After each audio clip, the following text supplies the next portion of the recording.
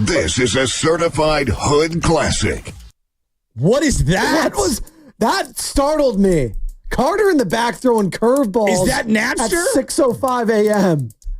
My cousin Porter, JP Money, he was the original mixtape god. Wow. He had the CDs, no joke, and you would get like 15 tracks on a CD, okay? Because he had Napster and all that stuff. He would burn you all these tracks, and you knew like, oh, track 11 is a banger, track 13. And he would have like, it would be 3 6 Mafia, Nicotina, 11-5. Some RBL. Maybe some RBL, maybe some Lil Wayne on there. It would be all kinds of stuff. And like, you would literally, it would be like Hot Summer Mix 01, number 2. You know what I mean? And then you'd hear these because he would burn it off. Give me that one more time. This is a certified hood classic. Ever since I can remember, I've been popping my collar, popping my collar. That same like narrator voice sounds like back in the day when you used to have like the VHS trilogy of the Star Wars ones. Oh, yeah. A New Hope. Empire Strikes Back. Return of the Jedi. This is a certified nerd classic. That's what it kind of was, right? Good morning, everyone. If you're into the Hood Classics, I don't know if we have a Hood Classic for you this morning, but I do know what we do have. Brian freaking Balding at 7:30. I can't wait for that. We got a lot on the table today, Joe Shasky. All right, give it to me. And I think we're going to start with the San Francisco 49ers. And I didn't anticipate to do that today because you know what? The vibes are so good and the energy is palpable when it comes to all things Golden State Warriors. And we're going to talk about the Warriors today because Steve Kerr joined the station yesterday as he does each and every week. And by the way, he only does an interview here at 95.7 The Game. All right? Like that's you're not going to find these sort of interviews anywhere else other than right here on 95.7 The Game. Steve Kerr had a great interview with Willard and Dibbs yesterday. You can find the entire thing on YouTube. And by the way, we are streaming on Twitch, Twitter, and YouTube. Brought to you by First NorCal Credit Union. For a low-rate auto loan, apply online or just ask for First NorCal financing at the dealer. I'm waiting for daylight savings to, spring forward. I think it's this weekend because I need the sun back because I'm tired of looking like a vampire all the time, Joe Shasky. Now, you make me look a little darker when in comparison to you, just a little bit. I got a slight different hue to you. All right. I'm going to do my shadur. That's about it. I'm taking off my watch, though. I'm doing the shadur. There you go. Do you see the white pasty circle on my elbow? Actually, the lights are helping you a little bit, adding color to it. So it's absorbing it right now. Color, whiteness. Okay, there you go. Yeah, I'll walk over and I'll show you. Sure, thanks. We don't need to do that, but I guess we're doing that this morning. Why not? Why not? There you go. You have a lot more arm hair than I do, but it's blonde. Yeah. So there you go. And that's what we're talking about right now. But I say all that to say this. The vibes are good. Yeah, you're feeling... You look for an Irish white man.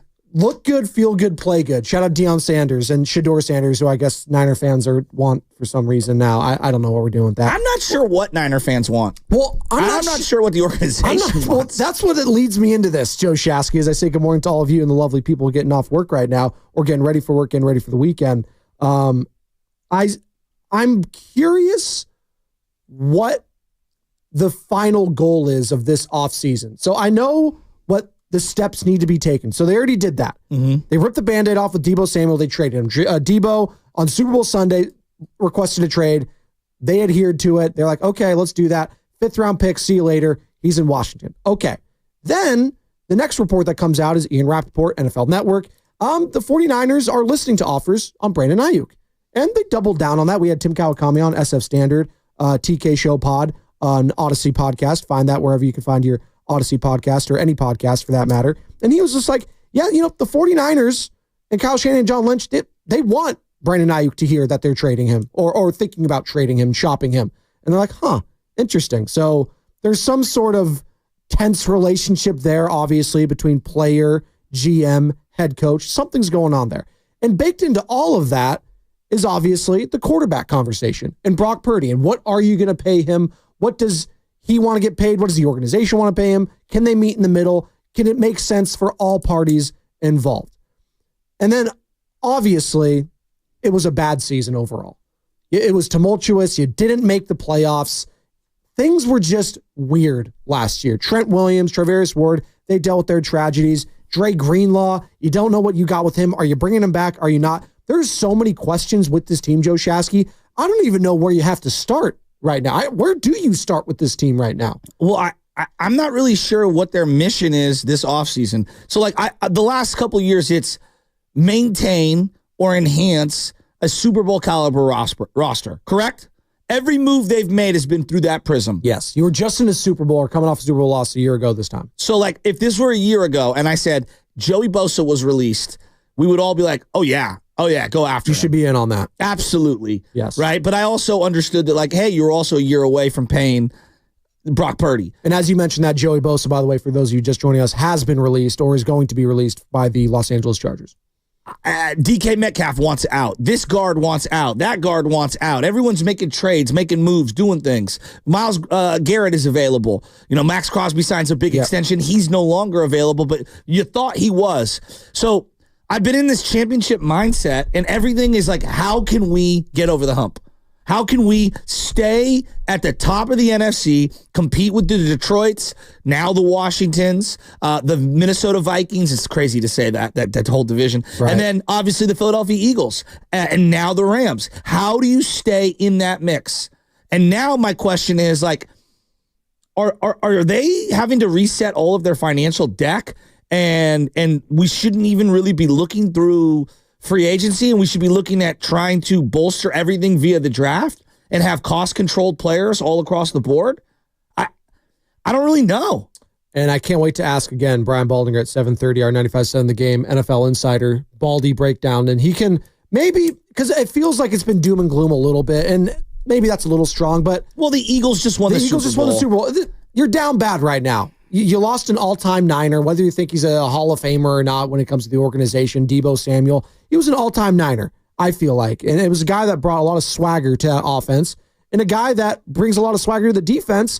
Dre Greenlaw, you might be moving on from him too. So there's going to be some big changes coming up here, Joe Shasky, and for the team and maybe the philosophy of the team going forward. I don't know what it's going to look like next season, but I do know that you can make some moves this offseason. If the NFL has taught us anything, you're an offseason away from being right back in it. Sure. Who had the Washington Commanders being in the NFC Championship game last year? Did you? I did not. No, I did not either. I did not. Like, stuff happens. Like, the Niners can get back to that plateau. I know they can, but they have to hit on a lot of right things. The question I have is, what do they need to hit on starting right now as free agency and legal tampering begins on Monday? What are those things they absolutely have to knock out of the park in the coming months to get them back where they want to be? Well, they clearly need to upgrade their front seven on defense, right? They're just, their personnel wasn't good enough.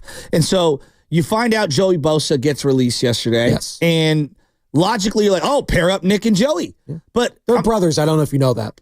Yeah. Thanks. Yes. But I'm sitting here and I'm going, okay, as much as I would love to bring in Joey Bosa, and that sounds really good, I'm not really sure, A, he's a fit, and B, like, what does he have left in the tank? We're not going to sign Dre Greenlaw. You know why? Because of health, correct? Correct. That's probably the number. And maybe it's Joe. It's not just health. It's health coupled with price point. You know, it's too steep for their liking, right. Whatever. I think Talanoa Hufanga comes into the same kind of category. Why are they not going to re-sign him? He's a good football player. Not a great one, a good football player. He's hurt a lot, and he might cost too much. So I look at Joey Bosa. Takes a lot of risks, too. Very risky type player. Risk reward with him is very up and down. I do think the defense missed him when he wasn't playing. I got another guy. I talk about the swagger on defense. In the secondary, I feel like Hufanga is that guy. And he I think, increases team speed. Yes. So I look at Joey Bosa and I say to myself, okay, since 2021, which is one of his best seasons, where he played all 16 games and had 10.5 sacks, he has played in 5 games in 2022. Yikes. 9 games in 2023 and 14 games last year. This guy basically has about 13, 14 sacks in the last 3 years. He is literally, when you think of the injury report, shout out Boxer and Gerson, that's the guy you think of because he's injured all the time. Like seriously, you just said that 5 games, 9 and 14 was the high water mark for him these last 3 seasons. So is that a guy I want to add to a team that was already bereft of just, no healthy players last year? Like, I don't feel like I want to add that to this team right now. I'm trying to get away from players like that, quite frankly. Well, I hear you, and I guess where I come down is the price point matters. Honestly, I would probably swing for him. I would. If it's going to make Nick happy, and then we get no excuses from anyone. Is he better than Leonard Floyd? I guess. I'm not sure. Well, if we're going by stats, let's pull up Leonard Floyd now. If you just want to do that, we go to Pro Football Reference. I mean, let me ask you this. We saw Leonard Floyd last year. I don't care what his stats are. I think he had 6 or 7 sacks. I don't know what signature sack he had last year. That's going to keep it a buck. 0 impact. Yeah. Right? And kind of like how we talked about Andrew Wiggins the last kind of season is kind of how I view Leonard Floyd last year. Yeah, the stats, hell yeah, he had a sack and a half. Oh yeah, did he? Oh, they lost the game. But I'll say this with Leonard Floyd. He's healthy. He plays. Look at his track record. Starting in 2018, 16. 2019, 16 games. 2020, 16 games. 2021, 17. He plays in every single game or starts in almost all of them. That matters to me in all this. So I hear you there. The upside, like, as far as the player's concerned, Joey, and he's a younger player, I want to say too. How old's Leonard Floyd? He's 32. 32. So he's a couple years younger. Joey Bosa's 29 right now. So, like, yeah, the age factor, but I'd stick with Leonard Floyd over Joey Bosa right now. If that sounds insane, 888-957-9570. You know the AFC West. Or could you add him on? Yeah. You know the AFC West pretty good. I mean, I do. You've watched this guy pretty closely. You have to. He made his debut at the Oakland Coliseum, Joey Bosa. And he was insane. Remember, he held out because of the contract dispute. He ends up getting back on the field, and he was ramping up, and he looked incredible. Well, of course, the Chargered at the end of that game, botched snap for a field goal or something. Yeah, that's what they do. But look, when I think of Joey Bosa, I think of injury report. That's literally what I think of. Right. And I thought Nick was a better football player, but now it's interesting that Nick is starting to mirror the middle of Joey Bosa's career, and I'm very conflicted. Like, on one end, I would want to get him, just because I think you're buying low right now. I don't think his value is going to be any higher coming off the couple seasons that he's had. But simultaneously, they just need to get younger and they need to get less expensive. And I know that the Bosas mean big money. That's the thing. And that's the part where I really pause. Well, and that's a good point, because if you're looking for him to get on the cheap, the only thing that he would ever do then on the cheap, in comparison to whatever, Max Crosby or Myles Garrett or Micah Parsons is going to get, right? But maybe because his brother's on the team, maybe. But other than that, like, yeah, if I'm Joey Bosa and whoever his client is or whoever his agent is, why would I want to settle there when I know there's all these other teams with a lot of cap space that might overpay for me? Maybe the New England Patriots would overpay because they have so much cap space for a guy like Joey Bosa. And maybe I go there and the team's not very good, but you know what? I'm getting my bag. How many more paydays is Joey Bosa legitimately going to have? It's a good question. Yeah. Heading into next year, without all of the restructures and everything, this is just what's on the books. If you look at the cap hit, Leonard Floyd is 1, 2, 3, 4, 5, 6th on the team. A little over $10 million cap hit. I think he signed a 2-year, $23 million deal, something in that ballpark. You got to think, just because of the name alone, it's going to go higher than what Leonard Floyd is, even if Leonard Floyd has been a more productive player. Well, and again, the cap's going up, right? So we're going to see all these. And again, I keep mentioning this. There's a lot of teams, bad teams, with a lot of cap space. So we're going to find out from Joey Bosa, who the Chargers were contender, probably a strong word for them, a playoff contender. Like, you thought they were going to make the playoffs, and they did. And they got humbled in round 1, and Justin Herbert did not look very good. And Jim Harbaugh, that was his first season. And he had a lot of time to do a lot of calculating. And what is Jim Harbaugh like? He likes availability. He likes strong players. He likes players that are going to do what he wants them to do, especially defensively, because that's where he makes his bread and butter. They're going to play hard-nosed football. You saw it here in San Francisco. You saw it at Michigan. You saw it at Stanford, all of his teams. And if he can't rely on his defensive end like that, he's going to kick him to the curb. And the juice wasn't worth the squeeze anymore for Joey Bosa. And we'll see with Khalil Mack. Maybe they bring in Khalil Mack or bring him back. And that's a guy I would probably be more interested in if I'm the San Francisco 49ers, is Khalil Mack. I might want to spend a little bit more to get him. Again, the age, I think, what is Khalil? Is he around the same age? Maybe a little bit 33? More? Right. I think he might be a little, he's 34. Ugh. What an old guy. Man, I know, that sounds so bad. He just turned 34. I didn't know he was that old. But Joe, can't we both agree that when I look at the 49ers, like, one of the number one, you ask, hey, what do we have to do this offseason? What is the checklist? Get younger. Like? Yeah. Get younger and quicker and more explosive. And so, again, on name value, I understand being enamored with pairing up the Bosas. Like, it sounds good. It really does. They've gone down this avenue with a little bit older defensive linemen the last couple of years. Did the Chase Young move, did it really, like, It was you didn't cost yourself anything because you got a comp round pick back, but it was whatever. He was good in the Super Bowl. Sure. That's about it. Sure. He was horrible in the NFC Championship game. Literally, they were questioning his effort. Javon Hargrave, older guy, on north of 30. How'd that signing work out? Horrible. One of the worst signings I can remember free agent-wise in the last decade for the San Francisco 49ers. And then I look at Leonard Floyd. They signed him, another older player who was a more productive player than what Bosa's been the last couple of years. Joey, that is. Has that been a great acquisition? No, but the team wasn't very good around him last year, too. Like, Leonard Floyd, when I look at the problems and the list of problems, I don't think he's makes the top of my list. Why was he brought in? To maybe take some pressure off of Nick Bosa, and also to make plays opposite someone getting double teamed. And I didn't think he had enough impact on that. But I think that speaks more to the interior of that defensive line, just not being able to get any push. Like, they just couldn't do anything, it felt like, at times last year. And is Leonard Floyd a part of, again, was Leonard Floyd, I'm not going to say he wasn't pick on him. Underwhelming, because it felt underwhelming. But the entire defense, to be quite frank, other than Fred Warner and Deommodore Lenoir at times, the entire defense felt underwhelming. Well, so we could add Leonard Floyd to be a part of that, but he wasn't the main thing. It was a collection as far as I'm concerned. I personally don't think there are enough draft picks to help refill this entire roster of what they need to do in one offseason. And what I really want them to do is explore trading some of the other older players. I know they won't do it, but like someone like a Trent Williams, I think could net them immediate impact starters on both sides of the ball. No, I'm dead serious. Like, then you go, Joe, now you have a left tackle hole. Like, I hear you. Trust me, I hear you. We're not competing for a Super Bowl. Could you get a second and a third round pick for a Trent Williams to a legitimate contender right now? He's 36 years old right now. All right. When's his birthday? So he's going to be 37 at the start of next season. His birthday's in July.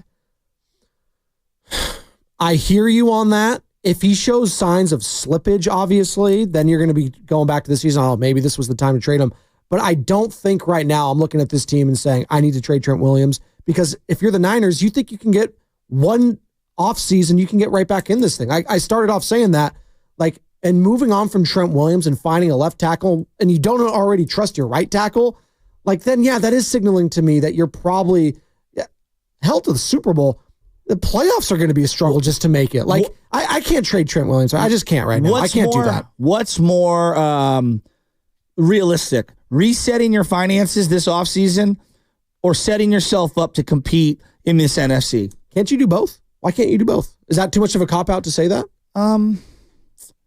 You have to hit. There's going to be ways. And again, we're going to talk to Baldy. I keep coming back to the Broncos. The Broncos reset their finances and competed, but you really got to nail these picks. That's a tough division, too. The Broncos did that in a very tough division. It's true. And I know the NFC West is going to be a dogfight. The NFC West is going to be a dogfight again next year. And just talking about the NFC West right now, Seahawks, if they still got Geno Smith, I don't know is that the team they're really scared of? No. I know they beat you. DK wants out. DK wants out now. They got Jackson Smith and Jigma, and we have Deommodore Lenoir saying he's not really scared of that.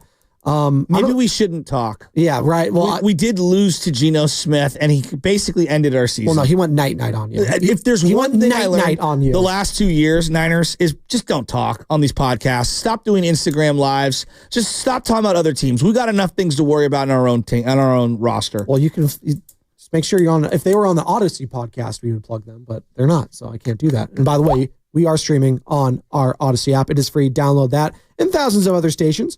You can find interviews like we had with Tim Kawakami earlier in the week and Steve Kerr yesterday, who we will get to, guys. I promise we'll get to some Warriors here. But I went to sleep thinking about the Niners. I woke up thinking about the Niners. I know Joe Shasky did. This Joey Bosa thing. Davante Adams. Do you want Davante Adams? I know you've been kind of steadfast about getting younger here and not paying diva wide receivers. But again, Davante, I think he checks a lot of boxes. And if the price is right, shout out Bob Barker, the price is right, I'm getting Davante. If the price is right for Joey Bosa, I'm absolutely in on that. I think that's where we're both in agreement here. We just don't think Joey Bosa is just going to come on a prove it deal. No. I just don't see that happening. He has love for his brother, right? They love each other, but is brotherly love going to really trump all? Is love going to trump all of that stuff? How cute was the Roger brothers in the bullpen when they were blowing saves simultaneously in 1 week? How cute was that? Well, how cute is it when it's week 5 and Joey Bosa's missing some time already? Well, like I will admit, part though, of it. Both Bosas are better than both Rodgerses, but then neither here nor there. Sure. Great, but availability. At least the Rodgers brothers were available. Like is what I'm saying. Right? I'm trying to think. The McCourtys both played for New England simultaneously on defense. They did. I think they both won a Super Bowl one year. Is there anyone else? Well, on the other side, we're going to talk about that. And by the way, tune in for. Oh, that's the next read. Don't worry. What's coming on the game is brought to you by the San Francisco International Airport. Joe Shasky. More of your calls. More of your texts. Are you in on bringing Joey Bosa to the San Francisco 49ers and pairing him with his brother Nick? 888-957-9570. And what's your checklist looking like this offseason for the 49ers Niners fans? 888-957-9570. It's Spadoni, it's Shasky. We're rolling on the Morning Roast on 95.7 The Game. Damn, son, where'd you find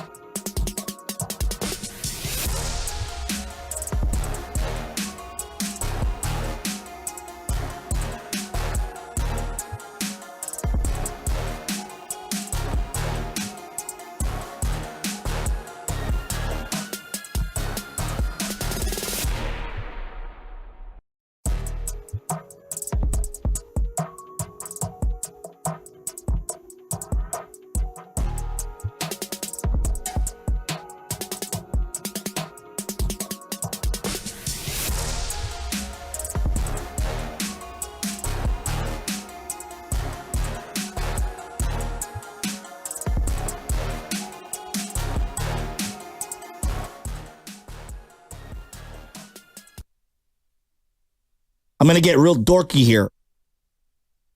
Oh, no. Hey, this is MSR from San Ramon, and you are listening to Joe Shasky and I already forgot. Spadoni on 95.7 The Game. Oh, my goodness. That's so good. Hey, he got my name right, though. That was good. That's an improvement. Tune in for Warriors Live today, presented by Xfinity. Stream sports from the best seat in the house. With Xfinity, bring on the good stuff. So we have that drop. We have the one. I want to thank Shasky and, you guys. It was great. And we're having a great time this morning. Can I throw something out? Whoa. You want to do that already? Look, my opinions on these things sometimes can sway like the wind. I freely admit it because I don't like to be cement-footed and stuck flat-footed because I have a saying in sports and in life, flat feet get you beat. Meaning if you're not ready to go in a defensive position to be agile, how can you react to life? How can you react to that ball bouncing, that player cutting, whatever it is? It doesn't matter, basketball, baseball, football, etc., soccer, volleyball, or just life. Do you believe in Brock Purdy? Yes. Okay. Do you believe in what, real quick? Believe in that he's a good quarterback? Sure. Okay. I do too. All right. Do you think Kyle Shanahan believes in Brock Purdy? Yeah. Okay. I do. Okay. They're going to pay him. Okay. So I look around the league and I say to myself, look, I don't think he's as good as Josh Allen, but metaphorically, look at what Buffalo has done around Josh Allen over the last couple of years. They've kind of hollowed out some of the expensive older players. They've gotten younger, very inexpensive on the outside when it comes to their weapons, and they're trying to retool that defense as right now. Now, they probably overpaid for Von Miller significantly, and they regret that. Yeah. But because they have Josh Allen and McDermott, who some people think stinks, I think he's a good coach. I think he's a good coach. Solid. They can win a lot of games. He's just in a very difficult conference with a lot of elite head coaches. Okay. Yeah. Now, obviously, the number one template is the Chiefs because they've got Patrick Mahomes and Andy Reid, and they can retool all the parts around Mahomes because he's so special and Andy's so good. But I do think the Niners, not that they are Andy and Mahomes. They're not. We know that they're not. Kyle wins a lot of games. Yeah. Kyle's really good. He's won a lot of games with this team. Yeah. And when he's been paired up with Brock Purdy, whether it's Juwan Jennings, whether it's throwing to Aiyuk, whether it's throwing to Ricky Pearsall or Debo or Kittle or McCaffrey or Jordan Mason or whomever, they move the ball. Kyle's good at that. I look at the Chargers.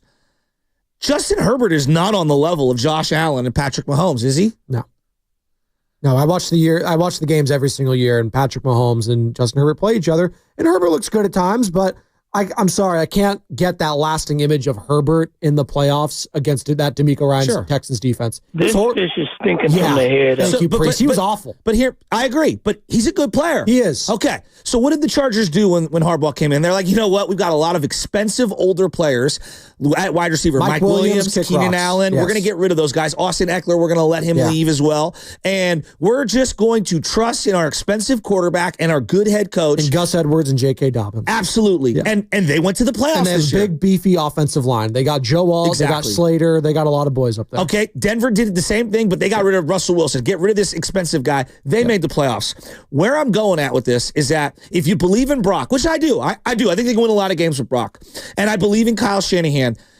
Like next year, winning the Super Bowl should not be the operation. The operation should be, how can we build the next Super Bowl roster? And I honestly believe, I mean this with all my chest, I believe it starts with making ridiculously difficult decisions and maybe doing something as bold as entertaining an offer for Nick Bosa and getting multiple first-round picks and multiple second-round picks, trading away a Trent Williams.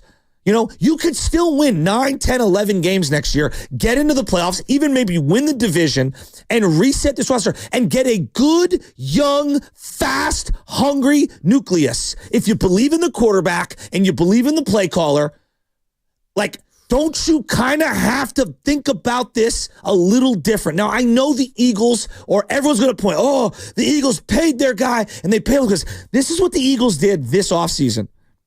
They gave Bond, this guy Zach Bond, who none of us had heard of, all pro last year, was awesome. Yeah. He got $34 million guaranteed at signing. They just gave Saquon Barkley $36 million guaranteed at signing. That is less than the $76 million the Niners gave Brandon Aiyuk guaranteed at signing. They released Darius Slay. They've been fiscally more responsible than the Niners, and they've drafted a little better, and they've hit on a lot of different things. The Niners' money got a little out of whack. I'm not saying they're claiming bankruptcy, because bankruptcy would be, hey, we trade the quarterback and the coach, and we start from scratch. What I'm saying is that they need to trust Brock and Kyle, and even if taking a step back in the offseason doesn't mean you're losing 12 games next year. You're not a 4-win team. If the quarterback stays healthy and the play caller's there, you could still win 9, 10, 11 games and win this division. They need to reset their finances and get younger. This time last year, what was the mindset if you're a Philadelphia Eagles fan? Wow, we just got our asses kicked. Our secondary sucks. Our defense sucks. Hassan Reddick wants out, or he wants to get paid. We're losing Jason Kelsey. We're losing Fletcher Cox. Like, I'm just saying, the Eagles last year at this time remind me a lot about the 49ers right now, and they made some moves. Again, the draft is a big part of it because they got 2 plug-and-play guys that were 2 at the best at their position as rookies, Cooper DeJean and Quinyon Mitchell, and Cooper DeJean had the pick 6 in the Super Bowl. They were amazing. It's going to be difficult, but it's not impossible if you check all the right boxes this offseason to get back into that playoff/contender. I hear what you're saying, though. I hear what you're saying. I just think if I have a team that has George Kittle, that has Fred Warner, that has Nick Bosa, that has Brock Purdy, that has Trent Williams and that head coach, and you bring back Robert Saleh, who you went to a Super Bowl with as a defensive coordinator, I just don't think I could take a step back this year with that team. I don't see that happening with the San Francisco 49ers, who have been contenders for damn near every year when it's not due to injury. Again, a lot of injuries happened last year. There was a lot of unfortunate circumstances that took place, and that's the life of the football, and you lost the Super Bowl, and usually you take a step back. And like Mike Florio, who joined us earlier in the week, said, he felt like last year was the year to take a step back, and that this year maybe they can get back into that contention because he believes in the DNA of the San Francisco 49ers. And I believe in the DNA too, when it comes to John Lynch, when it comes to Kyle Shanahan, but it starts now. It starts Monday when legal tampering happens. You have got to hit all the right notes when it comes to free agency, when it comes to a trade, when it comes to signings, when it comes to signing bonuses, when it comes to all of that. It's the money, and it's also the player evaluation. Again, it sounds simple when you say it like that, but that's what it comes down to in these coming months for the San Francisco 49ers, because these next few months is going to dictate the next couple of years in San Francisco to me. Well, this is the most important offseason for the San Francisco 49ers and for Kyle Shanahan to keep his job, quite frankly. So I think that's a little strong. No, it is, but you know what? They were bad last year, and if they're bad again this year, like you're saying, as a fan, but they're not going to be bad. They're not going to be. But it sounds like you're kind of saying they might be. No. The Broncos just went to the playoffs, and it was supposed to be a reset year. The Chargers just went to the playoffs, and it was kind of a reset year. Okay, so I need to clarify that, because when you say reset to me, that means I'm not going to be a legitimate contender. No, do you believe in the quarterback? Yes. Okay. Do you believe in the coach? Yes. Okay, I do too. Do you still think with George Kittle and Ricky Pearsall and Juwan Jennings, and who knows with CMC, that they can move the ball? Again, they moved the ball. I didn't mention Christian McCaffrey. Allen. Yeah, I didn't mention Christian McCaffrey in that mix because I don't know what I'm getting from Christian McCaffrey when I mentioned all those big boys. And that's another big wild card in all of this. If Christian McCaffrey comes back and looks like the Christian McCaffrey of old, then yes, I think we're absolutely talking about Super Bowl contention again. I just think if we're going to be entertaining this Brandon Aiyuk deal, which I understand, and there's some bad blood or whatever, I'm just saying, I think Niner fans should be a little more open-minded, and I understand why you would want to keep Nick. Believe me, I understand why you would want to keep him, but I'm saying to myself, you have to keep. He's only 27 years old, and he's top 5 in his position. It's the most important position, Joe Shasky, outside of the quarterback. Sure. Max Crosby is now the highest paid player. Max Crosby is now the highest paid player in the NFL. Not a quarterback. How many firsts could you get for him?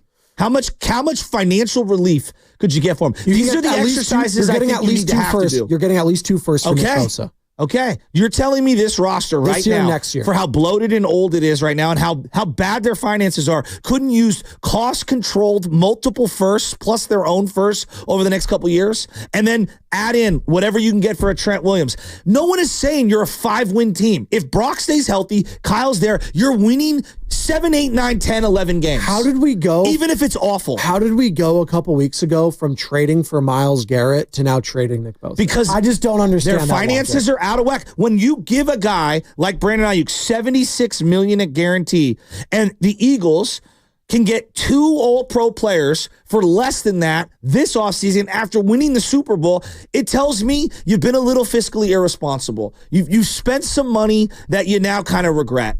Javon Hargrave, they haven't even released him. They're going to have $100 million in dead cap this year. It's pretty obvious. That's a third of your cap. You need cost-controlled draft picks, and you need to hit on these things. No one is saying, like, I look at the Cardinals, right? The Cardinals are stuck forever in purgatory, so I'm really not worried about them. Seattle doesn't have a quarterback. Now, they beat you last year and kind of ended your year, but they're not some juggernaut. Look at what the Rams did. They had the quarterback, they had the coach, and Aaron Donald retired. He's their best. They're one of their best, outside of Deacon Jones, one of the best franchise players on defense ever. Might be the greatest defensive player of all time. But they hit those draft picks, and now, like, look where they're at. They're looking here, and we got Kyron Williams under contract for cheap. We got Puka Nacua in like the 5th, 6th round, dirt cheap. Like, you trust the quarterback, and do you trust the head coach? This is a head coach, quarterback, GM league. I trust those three. I don't think we should be that scared of this prospect. All right, let's pick this conversation up on the other side. We're up against it. That's what's coming up in the game. Brought to you by Fremont Bank. Here for you, here for good.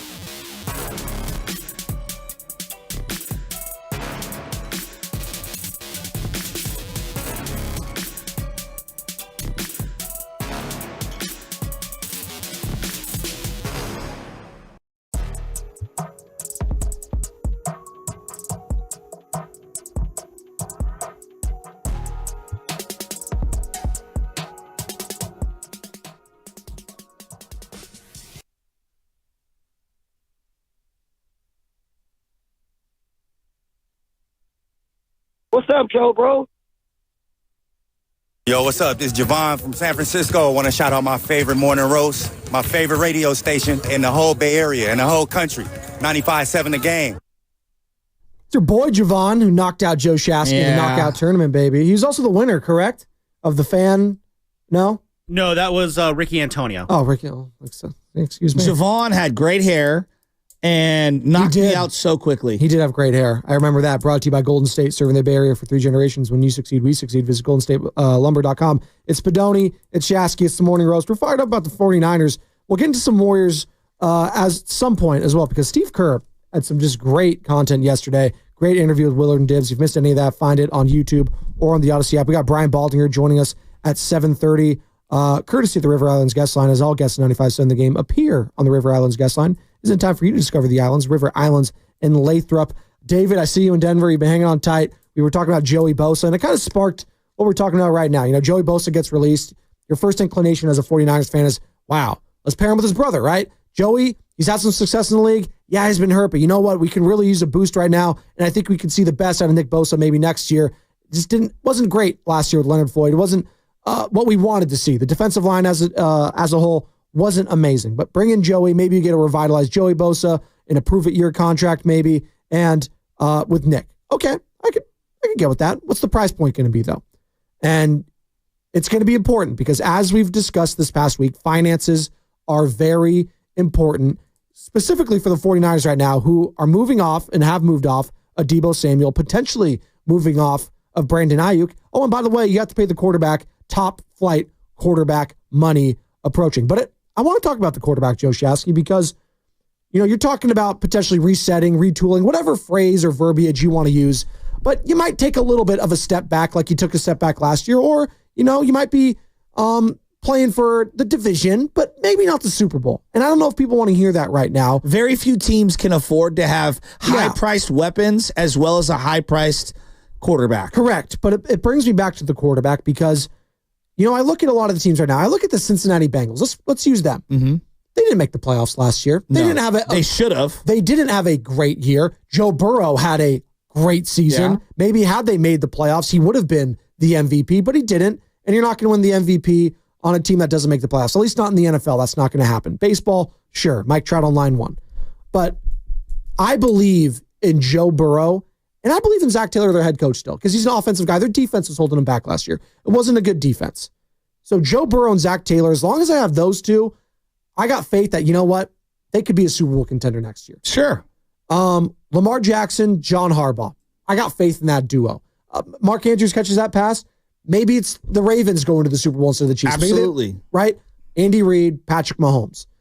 Josh Allen, and your head coach there, Sean McDermott. Excuse me, not Dougie McBuckets, but Sean McDermott. Okay. And McDermott, a little bit for me, is he always kind of comes up short, but regular season, he wins the AFC correct. East. There you go. You want to have a couple other ones in there? Jalen Hurts, Nick Sirianni. At this point, I think you got to throw them in there. Okay. They've been there twice together now. Yeah. And you got to give them that. Okay. Yeah. Do I feel the same way I do about those head coach and quarterback tandems as I do with Brock Purdy and Kyle Shanahan? Yes. Because I've seen them be so damn close from winning that Super Bowl. And they say, I saw it with Jimmy Garoppolo too. I was like, it wasn't the same though. I didn't feel the same way about Jimmy Garoppolo's performance in the Super Bowl like I did with Brock Purdy. Not that what Brock Purdy's was amazing by any stretch of the imagination, but he was good enough to win that Super Bowl, and they didn't. I would say his fourth quarter playoff performances have been significantly better than Jimmy Garoppolo, and that's where I draw the big distinction. He didn't lose them the game like it felt like Jimmy did at times. He's a high-level loser, bro. Jimmy just collapsed in fourth quarters. Yes, and it was hard to unsee that. Yes. So I give that same benefit of the doubt as I did with all those other head coach and quarterback tandems, as I do with Brock Purdy and Kyle Shanahan. What do you say to that? I kind of agree with you. I look at Stafford, right, and McVay. That's another one, right? Like Stafford and McVay, as long as they're together, it's like I'm never going to count them out, And that's how I feel about Kyle and Purdy right now. Now, look, if Purdy suffers another injury this year, then we have a different question. Now we're having the health question. I'm going to go off the assumption that he's going to stay healthier this year. They're going to win a lot of games. and they're going to be a proficient offense. Even when he was not playing well, they're moving the ball. It's red zone where they were stalling out. And, you heard George Kittle in the beginning of the year, the middle of the year. It was around the time the Debo fallout happened where he was basically we got to kind of switch things up in the red zone. Yeah. After that, George Kittle was prioritized in the red zone, and they became a better red zone offense. Then Purdy went down, and kind of the season got off track. As long as they've got Purdy and Kyle, to me, you're never going to be one of these bottom dwellers. No. People are acting like Kyle and Brock is the New York Giants. No, they're not. No, they're not. They're definitely not the Jaguars. They're definitely not the Indianapolis Colts.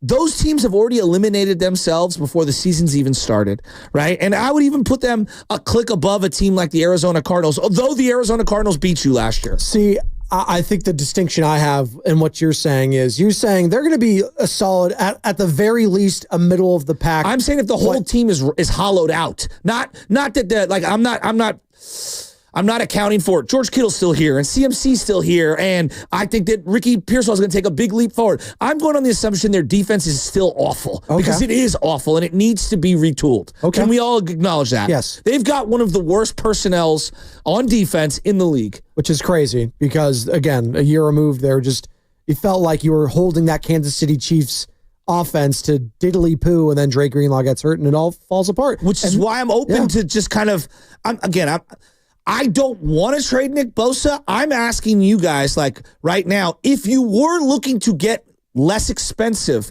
and to have a ton of picks and give yourself an opportunity to have 7-8 studs come out of this draft, you should have the thought exercise of exploring trading someone like Nick Bosa and Trent Williams. There's an argument to be made that we might have seen the best football of Nick Bosa already. Maybe. I'm not ready to say that that's necessarily the case, because I think he should have a bounce back. But how many years am I going to say, hey, the guy doesn't have enough help?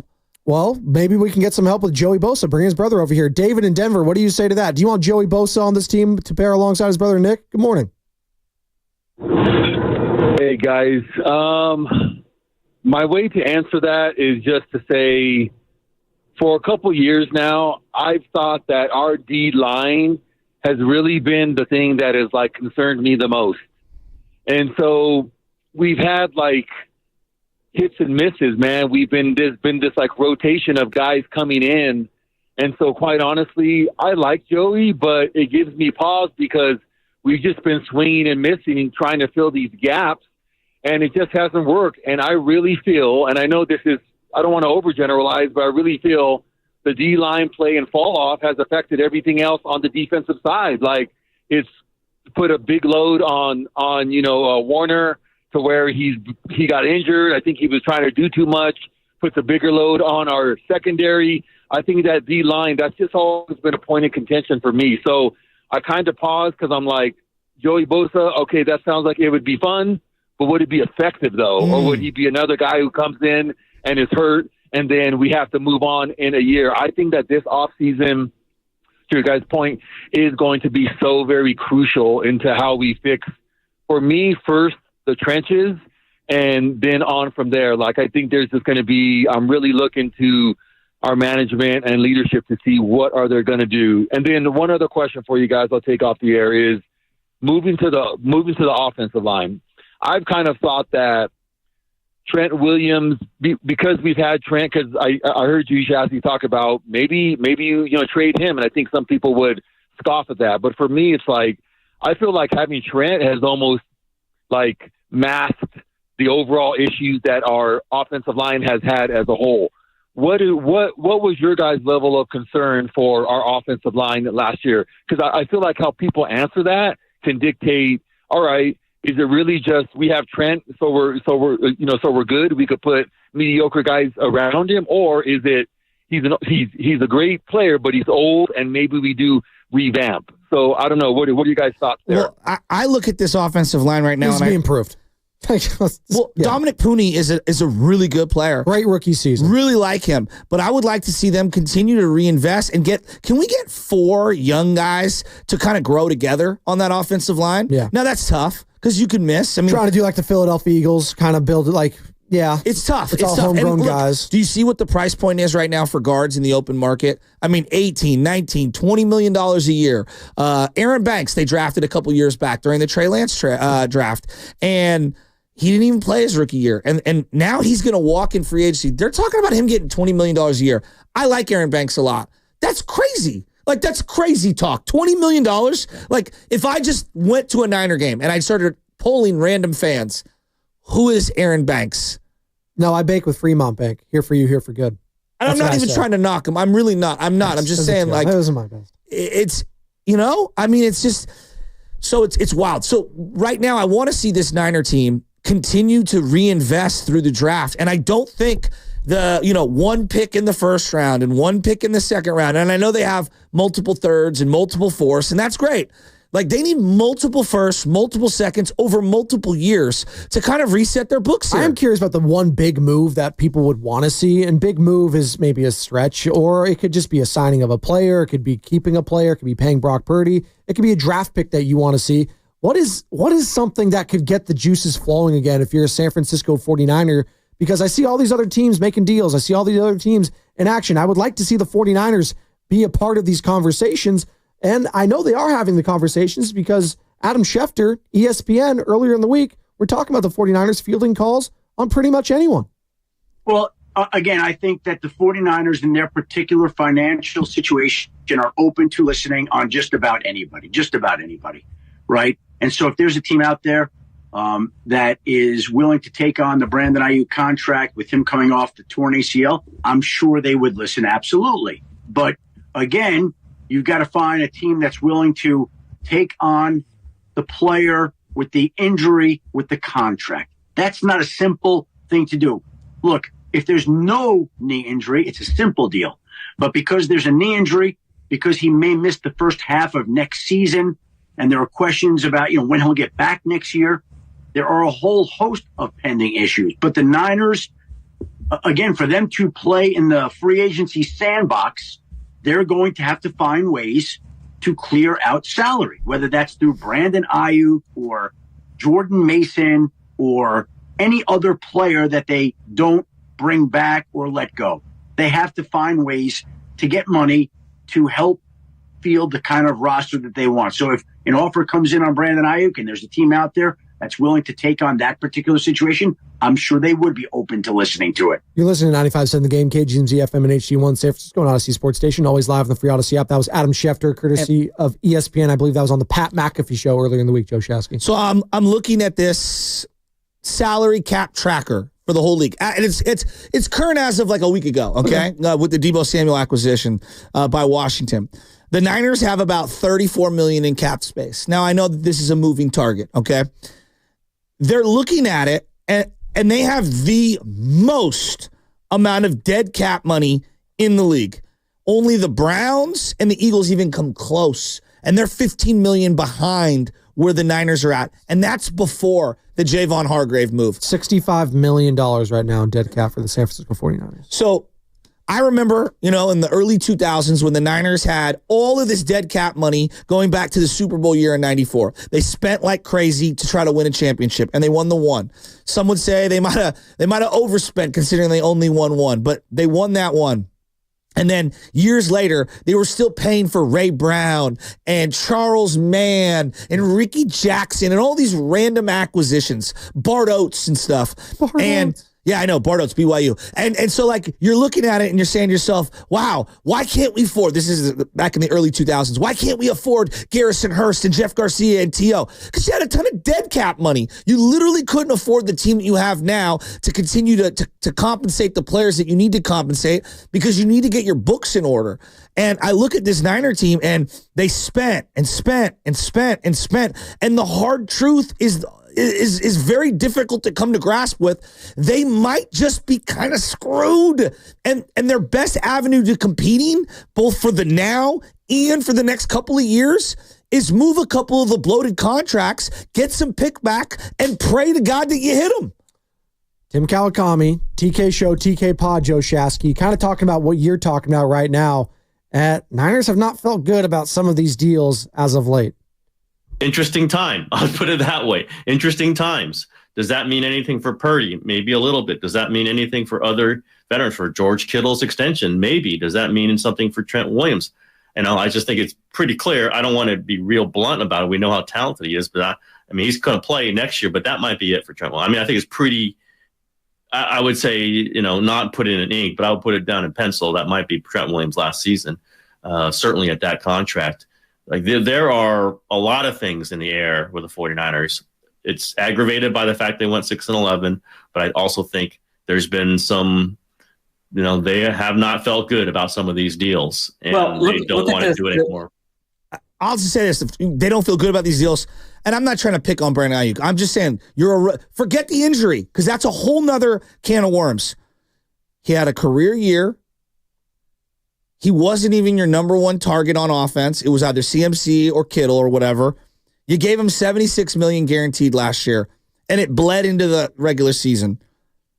Zach Bond and Saquon Barkley just signed for more guaranteed money right now. Right now, after winning the Super Bowl. They got a Pro Bowl, all-pro level player on both sides of the ball for the same price of Brandon Aiyuk.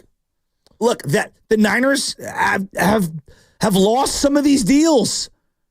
And how do you start winning the deals, but those also contributing to wins on the field? Like, that's going to be the ultimate, telltale sign this offseason is you have to win when it comes to free agency, when it comes to these trades, when it comes to, Brock Purdy. And that's going to be the next big domino effect is Brock Purdy and this contract extension, Joe Shasky. How much is he going to try to help this team for the now, right? I know we always I don't want to get into this. He deserves the bag. He deserves every money. Great. He's going to make a lot of money. Yeah, he deserves whatever he wants. Pay raise. Yeah. How much is Brock going to look at this team right now? Like you're looking at it right now and saying, you know what? I need help though. Like maybe I take, my cap hit isn't this crazy. Maybe it is backloaded towards the end so I can try to help for the now because I want to keep winning. All I've known if I'm Brock Purdy is getting to an NFC championship game, getting hurt obviously, then getting to a Super Bowl. And then I got a little taste of the reality this past offseason when I didn't have a lot of help around me. No Christian McCaffrey. No Brandon Aiyuk, and it was a struggle. But not many teams have 3 Hall of Fame talent players on offense in CMC, Trent, and George Kittle. Correct, but if I can, help my team out this year, and that allows me to go get Davante Adams, for example. With what money? You scoff at it again. But with what money? I'm not a capologist. I'm not saying anything about I'm saying backload this contract if I can, help structure it in a way where I can open up some cap space this season to help this team out and help me out. And because this is an offensive team, this isn't a team that's going to be predicated on their defense right now. We know that. The defense is a work in progress, and maybe they nail some picks, and maybe they can get back to where they once were, which is a legit top 10, top 5 borderline defense when everything's humming. But I know this is an offensive-driven league. I know I have an offensive-minded head coach, so that tells me I need to worry about the offense first and foremost because I know I'm not going to be stopping a lot of teams defensively. That means I need to keep up offensively. I need to keep the ball in my hands. We're a run-first team, but you know what? If Christian McCaffrey's not going to be there or be, who he once was, then I got to start investing in some wide receiving help. And again, what am I going to get with Brandon Aiyuk? I don't know. I just don't think they're going to trade him. I just don't think another team's going to give up. I would agree. What they want to get. For a guy we don't know is even healthy. Why would I want, if I'm the New England Patriots, why the hell am I trading for Brandon Aiyuk? But this comes back to some of my, like if I was just looking at this and I was taking a step back, I was like, all right, look, love Brock and love Kyle. I love that combination and I believe in that combination long term. Well, if that's true, then you look at your roster and you say, all right, what's our quickest path to being back to where we were just a couple years ago? It's not doubling down on older guys and spending via free agents. That kind of got you into this grave that you're in right now financially. It's making shrewd, difficult decisions to move off of productive players and then praying that you and your scouts do the work that you did last year, finding a Malik Mustafa and a Ricky Pearsall and a Dominic Pooney and a Jacob Cowing, and you try to do the exact same thing again this year and next year. And then you're sitting here and you're looking, you're like, okay, now we're like the Rams. Because the Rams this morning wake up and they say, we got a quarterback and our head coach, and we got a lot of really premium players making nothing for the next couple of years. You think about the leaps that some players take from year to year, right? So let's say Ricky Pearsall takes another leap, right? He only played really in a handful of games. In a couple of them, he was kind of a no-show. It's like, wow, was he even on the field? And then towards the end of the season, I was like, okay, I see a player right there. if Ricky takes another jump, if some of those secondary players, a Malik Mustafa, if he takes a jump, right? What do I get from a Renardo Green, right? I didn't even reference him. Good call. What if he could take a jump? So all of a sudden, if some of these guys, some of these players that you invested in last season do take that jump, because I do think we get bogged down a lot in, the proven guys versus the unproven guys. Sure. But some of those unproven guys are going to prove themselves this next year, and maybe some of them take a step back, but it's going to be a mixed bag. Again, I'm not feeling as worried about this team, maybe as some are when it comes to, oh man, I don't think we can win this division. I hear you on all of it. I hear you on the Rams, right? Being a healthy fear of them, and not fear is a strong word, but you respect them if you're the 49ers and what they've been able to do. And you saw it in that playoff game against the Eagles. They're legit. When Matt Stafford, again, he's older. Is it his health? What is his health going to look like? If he goes down, then they're going to Jimmy Garoppolo, right? And we know the Jimmy Garoppolo experience. Maybe he can win some games, but that fear factor isn't there as more. Kyler Murray, I'm hearing rumors about, I think it's a Bovada right now on the gambling site. They have Kyler Murray getting traded to the New York Giants. They're the favorites to do that. Well, that's interesting. Like maybe the Giants get hit. Again, there's so many things that could happen these next couple weeks, next couple months, that could change your entire outlook on this conference, on this division, and on this team going forward. And I'm curious to see, what is that one big move that 49ers fans want to see from this team? 888-957-9570. I just look at this way. Like, if you believe in your quarterback, which I do, and if you believe in your head coach, which I definitely do, that I say to myself, all right, I can have a lot of moving parts around them. I'd like to keep Kittle around. I'd like to keep Fred Warner around, and like those guys mean more than just their presence on the field to this team. Other than that, the operation is build this roster to where I can make the playoffs the next couple of years. And from there, I know Kyle's a playoff proven winner. The guy wins multiple playoff games every single year that he makes the playoffs. Did anyone have Washington in the NFC Championship game this year? No. They got into the playoffs, and then it's, hey, just go matchup to matchup. And I like my chances with Kyle and his staff against a lot of teams in the league. We're up against it. We're going to take a quick break. Come on back. More of your calls, more of your texts. Chris in San Jose, I see you. We got Brian Baldinger coming up on the other side. 7:30, Baldy's breakdowns. We're going to break down what needs to happen this offseason for the 49ers to get back where they need to be. And can they do that all in one offseason? We're going to ask Baldy that. What's the culture of this team? And John Lynch I want to get into a little bit too, because, we were talking about Mike Dunleavy last night. We're going to get into Mike Dunleavy at some point and the job he's done, and obviously changing that culture with the Golden State Warriors with that Jimmy Butler acquisition. Not to say the Heat's ramping up on John Lynch, but this is the most important offseason. I truly believe that for him and for Kyle Shanahan and that tandem of both those guys. And I want to explore that a little bit more with Baldy, with Shasky, with Spadoni here. And that's what's coming up in the game, brought to you by the Public Market Emeryville.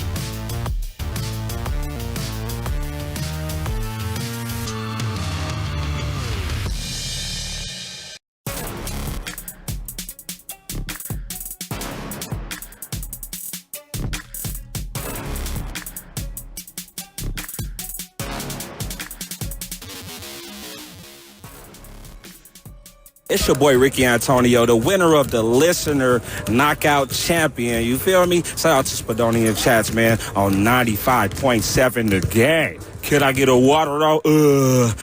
I love that. It's so good. This beat's so hard still, too. Got 5 on it. Does John Lynch have 5 on it? I don't know. We'll have to ask him at some point. Maybe we'll ask Baldy coming up here. Schedule at 7:30. Baldy breakdowns better than anyone else. And a guy that knows the Bosa family better than anyone else. The guy works out with the Bosas in the offseason at times. He's been down there in Florida where they live, Joe Shasky, Joey, and Nick. That's where they hail from. So we'll ask Baldy what he thinks about the potential of Joey Bosa joining the San Francisco 49ers. Is that a major need for them right now, going out and signing a Joey Bosa? Is it to appease Nick, or is it, this team needs so much help anywhere, they'll take it where they can get it, but the price point is what matters most, as we were discussing this morning, Joe Shasky. What are we going to do if you're the San Francisco 49ers? How do we get this thing back to where it was a year ago when we were feeling so damn good about this team? Yes, railing off the Super Bowl loss, but saying, the future's so bright. Why, after a year, does the future not feel as bright right now? And can we get back to that in these next couple months? Well, the NFL is not for long, which we all know. Very few teams, Patriots, Chiefs, even the Niners and the Eagles, the last, let's say, decade, those teams at the end, have been good for a long time. Sustained excellence is more difficult in the NFL, more so than baseball and basketball, in my opinion. Okay, and so let's double down on this. It's even harder when you try to do it with the same group of guys all together for 6, 7, 8 years. That's very rare. It's very rare in the league. And so I think you need to make very bold decisions. Obviously, having the continuity between GM and head coach is extremely important. I love that. Sorry, I thought you were going to keep going. Bold decisions. What's one bold decision you want to see John Lynch and Kyle Shanahan make in these Give me a bold one. You know what? I'm here for it right now. I know we had a caller called in and I scoffed at it because it's not going to happen. He said, you know what? Go get Shedeur Sanders. That's a bold decision. All right? Feels unlikely. It's not going to happen. Yeah. It's a bold decision, though. Do the 49ers, are they at a point where they need to make a bold decision, Joe Shasky? I think they do. Do you think they do? Okay. I just think they need. You were saying you were entertaining, again, this would be a bold decision. You were entertaining trading Nick Bosa. When I woke up thinking, go get Joey Bosa, you pivoted and said, you know what? Maybe you think about trading Nick instead of acquiring Joey. That would be a bold decision. I want to hear from the fans right now. Look, I love this team. I love this team. Bold decision. I do. I love this team a lot. And I think about, dude, they started in 2017. We're about a decade away from that. It's 2025. All right? It's 2025. So to think that the way that you've been doing business the last 7 or 8 years is the way you should continue to do business moving forward is probably the wrong move. You have to continue to adapt and evolve. They got a quarterback. They have to pay the quarterback. I like him. I think the coach likes him a lot. Obviously, John Lynch really likes him. The organization likes him. They need to surround him with younger, explosive talent. He will get them the ball. He's the point guard, right? So I'm looking at the team and I say to myself, really like Juwan Jennings, really like him. We can get more explosive there. I don't know what Brandon Aiyuk is going to be when he comes back from an injury. I don't know. So let's put him to the side. Let me tell you what he was prior to the injury. He was not a guy I would say is explosive.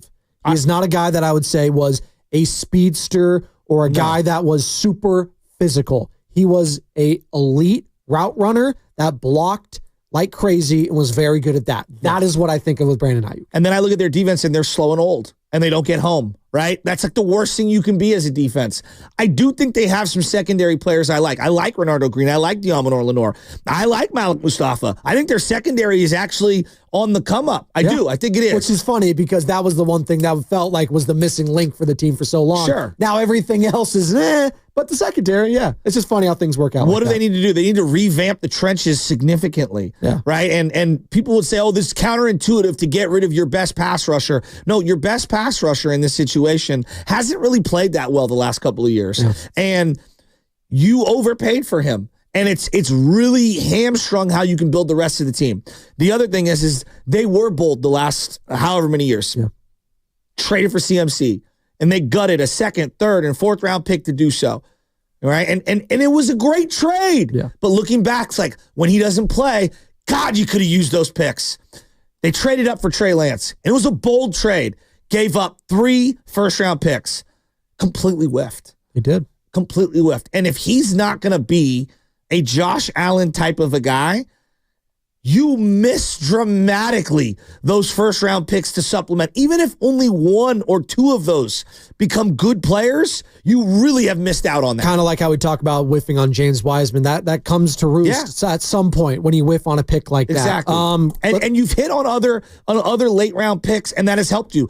This team in the last 2 years, just look at their drafts. They've actually hit. Diamond Lenoir's a hit. Yeah. Malik Mustafa's a hit. Renardo Green's a hit. Dominic Pooney's a hit. I actually trust that they can draft. Yeah. I do. I know other people don't, and that's fair, but they have hit on a lot of these picks. They've drafted starters late. I am all in. The bold move is Trent and Nick Bosa. I'm entertaining them. I'm dangling them. I'm throwing them out there. Whatever I can get, I can get. If I told Niner fans today, you would have 2 first-round picks this year, 2 first-round picks next year, multiple seconds, wouldn't you feel unbelievable after they signed Brock Purdy about the future of this organization? It's hard. Kyle Shanahan, Brock Purdy, a slew of picks. We're going to get younger and more explosive. Then I get into the draft and I say, hey, if a Taylor McMillan is staring me in the face at wide receiver, hell yeah, I'm pulling the trigger on that. I mean, if this kid from Penn State or even Michigan's available at tight end, hell yeah, I'm pulling the trigger. If there's a couple of defensive line players, hell yeah, I'm pulling the trigger on those. If a running back is staring face, best player available, let's go. I hear you on that. And it sounds like I can hear the reasoning behind it. But it would go against anything and everything that John Lynch has said in the past, which has been, we are not in the business of getting rid of good players, of players they view as championship type of players. And that's what Nick Bosa is. And that's what Trent Williams is. Trent Williams is a little bit different because he has the age factor there. I'll hear it on that. Trent didn't play like one last year. He did not. But again, I'll give him a little bit of a pass because of what towards the end of the year, there was a lot happening on his mind in personal life. I'm talking about before that. But before that, and in the Super Bowl, quite frankly. Can I say this? Sure. Trent Williams has been a big part of drama for the last couple of years. He was a part of the drama last year. Yeah, and if you're going to get rid of Debo for the drama, like Trent ain't that far behind.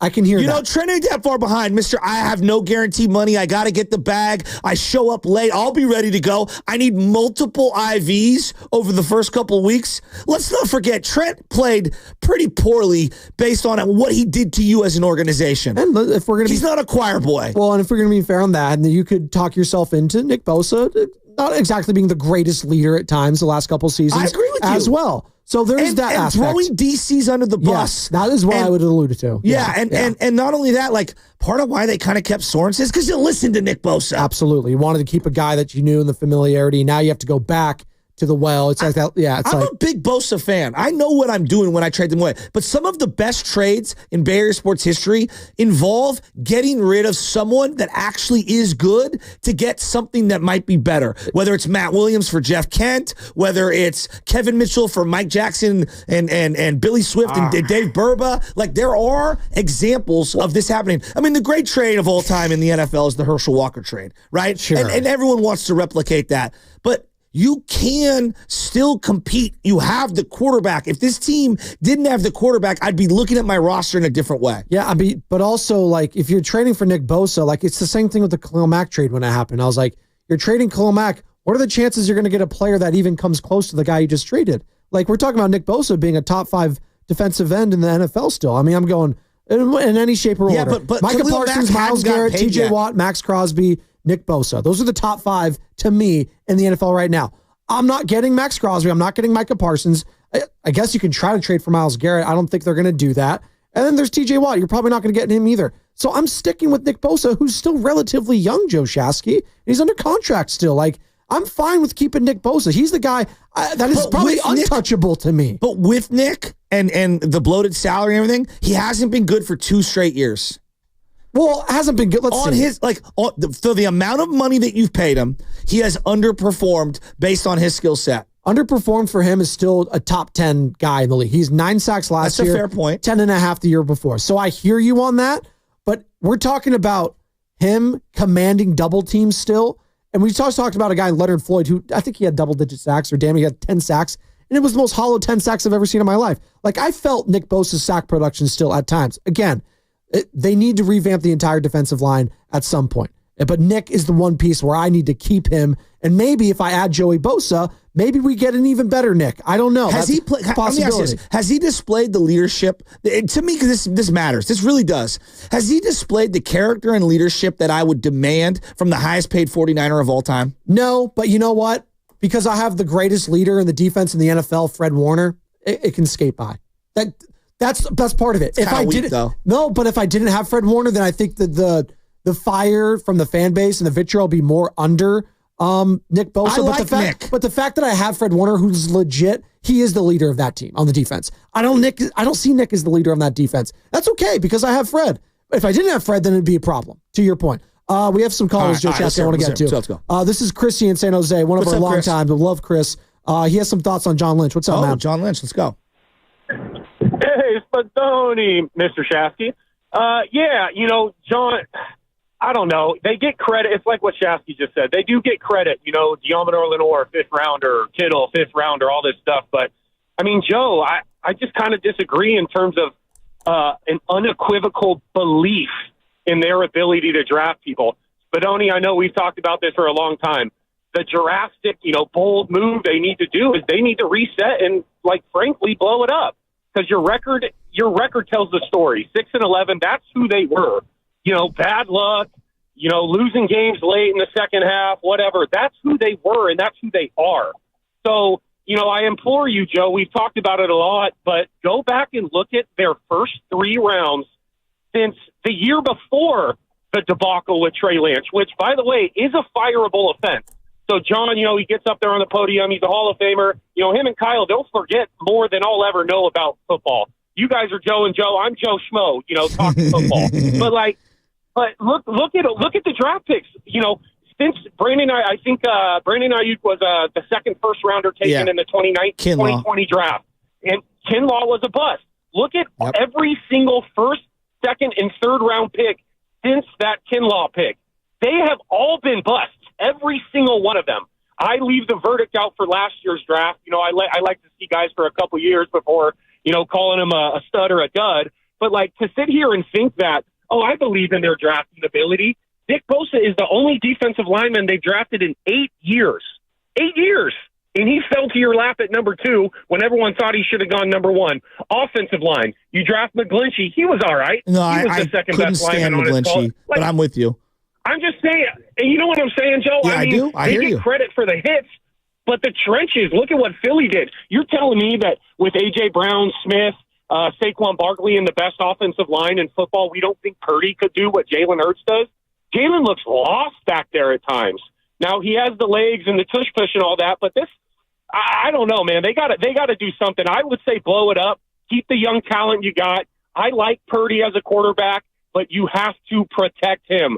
So I'll listen to Baldy's takes, but to me, blow it up. Trade the old guys, invest in the trenches, but to just have this unequivocal belief in John and Kyle when they have utterly failed at building from the inside out, I just think that's a little bit naive. No, it's a good point. Have a wonderful day. Love you guys. I wonder how many people agree with Chris. I mean, it's just I like John. I admit it. I'm a sucker for him. I am. How could you not? The guy's great when he speaks. He's kind of how I view how Bob Meyer speaks to the media. Yes. He has this level of gravitas and respectability. I mean, the guy was a Hall of Famer as a player too, and that adds to it for me. But also just the way he's a very personable guy too. When he speaks, he doesn't make you feel dumb, right? No. He makes you feel like, oh, okay, I can hear what this guy's saying. I'm picking up what he's putting down with John Lynch. I like having John. said that. I would argue some of John's mistakes are also Parag's mistakes. We love to give Parag a backslap. Parag, he got the deal done. I'm just kidding. Howie Roseman got Zach Bond and Saquon Barkley guaranteed money after a Super Bowl for less than what we paid Brandon Aiyuk. Yeah. The guy that everyone wants to tell me has an MBA and screwing over other agents got absolutely worked the last couple of off seasons by Trent, by Aiyuk, and by Bosa.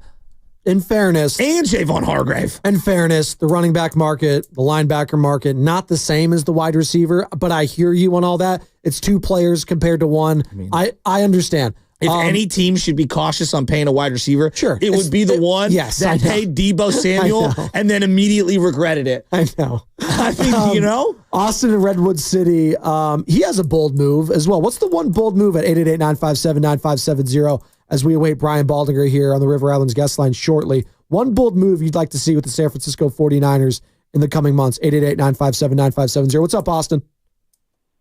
Hey, what's up? Hey, one bold move. I think they should move on from McCaffrey because he after he had that good season, he went out for an extra bag and didn't make the field the following season. It sucks that Brandon Aiyuk, he got his bag, but unfortunately he couldn't get in game shape and he got injured. But with that being said, I would like for the 49ers to protect Brock Purdy if they go give him the bag and give him the opportunity to actually be a quarterback, because that's the only thing we need is another wide receiver aside Brandon Aiyuk, so we can see that old Cal Shanahan when he was in the Falcons. I feel like we haven't really unlocked Cal Shanahan since he got here because we focus on the run team, the first run. But we need to start passing that ball to everybody around. I don't have that full trust in Jennings and what's his name? The new guy that we got? Pearsall? Yeah, Pearsall. I don't fully have that trust in him. We need one more extra weapon on offense so we can unlock Kyle Shanahan and go away from this first run thing because it's not it right now. As long as Kyle is your coach, you're always going to be a run first team.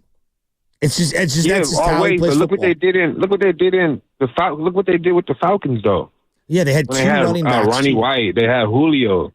They had Julio Jones, Ronnie White. They had a lot of people over there. Tony Gonzalez. We have that. We just need one more weapon. We just got rid of Deebo. So that shows you right there. He's kind of going away from it. I agree. They need more weapons. Austin. I don't disagree with that. Like that's why this is going to sound insane. As much as I know they need to invest in the offensive and defensive lines, if the best player available is that wide receiver from Arizona State, I'm taking him, McMillan. If the best player available at 11 and there's no trade down is Warren, the Penn State tight end, I'm taking him. Like, this is where I would say, like, some of the draft philosophies. Arizona, by the way, not Arizona State. They have drafted for need in some spots, whether it's Trey Lance, Aaron Banks, Javon Kinlaw, and drafting for need has kind of screwed them over. Draft the best player available. Yeah. Just draft the best player available. It works. It sounds crazy, but it works for the most part. And I think the 49ers are in a position finally where they have to just draft the best player available because honestly, outside of quarterback, you need everything. Do you think they did that with Ricky Pearsall last year? No. Why? Why do you say that? Why? Because you could have had Cooper DeJean, who, I'm sorry, like, you can compare the two players right now after what we just saw this past season? Ricky did get shot. Oh, okay. I understand all that. But were you excited when you heard Ricky Pearsall's name? No. You were like, who? I did that. I was like, who? I'm willing to give it another year for him in particular because of what happened. I saw a guy in Cooper DeJean that I knew the Niners absolutely could have used, and I knew you had Deebo, and I knew you had Brandon Aiyuk already last year. And I was like, okay, I don't think that was really a need for them, and I don't think that was the best player available, quite frankly. All right. But you know what? That's who they took. And actually, at this point, you're kind of glad you have Ricky Pearsall, because if they didn't have Ricky Pearsall, then you'd really be screwed at again, it's a butterfly effect of everything. But if you didn't have Ricky Pearsall, then you're looking at Juwan Jennings and Jacob Cowing and George Kittle. Yeah, then I'd be a little bit concerned. Then you almost have to take a wide receiver in the draft early this year. You would feel. I don't think you need to do that this season, but I would still be surprised if they didn't draft the wide receiver third, fourth, somewhere. I don't know what the depth of this class is. Maybe we can ask Baldy here in a second. Are we ready for him? Are we ready for my guy, Brian Baldy? Let's go. Do we have the open? We'll get to the open here in a second because, okay. He breaks down plays better than anyone. I mean, this is like Shark Week now.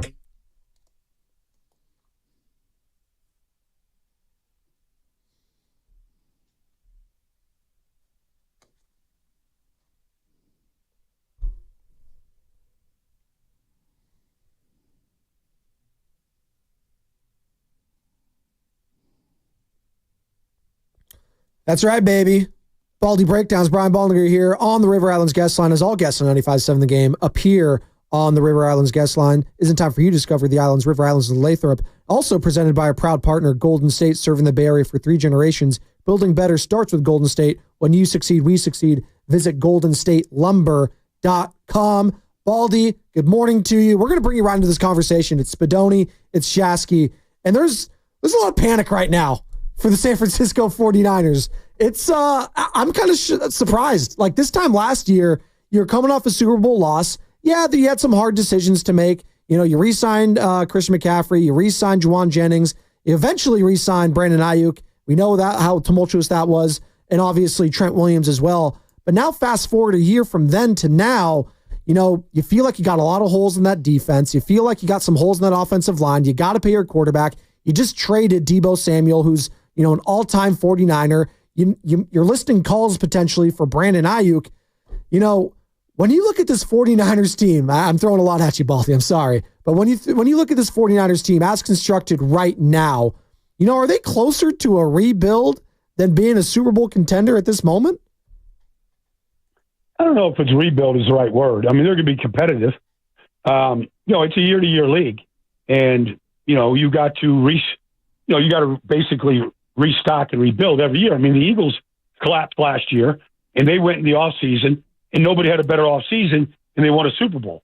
You could have easily said at this time last year that the Eagles are looking at a rebuild. The quarterback didn't look good. The coordinators were jettisoned. You know, defensively, they were atrocious. And in 1 year, you know, the 49ers are on their 3rd defense coordinator in 3 years. Like, John Lynch came out and said after they traded Deebo, we got to get younger. You know, and they looked a little old. We said it all year. They look slow. You know, you got to add speed. They had a pretty good draft last year. But, you know, you need a draft and you need some free agency, and you got to get the quarterback taken care of. I mean, the Washington Commanders just helped out the 49ers in every way. I mean, that's no knock on Deebo, but it's a big salary. You got to get the quarterback taken care of. You know, he has a role in that offense, but it's not a traditional role. I mean, I always thought, look, why give the ball to Deebo if you could give it to Mitchell or Garendo? Like, just give it to a running back. You know, like, I know he was a crowd favorite when he would do some things, but I don't know, like, they had a hard time separating from corners last year. You know, they got to get better at that position. What does the Niner offense look like without Deebo Samuel on the field, schematically? Well, I mean, look, if Aiyuk is back and healthy, Aiyuk and Pearsall, you know, and Jennings and Kittle and McCaffrey, I mean, it looks pretty good to me. I mean, the talent is there. Presumably, you drafted Ricky Pearsall. Like, if he's healthy, can he be what Ladd McConkey was? Because they were similar type players coming out, but Ladd was unreal for the Chargers. He was their go-to guy.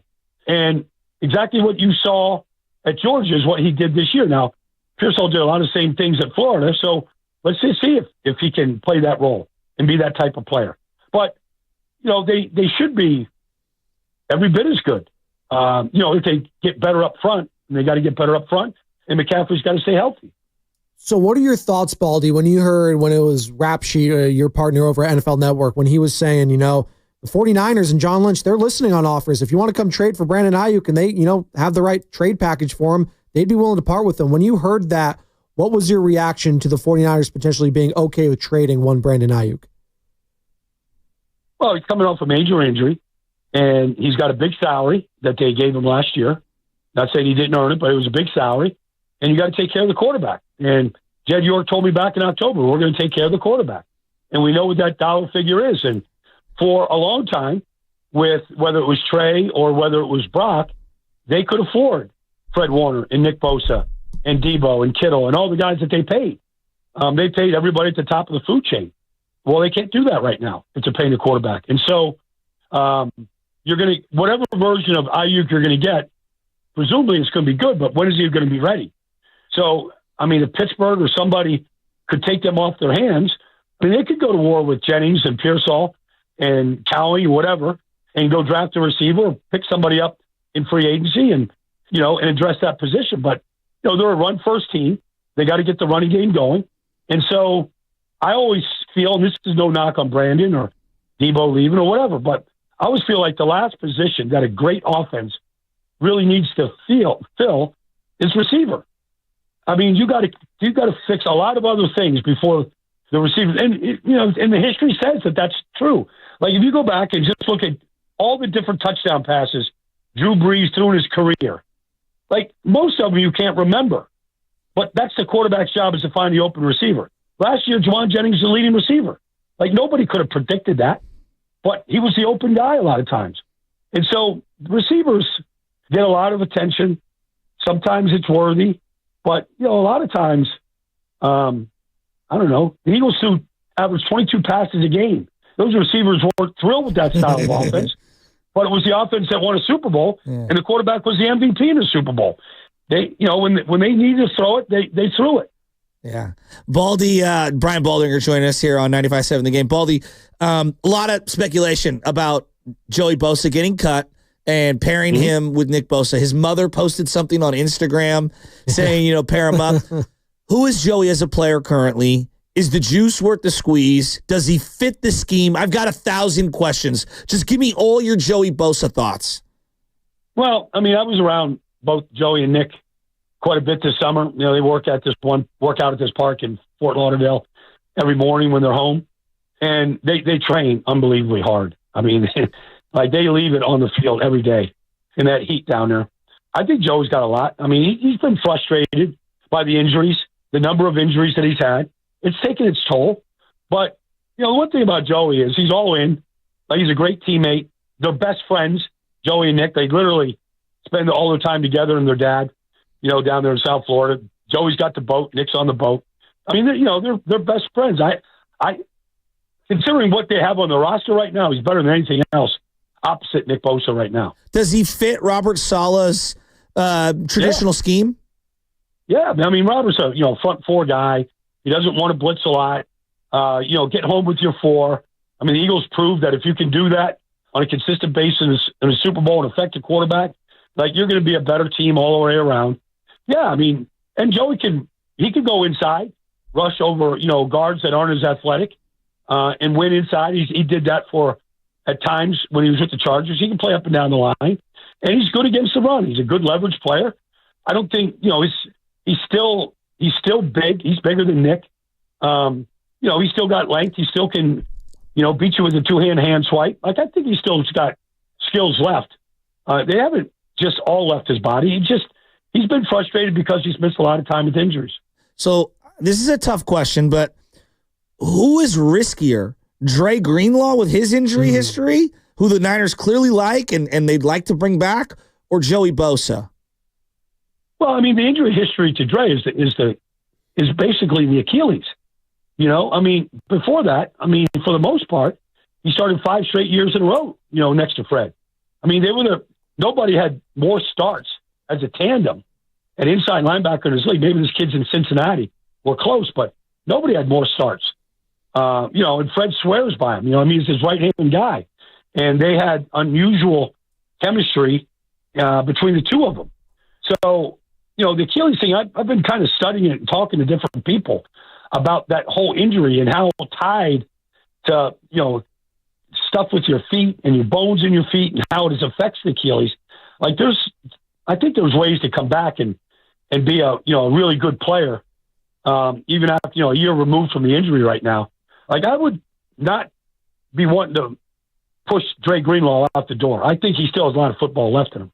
Talking with Brian Baldinger here on the River Islands guest line. Spadoni and Shasky. It's the Morning Roast, our 95.7 The Game NFL Insider and our NFL Odyssey Insider. Also, check him out on the Best Football Show podcast. And Baldy, another guy that just got released or is going to get released because obviously the new league year is approaching. Legal tampering begins Monday here, so we can't wait for that.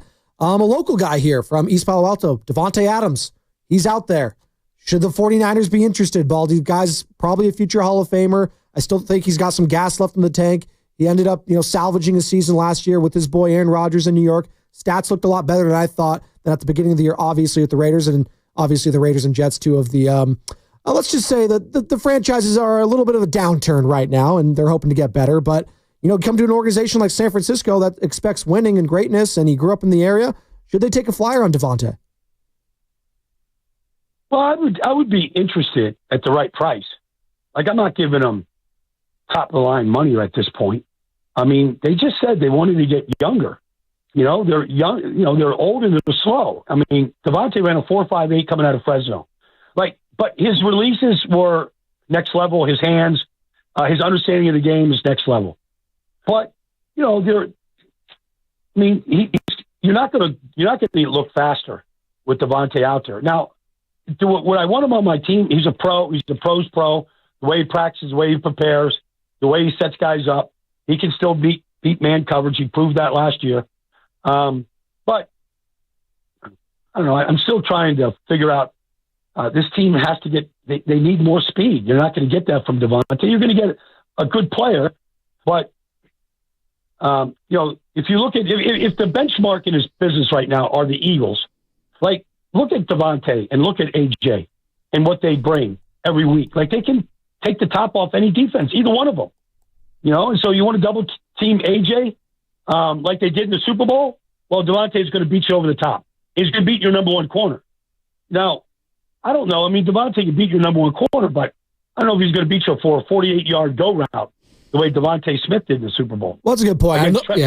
Sorry, I didn't mean to cut you off there, Baldy. I don't know if Brock Purdy's throwing those kind of balls either. I'm saying in the Shanahan offense, I was just kind of thinking intermediate route running, the guy can get separation, because I don't think Brandon Aiyuk, I kind of liken them similarly, Brandon Aiyuk and Davante, where both those games aren't predicated so much on speed and explosiveness, but they can gain separation. And if they are going to, it's more so if they do part with Brandon Aiyuk, I could see that happening because you can get a true possession receiver. But to your point, yeah, he is older. He's more long in the tooth, and the price would have to be right. One thing about Davante, he has incredible body control. Any throw to the sideline, he's going to come down with the ball. He's made a living. A back shoulder fades. I don't care, end zone, sideline. That guy, ability to adjust to a ball in the air. Your quarterback doesn't have to be close to being, pinpoint accurate with Davante. That guy's catch radius is as good as anybody that's played the game. No, yeah, I watched Gardner Minshew and Aiden O'Connell put up some numbers with Davante. All due respect to those two, they're not exactly Aaron Rodgers, Joe Shasky. Baldy, you keep saying over and over, they need to get faster. And I agree with you. And look, there's many ways to get faster. And I'm looking at this draft. They have the 11th pick now. Will they stand pat? Will they trade up? I don't know. When you say they need to get faster, because they obviously need to get offensive line as well. What's the position you're thinking that they need to be really targeting early in this draft? Because I'm doing my studying on all these players. I see this kid from Arizona State, the wide receiver, and I'm like, oh my God. But wide receiver isn't a position that, Shanahan's going to use a lot. So it's would I take him 11? God, it's 6'5". He's a monster. So what's the positions that they should be looking at then early in this draft to fill that speed need that you're talking about? Joe, it's funny that you bring up Ted McMillan. I'm infatuated. Baldy, I'm infatuated. Before I came on Joe, I just figured out this new piece of technology I have, and I just watched every catch of his before I came on his podcast over the last 2 years. I mean, maybe he's Drake London. He looks faster than Drake London to me. He catches every single ball with his hands. Every fundamental, coming back to the ball, separating after the guy's unbelievable. I mean, I would think hard at 11. About adding him to my football team, just his size alone, and his ability. It's Tet and it's everybody else in this draft at receiver to me. But this is the best draft I can remember, Joe. To go back to your question, yes, how do you get younger faster? This is the best draft for defense linemen I've seen since maybe Ndamukong Suh in 2010, 2011, JJ Vaughn, whatever. This is a great draft for defensive linemen. And when I was at the Senior Bowl, Joe. The one thing I remember being down there in the pits with all the one-on-ones and, there's Mike Vrabel and there's, Tomlin. They're all watching these guys. And we're all looking at each other going, they look like grown men. They all physically, they look impressive. I don't care if it's Darius Alexander, Michael Williams, you name a guy. This is the year to go get 2 defensive linemen. If you want to go offensive tackle at 11, you probably can't go wrong if you do that. But I think there's better defensive linemen than offensive tackles in this draft. And I think you can get 2 in this draft. I know they've missed on Drake and, a bunch of guys, but I would think real hard at 11 about one of these defensive linemen in this draft. And I wouldn't think twice about a 3rd or 4th round pick if that's available, to come back and get another one of these guys. Because I'm right behind me, Joe. I've got 40 defensive linemen up there. I love it. And I'm just going through them day by day. 40 that are going to get drafted in the first 2 days. We're going to get into all the draft stuff, and I don't want to get too deep in the weeds here with our Bay Area audience, but this Abdul Carter, I know he's not going to fall. He's just not. My God, I mean, he's the perfect player opposite if you do keep a guy like Nick Bosa because of his bendability and his speed. He's got a little bit of the DeMarcus Ware kind of body. Micah, I see a lot of different players in him. God, those are the kind of guys I'm looking for. So the kid's from LaSalle High School, right in Philadelphia, right? He goes to Penn State. He walks on the field. He starts day one. I just watched. So I put every Abdul Carter in my system here yesterday. I mean, I'm on my second full hour. It was 147 plays that he made, Joe. 147. Like, he's everywhere. Like, he knows how to play the run. He knows how to, recognize the play. He's beating good tackles.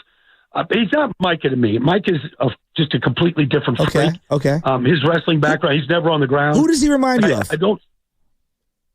Well, I mean, obviously everybody wants to use Mike because he wears number 11. He's from Penn State, but I don't think he has that ability to just chase you down the way Micah does everybody in this league every Sunday. But he might be a more complete player, as far as taking on the run, using the right techniques, all those kind of things, recognition. Like, it might be a little bit better, than Micah, but in that standpoint, but just a freakish athletic ability. You just can't find Micah ever on the ground, no matter what you try to do to him. They try to cut him. They do all things to him. It just never hits the ground. But I don't know. Like, these guys, he's different than Nick. He's not a power, player the way Nick is. He's got a lot of Max Crosby to him from his standpoint of just making people miss, recognition of the run and defeating the run. Like, he's got some of that to him like that. Although I'm sure he's faster than Max. He's probably not as rangy, but he's if he's not the best player in this draft, he's in the top 3. Hey, Baldy, we're up against it. We appreciate your time here, man. I know it's very busy. We got draft. I want to keep talking. I want to get in the room with Baldy and just watch the film. It looks great. Joe, get on a plane. I'm here every day, all day. We start early. I got a coffee machine right down the floor here. We've got a really good kitchen downstairs. We just stay here. Like, I just literally throw a guy up there. I just watched Bayshul Tootin. Oh yeah. For Virginia Tech. Like, okay, I'm just going to see if that speech. I'm just going through each player. I love it. I mean, here all day, Joe. Just get on a bird and have Nahagi and pay for the ticket.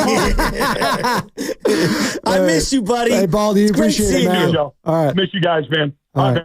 There he is. That's God, he's Baldy. the best. He is absolutely the best. That leads us, are you ready, Carter, to the injury report? I think we're ready for it.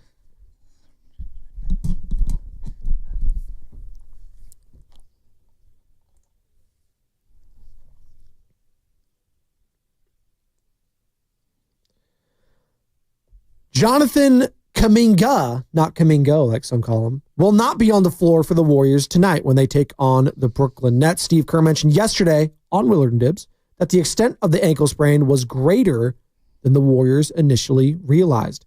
His return is now expected to take place during the upcoming homestand. The injury report was brought to you by Boxer & Gerson, Northern California's premier workers' compensation law firm, helping injured workers get their lives back for over 40 years. What's coming up on the game is brought to you by Fremont Bank. Here for you, here for good. We're going to react to what Brian Baldinger had to say. Again, your one bold move you want to see from the San Francisco 49ers this offseason is what? As we have legal tampering beginning Monday in the league, and then free agency will open. And then we got the draft right around the corner. All that, plus, we need to talk some dubs. I want to talk about Mike Dunleavy and what I heard from Steve Kerr yesterday as the Golden State Warriors take on the Brooklyn Nets tonight. And you can find that right here on 95.7 The Game. Coverage of that with Warriors Live at 3:30. Tip-off at 4:30. It's Spadoni. It's Shasky. We're rolling. It's the Morning Roast, baby. Jonathan Kuminga.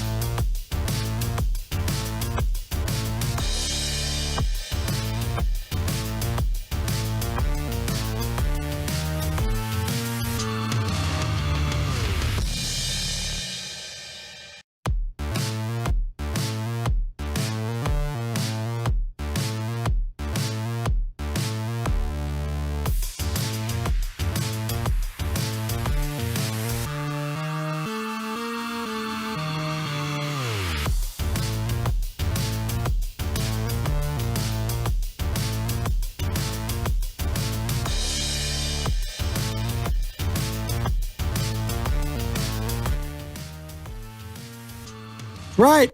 Halfway home on a Thursday, a thirsty Thursday. It's a beautiful day here in downtown San Francisco. Joe Shasky, the sun is out. I'm feeling good. We just had Brian Baldinger on R95.7 The Game, NFL Insider. He had some great thoughts on all things Joey Bosa, Nick Bosa, Brandon Aiyuk, Deebo Samuel.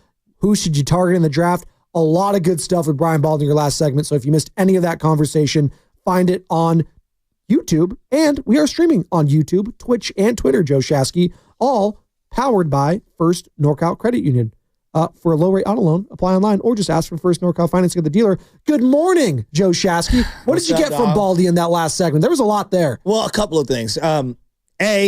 Star Wars, A New Hope, because whenever I hear about draft prospects, there's just something about the draft that reinvigorates me. When we have like a upper echelon pick, if you will, like, a top 15 or so pick, I feel rejuvenated as whatever team. I can get a bona fide stud. It's different. It's different in the 20s, late 20s, where the 49ers have been, right? Because they've been competing in NFC championships and Super Bowls.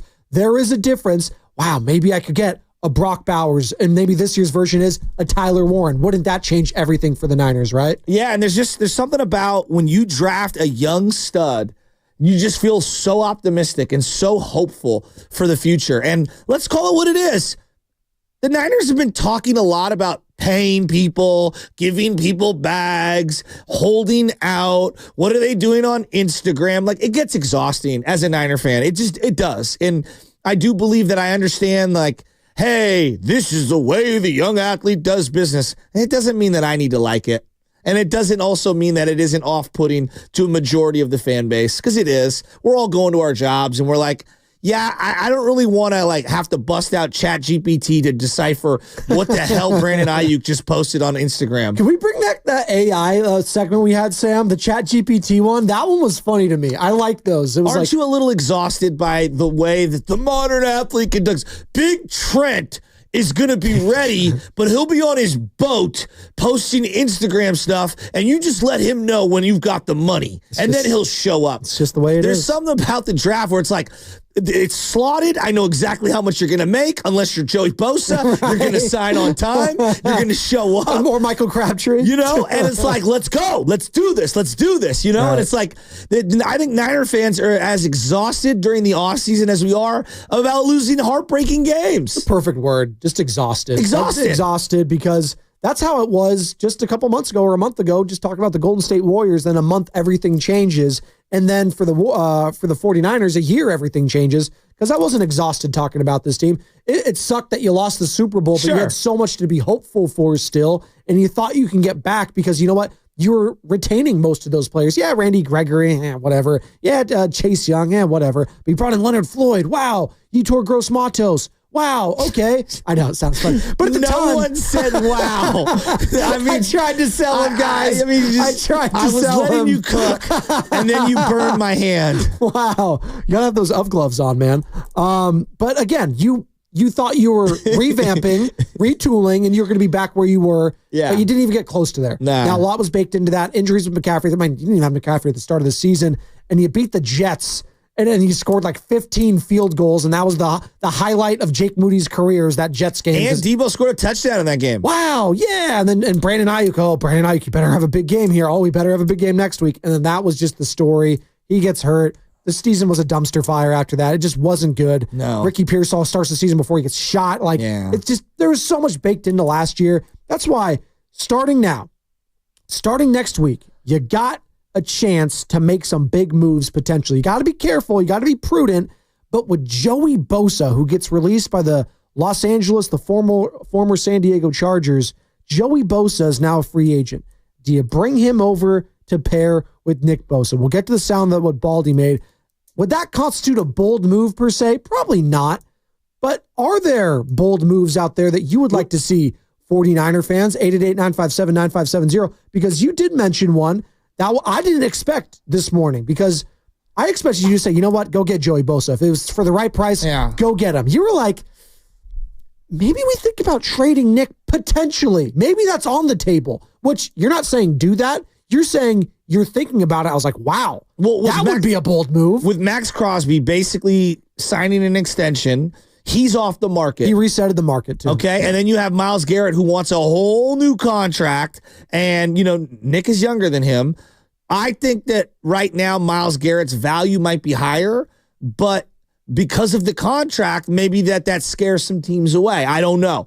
So outside of Myles Garrett, you might have the next best piece available via trade. So it's a great thought exercise. That being said, I am getting won over when I hear Brian Baldinger, who evaluates the film and understands and knows the Bosa brothers pretty well, say he thinks he has a lot left in the tank. That has won me over because I'm very skeptical on both Bosas currently. And I have that sound. Brian Baldinger, who just joined us last segment, if you missed any of that interview. Coming YouTube, around. Odyssey app. Baldy knows the Bosas better than anyone else. You watch them train. He says they are workout junkies out in Fort Lauderdale. His thoughts on Joey Bosa potentially joining the San Francisco 49ers. Well, I was around both Joey and Nick quite a bit this summer. They work at this one workout at this park in Fort Lauderdale every morning when they're home, and they train unbelievably hard. Like they leave it on the field every day in that heat down there. I think Joey's got a lot. He's been frustrated by the injuries, the number of injuries that he's had. It's taken its toll. But the one thing about Joey is he's all in. Like, he's a great teammate. They're best friends, Joey and Nick. They literally spend all their time together, and their dad, down there in South Florida. Joey's got the boat. Nick's on the boat. They're best friends. I considering what they have on the roster right now, he's better than anything else opposite Nick Bosa right now. Shout out T-Pain. He's on a boat. And here's Baldy specifically on a fit with San Francisco. Yeah, Robert's a front four guy. He doesn't want to blitz a lot. Get home with your four. The Eagles proved that if you can do that on a consistent basis in a Super Bowl and affect a quarterback, you're going to be a better team all the way around. Yeah, and Joey can go inside, rush over guards that aren't as athletic, and win inside. He did that at times when he was with the Chargers. He can play up and down the line, and he's good against the run. He's a good leverage player. I don't think he's still big. He's bigger than Nick. He's still got length. He still can beat you with a two-hand swipe. I think he's still got skills left. They haven't just all left his body. He's been frustrated because he's missed a lot of time with injuries. That was Brian Baldinger on a potential fit in San Francisco with Joey Bosa, who was released by the Los Angeles Chargers, pairing him with his brother Nick potentially. That would be fun to see. I would be mad at it. His mom's posting about it. Baldy's very tapped in. He thinks, again, it's always health though. And that is, I think he kind of undersold a little bit. The guy hasn't really played in a lot of games. We just go back to the last 3 seasons. He played 14 games last year. Prior to that, it was 9, and then it was 5. You can't play a full season. He's only done that 3 times in his career, and he's been in the league since 2016. That is concerning for a team that had a lot of injuries last year already, Joe Shasky. I'm kind of having flashbacks. That. But if he can stay healthy, big if the price is right, and I get the best out of Nick Bosa because he's playing with his brother, and I get the best out of Joey, then we're cooking with something, and then I don't need Leonard Floyd to be my number 2. I feel much better about him being a number 3 compared to with those guys, right? It sounds very convincing, and I understand there's just need of wanting to get the name, right? This would be the biggest free agent name, yeah. Since what? Richard Sherman? Well, probably. Leonard Floyd didn't hit the same. Not a name like Bosa. I know Yetur Gross-Matos, your boy, probably doesn't hit as much. Yeah, probably. I'm trying to think. Christian McCaffrey, that was a trade. Signing. Hargrave wasn't really a name. People don't know defensive tackles.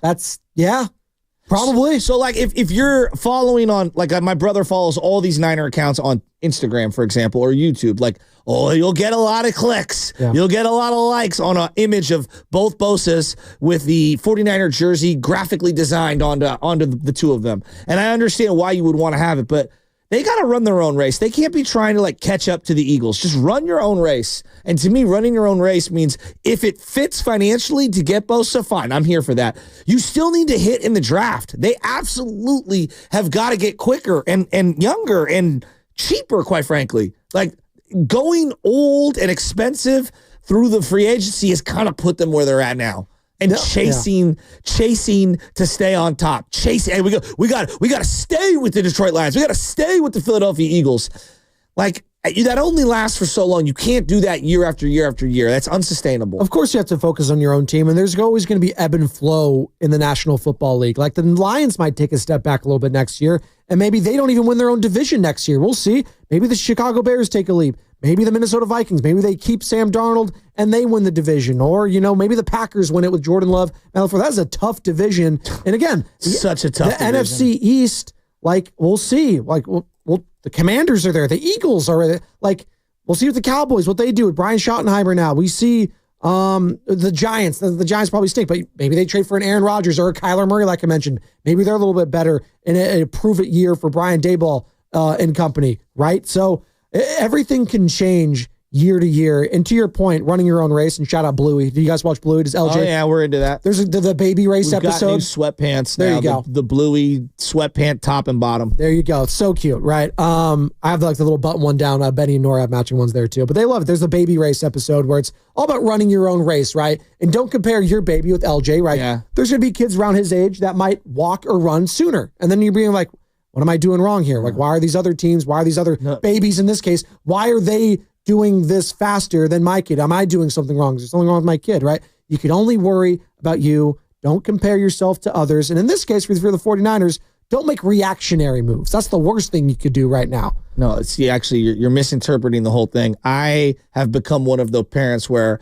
I'm delusional and everything my son does is the best. Okay. And I do that to my mom. Who's Todd Marinovich's dad? That's who you're. She wants to hit me every time I go, because my brother's got 3 under 4, and he'll do something. I go, isn't he faster than Andrew? Isn't he faster than Teddy? Isn't he faster than George? Look how much smarter he is than them. And she's like, why are you doing this? And it's more to bug her because I know how angry that makes her. And it's like my tongue-in-cheek joke, but it is true. Every parent thinks their kid's the most adorable, fastest, the best, the smartest, the brightest, when in fact they're all going to make a lot of mistakes. Exactly. That's again, and you're going to make a lot of mistakes along the way for the San Francisco 49ers, and they have. Can they learn from those mistakes? All their diapers smell the same. Right? And there was a big stinky one. This whole past season was a big stinky diaper. It was a blowout, This is a great question. Frankly. This is a great question. And I know that there's an entire offseason right now, but if you asked me this question last year at the exact same time, Joe, are the Niners closer to going back to the Super Bowl or missing the playoffs altogether?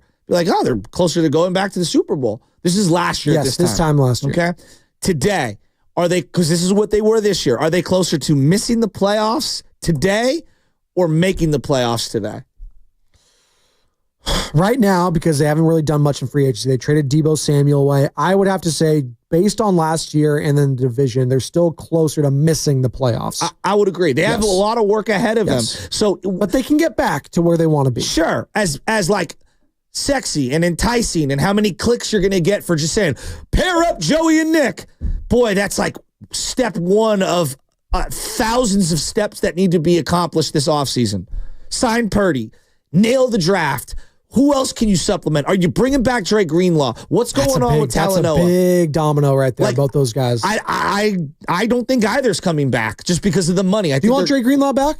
I want him back, yeah. But I also understand how risky it is. Okay. And this is a team that doesn't have a lot of funds. Yeah. Right? So you can't, let's go. I did a hit the other day for Washington, NBC. I think it's called NBC whatever. One of the guys there. I did a radio hit and then I did a television hit. And the guy was like, hey, what about Travarius Ward? And I'm like, dude, Travarius Ward's a really good player. If I was Washington, I would make a move for Travarius Ward. Right. He's a solid player. He had a horrible offseason in terms of what happened away from the field, this year, losing a daughter. And he said specifically, hey, nothing the 49ers did, they were great with me, my situation, all of that. It's just when I come back here, he literally said he gets anxiety on a flight back to San Francisco. Which, how can I, he doesn't want to, he associates this place with one of the most horrific tragedies in his life. And I'm going to root for him for the rest of his career. Yes. So they asked me about him. And then they asked me about Dre Greenlaw. And I was like, look, if I was Washington, it's risky because the guy only played 40 snaps. If you could get a Dre Greenlaw, he brings a level of intensity to a team that the Niners missed every single week he didn't play. Right. And it's not just the plays that he makes, it's the level of anticipation and the way he jumps gaps and fires up the team and separates guys from the ball. That Rams game, you saw He's an enforcer. That first few plays in that Rams game, it was the whole half he played, right? That was it. That was the Devondre Campbell, right? That was the whole thing. But and that kind of overshadowed just how good Dre was when he came back. And it sucked that he kind of, the wear and tear was there. He said was really sore. They didn't want to put him back out there. So he basically missed the rest of the season. And you didn't really get to see much. But when you saw him out there, you just saw the difference in intensity with that team. And how do you replace that? Like, how do you replace a guy like Dre Greenlaw that meant that much to not only just the overall defense, but to the leader of your defense, Fred Warner? That's his boy, dude. No doubt. That's tough. Don't you think that we do this in sports? Sometimes we underrate, like we only talk about what they bring to the field in terms of their stats. There are guys that are bigger than the stats. Yeah. Pablo Sandoval was a great example. Right. Clubhouse, just whatever reason, they really connected to him. Buster Posey and the pitching staff, we really underrated what he brought to the table in terms of confidence for those guys. Dre Greenlaw and what he brings to the table for the Niners goes deeper than any tackle he could make. And it's almost like an Iguodala effect on the Warriors for many, many years, where it's like, yeah, I know I'm overpaying, and I know that he's not going to be healthy for all the games. He's one of the few guys that I actually would overpay to keep just because I know how much he means to this team. It's a good point. 888-957-9570. Bold move you would make right now, or you'd like to see the 49ers make this offseason as we are approaching the new league year and free agency beginning next week. Legal tampering starting on Monday. We got the draft in a couple months. Cannot wait for all of that. Is it late April or is it early May? I always forget. I think it's late April, so maybe a month away now. Dave's in Fresno. He has a bold move. Joe Shasky. What's up, Dave? Give it to me, Dave. You're almost Spinoni and Shasky in the Morning Roast. Good morning. Have my cup of Joe. Listening to the two Joes, so let's get it. Yeah, the bold move I would like to see is I want the Niners to be that first team in NFL to say no as far as negotiating with these quarterbacks. If they have a number in mind, stay firm. Don't be like the Jaguars. Don't be like the Dolphins. Don't be like the Cowboys. And just pay a quarterback because what the market tells you what to pay him. You pay your quarterback what you feel like paying him. And if he wants to play hardball, then you run the show here. You tell him this is the number and we can't go above that. And I know. Well, what are you going to do without him? Well, that's for them to figure out. We have the 11th pick. I mean, that's what they get paid to do. But don't just pay him because what other teams pay their quarterbacks. Be that first team to say, no, we're not just going to pay him because that's what everybody else tells us what to do. Do what you feel is best. If you think 45 is a good number, stay with 45. Don't be paying, well, that guy got 60. So no, you pay what you feel your organization, what he means to your team, not what he means to the Cowboys or to the Jaguars or to the Dolphins. Pay him what he means to your team. Can I ask you a question, Dave?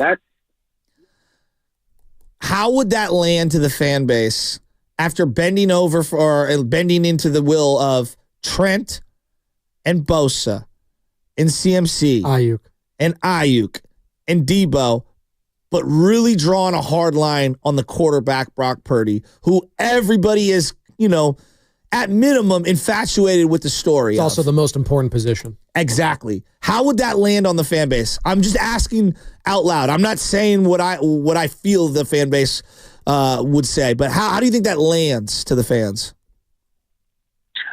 It won't be popular, which I understand. I think some of those guys you mentioned, they've been all pros multiple years and they earned the money they got. And I don't agree with how the 49ers have done business with these recent contracts. Believe me. And I think at some point you do need to draw a line. It sucks that, okay, Brock is up now, and that might be the person you do it with. But I'm just saying, the NFL has to get away with just paying somebody because of what the market said. And yes, I do agree that won't be a popular decision. And Brock does deserve a raise. Don't get me wrong. But be firm. If you don't do it now, when will you do it? You know what I'm saying? So yeah, it won't be a popular opinion, but yeah, they need to learn from what they've been doing. And you getting stuck with now you're trying to get rid of upload some of this money you've been giving out. Well, I think where it's difficult, Dave, is look, my setting for the whole team, any drama, I want you gone. I want a drama-free offseason. And it's easier said than done. And I understand these guys aren't choir boys. I'm not asking them to not have fun or whatever. I'm saying like anything that is going to be a distraction for this team in this offseason, I almost want you out the door almost like yesterday. But that's also directed at the 49ers to an extent in their front office. Like, don't do anything dumb here either. Like, if it's a couple million, like, I'm sorry, is that worth having negative headlines constantly and reverberating through your locker room? Because this is different. This is the quarterback. That's a good point. No, this is the quarterback, though, Joe Shasky. So this one means a little bit more, too. It's like the SEC. It just means more. The quarterback position negotiation means a lot more because that's who everyone's going to gravitate to on offense and defense. That's the leader of my team. And if he's not getting paid and you don't think he's worth it when he just took us to a Super Bowl and an NFC championship game, and yeah, this past season wasn't the best, but I know we can win with him. Like, I just hear what George, what Fred, what all these guys, what they say about him. It's not going to land well with the players, and it wouldn't land well with the fan base if the 49ers really drew a line in the sand. And I don't think they're going to do that. No, but you know they would be labeled. What? Cheap? Yeah. Yeah, and that's what you don't want to be. When they have the Cincinnati Bengals. You don't want to be that. And when the reality is actually they haven't been cheap. I think they've actually overpaid for a lot of guys. Well, you already mentioned they're spending how much in dead cap money this year? $65 million before the Hargraves release. So it's crazy. It's insane, actually. But it is like wide receiver who was in your doghouse, who we're not even sure you liked, who was never the number one option, had a career year. Okay, you didn't draw a hard line there. All right. 36-year-old Trent Williams, who you paid mega money to multiple times, wanted more guaranteed money. You didn't draw a hard line there. Okay. Deebo Samuel plays football like a running back, had a monster year, did deserve a pay raise. You didn't draw a hard line there. CMC, running back coming off a historic year, 30 years old, already making pretty good money, had a down Super Bowl. Okay. Isn't it weird to see the inverse of Saquon and what could have been with Christian McCaffrey, right? Like, had they won the Super Bowl, the injury obviously is probably still there and it's still like a thing, but you won the Super Bowl. So even if you extended him, it's like, it's okay. We won the Super Bowl. Saquon won the Super Bowl and he got the money. I know. And again, if he falls off like Christian McCaffrey did this past year, it's okay. He won the Super Bowl. Yeah. And he's a legend forever. It means for nothing. Us. It means nothing. And then you didn't draw a hard line there. No. But you're going to draw a hard line with Brock Purdy? Yeah, I don't think that sits well with the fans. I think that the fans lose their minds. And again, and I get it. Like backup options, and you've pigeonholed yourself if you're Kyle Shanahan and John Lynch. And pigeonhole is strong because I do think Brock is a very good quarterback. And you could, again, is he top 10? Probably. I think he's a top 10 quarterback on his best day. And you know what? I'm paying a guy like that top 10 money potentially. Again, how's it going to look? How's it going to get structured? There's so many different nuances and levels to this. But the money does matter, and everyone keeps saying the numbers, they don't matter. It's fugazi. FM picks, all of that. I was like, stop. We're realizing now more than ever the money matters when these discussions happen. It matters when we're talking about players like Joey Bosa, who would probably want more of a bag than you might be willing to give up to pair with his brother Nick. It matters when you're talking about guys like Davante Adams, who is getting older, and these guys want more money. It matters to guys like Max Crosby and Myles Garrett and Micah Parsons. You're going to be seeing that. And this is a very fascinating offseason when it comes to the quarterback, when it comes to defensive ends, because we're going to see a lot of money shelled out. And again, the cap keeps increasing. So we pay a guy this year, it might not look the same down the line. So just keep that in mind when we're doing all this. You want to pivot to a little bit Golden State Warriors on the other side, Joe Shasky? Because I want to. We can get back to the Niners if you want to, 888-957-9570 at one point. But I do want to get into the Dubs because they do play tonight in Brooklyn. Can they get greedy? Let's get greedy, baby. Greed is good. Shout out Gordon Gecko. That's what's coming up, brought to you by Crystal Geyser Alpine Spring Water.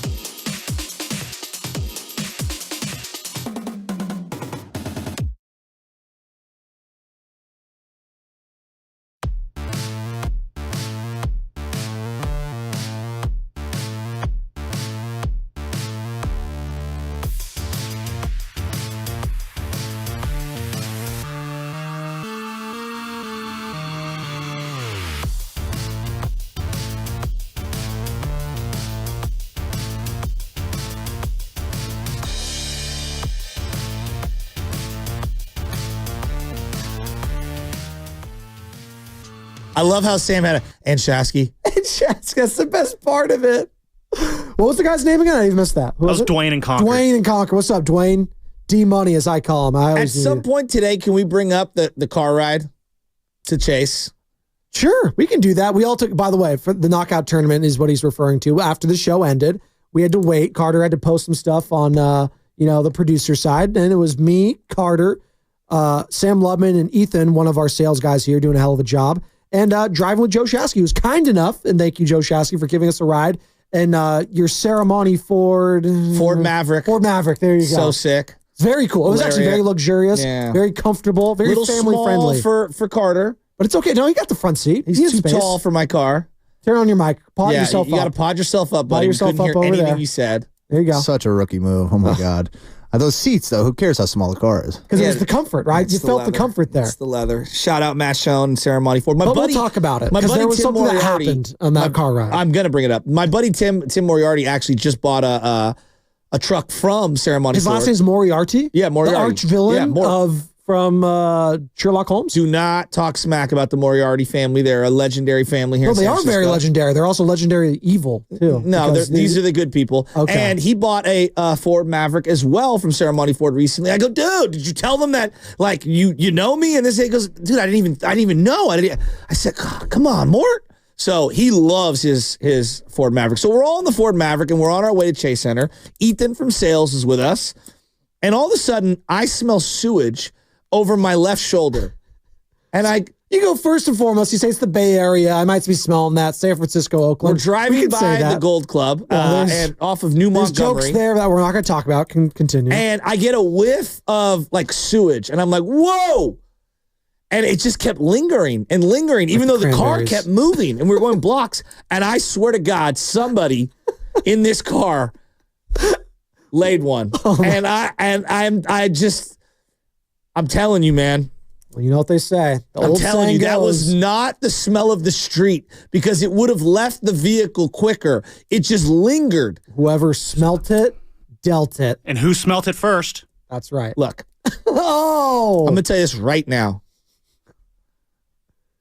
I would not do that in my own leather Don't get seats. high on your own supply, Joe Shasky. So wait, so you're saying is he's denying it? What do they say about he who denies it? You're really getting in on this segment, because I think you are the one who did it. No, I own up to my farts. Sam did it in the back left seat. This is like a clue. Back left seat. What is this, Clue? Yes. You got with the back left seat with the fart? What are we doing here? What is going on here? I'm telling you what's going on here. Where we tease this conversation? I'm accusing Sam Lubman of ripping one in a car full of guys and then denying it immediately. I don't deny it, though. I will admit when I rip one, I did not. So therefore, I take myself out of this implication here. But you were the one who smelt it first. No, you were the one who denied it first. Carter. Considering that it wafted from the front seat to the back. It did feel like it wafted from the front to the back. The way it moved, it came from the front seat. So there's really only two people it could be here. I smelled it first. I go, oh my God. And you dealt it What first. is it? It was one of the worst smells of all time. Ever. Like, bar none. I'm questioning whether you needed to change your shorts afterwards. It was one of the worst smells ever. It's almost like the Office episode with Kevin, and he walks into Michael's office when Todd Packer took a dump in there. It just smelled horrible. And then Creed comes in at the very end. Somebody making soup? All right, anyways, let's get back to the I knew it was Sam too, because 3 days later I brought it to my car cleaners, and he goes, dude, look at the stain on the leather. Stop it. You just need to relax that part now. I had to add. Stop it. I just had to add the lie to get away from the fact that you're the guilty party here. Why is the tan turned beige? All right. What is going on here? The Warriors play the Nets tonight, by the way. I don't know if you guys know that. Speaking of bad smells, right the here, Nets. the Brooklyn Nets reek of not awesomeness. The Warriors reek of awesomeness. I'll tell you that right now. 3:30 Warriors live, 4:30 tip right here, 95.7 The Game. Just the tip. There you go. And I'm getting greedy with this team right now. If I'm a Golden State Warriors fan, I'm hooked on a feeling. Shout out Adam Thielen. I'm feeling like this team, with 20 games left now, they can go on a run.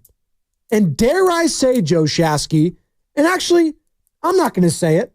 I'm letting Brandon Pajemski say it, who joined Steiny and Goo yesterday. Okay. Evan Giddings filling in for Matt Steinmetz. Wow. Brandon Pajemski, he's not talking 6. He's not talking 5th. He's not even talking 4th seed. No.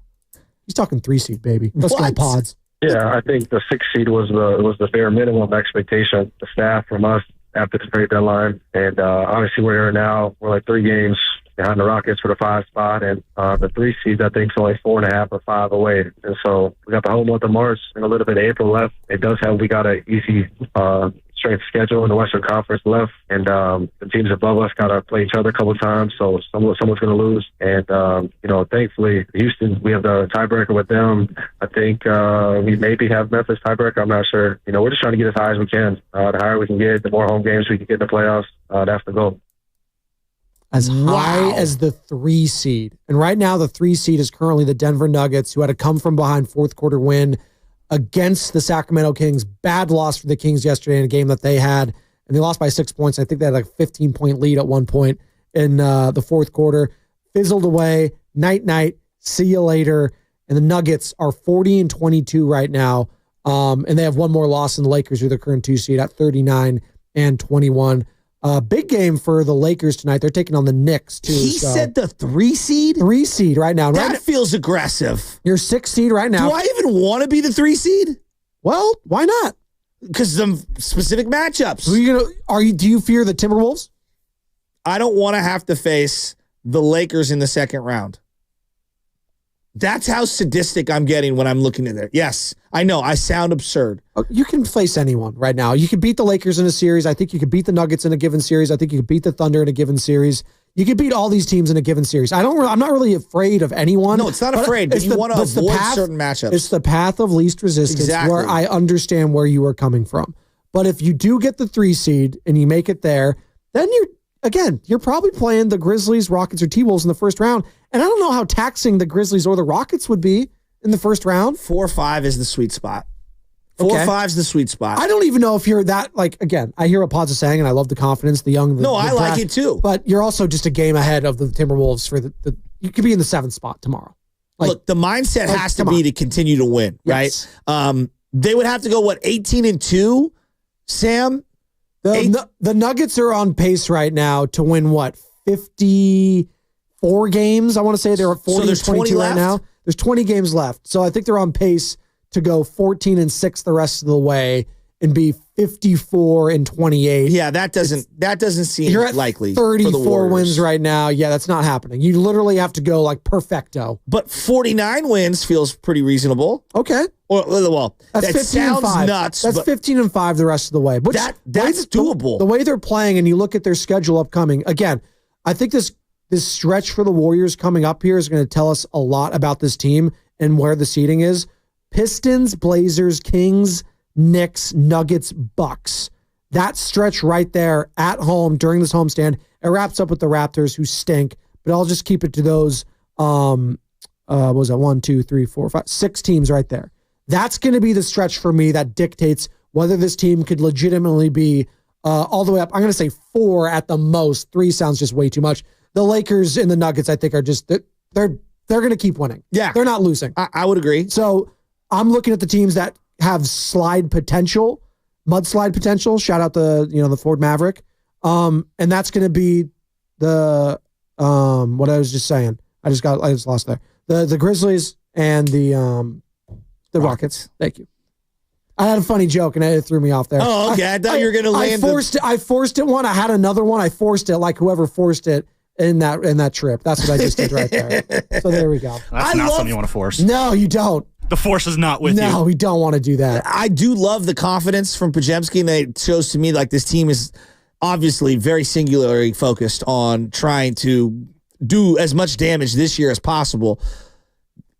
I mean, they got to win tonight. Right. I don't care what they did in New York partying for Draymond. I don't want to hear any excuses. Talking about partying with Draymond. Do you think the birthday party was that crazy? Very low-key affair. How old did he turn? 35? 35. Yeah, you don't do anything for a 35th birthday. No, you do something for your 40th, and then that's... Even that, you don't know. That's 40's a big 40's a big one. 40's a big one. You don't think LeBron partied? I know Draymond was at that one for sure. Not every birthday deserves a party, okay? Well, I don't like birthday parties in general, so I wouldn't do any of them. But, if you're with a significant other, they feel inclined 40 or 50, you had to do something for Michelle's 40th, right? Yeah, but also, yeah, but no, there's no but. So yeah, you had to. But you had to. Again, like I don't know, the 40th. You know, what did you do for your 40th? I don't even remember. So it was a great night. It sounds like. There you go. You don't even remember. 888-957-9570. This is what I did for my 40th. Damn, I'm 40.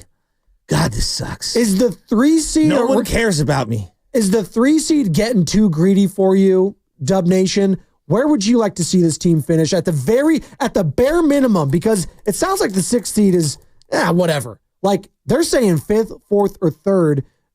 Do we have Steve Kerr talking about it yesterday? Put that on my sound on my board if we can. All the Steve Kerr sound from yesterday. I'm saying a lot from a couple days ago. I want all the Steve Kerr sound from Willard and Dibbs on my board. Por favor. Brandon Pajemski, more from him on Willard. Check that. Steiny and Goo yesterday on the identity of this team, Joe Shasky. Give it to me. Yeah, I had that before the trade deadline too. It was just in a different form. We were still solid defensively, and just like last year, we were solid defensively. I just feel now with Jimmy, you have a bunch of like alphas out there that have that same kind of mentality, and it translates to both offense and defense. And so the alpha mentality that Draymond brings, Jimmy, Steph, come out with me and Moses out there. I think it's a really good group that we have, but I also think on offense, you've seen the numbers go up too, just because of the addition of Jimmy. So that is what Jimmy Butler has amplified to, and that's a perfect word because they had that ability all along, but it took a little nudge, right? It took a little push out the window, out the door, if you will. If you're a parachuter and you're a little afraid to go, skydiving, if you will, sometimes you need a little nudge, a little push, and that's what Jimmy Butler has provided, Joe Shasky. And right now you're flying high. You're not free falling. You're going up. You're going the opposite way. And could this thing potentially end? It sounds insane. The 4-seeded Warriors where they were a month ago. Joe, you were talking about maybe a 10 seed. I mean, maybe. I was fearful of the San Antonio Spurs taking out the Warriors. Yes, dead serious. In a one game again situation, you were staring at the potential of playing the Phoenix Suns, who stink now, or the San Antonio Spurs. And now all of a sudden you're talking about a first round series, not a game. A series. The thing is that with this team, and I get what Pods is trying to say and speak it into existence, which I really appreciate it.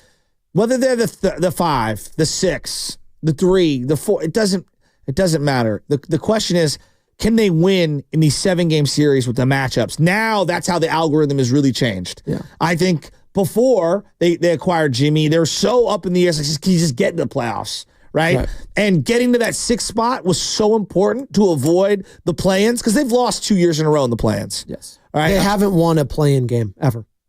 Just there you go. Yeah. They've never won a play-in game. So, so just getting to the 6th seed was just like the most important mission. Now the mission is like, can someone knock us off once we get to the playoffs? And Steve Kerr mentioned that yesterday on Willard and Dibbs as he joins them each and every week, courtesy of the River Islands guest line. Head coach Steve Kerr says the goal, like you're saying, Joe Shasky, is higher than the 6th seed now.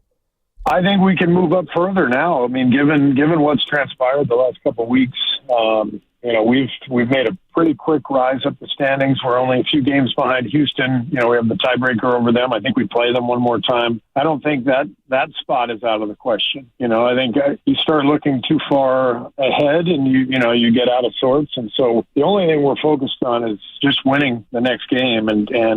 But of course we look at the standings, every day, and we look at, we look at the scores every night, and we're trying to climb as high as we can for sure. So I'm doing the same thing currently. Can you take me higher, Creed? I need that right now. Can we get that, I was Sam? going to go Stevie Wonder higher, but higher ground.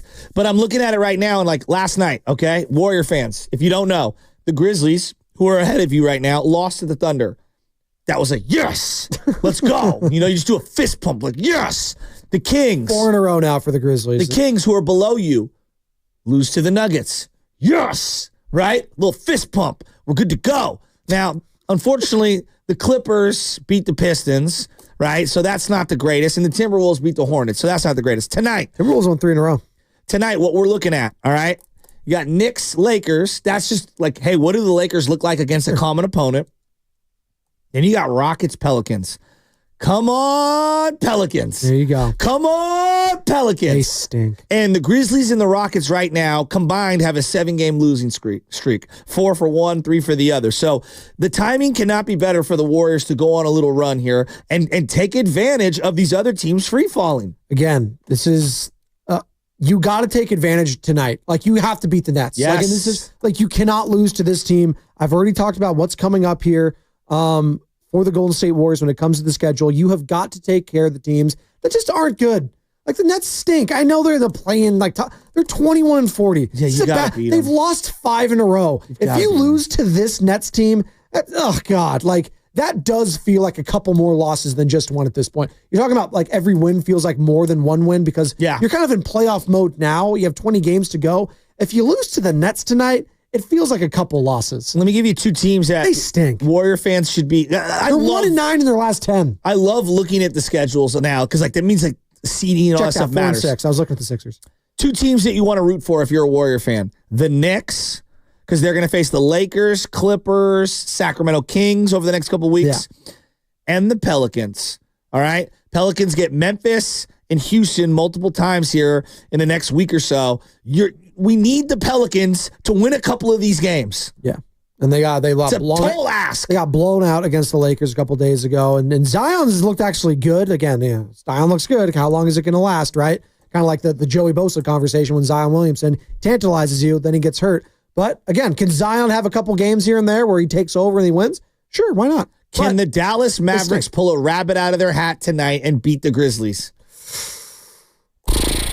Probably not. I mean, the Mavericks they're like Klay Thompson. Talk about a dejected franchise right now. Did you see what happened with Jason Kidd yesterday? No, what? People were coming at him saying that since January whatever, Kyrie Irving averaged 39 minutes a game and that overuse was a part of the injury, and it was a freak twist. Like, come on. I think it's so unfair. That's a weak thing. Like, Kyrie, he was going out there because he was the Dallas Mavericks, and they're fighting to be in the play-in position. Like, no, he has to go out there and play if he's healthy. Like, is it Jason Kidd's fault? Now, he might have been one of the voices that said, get Luka Doncic out of here. So maybe there is some of that baked into it, but I feel like that's too hard to blame him up for the injury for Kyrie Irving. If anyone would know about soft tissue injury, like, come on, man. And if anyone would know about knee injuries, Jason Kidd came back from that microfracture knee injury. I mean, it's just look, he's played a lot of basketball. Yes. And that was a freak twist of the leg, the way he went in and out, and the leg he didn't land right. I don't think that's a wear and tear thing. Blaming soft tissue injuries on stuff like it's so difficult because they're always ticking time bombs with all these guys. There's a lot of Kyrie Irving. How long has he been playing basketball? His whole life? Yes. Like, come on, man. And look at his body and the way that he's dedicated himself to practice just in the last 5 years. And that's what is frustrating because he was battling a lot of injuries at the time, and it was a struggle for him to get on the court, and he had been a consistent guy and a consistent presence for the Mavericks, going back to that championship run last year, going to the NBA Finals. And I doubt that's weak. I didn't know about that, and that actually kind of pissed me off. Jeremiah's in Fremont. Let's go, Jeremiah. He wants to join the conversation. 888-957-9570. Doesn't matter where the Golden State Warriors finish as long as they are out of the play-in scenario. What's up, Jeremiah? What you got? That's exactly how I feel, man. It's not a matter of how they land up. It's a matter of how they finish.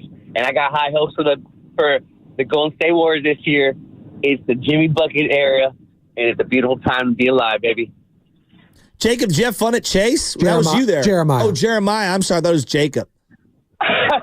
Come on, Joe. Come on, Joe. J-Name's got to keep together, man. My bad. Oh, there you go. There you go. All right, man. That's Jeremiah in Fremont. My bad. Jacob in Castro Valley, though. Jacob's flatter. I like Jacob. He won a Doobie Award last year, right? Yeah. Too. Yeah. The freestyle of the year, Jacob Castro Valley. It doesn't matter where, as long as they're not in the plan. I'm also kind of there too. Like, I don't think it needs to be 4 or 5 or 6. As long as they're in one of those seeds, I hear what you're saying. I don't think they're in a position just yet, though. And I think Anthony Slater talked about this yesterday. They're not in a position yet to be too picky about their No, they need to win. They just keep winning and let the good chips, vibes. Yes, let the chips kind of fall where they fall. Let the good times roll, right? You get that reference. Absolutely. There you go. I don't think Bonte would have, but I get the reference. Let the good times roll, baby. Speaking of letting the good times roll, What's going on with Jonathan Kuminga? Because I would like for the good times to include him. Is he ever coming back? There's no setback. I guess that was too strong of a word for Kuminga, but there was more serious than initially thought. Steve Kerr on it yesterday with William Dibbs.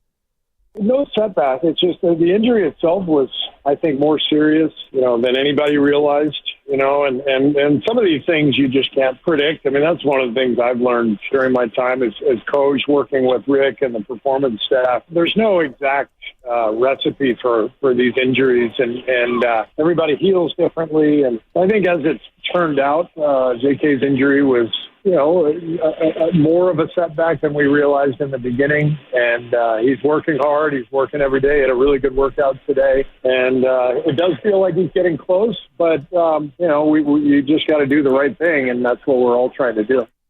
Was a Spike Lee do the right thing? And they're in New York City. So there you go.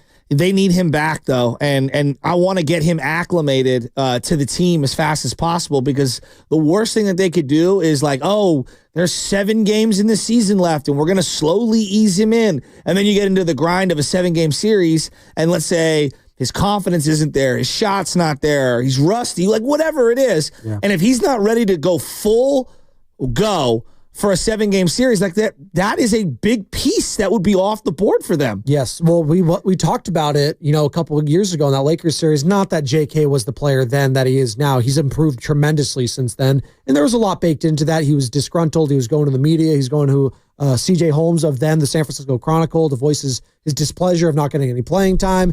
He didn't really play much against the Kings. And when he was out there, he was making some mistakes. He just didn't look like he fit on the court. And against that Lakers in that series, you saw that Lakers team. They're big. They're athletic. They had size. There's like, man, I could really use a Jonathan Kuminga right now. And there was a lot of fans like, why can't we throw JK out there? Well, when you go out and voice your concerns and frustration, you're airing your grievances, not in-house, but to the public. Yeah, you know what? You're not going to. And obviously the staff didn't have trust or faith in him that he was going to make the right decisions. Now, he's gotten better. He's gotten a lot better. And if they do play the Lakers, if they do play the Nuggets, like, you are going to need that size, speed, and athleticism. And again, I don't think they can get to where they ultimately want to go without him. Could you win a series without Jonathan Kuminga? Sure, you could, but I'd feel a lot better with them out there. And I'd feel, again, especially against a team like Memphis, where I know he could do some damage there too. And I'm looking at like role players in those 7-game series. And for one reason or another, sometimes guys play themselves off the floor because they're just not effective, or there's a matchup and they're the one that's getting hunted and they get picked on. Or their confidence leaks, and you can't trust that individual. That happens across the league. This is not a Warrior-specific conversation. For example, Kevon Looney might fit in one series and not play really at all in the very next series for whatever reason, because he doesn't fit properly. OKC might be an example of that.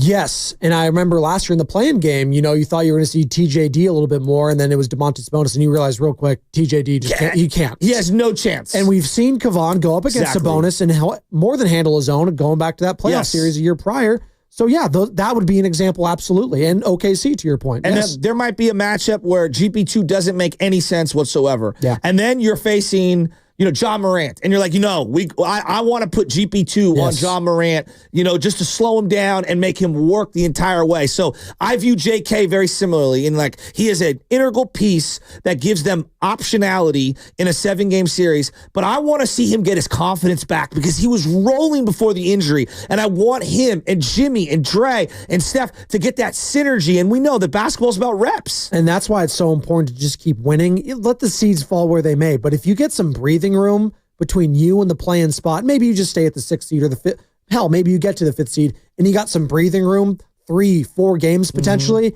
You can, rest some of your guys, the minute allocation, and get Kuminga those live game reps heading into the season, the postseason that is. And that would give him so much more confidence, and your team so much more confidence heading into it. Playing some games where you don't need to win, but you're actually seeing you might be playing some teams that do need to. So there's going to be something on the line in those games. There's something to be said about that than, let's say, scrimmaging and G League. No. Live NBA reps you cannot replicate, which is why it was so frustrating when you had injuries like you had with James Wiseman. When you had, a couple years ago when Kuminga didn't get those reps in the playoffs, had you won the play-in game last year and you make a first-round series, like, could you imagine those reps that Kuminga had in a playoff series? That would have been huge for where he is right now, because I don't know what I'm getting from Jonathan Kuminga when he does, and if he does come back, come playoff time, is he going to look a little bit shaky? Is he going to look a little bit unsure of himself? Like, he needs to kind of pick this up a little bit more here. 20 games left. 20 games left. I feel like those 20 games are as important for the young guys as they are for the overall team. Yeah. And it's more about confidence and continuing to build off of what they've done already this year. So I'm looking at Pajemski. I'm looking at Kuminga. I'm looking at Quentin Post, right? And these are guys that obviously need the reps. They need the live training, and I want them feeling their most optimal heading into the playoffs. The other guy that I'm looking at, and I'm really trying to massage this, and I don't know how you do it because he's so hit and miss, is Buddy Hield. I would put him in the same category as Pods, Kuminga, and Quentin Post. You may not be one of the top guys on a nightly basis, but there is going to be a game or two or three where I am going to need Buddy Hield. And is that frightening? Yes. It's extremely frightening to think that you're going to be subject to the hits or miss from a Buddy Hield. But I think Buddy's another guy who, if I said to you, he's got 14 good games out of the next 20, boy, wouldn't you feel a hell of a lot better heading into the playoffs? Oh, are you kidding me? I'd be feeling great. I'd love my chances. If Buddy Hield could be, in every other game, he's giving me double-digit scoring and he's hitting a couple threes off the bench. Absolutely, I'm feeling so much better. As you're listening to 95.7 The Game, KGMZ FM and HD1 San Francisco, and Odyssey Sports Station, always live on the free Odyssey app, and it comes back to that word, confidence, right? Yeah. The confidence that exudes from top to bottom, whether it's Jimmy Butler, Stephen Curry, and it's a trickle-down effect, right? If I'm feeling and seeing a confident Buddy Hield, that changes everything. By the way, confidence is key, and that's what Steve Kerr was talking about yesterday, again, with Lillard and Dibbs. There is a great vibe in the locker room and a lot of confidence, in on the floor. You can just feel it. There's a maturity to our approach that I think Jimmy has helped bring out of our team, just in terms of taking care of the ball, making every possession count. He seems to make everyone around him better. I think Moses and BP, it's not a coincidence that they're playing their best basketball of the season since Jimmy came back, and Draymond's been fantastic, and I think he's got a lot more confidence now in just having Jimmy next to him, and the momentum of the group that we have right now. It's you can see it in Draymond's eyes that he's believing, and that matters. And this team is only going to go as far as those young guys you mentioned will allow them to. I right? didn't put Moses in that group. You didn't know, but absolutely, and that's the key word I look for come playoff time. I know when push comes to shove, what I'm getting from the big boys. Steph, he's always going to be ready. Jimmy is going to be ready, and Draymond's going to be ready. The other guys, the Pajemskis, the Moses Moody's, the Quentin Posts, the Jonathan Kumingas, where are they going to be at mentally? Because, listen, it's going to be very difficult. They're going up against some big boys in the West here now, Joe Shasky, potentially. You're talking about Nikola Jokic champion, Jamal Murray champion, Aaron Gordon champion potentially, or LeBron James, one of the greatest players of all time. They all grew up idolizing him, I'm sure. You got Luka Doncic, one of the next great phenoms in the league. You have, it's the Laker brand going to the Crypto.com arena. And then you got the Oklahoma City Thunder, where you just go look left and right. Oh my God, these guys are insane. So I'm looking at the confidence with the young guys heading in to this final stretch here. That is what I'm worried about the most, potentially. Again, I'm not worried. Maybe worried is too strong. What I'm looking at here. So Draymond had said something to Jimmy Butler to the effect of, we want you to be more selfish. Stop trying to fit in. Just be yourself. I think it was LeBron also said something to Luka, like, don't fit in, fit out. Exactly. You be you. Like, that's what it is. You be you. Okay. So, like, but he did say that. No, you're already right. LeBron said that. He's like, no, I want you to be Luka Doncic when you come out here. Don't try to, I'm not going to, be unselfish. It's kind of like I'm watching the Dream Team doc, the team that I forget what it's called. It's on HBO Max. The team that beat the Dream Team. It was the NBA Select team. Yeah. And it was Bobby Hurley. It was Penny Hardaway. It was a bunch of these, Eric Montross. There's a bunch of guys on there. Eric Montross. Right. R.I.P. Eric Montross. Yeah, right. But they famously beat the Dream Team. The only team ever to do that. Right. And it was, I'm watching the footage of it, and it was all these guys in the Dream Team trying to be unselfish. Hey, Mike, you get yours. No, wait, Magic, you get yours. No, wait, Chris Mullin, you get yours. It was all of that. No. Hey, Jonathan Kuminga, when you come back here, or Jimmy Butler, you come onto this team, just do what you do, dude. Yeah. Like, don't try to be this passive player, because that's not when you're at your best. I need that intensity. I'd like to see Jimmy Butler have a monster game tonight offensively. Yes. I think tonight is the perfect night for him to kind of break out against a vulnerable opponent, and the team could really use that. I think we know that Dre and Steph have both had a huge uptick in terms of efficiency since Jimmy arrived. I think we're all waiting for that Jimmy Butler 25-point game where he like takes over and he gets to sit in the fourth quarter. I want that tonight. It would make me feel better, especially, again, we're all banking on playoff Jimmy. But again, that was in Miami. Yeah, give me a little taste of it here. That was in Miami. I haven't seen it yet here with Jimmy Butler. I've seen a lot of good stuff. I haven't seen him take over a game yet. And I'm waiting for that, to your point. And it would be perfect against the Nets. And his shooting hasn't been great. His shooting has not been great. But again, he was 6 of 12 the other night. That's probably one of his better 50% is just percentage-wise shooting nights. And he was getting to the line. He was 7 of 9 from the free throw line. And again, Eastern Conference opponents, the Knicks, you know what he's going to get against the Bucks. We've seen it against those teams.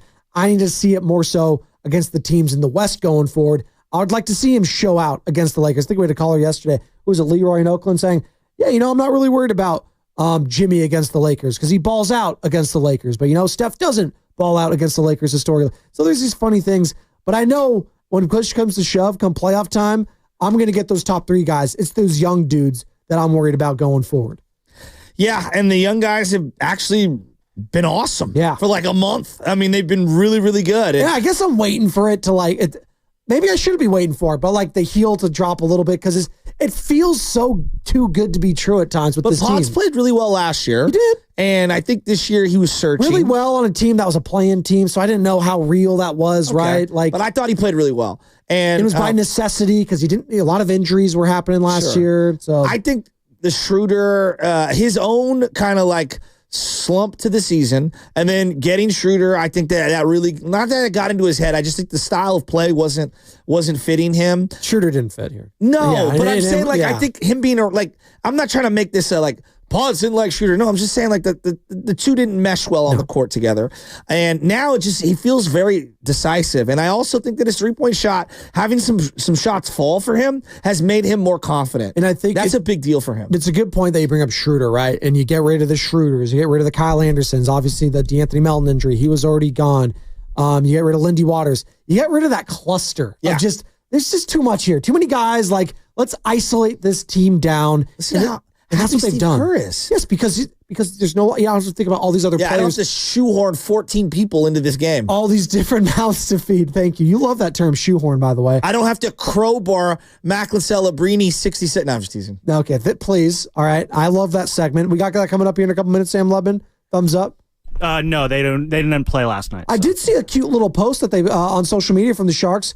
You had Macklin, he had all those little players in their little hotel room together. It was like a little sleepover. Cute little sleepover? It was a cute little sleepover. Like Joe Shasky used to have when he was 12 years old. When they were playing GoldenEye, right? With all your boys. Dude, sleepovers, we'd be at my cousin's for the whole weekend.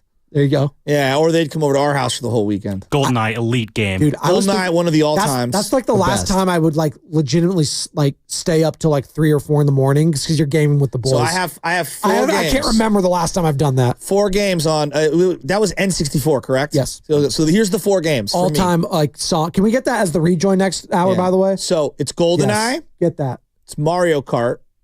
It's FIFA. Because that game, FIFA, you had 4 controllers. It was awesome.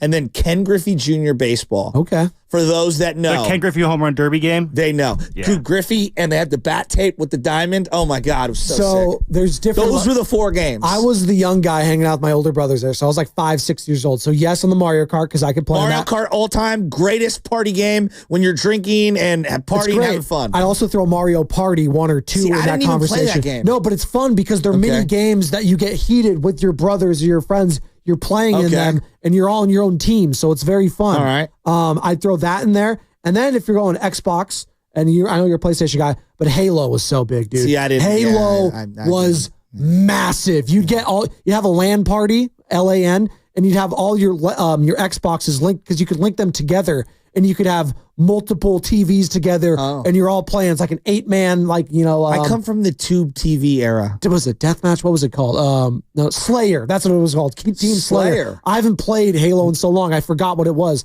Halo 2 was the best. Probably the GOAT game of all time, in my opinion. Halo 2. It's not even close. I mean, yeah, but here's the difference between Halo. Lockout, it's not even close. No, it is close. Wow, Mario Kart, anyone could pick up the controller, whether you were proficient at video games or not, and it felt like an equal playing field. Yeah, see, I don't want that. I want to see how good you are in Halo. I'm going to judge you if you're good on Team Sniper, on if you're going shotguns, if you're going, again, Team Slayer. I'm going to see how legit you are if I can go 2v2 against you. Too nuanced. Like, I'm talking about party setting. Because you couldn't hang. Party setting when we're betting on each other. Like, there's nothing like Mario Kart. Yeah, again. And then GoldenEye only and one who's rule. your character, real quick, Mario Kart? Who'd you always go to? Princess. Peach? Yeah.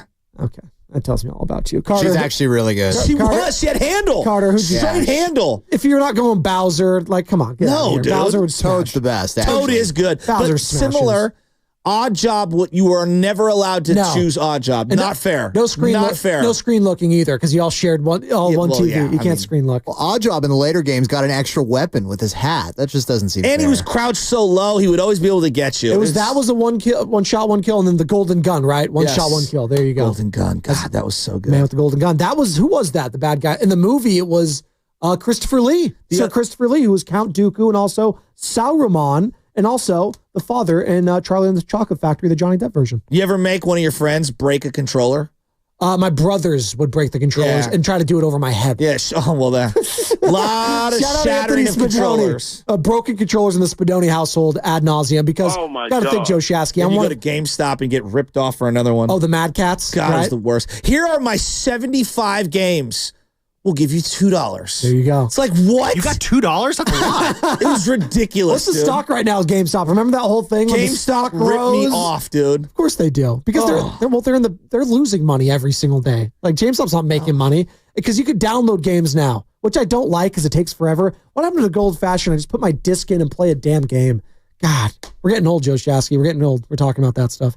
Anyways, N64 was so fun. It really was. It was the ultimate 10, 12 guys in a room playing vids, chilling, partying. It was the best. The GOAT console for me, as we put a bow in this conversation, we'll get back into the Warriors, 888-957-9570. For me, because you were either an Xbox or a PlayStation guy. I know you're a PlayStation guy, so you'll go PS2 all time. Yeah. I'll go 360 all time for me. 360, the Halo experience, and then Call of Duty Modern Warfare. It was just GOAT. This is when you knew, like, this is pre-drinking. Your homie would be like, hey, mom went to Costco. Oh. She got all the pizza rolls. Oh. She got all the bagel bites. And she got hella sodas. And you're like, I'm coming over, dog. There you go. You know exactly what I'm talking about. You do not lie. You all know exactly what I'm talking about. The Totinos. My boy Matt Sanchu, he'd be like, my mom went to Costco. She got hella pizza rolls, bro. Y'all got to come over. Are you serious? There you go. What's coming up in the game is brought to you by the Bayview Restaurant and Lounge at the end of the Tides in Bodega Bay. Get this, Joe Shasky. You're going to love this because they're back. Legendary, all-you-can-eat Dungeness crab feeds at the Tides Wharf Restaurant. Just $99 per person now through March. Make it a getaway and ask for the crab feed special room rate. Info at intothetides.com. It's Spadoni. It's Shasky. We're going to put a bow on this Warriors talk because they take on the Nets. I'm not calling it a must-win, but you better win against this Brooklyn team because they stink. But this show doesn't. It's rolling on 95.7 The Game.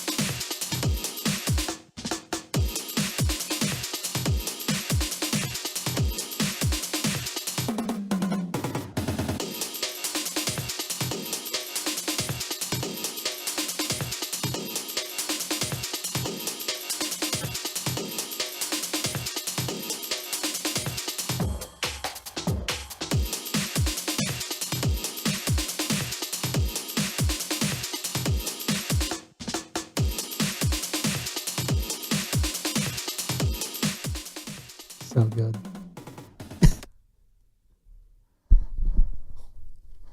God, it's so good.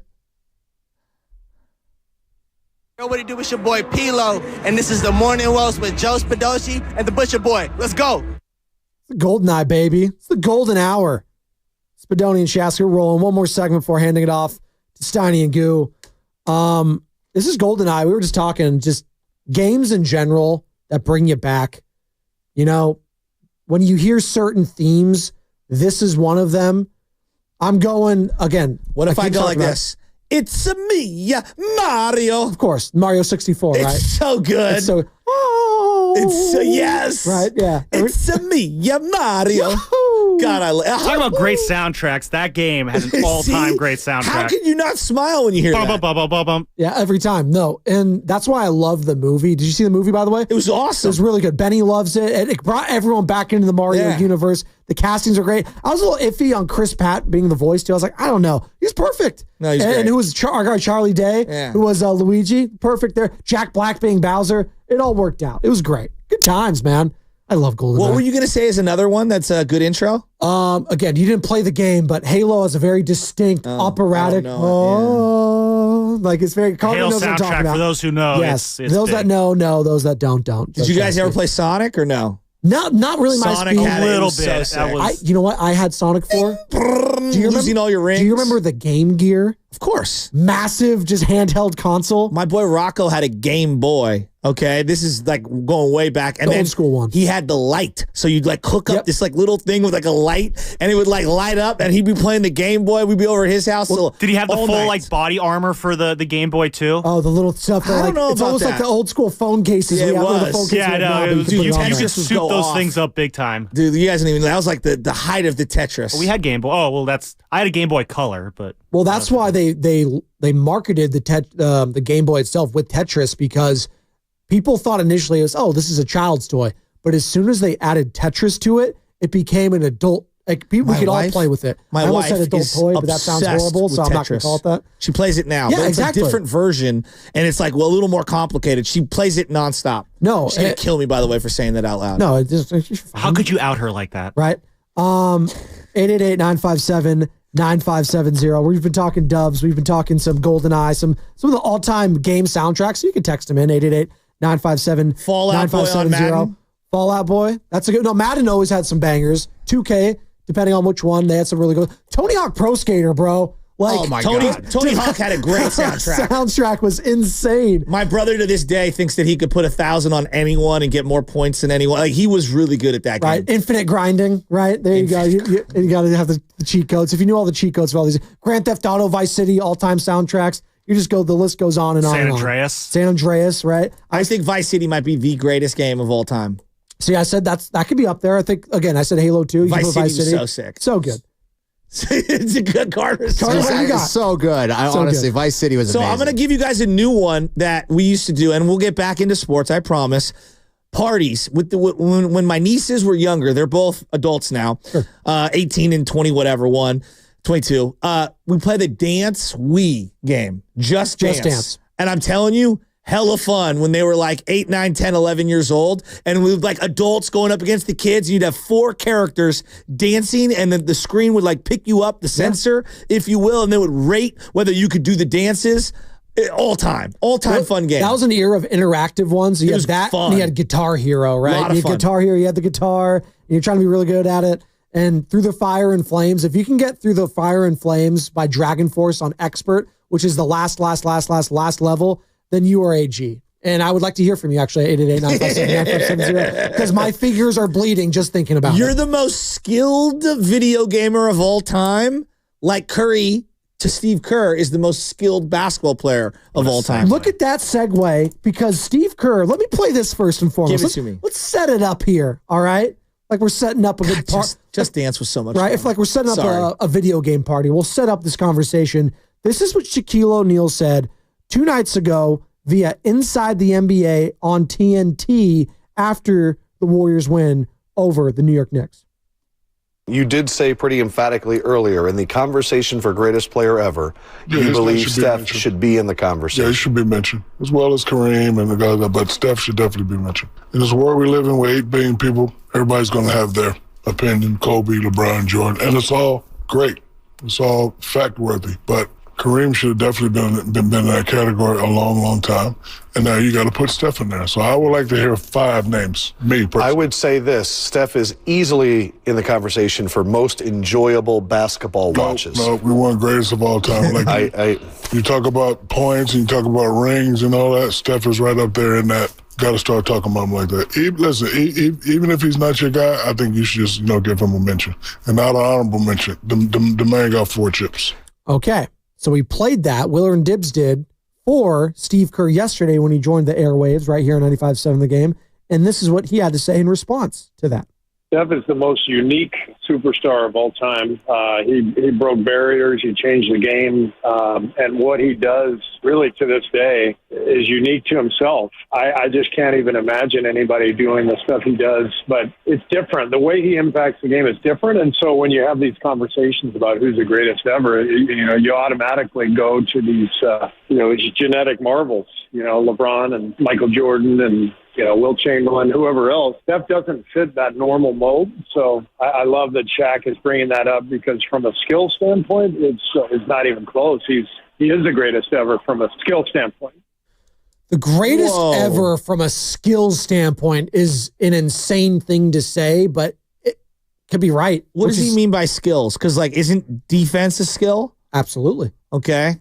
But I think he is saying because of the body of work, being a 6'3" point guard, having to shoot and handle the ball the way that he has done his entire career makes him the most unique and most skilled given all of those variables, his height, how he plays, his stature, all of that. Okay, because if you say skilled, I say like LeBron obviously is I think of him as being the most skilled athlete I've ever seen in my life. I mean, Jordan had patented turnaround jumper. I mean, the fadeaway was an all-timer, and then Kobe took it to another level in terms of being able to pivot and shoot off of without having to dribble. You know what I mean? Just the way that he would break people down. And I would say Kyrie belongs in this conversation. I don't know if he's at the top, but in terms of half court and off the dribble, passing, hanging in the air, pivoting, there's so many things that go into it. Catch and shoot. Unique is one word. There's a lot that gets baked into skill.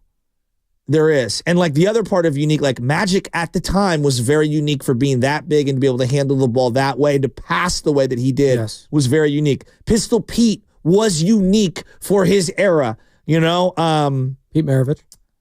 Well, that's an interesting way of putting it. I don't know if I agree that he's the most skilled player ever, though. I don't know. I feel like I'm a little too close to this one because I love Steph so much. Well, the most unique. I'm trying to take a step most back. Unique in the top 10, I would say by far, absolutely, because he is smaller in stature and not as physically gifted as all those other guys you mentioned, the LeBrons, the Michaels, the Kobes, the Wilts. What about his conditioning? Isn't that's not a physical gift? No, that absolutely is. Okay. But it's not. We're not going to remember Stephen Curry for his physical prowess and his strength and his size and his athleticism. We're going to think of, wow, how was he able to do that and create space and be so good at shooting the ball in all these different angles? And I'll say this, as we're talking about, his career and him getting better and him improving around the rim so much so, where I put him up with, again, Kyrie's hurt now, but when Kyrie, you think of him being able to finish at the rim, being the best in the NBA, I put Steph absolutely in that conversation. Yeah. And that's, again, he's not the best at it, but he worked and worked and worked to where I think he is still one of the best. When he drives to the rim, he can make some incredible shots that he was not hitting 10 years ago. No doubt, but it's Isaiah Thomas, the original Isaiah Thomas, Kyrie. There are other guys at Allen Iverson, guys that were smaller who finished around the rim. Okay. Right? I think Steph should be a part of that conversation. Okay, he's in the conversation. I don't think he's the most skilled around the rim for his size. But he's the most skilled shooter ever. Dwayne Wade was not that much bigger than Curry. No, but why does he feel like he was? Because he played up in the air. He was a big boy, though. What was he, 6'4"? 6'4". Okay, so that's another inch. 6'3", 6'2"? Yeah, but okay, maybe there's a difference for some. I'm just like Dwayne Wade he played above the rim, dude. And how much does Steph weigh? 185. Yeah, Dwayne Wade was 220. Okay, so he was physically thicker. He was a big boy. All right. Yeah. So that's why I get what you're saying. And he played stronger than he was too. And Steph, to his credit, has gotten stronger and he's gone to the weight room. I just think that and I know the younger generation doesn't give him the flowers, and I don't even think his own generation gave him the flowers because Jordan and him, clearly there was some bitterness. Right. Isaiah Thomas was awesome. Isaiah Thomas in an era where he was way more physical and you didn't have the spacing that you have now, finishing in the lane the way that he did, he was an all-time player. Like, I know he's been bumped out because of the recency bias and all this, but I want to give him the appropriate respect. Sure. Michael is in Slow. He wants to join in the conversation. What's up, Mike? You're on with Spadoni and Shasky. Hey, guys. Hey. Do you guys think Steph Curry has another 5 years in him? I don't know. I don't know. He does not have 5 years 3 left. or 4, maybe. I don't know. Do you think Warriors have another championship in their blood? I sure hope. What do you think, Michael? What do you think? I think they have the potential to go deep in a playoff run. I don't know if they have the talent around them they used to go back and when they win their championships, but I do think they have a lot of potential still left. Michael, where are you? What's going on in the background of your phone right now? Sounds like a covert mission. And like that, he's gone. I just outed him. I don't know. He's parts unknown. Was he at Cal Poly down in San Luis Obispo? I don't know. Was he doing a lecture? Okay. Yeah, I don't know what the point of that call was. You just wanted to ask it. 5 more years for Steph? I'd say no. That's a lot. He's going to be 30 or 42. Kyle Shanahan doesn't know if we're going to be here next Sunday. So, but I keep coming back to the skill question, and I guess when I would look at skills, like floor vision and passing is a skill to me. Yeah. Right. And being able to thread the needle on passing. So there's so many other guys that I would throw way ahead of him in terms of being able to pass in the half court. Not that he's not a good passer. Magic and Jason Kidd and there's so many guys that I hold in high regard in terms of being able to pass the ball. Then you talk about finishing at the rim. I named a couple of the guys, I think AI and Isaiah Thomas and Kyrie, just some guys that I would put in his, I think he's shorter than those guys on that. Shooting, he's better than all those guys. Yes. He's the greatest ever. Right? Yeah. Shooting, he's better than all those guys. And he does it in such a way where I can understand where Steve's saying, this skill, look at this guy and what he's been able to do since such a young age. He doesn't have the prototypical shot either. I think Klay Thompson, everyone would agree. If I could model my fundamental form. As you were making fun of my form, everyone should try to model it after what Klay Thompson is. Steph's is unique. It's Ray Allen and Klay Thompson in terms of, in my eyes, and probably Reggie. Yeah. Even though Reggie's elbow out was very unconventional, catch and shoot, form, fundamentals, being jump stopping to the ball every time someone throws you a pass, and I call it catching it in the pocket, meaning in the shooting position. Yeah, those are the 3 that I would come to mind. Absolutely. Rip Hamilton as well, but he was more of a mid-range guy. Rip. Brian's on the 101. He wants to join in on this conversation, this skill conversation. Steve Kerr said yesterday on Willard and Dibs that Stephen Curry is the most skilled player ever in the history of the NBA. You agree with that? 888-957-9570. I'm going to give my take on that after Brian on the 101 does. Hey, guys. Steph is definitely one of the most skilled, but you guys got to bring up Larry Bird in the conversation. Yeah. I mean, of course. Run on gaming in the 1990s bored me to tears. I had to turn over to KCBS for a while. But you guys, where's Larry Bird? Larry Bird's obviously in there, but that's Steiny's that's the Steiny lane. I leave that to Steiny. Wait, what was he just say? He went to KCBS? Why? Because he didn't like the video game conversation? Is that what it was? Yeah, all 3 minutes of it. And then he came right back. And then he came right back. And called. So do you think I'm out? They bring me right back. Did he get back into GoldenEye after that? No, he won't do that, Brian. Well, of course Larry Bird deserves it. I mean, the guy has montages of a game where he said, I'm bored tonight. I'm just going to shoot left-handed. Yeah, Larry Bird was also, 6'9"? He's a huge human being. So I think baked into that was the size is a part of that conversation, whereas... And I do think when we talk about, and when Steve Kerr, for pound, when he says skilled like that, I'm not going to say he did a cop-out because I respect Steve Kerr as a head coach, as a player. He played with some of the greatest. He's coached some of the greatest. But the question was GOAT conversation. And when you talk about greatest of all time, it feels like, I think he's the most skilled player of all time. It's like, you're not really answering the question.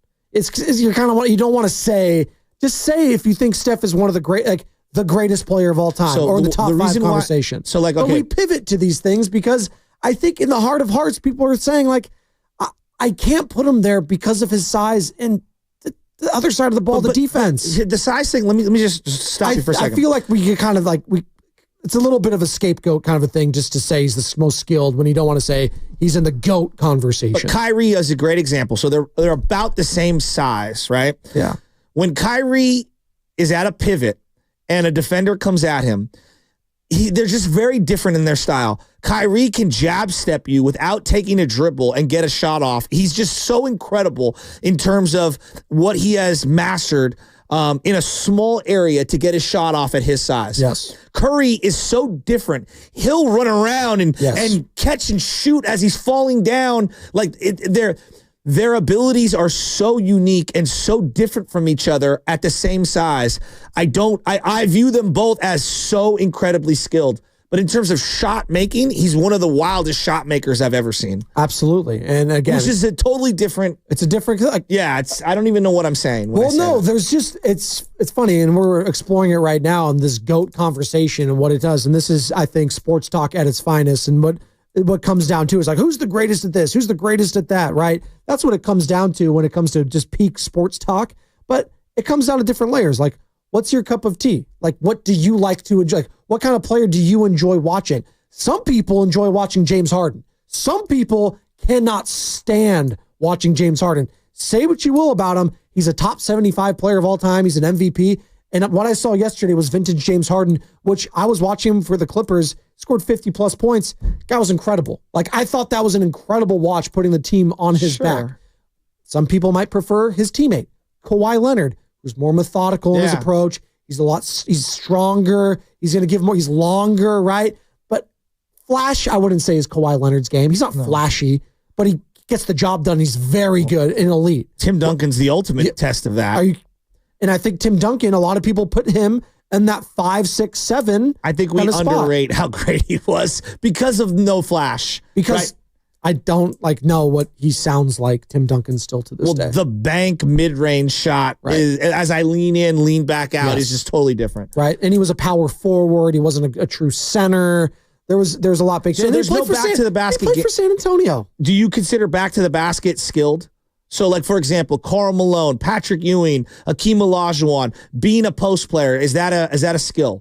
It is, but a lot of that is also predicated on their God-given, just like how tall they are. I think you're underrating Hakeem, David Robinson, Karl Malone. No, those guys Tim were Duncan. all great. They were also 7 feet tall. The ability to use leverage and drop steps, and Kevin McHale, like, it is a refined nuance for their offensive package. Carter's dying to get in here. It's a completely dead skill nowadays, too. Yes, 1,000%. We used to practice, whether you're small or big, just the whole drop step, how to receive a ball in the post, how to throw an entry pass would take 30 to 40 minutes of every practice of just how do you get a pass to a person who is literally boxing out on the block to be able to create position. It's funny you guys say that. Why is it dead? Why? Tell me why, because we're talking about the conversation about the man and the reason why it's dead. Part of that. Steph Curry is the part. He is the reason why. But there are other smaller players. Here's what I would say. There are other smaller players who have post play in their repertoire, and I don't think that's a skill set of Steph's, and that's not a knock. That's just, I remember in just the Mark Jackson closeout game of Game 7 with 2 minutes to go, them throwing the ball to Steph at the mid block, and he couldn't do anything. Right.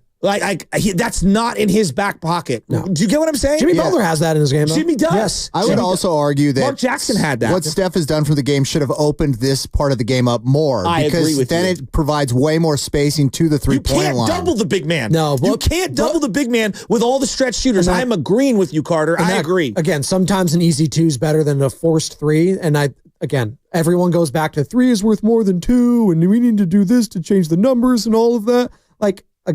The style of basketball right now is not my favorite to watch, but I understand that's where we went because of one guy and one guy only, and that's Stephen Curry and what the Golden State Warriors did, being the first true jump shooting team, if you want to say that. Yeah. Sure, they were so much more than that. If you want to label them, fine, but they changed so much with that run, and then bringing Kevin Durant to be a part of that. Now you have an elite three-point shooter basically everywhere when it comes to Clay, Steph, and then KD. and they took the game to such a level that we'd never seen before. It's like, why even step on the floor? And again, the center of that was Stephen Curry. So if you want to say, as we're talking about the GOAT conversation, that's why we're talking about this, because Shaq said a couple days ago that Steph Curry should be a part of that GOAT conversation. That's where I'd start first and foremost. He changed the way the game is played. Well, that's a different conversation in such a way than skill. But that's where I would go. Again, that because if I said skill to you, Joe, and I don't mean to interrupt, but if I said skill to you, I think there's an argument. LeBron James is the most skilled basketball player I've ever seen in my life. What if I said it was Jokic or Hakeem Olajuwon? Sure. Okay, like both of those guys were as good of passers as anyone from their eras. Like Jokic right now, let's just go Jokic. Let me isolate Jokic. There's an argument to be said. He has all of the post play that I've been discussing for a long time. Back to the basket. He can step out and hit so many crazy shots. He has all of the mid-range stuff. He shoots over his ear, so it's almost impossible to defend it. He has a mini hook. Yeah. He has the drop step. He's one of the greatest passers, and his size does factor into his ability to be able to pass. But he's got all of that. Plus, he has the ball security that I'm looking for, which to me is also a skill, not putting the ball into harm's way. He's got all of the winner mentalities. And he does, I think he is one of the most skilled players of all time. And he's a great big man, but he's one of the big men that you're going to remember, not for his defense. He's never been. Okay, that's a good point. That's part of it. Then now I go to the dream. Hakeem Olajuwon has a lot of the Jokic stuff, maybe not the step back stuff, had that fadeaway. The dream shake was unstoppable. Yes. And he has that defense. Just ask Shaq, right? Ask Shaq. We got a lot of people that want to weigh in on this. I want to hear this. I love these conversations. 9570. Most skilled, right? We're going to go to Max and Napa first. What's up, Max? You're on with Spadoni and Shasky. Hi, thanks for having me on. I've listened to you guys a lot, but this is the first time calling. Appreciate it. So one of the things I wanted to bring up, on the subject of Steph being the most skilled, we talked about his defense a number of times, and he's not a bad defender, but obviously he can't, since he's his size. He's going to get outsized by people, so he can't defend everybody. But I wanted to bring up in 2016, he, in addition to everything else he did, his 50, 40, 90, 30 points a game, unanimous MVP. He was the 7th top scorer in the paint. You can fact check that, but to do that while he's doing everything else, I think, obviously I'm a Steph fan, and I was a Steve Kerr fan for a long time. I still am. But I think it's hard to argue that anybody has ever been more skilled than him. And not to throw back too much, but video game soundtracks, Final Fantasy VII needs to be put in there. Wow, love it. And not to try to shout out myself, but I have a jazz band that does all video game music, and we do a number of Final Fantasy VII songs. We're send us some tracks. Star Jazz. Wait, Max, where can I find? Can I find you on like social or something? What's your guys' band called? Yeah, we're Invincible Star Jazz on Instagram. We're out in Napa. Invincible Star, like when Mario gets invincible. Yes. We're like that. Okay, we'll find you. I like Raccoon Thanks, Mario who can fly. That's Max and Napa. That was great. No, that was great. I always thought, I was like, I always wondered what animal that was. I was like, is that like a flying squirrel? But it's a raccoon, which somehow flies, I guess. I don't know how that works. Or is it a red panda? I'm not really sure. It's the Davy Crockett hat. Okay, it's the Davy Crockett hat. I don't even know. This is an interesting combo that people are really feeling. People are feeling it right now. I like it. Again, Steph is their guy, though. So there's no right or wrong. We're just discussing skill hoops. is just interesting to say because for the longest time, we've never seen anyone like LeBron being that size, being able to do what he does with all of that baked into it, the passing. And then he became a great three-point shooter. He evolved over time. That's part of it. And Stephen Curry, like being in the paint and scoring in the paint, evolved over time. Let's go to Thomas, who's out in Dallas, Texas. Hey, what's up, Thomas? Thomas here. Just thought I was currently in the class lecture, but just want to pick your guys' brain. How much longer do you think Steph's got left in the league? And also, you guys can just start passing the ball more, or just keep shooting. Next caller. Okay, Thomas. Was that the same guy that called from San Luis Obispo? Was that literally the same guy? It sounded like. No, that guy is also still on the line. So, what was that? How many years does he have? Why is everyone asking how many years 14. he has left? He's got 14 left. Enjoy what he's doing right now. No, this one I think he's got 14. 14 more years. He's going to play 29 years in the league. He's got at least, 2.5 seasons left on his contract. That's what I'm going to say. He's got 14 more years left. Right. Let's go to CJ in Oakland. Can you help us out here, CJ? So you're from the town. Help us, for Christ's sake.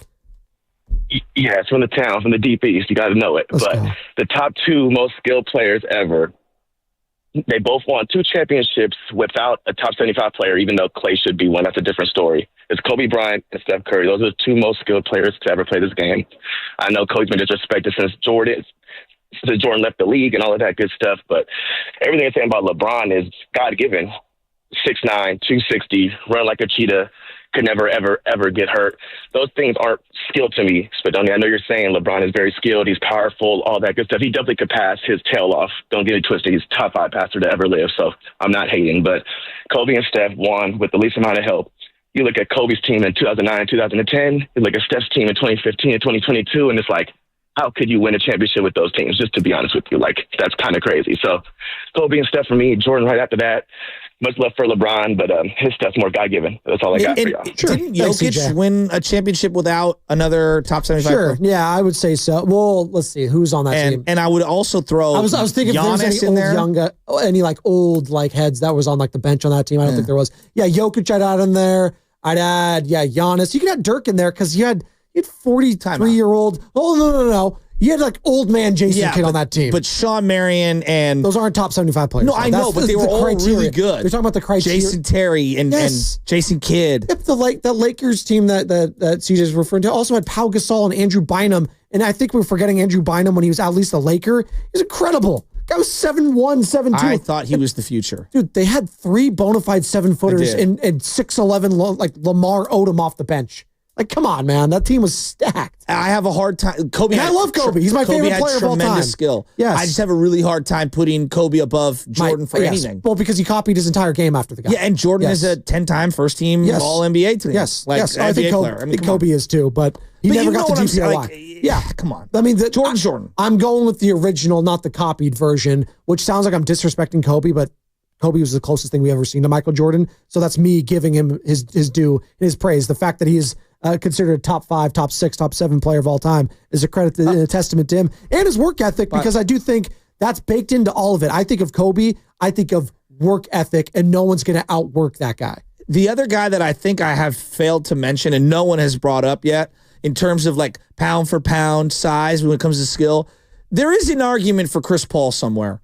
At 6 feet tall, being able to do what he's done for as long as he's done. I'm not saying he's at the top of the charts at all these things, but you want to talk about a highly skilled player. Well, you want to talk about point guards of their era, it's going to be Stephen Curry, and then who do you put right after him? Is it Kyrie? Is it Chris? I know he hasn't won a title, and by the way, Forever Warrior, but he's Chris still Paul. Great. Forever Warrior, Chris Paul. Our guy here, Chris Paul. CP3, don't get it twisted, Joe Shasky. I think he's the second greatest point guard of his era. So, yeah, you can put him in there, absolutely. Just because he didn't win a title, and that's what it always comes down to, the titles, right? He was so damn good. And maybe if David Stern didn't nix the trade that he was going to go to the Lakers, he could have won one with Kobe. Maybe if the Lakers had more help. Generations, teams haven't just thrown Hall of Famers to them. I mean, blame Nico Harrison. Don't blame Rob Pelinka for that. I just I don't know what you want. Another one we haven't brought up, which I think you can make an argument for, is Akeem Olajuwon. Just because I said him earlier. Okay, I threw him in the Jokic bucket. At his position, he probably was the most skilled. And he was infinitely more comprehensive as a defender than Jokic was, but passing, the dream shake, his hands, his free throws. I mean, he was an all-time player. We've kind of forgotten how great he was because he was sandwiched in between the Jordan stuff. Right, and the fact that he had a whole continent behind him, and he was from Nigeria, man. He had the whole continent of Africa behind him, and that meant a lot to players. I'm sure that it trickled down. Obviously, Jonathan Kuminga is too young to have watched Akeem, obviously, but guys like that, guys that are coming from Africa now, some of the big top players like a Jonathan Kuminga, like you think of a Joel Embiid, some of these guys, a Serge Ibaka, if you will. Yeah. They looked up Akeem Olajuwon and what he means over there. And again, Shaq in Orlando was much different than Shaq in Los Angeles. Shaq in Orlando was one of the freakiest players, if not one of the most physically gifted freaks I've ever seen in my life. And Akeem owned him in the finals. Owned him.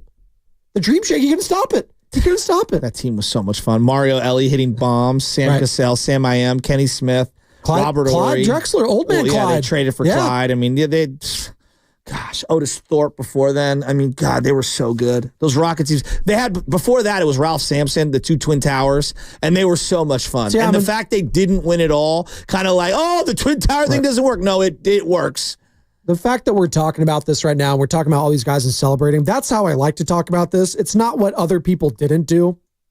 Like, I hate when these conversations turn into, well, this person, like, and it turns into, Steph, well, he didn't really play defense. I was like, let's talk about all the things these guys were doing well and why they are a part of the conversation. And I think that's what Steve Kerr ultimately was doing. And we asked Anthony Slater a couple days ago, like, if we're having the GOAT discussions, unfortunately, you have to bring up what the deficiencies were with all these players, and it's baked into it. And not just on the court. Let's keep it a buck. Off the court, it's part of the GOAT debate for me, which is why, like, I think about Steph being one of the ultimate teammates and great persons of the game. I do think that matters when we have these GOAT conversations. Like, yeah, deficiencies do too. Yes. Like, if you have a huge hole in your game, I think that kind of negates you. So Russell Westbrook is a guy that when you say, skills, well, guy can't shoot. So like, that takes him off the list. Talking about being a leader too, I don't think he's a great leader. Well, and I never thought he was the greatest passer per se, though he would rack up a ton of assists. And then Russ had a good game last night, so everyone's going, oh, look at Russ. I made this like tongue in cheek earlier in the season, but I still kind of mean it. Like, Russell Westbrook can lose you a series in the playoffs. Absolutely, he can. There's a guy. I know he's coming off the bench, but I'm just going to say that I'm going to be very surprised if the Russell Westbrook, if he was a big part of a championship for the Denver Nuggets, I'd be very shocked. There's a couple guys that we haven't named. One of them, Kevin Garnett, who I think deserves recognition in this discussion. Why do you? It's fine. Anything is possible. Kevin Garnett. Why when I bring up Kevin Garnett, do you scoff? I think his career was completely, that run was a great run, the big three. I think he has lived off the height of that for quite a long time. I understand. Played in Minnesota. You were defending LaMelo Ball just the other day for playing for the Charlotte Hornets, and you scoff at Kevin Garnett, who's a much better player than LaMelo. I'm not scoffing at him. He dragged them to relevancy when they were god awful. I'm taking Pau Gasol's career over Kevin Garnett's career. How about that? Does that lead us into Fast Five? I think it does.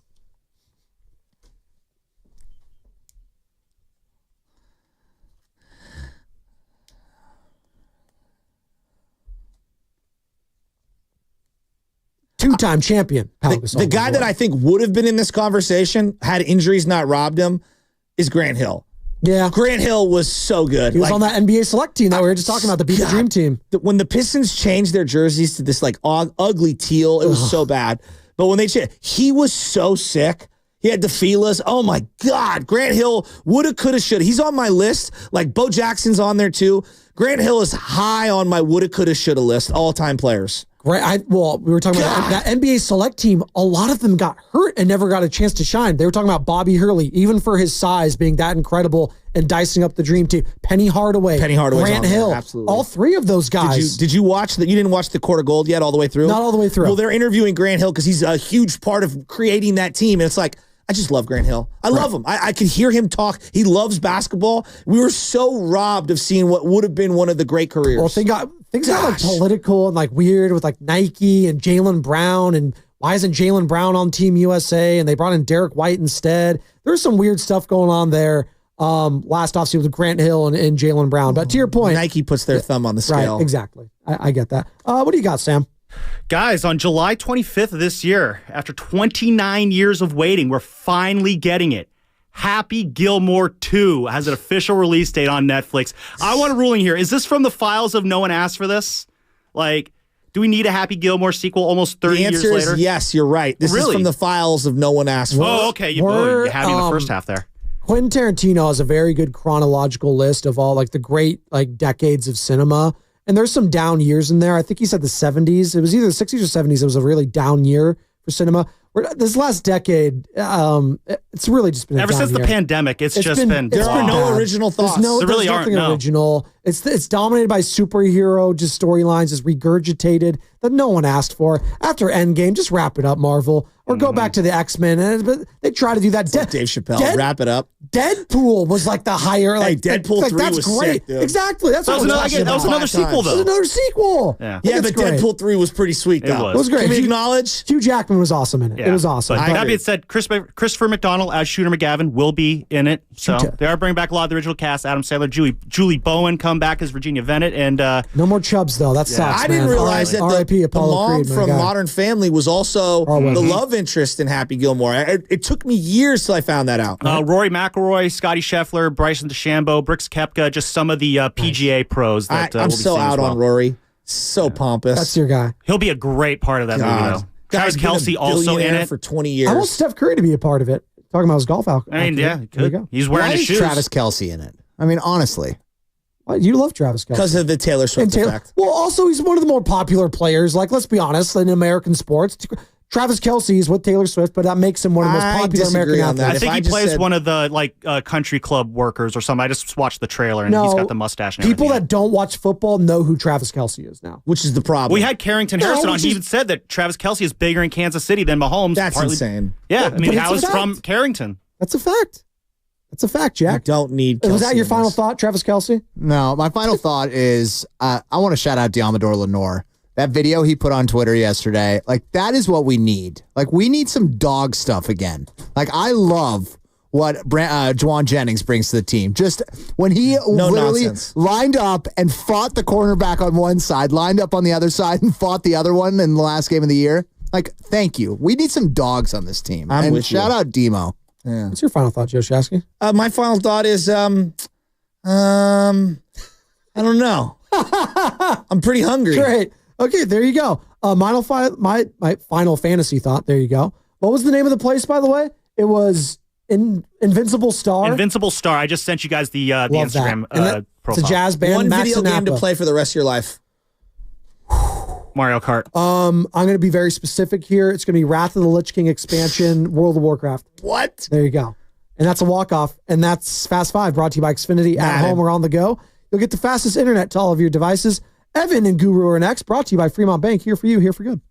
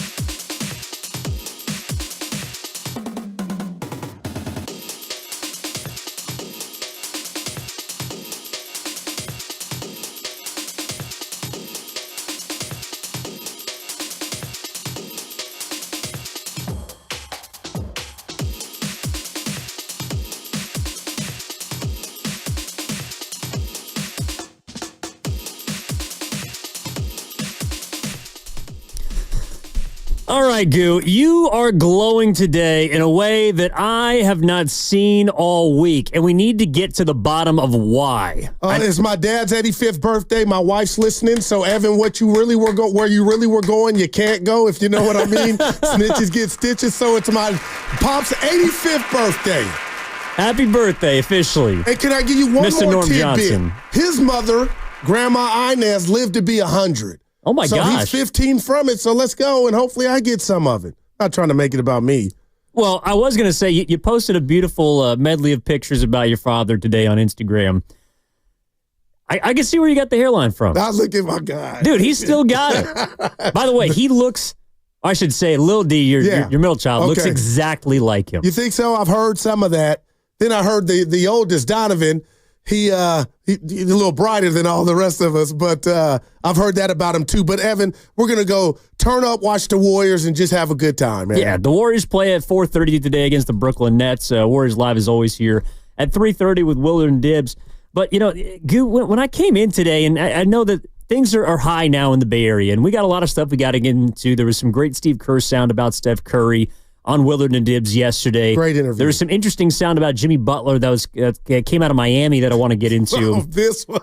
I mean, but really, Goo, where we got to start, I think, is with the San Francisco 49ers today. And, we're going to talk some hoop down the stretch of this show.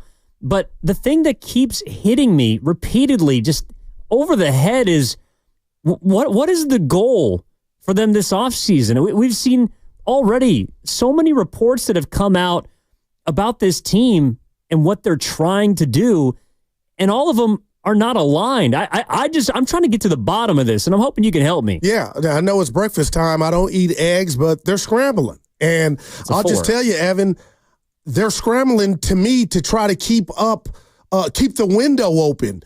And I kept telling you guys at every turn, every time they would lose an NFC championship game or a Super Bowl, these things are not easy. And they were making it look easy, and they were dominating, and they had strength in numbers. So to me, when you tell me what's the object of the offseason, Evan, it's to extend this window. And I'm wondering, do they have the resources, and do they have enough time to extend that, what I deem championship window? So I am concerned, and to hear our guy yesterday, shout out to Dibbs and Willard. I don't know if you caught this, because Willard never uses this word. He said he was concerned just about the state of affairs, I'm paraphrasing, for the Niners. So, Evan, it's real. And when he said that, I said, I agree with him. So I don't know what's going on, but I know the lines, both lines, O and D line, the games are won in the trenches, right? But both of them need attention. And if Bosa's brother is available, do you take a flyer on a guy who has some Paul George and Kawhi Leonard in him? When he's on the field, that's not the problem. But when he's off, that's the problem. So, Evan, I don't know, but I know being proactive, if you were able to hold up Joey Bosa, that would improve the line along with his brother. I mean, they got to improve so much. And that is the news from this morning. They're the odds-on favorite, according to Bovada, to acquire the services of Joey Bosa, who was released by the Los Angeles Chargers. This was just from Adam Schefter of ESPN. We kind of talked about it yesterday, but the 49ers informed defensive tackle Javon Hargrave that he'll be released next week, the beginning of the new year, so he'll be a free agent. The Niners are sending guys out and trying to figure out who they're going to bring in. And I just wonder, again, what is their goal right now? We're hearing conflicting reports about how committed they are to Brock Purdy. We got Schefter saying that franchise tag is on the table. Wow. Odyssey's Jason LaConfora is reporting that their initial offer was made of $45 million. The Niners are attached to Bosa. They've been attached potentially to Davante Adams. DK Metcalf is looking for a trade. Just what the hell are they trying to accomplish this offseason? Is it getting back to a Super Bowl, or is it, because the way that I'm reading their actions, not just the word, the actions of the Niners right now, this is a team that's trying to trim some fat. This is a team that is more inclined to do what the Chargers just did and release a player that frees $25 million in cap space than to acquire a $25 to $20 million player. I do not know if this team is as committed to the win now window that you're talking about trying to jam back open. You know what, Evan? Then that's a problem. And it's a problem from this standpoint. What do we say about Joe Lacob all the time? And he's on record as saying it. Damn it, if we got a chance to win, I'm blowing past the tax and I'll pay the penalties. So I thought when last year sometime York said we're willing to, reset the market with our quarterback, I just thought it was a layup, a slam dunk. So let me ask you this, Evan, because you asked some pertinent questions that I don't have answers to. Did the Niners win 6 games last year truly because of injury, or was it because of attrition and a run that they were so strong in that it finally caught up with them? I don't know the answer to that. I'm conflicted. Was it injury why the Niners didn't make the playoffs, in your estimation, or was it more a byproduct of we're losing talent left and right and the last 5-6 years have caught up with us? I think that the bubble finally burst. The bubble of whatever the previous version of the Niners. Like, I think there's a very real possibility that in a couple of years we look back at that 5-year window and say, damn, it was really good. Manny. Because I'm not so sure this team going into next season is just a surefire Super Bowl contender the way they've been, again, for the better part of the last 5 years. And I don't necessarily look at that as doom and gloom because they made some financially irresponsible decisions. Damn. And I think that they recognize that, and that's why now they're starting to dial it back. Like, would I love for the Niners to go after a DK Metcalf? Yeah, I think he's a great receiver. But I love to see them go after Joey Bosa. When he's on the field, I think he's a good defensive lineman. Had a sack, 2 tackles for loss in their playoff game against Houston. He was a factor in that game. 14 games last year. Yes. 14 the 2 years combined before. But the Niners need a whole lot more than just a couple of big names. And I think that's why, for example, at the trade deadline last year, I think we're kind of having a similar conversation. At the trade deadline last year, it was, there was this guy available. There was that impact player available. And the Niners ended up largely doing nothing. And that to me was an indication that they were not one player away. They were not one move away. And so that's why when I was talking to the boss this morning, he said, what's the all-in move for the Niners? What is the all-in move? And to me, they almost have set themselves up where there is no one all-in move. Man. And I'm going to go down the list in just a little bit of what they actually need to identify, what they need to get, whether it's in free agency or the draft. But one big star all-pro player is not going to come in my opinion, and change the course that the Niners are currently on going into next season. And Evan, that's phenomenal, and I agree. And then it goes to my point about the to-do list might be so long, it might have to take you a couple off seasons and a couple of drafts. But hearing you talk the way you just said that, I know you're not a mind reader, you're not a psychic, but do you think, and I'm not going to tell you I like the way this guy handled his business, Deebo Samuel, even the way that he handled his business while he still was in uniform this past year. But do you think there's a part of him that looked around and thought we might be shot, that our best chance to win it all is over, and maybe that's why I want out? Well, I think Deebo Samuel and the 49ers needed to part. That was a mutual parting. But Deebo's in a better locale right now than he was last season. That's why I just threw that at you. I mean, if you're looking at teams you want to hitch your wagons to, are the San Francisco 49ers one of those teams in the NFC? And if they are, how close are they? I mean, I know that they're still one of the betting favorites in the NFC. I believe they're third. As far as teams that are, trusted to win the Super Bowl, betting odds, I think they're 6th or 7th. There's still belief in this team. And I think that this team, with the schedule that they have, can be a playoff team. But this idea that they can, this offseason, use whatever cap space they have to go into free agency, get 1 or 2 guys, and just expect to be the big bad bullies on the block of the NFC they were as recently as 2 seasons ago, that to me is a fool's errand. Like, you got to toss that idea out. But damn, Evan, I know it's Pop's birthday. Shout out Norm. He said, never mistake activity for achievement. But if I'm a Niner fan and I see the Niners trying to go all in and then moves don't work, I guess at the end of the day, you're disappointed, but you're not disappointed from the standpoint of they tried. They went out. They wrote the checks. They wrote the capital. They spent the capital. Because my question to you, Evan, then what do you do if you're the front office of the Niners? What is this a soft rebuild? When you're about to pay your quarterback X amount of money, who looked and it feels like, has the goods. Obviously got you to a Super Bowl, but I'm just wondering, Evan. Well, that's what I'm trying to figure out too. And I'm taking all help today.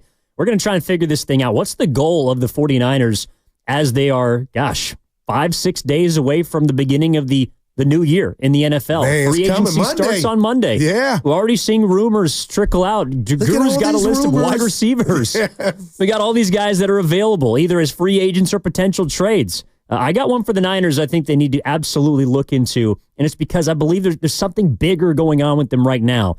But 888-957-9570 is the number. Evan Giddings in for Matt Steinmetz alongside Daryl the Guru Johnson. What's coming up on the game is brought to you by Fremont Bank, here for you, here for good.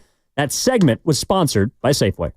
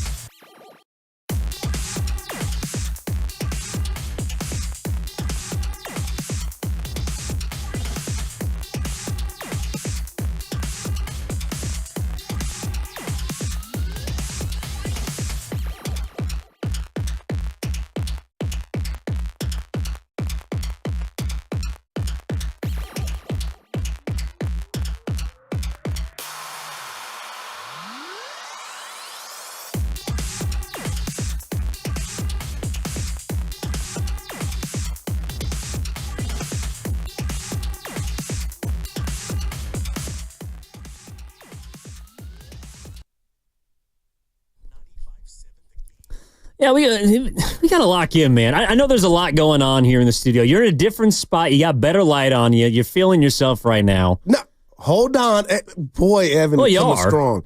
The engineer extraordinaire, white Tim hot, Jordan. Or your neighbor's white hot. His job is easier when I'm over here, but I do feel like a loser. You ever in school, we're changing seats, and it was the biggest deal in the world. I do feel like that right now. Steiner's not going to like it when he comes back. I know that. But why?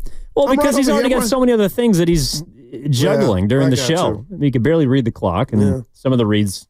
I'm trying to get the skinny lenses on me. You know where they're at? The skinny lenses. Little close on me. Well, the camera does add 15, so you're all right.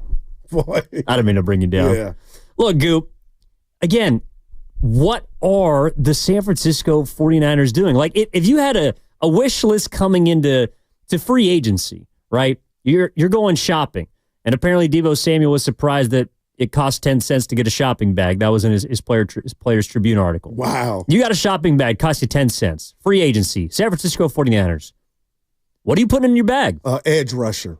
I mean that. I'm telling you, man. An edge rusher, Evan. You got one, but you need surplus. You need another one.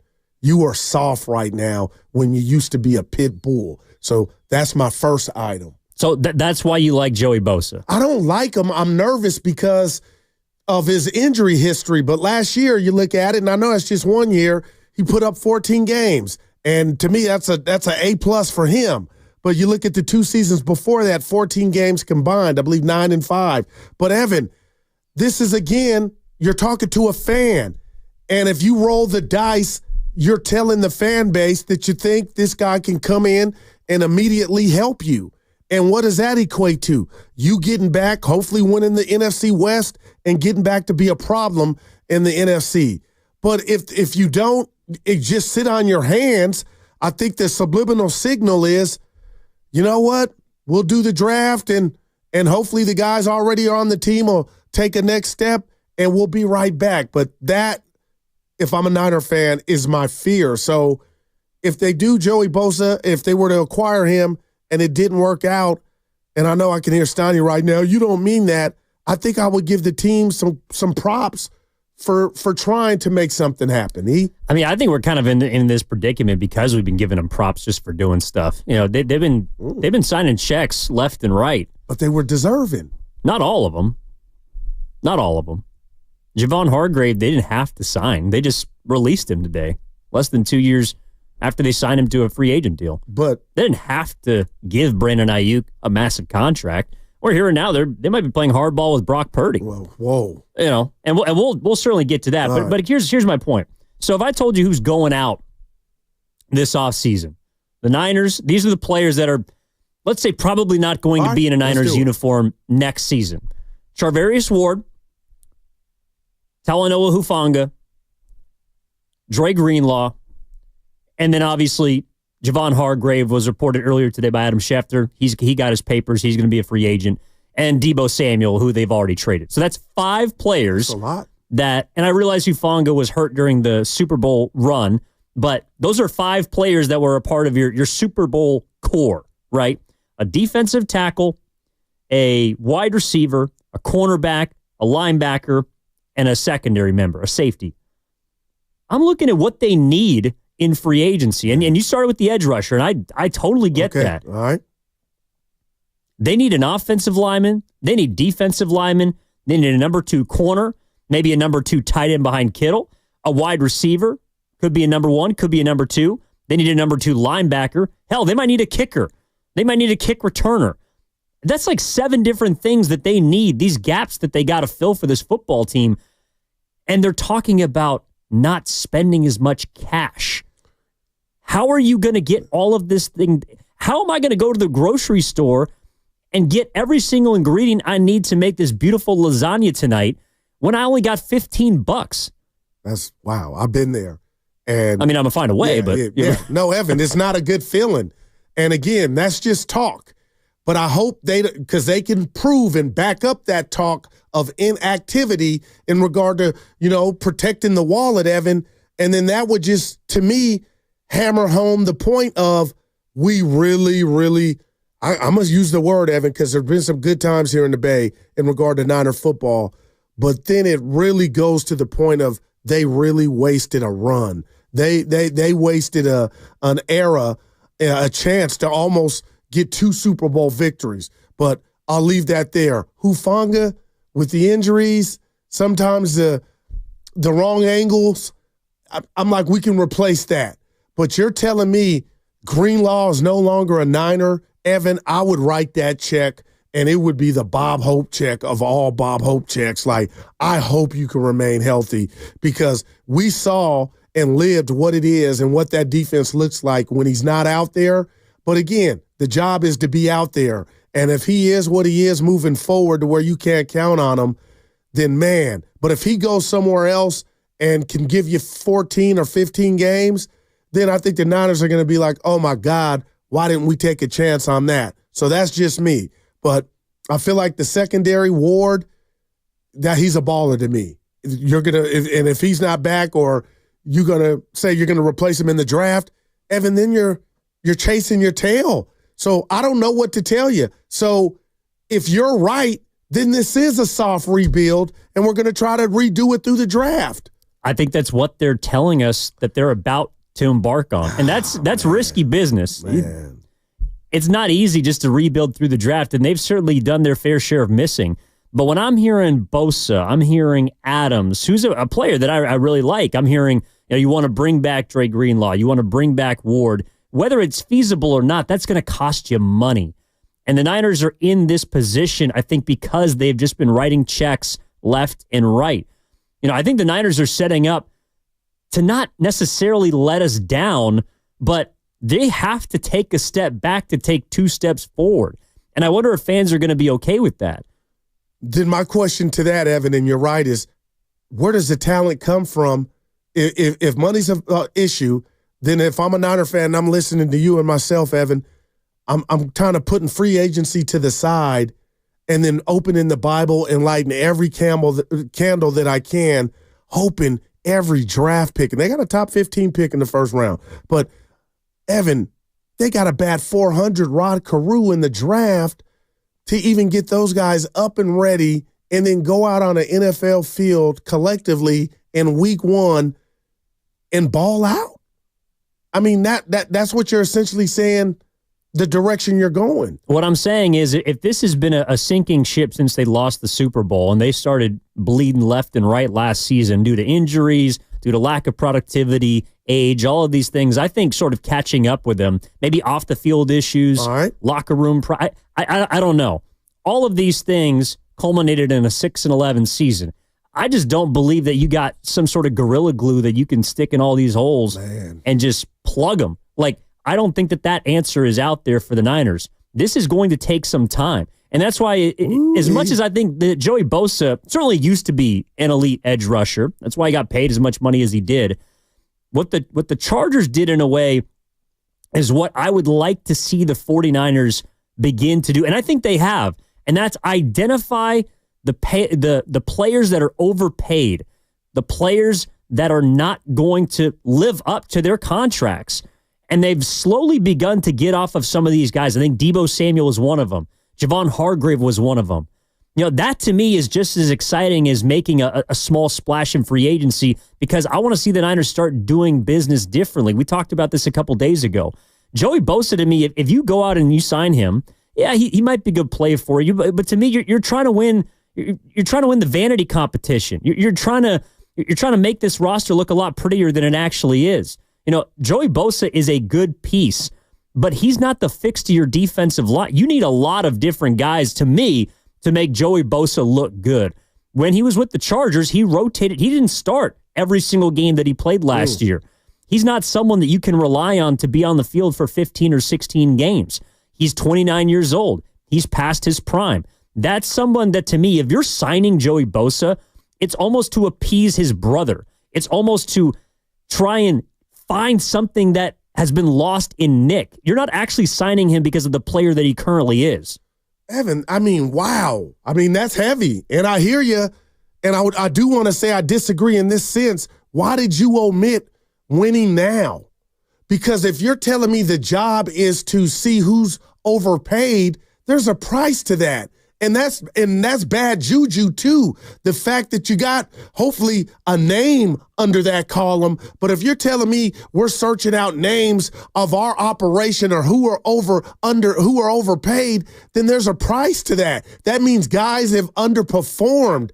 And again, either that's a bunch of bad luck, but Evan, my gosh, vanity to add Bosa to this D-line, because right now when I think of the Niners D-line, I think of one. I think of Nick Bosa, but oh my gosh, if you were able to add and take a chance on Joey Bosa, doesn't the line as a whole get better just with that acquisition? And wouldn't you be doing it for the right reasons of, Evan, it might not be enough when it's all said and done, but right now, 2 is better than 1. And our line is going to be better with Joey Bosa. But all right, let's rewind to 2020 into 2021, because that's kind of what the Niners are trying to do. All right. You know, I didn't see a whole lot of. I was just going through some of the acquisitions, the trades that they made. They trimmed some fat, and they made a tough choice, a bad choice in trading DeForest Buckner. Man. But some of the other choices that they made were not sexy splashes. You know, the biggest one that they found was obviously Trent Williams, and that was in 2020, and then they paid him the following offseason. All pro. But a lot of those players, you know, they said goodbye to Richard Sherman. They said goodbye to some of those older leaders on the team. And I understood that. But it's because they had young guys that were ready to step in and fill those voids. I guess I'm just not looking to plug the holes of this football team with pricey old players, you know, with names. That's what Joey Bosa is. He's a name. And he's still got some game. There's no doubt about that. He can still help you when he's on the field, but to me, it's more about I'm looking at 99 and 97. Like if you sign Joey Bosa, you win the press release. There's no doubt about that. His resume is long, his resume is impressive, and he's made a lot of money for himself. But financially, you ain't into it. No, I'm signing a 29-year-old edge rusher who hasn't been able to stay on the field the last 3 years. Well, that's what you're really signing. No, Evan, you're on fire. But let me ask you this then. If age is really the birth certificate is really a big component to how you're moving forward and who you're signing, then I got to be honest, and Davante Adams falls under that too, then a lot of that condenses the free agent list to me. Like that's 85, 90% of the free agents that would not be a fit for the Niners. Well, Davante Adams has at least been on the field. Yeah, but I mean, you know, my point is he's not 25. No, he's not. And trying to find a 25-year-old up-and-coming stud it's going to be really hard to do. Right. You know, but that's why it's like, all right, if they sign a DJ Reed, for example, nice number 2 corner for the Jets, that's not going to blow anyone's socks off. But that might be the right move for next season. You know, trying to figure out how they can identify players that can still ball, that aren't these big names, price tags. I mean, to me, Goo, also identifying who on this team, if I told you right now, you want to invest in long-term, not name Brock Purdy, you know, where does your mind go? I think they have a few of those guys. Nick is obviously one of them. Bosa. Fred Warner is one of them. George Kittle isn't in that class to me because he's 31 years old. Well, he's your best player to me. Diamador Lenore. Yeah, offensively. And then where else? Yeah. You know, I mean, because this is a team I still think can be competitive, but their actions are telling me that they're not all in on this upcoming season the way they were trying to go all in for last year. And I actually do think that is the right decision. I do not believe they need to go all in for this upcoming year. But Evan, let me ask you this then. If you could, for us, break down your definition of competitive for this team? Because right now, the best thing in Ninerville to me is their schedule. But you are quickly, especially if you don't take advantage or the opportunity to add free agents, and I know there's risk involved, who the hell are the Niners coming off a non-playoff visit last season to deem, we want to play them? Because I can make the case, Evan, if you don't add, you're slowly becoming the team that you're right now salivating at the bit to play. Like, how are they competitive if where's the talent coming from them to be competitive? Are you saying, they'll be healthy? No, at some point you had to retool. I mean, look, everything last year to me went wrong for the 49ers. From the contract negotiations to your first round pick getting shot to guys getting hurt to players losing children off the field. Like, there was a lot that went wrong for the Niners last year. I agree. I am praying that all of those things do not befall them again. Combined with the fact that they have a weak schedule, to me, Goo, a 10-7 seat, like, for example, that's what they went in 2021. They went 10-7. They made the NFC Championship game, and that set them up for the 2022 year in which they could go out and get a McCaffrey. And yes, they found Brock, but they were set up to make some moves. This team coming off a 6-11 isn't a group that I'm investing a lot of money in. They got to prove to me first that they deserve to be helped. Does Nick Bosa need help? I paid you $30 million a year to be the help. I'm not going out and saying, well, we got to get him help. Does Brandon Aiyuk need help? I paid him to be the help. Just think about who on this team right now needs help that is paid to be the help. Bosa's at the top of the list. You could even throw Trent Williams into that category. But Evan, even coming off of 3 All-Pro seasons, like, can we give a brother a break? Like, and I get it. If Stoney was here, he'd be talking about his age. But my gosh, this dude's been a godsend since he's been here. Evan, I'm not saying he's going to go to Germany and get the Kobe stem treatment and come back and be what he was when he was 25. But that's a guy I can look at and say, okay, now that we found out some stuff was going on, you physically weren't in the best shape of your life. That's something I can go to bed with thinking, you know what, we're going to get the best version of Trent. But what if the question you just hit me with like a frying pan for who needs help, you are the help, is Nick Bosa, then where are you at? And what are you doing? Because I think we're slowly getting to he needs help. Nick Bosa? Yes. Then that means he's moving. He's 2 moving years ago, he didn't record a sack in the playoffs. 3 games. If Nick Bosa needs help, you are in trouble. And Evan, I'm ready to ET, put my ouch. I'm ready to just touch it. Really, I am. Are you saying you need one more season before you're there? Because I think I've been, it's dirty little secret, but little whispers. But Evan, I'm starting to thinking it's okay. You paid him like he was the greatest. I get it, but a brother needs help. Like, I think they need to know that now. If Nick Bosa needs help, the San Francisco 49ers got bigger problems. Man. Seriously, if you're looking at the talent on this team, who are the best players on the roster? Nick Bosa's got to be one of them. Yeah, Fred Warner, George Kittle, Trent Williams, and McCaffrey. Does Christian McCaffrey need help? Does Trent Williams need help? Does George Kittle every need great help? Running back needs holes, right? You know what I mean? But wow, man. But to me, you're illuminating something I think that's also at the core of the 49ers' issues. Every player on that team that is supposed to be a talent, that is supposed to be an elevator, I don't know, maybe a bus driver, whatever you want to call it, they need help. All right, Trent Williams needs more help on the offensive line. Thus, Christian McCaffrey needs help to set up holes for him. Nick Bosa needs more help on the defensive line. Fred Warner needs a second linebacker next to him because he needs some more help. Played last year on a bum wheel. Diamador Lenoir's going to need a second corner alongside him because he needs help. The Niners are screaming for help. And that's why I think if it's about extending the window, and last year, if they look at it this way, from this vantage point, it was an anomaly because we were injured. Evan, I'm saying my chips are going all in to get and take risk on guys that are proven that when they're healthy, they can go, like a Joey Bosa. What if I told you that the Niners need to make a new window? Then we're talking about a soft reset. Like you're talking about kicking that window back open. Kicking again, exactly. But if I get what you're saying. What if you need to build a new window? Then I wouldn't say let's print the playoff tickets up for next year.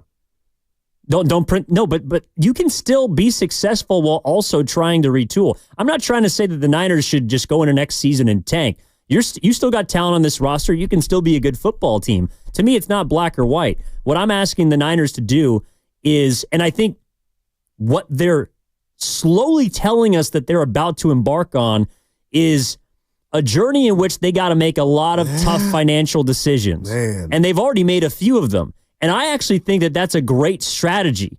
Now, the next biggest one they got to do, which is also why we're beginning to see these breadcrumbs trickle out at the quarterback position, that's the next one they do need to be financially responsible with. Wow, Evan. And I don't know. Does he need help? Every quarterback needs help. Yeah, of course. Yeah. So, but I can't. But that's why if I'm wrapping up all my money in a few players, if football's a 53-man roster, I can't have 5 players making all the money. I got to be more responsible with that.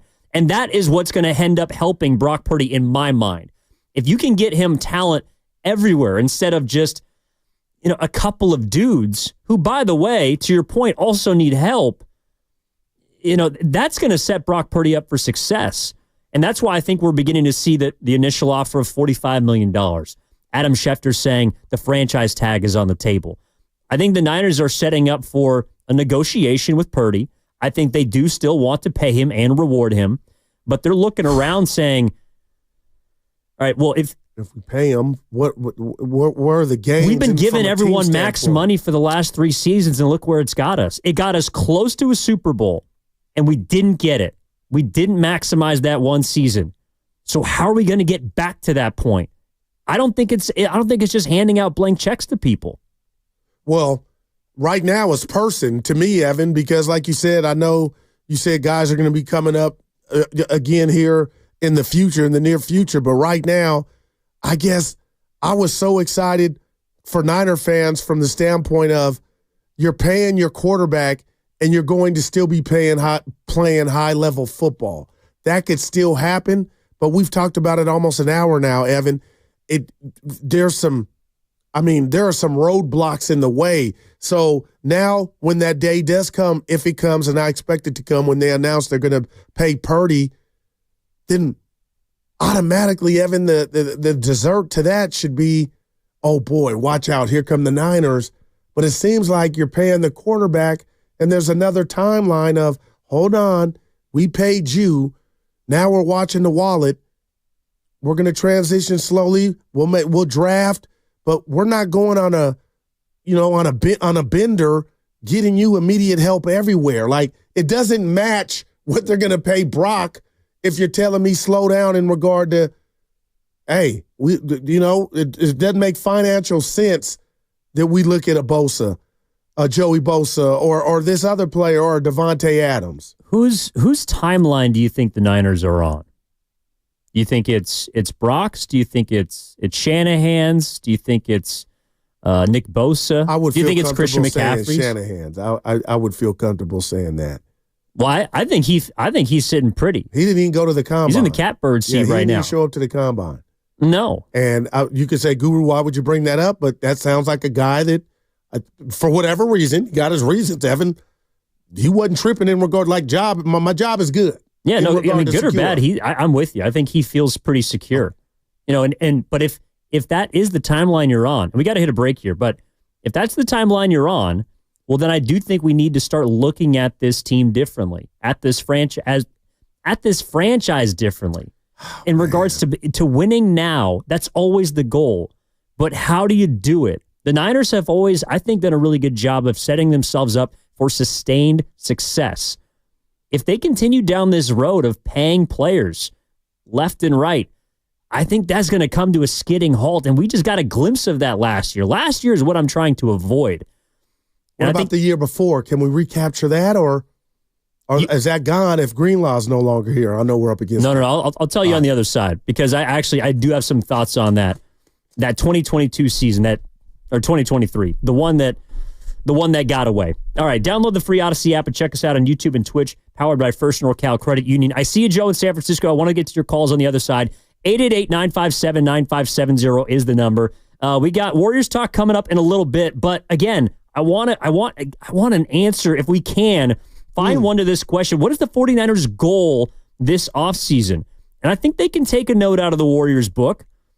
And I want to dig deeper into that as we move forward. Again, 888-957-9570 is the number. Evan Giddings in for Matt Steinmetz, Daryl the Guru Johnson. That segment was sponsored by Crystal Geyser, Alpine Spring Water.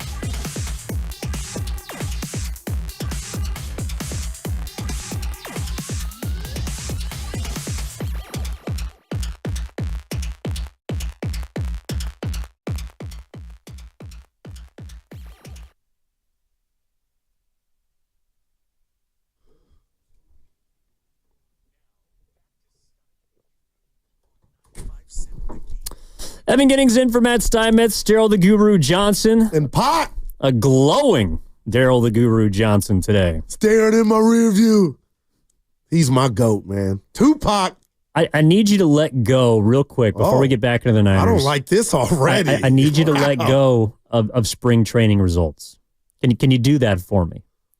Garrett Cole is still going to be an American Cy Young candidate. I told the boss in there, I talked to him before we started. I don't know. He didn't even ask. I just love ball. Just because he gave up 5 runs in a spring training game. But the walk back to the dugout, he was dejected. Doesn't mean he's going to get cut like Javon Hargrave. All right, he's going to be okay. Evan, I know what you're selling and what you're putting down, brother. But, I mean, I feel like the Niners listening to you are further than I thought they were if they don't use free agency. I know you're talking finance and you got to reel it back in. If you are correct, then this era has come and gone and you got to start fresh. That's the way that I'm feeling. And I think that's what quietly the Niners are kind of telling us. I think there's going to be a lot of one-year deals. I think there's going to be a lot of flyer contracts in free agency that they take because you can't commit long-term to anyone right now outside of, I believe, your quarterback. I think that's the choice that they made this offseason. They're going to commit to Brock Purdy, and then everyone else that's not under contract, Zach Taylor. We'll see. Wow. We're not there yet. All right, let's go to Joe in San Jose who wants to get into the Niners. Joe, what's up, my man? Good morning. How are you? I'm good, sir. I'm good. Thank you for taking the call. So you guys earlier were talking about who's screaming for help. To me, it's been apparent for a couple seasons now that it's got to be the offensive line. I mean, Bosa sure could probably use a little bit of help, but that O-line is a disaster. And I attribute Purdy's lackluster performance last season a lot to the fact that he didn't have the protection. The O-line definitely needs retooling. It will help Purdy. It will help everything. The other slot that probably needs a little bit of help is our receiver core. We probably need one more receiver. So that's it. Those are my thoughts. Appreciate it, Joe. Yeah, I mean, the line is something that I always find fascinating, you, because just because you spend a lot of money on your offensive line doesn't necessarily mean it's going to be good. Like, do you think that the Los Angeles Rams last year had a good offensive line? Yeah. A lot of it was hurt, right? Well, they were the number 1 team in terms of total cap spent on offensive line last year. Matthew Stafford got obliterated in the playoffs. Yeah. The Atlanta Falcons are number 2. I don't think they have a great offensive line.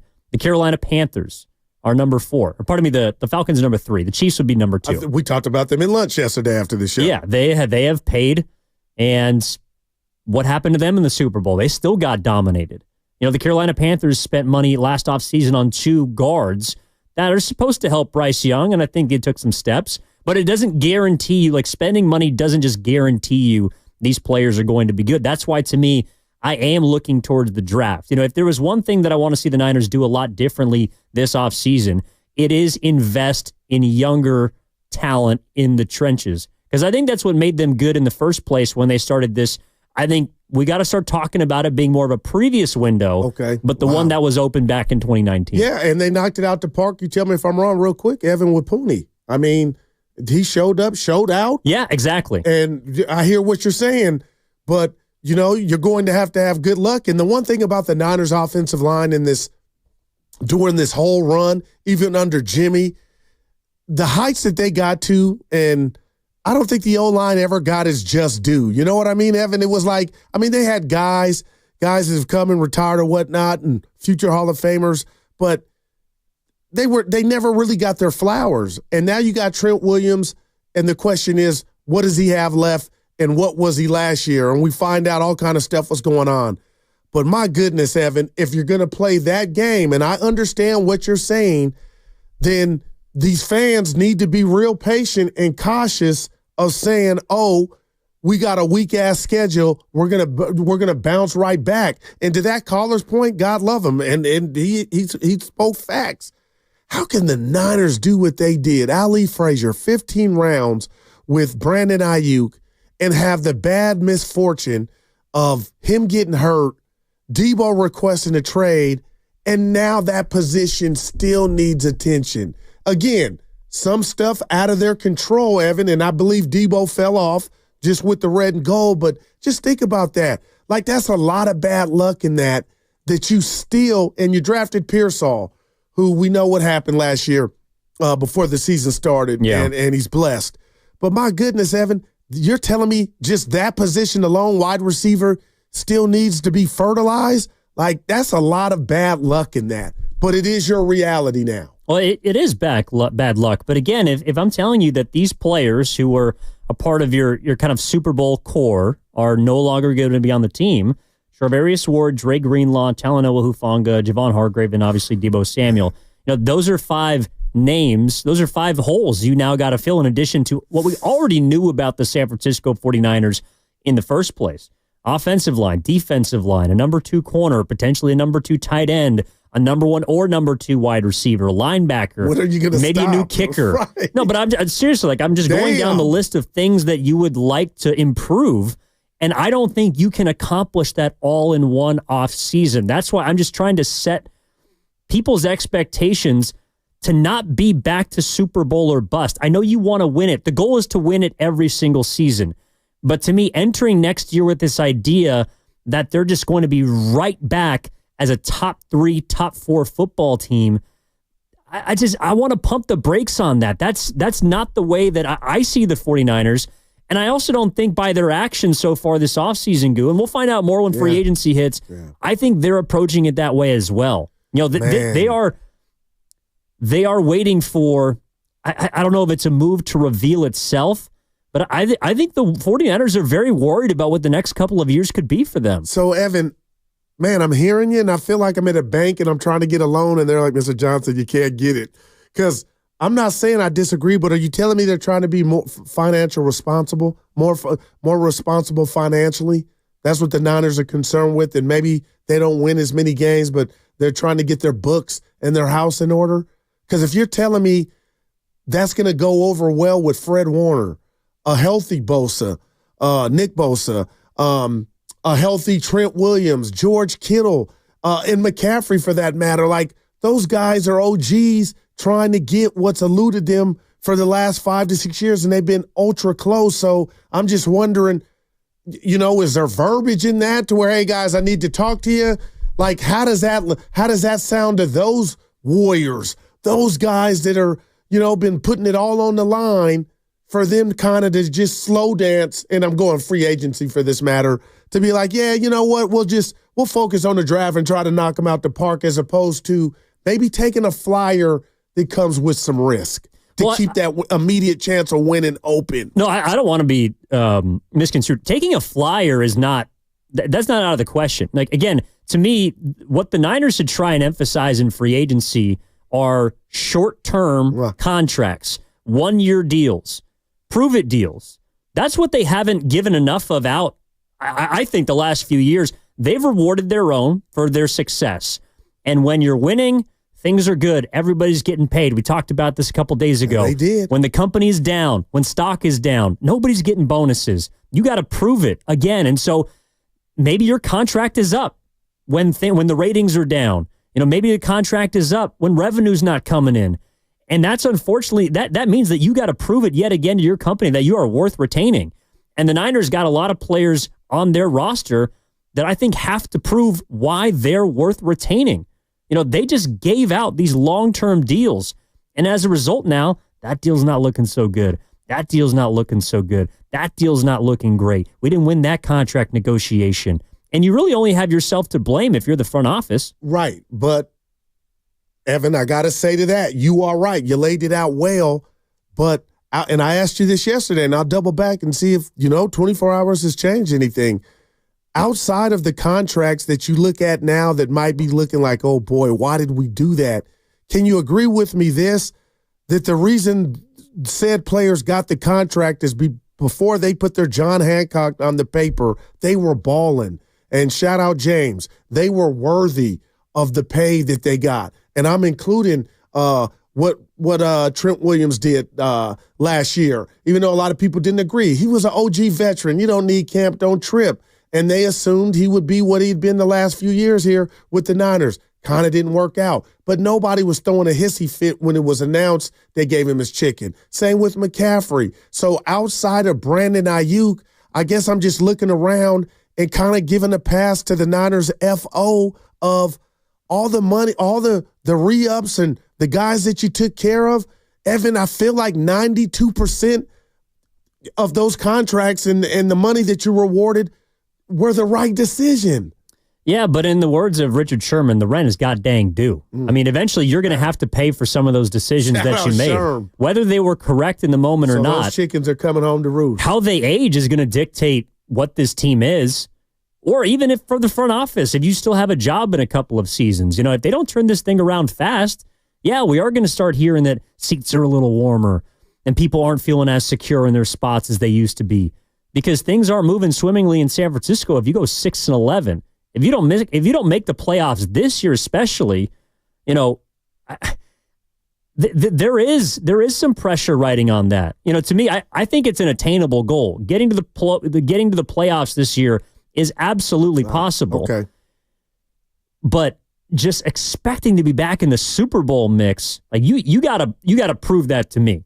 And I'll say this to you, Evan, just on top of that. I've slowed my roll now. The fact, that last year was a sobering season, and I thought the Niners every Sunday was going to be the Sunday that they changed their fortune and changed it around. It didn't happen. So, I'm okay. And, I'm real with myself to now say if that's your goal as a Niner fan is just for the team to get to the playoffs, I can understand that. But everything that you've been explaining that we've been talking about in this conversation, Evan, if you are right, I'm sorry. I have to really, really take a step or two back to think about what I'm doing at the quarterback position.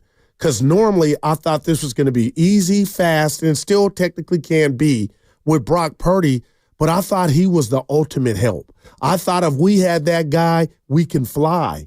And if you're telling me, Evan, hey, the plane's grounded because this and because of that over here, the oil and this and that, then a lot of things go into why would I invest that much? I'm just using 60 into something that we might not be able to take off into a year or two. I'll tell you in a sec. You're listening to 95.7 The Game, KGMZ FM and HD1 San Francisco. Always live on the free Odyssey app. Twitch and YouTube powered by First NorCal Credit Union. Like, man. I think it's because the Niners' new timeline, at least from what I can tell, is centered on Brock Purdy. Is that a wise choice? We're going to find out. But I think the new timeline is about him. If you pay him, I should say, if the Niners decide to pay him a long-term contract, which many people, despite the recent reports, believe they're still going to do, then you have officially created a new timeline. Wow. That's the new window you're trying to build.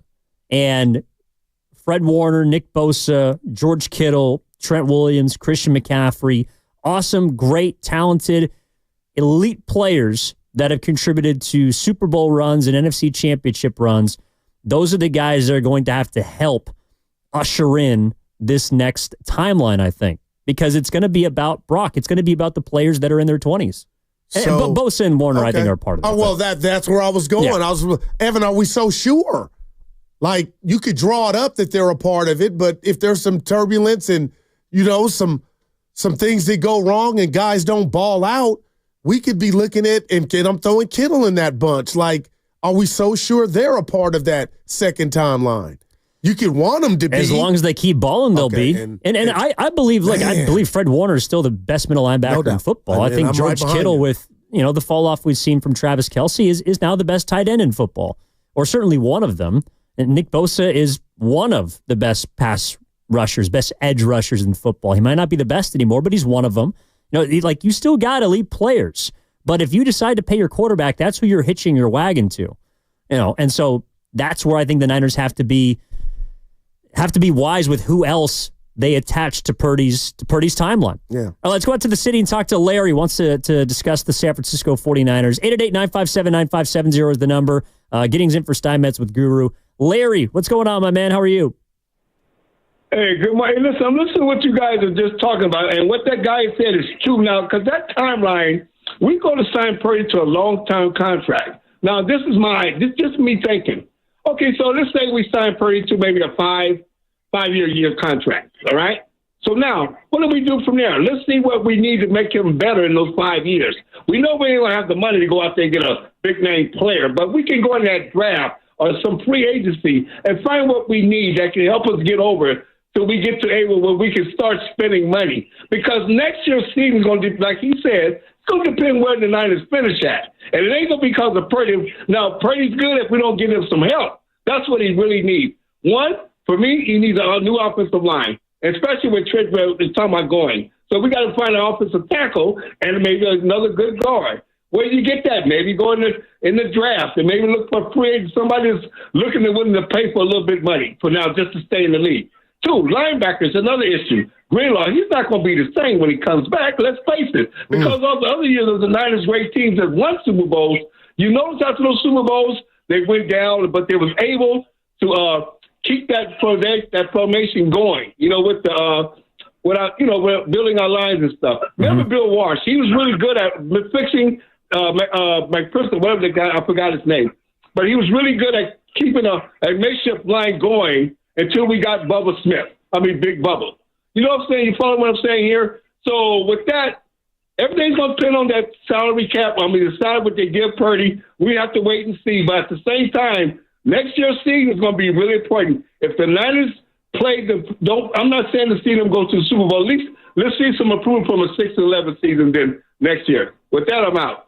Thanks, Larry. Yeah, a lot of stuff there. But go ahead, D. Oh, no, I was good. I think everyone wants the same thing. Everyone wants the Niners to be competitive. Right. They want them to challenge and get to the playoffs. That to me is the goal. A lot of people thought the only reason that didn't happen last year, Evan, is the injury. So when I hear Larry and guys like him and fans like him say the team needs a whole new offensive line, it kind of doesn't work that way. Yeah. But you could go through the draft. You could go to free agency if you want to. But, Evan, I guess and the Niners need to tell me, I'm getting mixed signals. Because if it's about finance, after this great run, which didn't culminate in a chip, and you need to take a step back, there's kind of an oxymoron when you're about to give the bag to a quarterback who's a young pup and has earned it. But then it makes me think about the two timeline thing all of a sudden now. Is that what we're facing when you talk about Warner and you talk about Trent Williams and what he has left and McCaffrey for that matter? Like, it's interesting to see what they're going to do and how far they think they can go. And really, if Larry is spot on, like they're not going to get a whole new O-line, Evan. But the fact that a fan feels like they need one, that says a lot. No, but do you think that the Niners have to sell their offseason vision to the captains? To Fred, to Nick, to the way I look at sports, I think there's something to that. Yes, Evan. Not be a slave to it, but yes, there's something to that. But you're not. It's not like they're not Steph Curry. They're not the franchise. They're not 4-time champions. They're not, don't get me wrong, they are cultural tone setters. They are pillars of the Niners, the players we're talking about. But I don't think you have to explain what you're trying to do to those guys because, to be fair, John Lynch and Kyle Shanahan thus far have not led those players astray. And they have compensated them for being a big part of the vision that they've had for the better part of the last 5 years, which is winning football games. So while, yes, the Niners might be giving us mixed signals as far as where they're going to spend their money, if they're going to spend their money, if they're going to play hardball with particular players. But in regards to explaining themselves to these guys, if there's one thing that Shanahan and Lynch have earned from those guys, I believe it is their trust. Fred Warner, Nick Bosa, Trent Williams, Christian McCaffrey, they have not been less Christian because he hasn't been here as long. But those lifers so far, they have not led them astray. The Niners had a bad season down the last year. They had a down year. And if they decide to do business differently, I'm sorry, those players got to get on board with that. And we may be looking at that right now. And I know you talked about it earlier in the week that the Niners their brass was going to take what word am I looking for? A stern tone in regard to what they're going to do. And you might be right, Evan. Dre's in Oakland, wants to get in on the conversation. Dre, what's going on, my man? How are you? Doing great, guys. I appreciate what you guys do, and love this conversation. Thanks, Dre. I think it really it seems like it's weird because the NFL works in an odd way where I think it's painfully obvious what the Niners need to do, but there's so much pressure that comes from players or comes from fans, and I hope all of that just gets ignored and that we just avoid the shiny stuff. And for some reason, there's names that come to mind. I don't know why, Detroit. I'm thinking about Megatron. I'm thinking about Barry Sanders. I'm thinking about Matthew Stafford. Great players, shiny names. Never was able to get anything done in Detroit. So is that what we really want? Do we really want to be wowed by the shiny things, get those, and then not have production? I think we have to avoid the shiny things. Unfortunately, that may mean Brock Purdy as well, and invest strictly in the trenches, in the draft and in free agency, since everybody else is paying attention to the shiny things. If you act first, you can really shore up your D-line and your O-line, and real players will never have a problem with that. I think fans will moan a little bit because we like to be wowed and we want to have headlines and things like that. But if John Lynch can just avoid the shiny stuff and just invest down low in the trenches, where the rubber meets the road, I think we'll be fine. Does that mean we'll win a Super Bowl right away? Maybe not, but I don't think anybody will complain about that. It's just, will he have the courage to do it? Will he not be able to bend to pressure? I understand the NFL is a business and you have to, cater to certain things to make the bottom line. That's the question. He seems like he has the capacity to do that. Whatever you want to call it. And I hope that's what happens. I want to be wowed too, but it's painfully obvious that with Kyle Shanahan, you don't need a star running back. You don't need a superstar quarterback. I mean, you have what you need. It's painfully obvious, but will other factors get in the way of that? Go to the trenches. Avoid the shiny stuff. Thanks, Trey. Yeah, so he's basically calling the 49ers magpies. Well, then I love him. Thanks for the call. But McCaffrey's one of the shiniest objects in the backfield that there are throughout the league, and that's not a bad thing. So I didn't get that part. Well, I think he's saying that maybe he's saying like Brock Purdy is a shiny thing. A magpie is a bird that steals shiny things and just hoards them, but you don't actually know why they have anything. I don't know if that's a. Oh, I got you. I got you. That one went over my head. That one went overhead, like the cuckoo's nest. All right. Great movie, by the way. I see you, Junior Pacifica. We'll get to your call on the other side. 888-957-9570 is the number. There's also a piece of sound that I want to play for you guys and gals that Todd McShay, former NFL insider, and has got a YouTube channel, but he's hearing some things about the Niners that I think are very interesting. And one player in particular that I think, again, if they are doing business differently, if we're trying to figure out what the 49ers goal is for this offseason, I mean, I have a move that aligns with that. I do. And it's off of what Todd McShay had to say earlier today. 888-957-9570 is the number. Evan Giddings in for Matt Steinmetz alongside Daryl the Guru Johnson. And that's what's coming up on the game. Brought to you by Fremont Bank. Here for you, here for good. That segment was also sponsored by the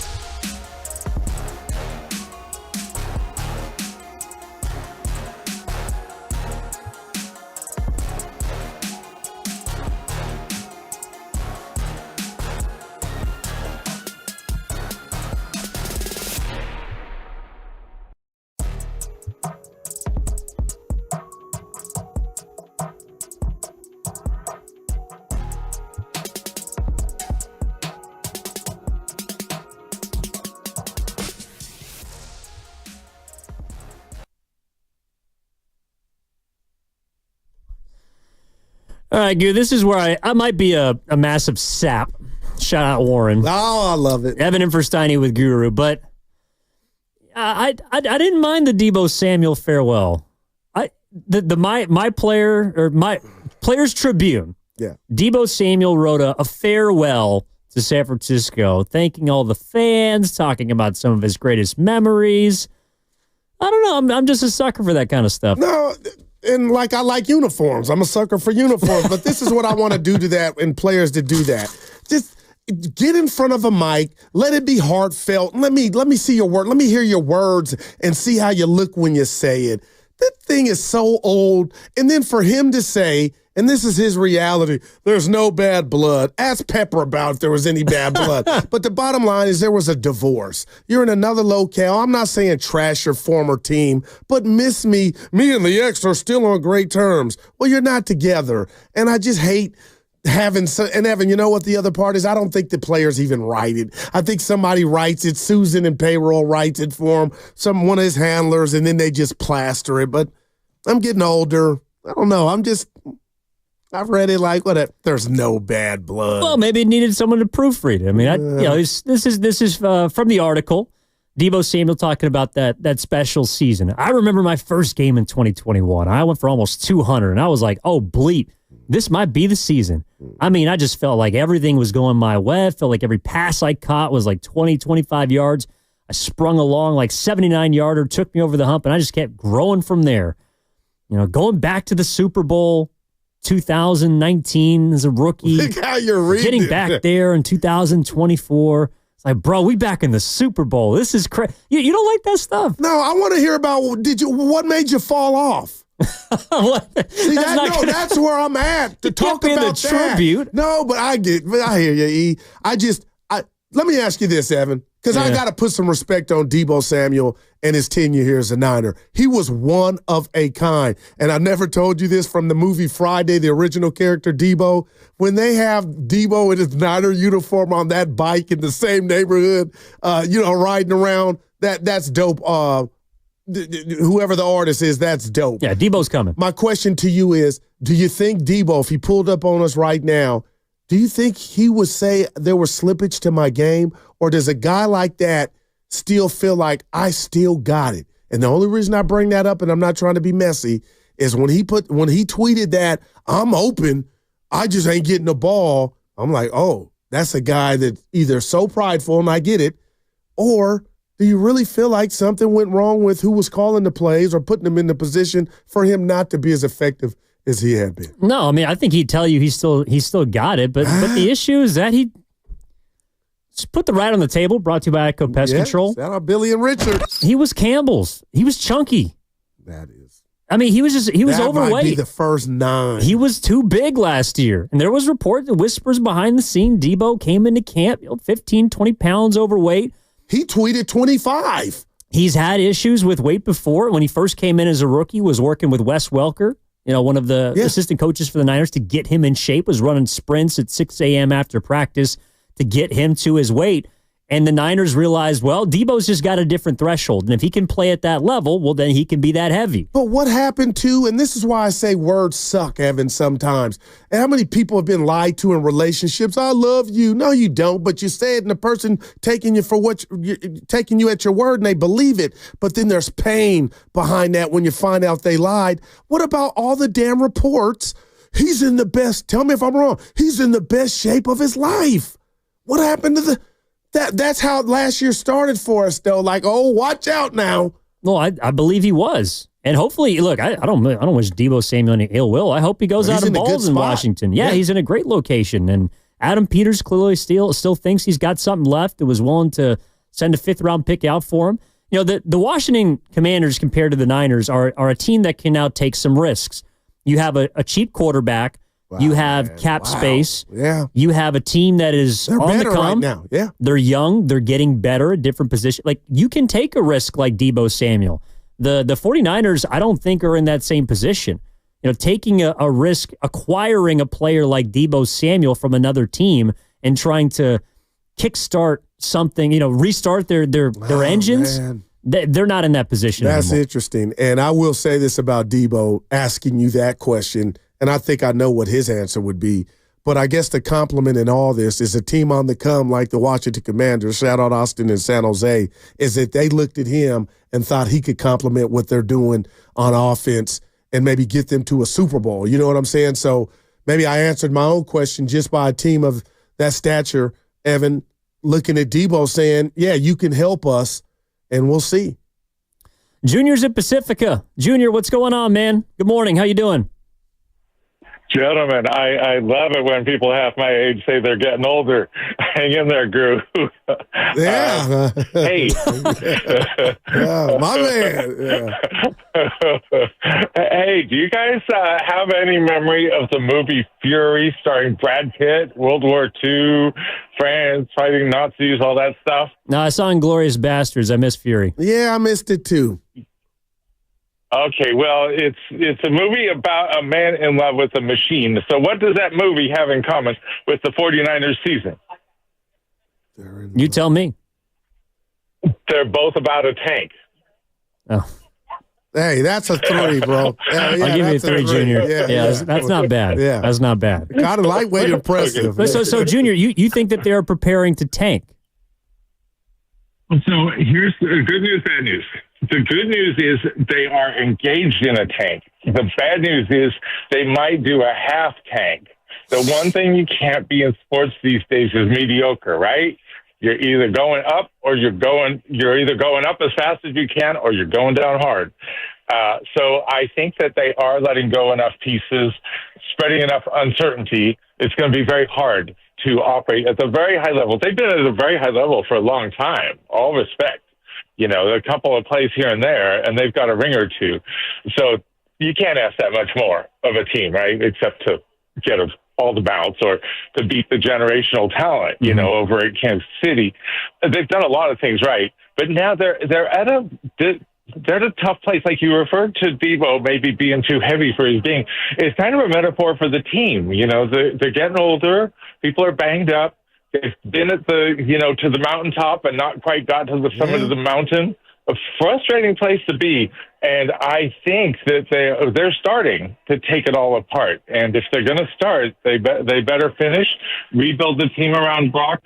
In the NFL today, if you have a B or B plus quarterback, you got to treat him like an A, even if he isn't quite that. Give him the tools that will fit his game, improve his game.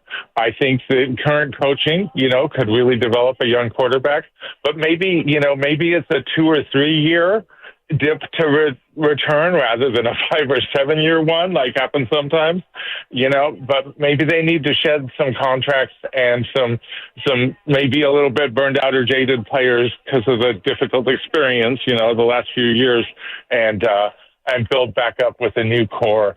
And last point that you guys made, rebuilding or building an offensive line takes art and science and money and time. And if you can do that in 2 or 3 years, you're doing really well. And I don't see a short path for them to get to that important point. So that's my hypothesis, that they are deliberately shedding. They're going to go low to go high rather than just keep trying to get over the mountain with the current crew. Wow. Right on, Junior. Thanks for the call. Yeah, I mean, as far as building the trenches, to me, it's not a straightforward task, and it's not something where money's going to solve all your problems. Because yes, the Detroit Lions and the Philadelphia Eagles, arguably the 2 best O-lines in the league, are top 8 as far as salary cap invested. But the Houston Texans are number 5. And C.J. Stroud just got sacked more than anyone against the Kansas City Chiefs. I want to say in the last 5 postseasons, he got sacked 8 times in that game. It was looking like Joe Burrow back there running for his life. So just because you have money wrapped up in the guys up front doesn't guarantee they're going to be good. So it's not an exact science. And the Niners, I think, took a great step forward with drafting and starting Dominic Pooney. Looks like a player. Man. But they might lose Aaron Banks this offseason, and they're going to have to fill that hole. Trent Williams is going to be 36 on 37. That might be an area of weakness. The sentiment of building from the inside out, I wholeheartedly believe in. The Niners, to me, that's going to take time. That's not something they can just address and wipe clean this offseason. It's rather scary too, and you're right. And to the caller's point, I loved it, science and in time. And right now, when we talk about the Niner OGs, if we want to call them that, the veterans that have, almost got it done, Evan, I don't know, you know how well that sits with them. But I know the prisoners are not running the asylum, and that could be strong we know there's no prisoners. But the bottom line is, Evan, I can't wait to see how they approach this offseason. It starts Monday, but it sounds like that caller was saying, Goo, hit the pause button too. I don't expect the Niners, and he brought up Tank, but, he doesn't expect him to be a player. And I'm just like, damn, Evan, sometimes when you leave a good thing for too long and you come back, it's kind of stale or something's moved on or it's done. So I'm eager to see what the Niners feel like they can accomplish in free agency because they got money to spend to kind of give them, the next year or two, another crack at it to get that ring. What if, all right, if the Niners are truly a team that is in the business of slashing, of trying to figure out how to be as competitive as possible, but shrinking maybe the amount of cash that they invest in this year's team because they're uncertain about maybe it's a few players, maybe it's the future direction, could be the quarterback, I'm not sure. The actions to me thus far of the offseason have indicated to me that the Niners are considering just not being as frugal as they once were, and not rewarding players for a 6-11 season. They starting to do business differently. This is from Todd McShay. Used to work for ESPN, still very tapped in.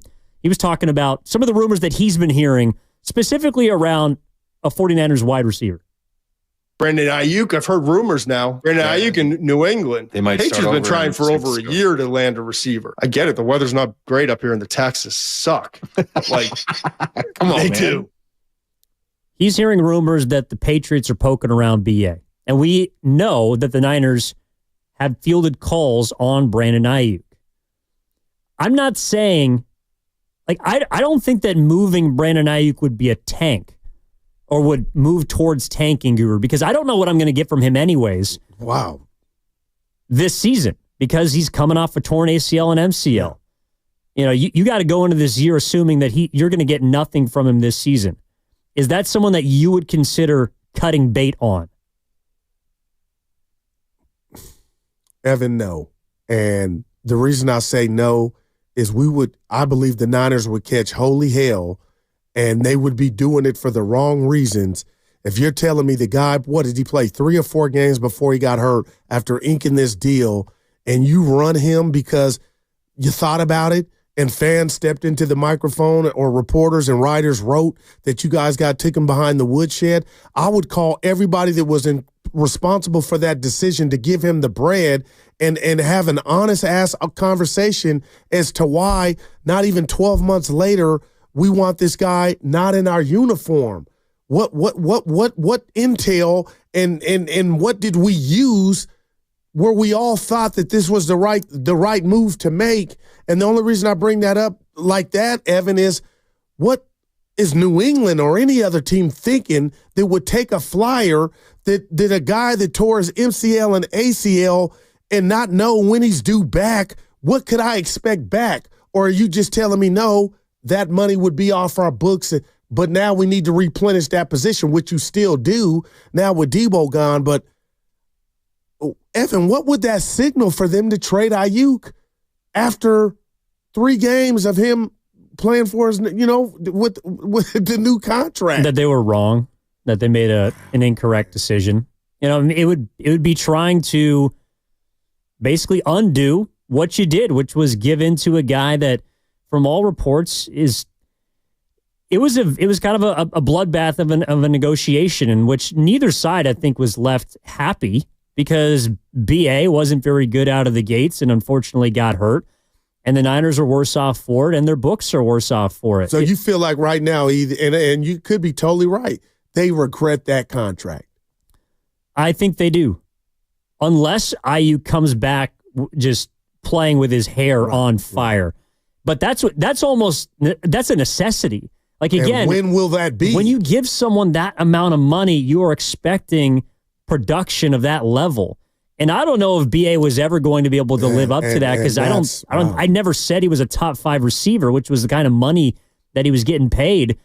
But now you really need him to deliver on that. And that to me is also a bit unfair to ask, considering he's going to be coming off of a really significant injury. You and I talked about it. I was like, Evan, can you name an athlete that tore everything in his knee? And we came up with Adrian Peterson, who had a great bounce back, Paul George, with the Olympic team in Vegas years ago. But my goodness, Evan, I thought the biggest compliment to Aiyuk, who knew he wasn't in the pass-first offense, was the money. Charlie Sheen, Chris Tucker, money talks. And the Niners knew he probably was in a offense, not probably, they knew it, where he would not put up Justin Jefferson type of numbers or even CeeDee Lamb, but they viewed him and respected his game and his threat on the football field, so much so that his money was in that category. And maybe just from that instance, if that's what they were thinking, Evan, that makes you wrong right there.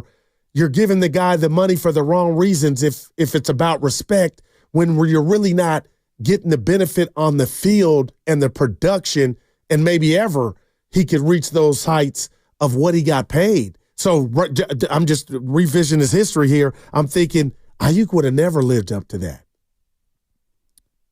Well, that's one of the reasons why you shouldn't have given him the contract. I think they gave him the deal. We talked about this yesterday on the crossover, but I think they gave him that deal to keep the band together because they thought that in order to win a Super Bowl, they needed every piece. Yeah. And so they were paying in a way just to keep the team together more so than rewarding an individual. And that individual, it's going to be really difficult for him the rest of this 3 years to come through. It's going to be hard for him to make up all the time lost and produce at a level that he is paid to. And that's why I would heavily consider cutting bait this offseason on Brandon Aiyuk. Wow. You're worse for it as a team, but if the Niners are really trying to get their books right, if that is the goal this offseason, then trading Brandon Aiyuk is not a bad idea. And also, too, the DK Metcalf trade request had me thinking, Goo, about Aiyuk. Because they're asking for something ridiculous. Go ahead. Well, yeah, they're asking for a first and a third. Come on. I don't know if a team is going to pay that. I think it's more of I would bet not. A negotiation tactic because Metcalf wants a new deal. But Brandon Aiyuk is about to turn 27. There's a list of recent receivers at the age 20, because DK is also 27. There's really only one that I would argue has worked out for the team that has acquired the wide receiver.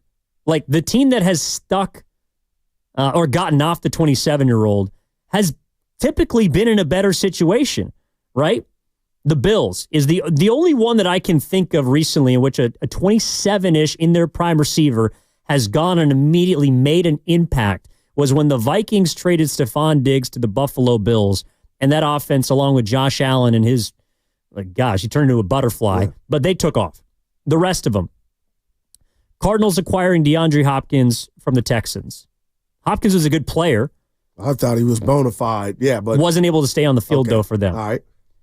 Brandon Cooks being acquired from the Rams. The Texans were a good offense, but Brandon Cooks was not someone. He ended up in Dallas. Yeah.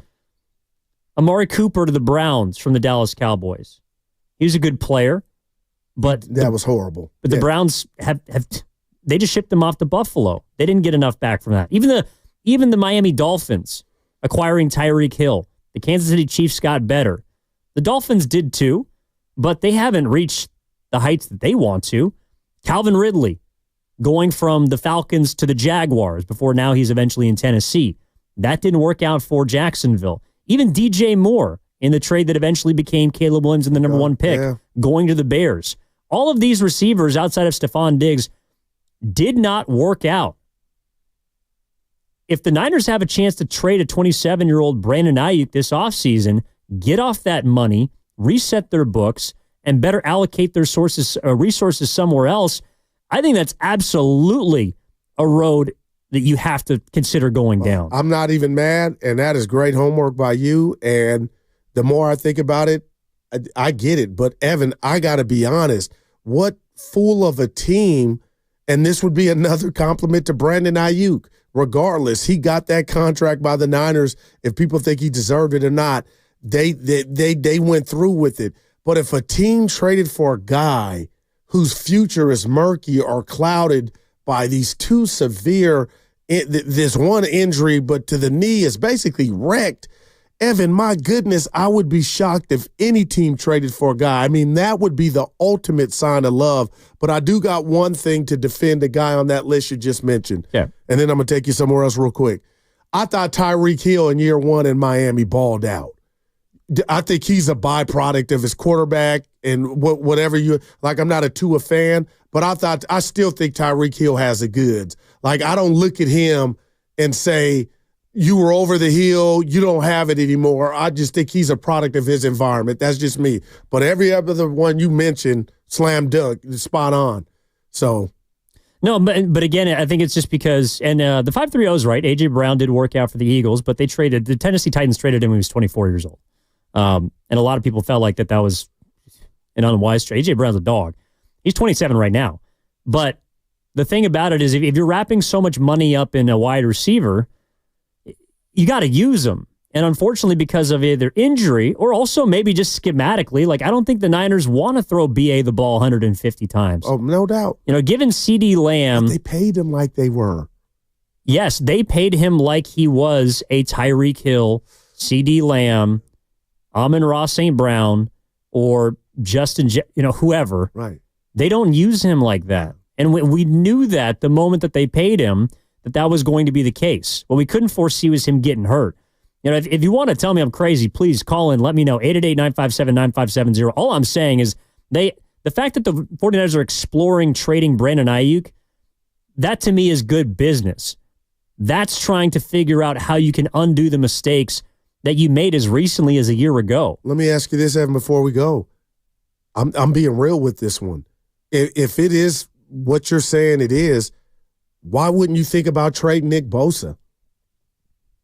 Because you think that Nick Bosa's still got elite level football left. But what if I'm just being, if another year comes and goes and you're telling me he should be the help, he should not be requesting for help. When does it stop? Like, what you could get a king's ransom for him if free agency comes and goes and the draft comes and goes and the Niners D-line is not a strong point, and let's just say he gets 10 or 11 sacks. I mean, at what point is he not untouchable? Nick Bosa? Yeah. Because if you're telling me this, go ahead. I think as long as he's still contributing to winning, unfortunately, Brandon Aiyuk is not going to be able to do that a lot this season.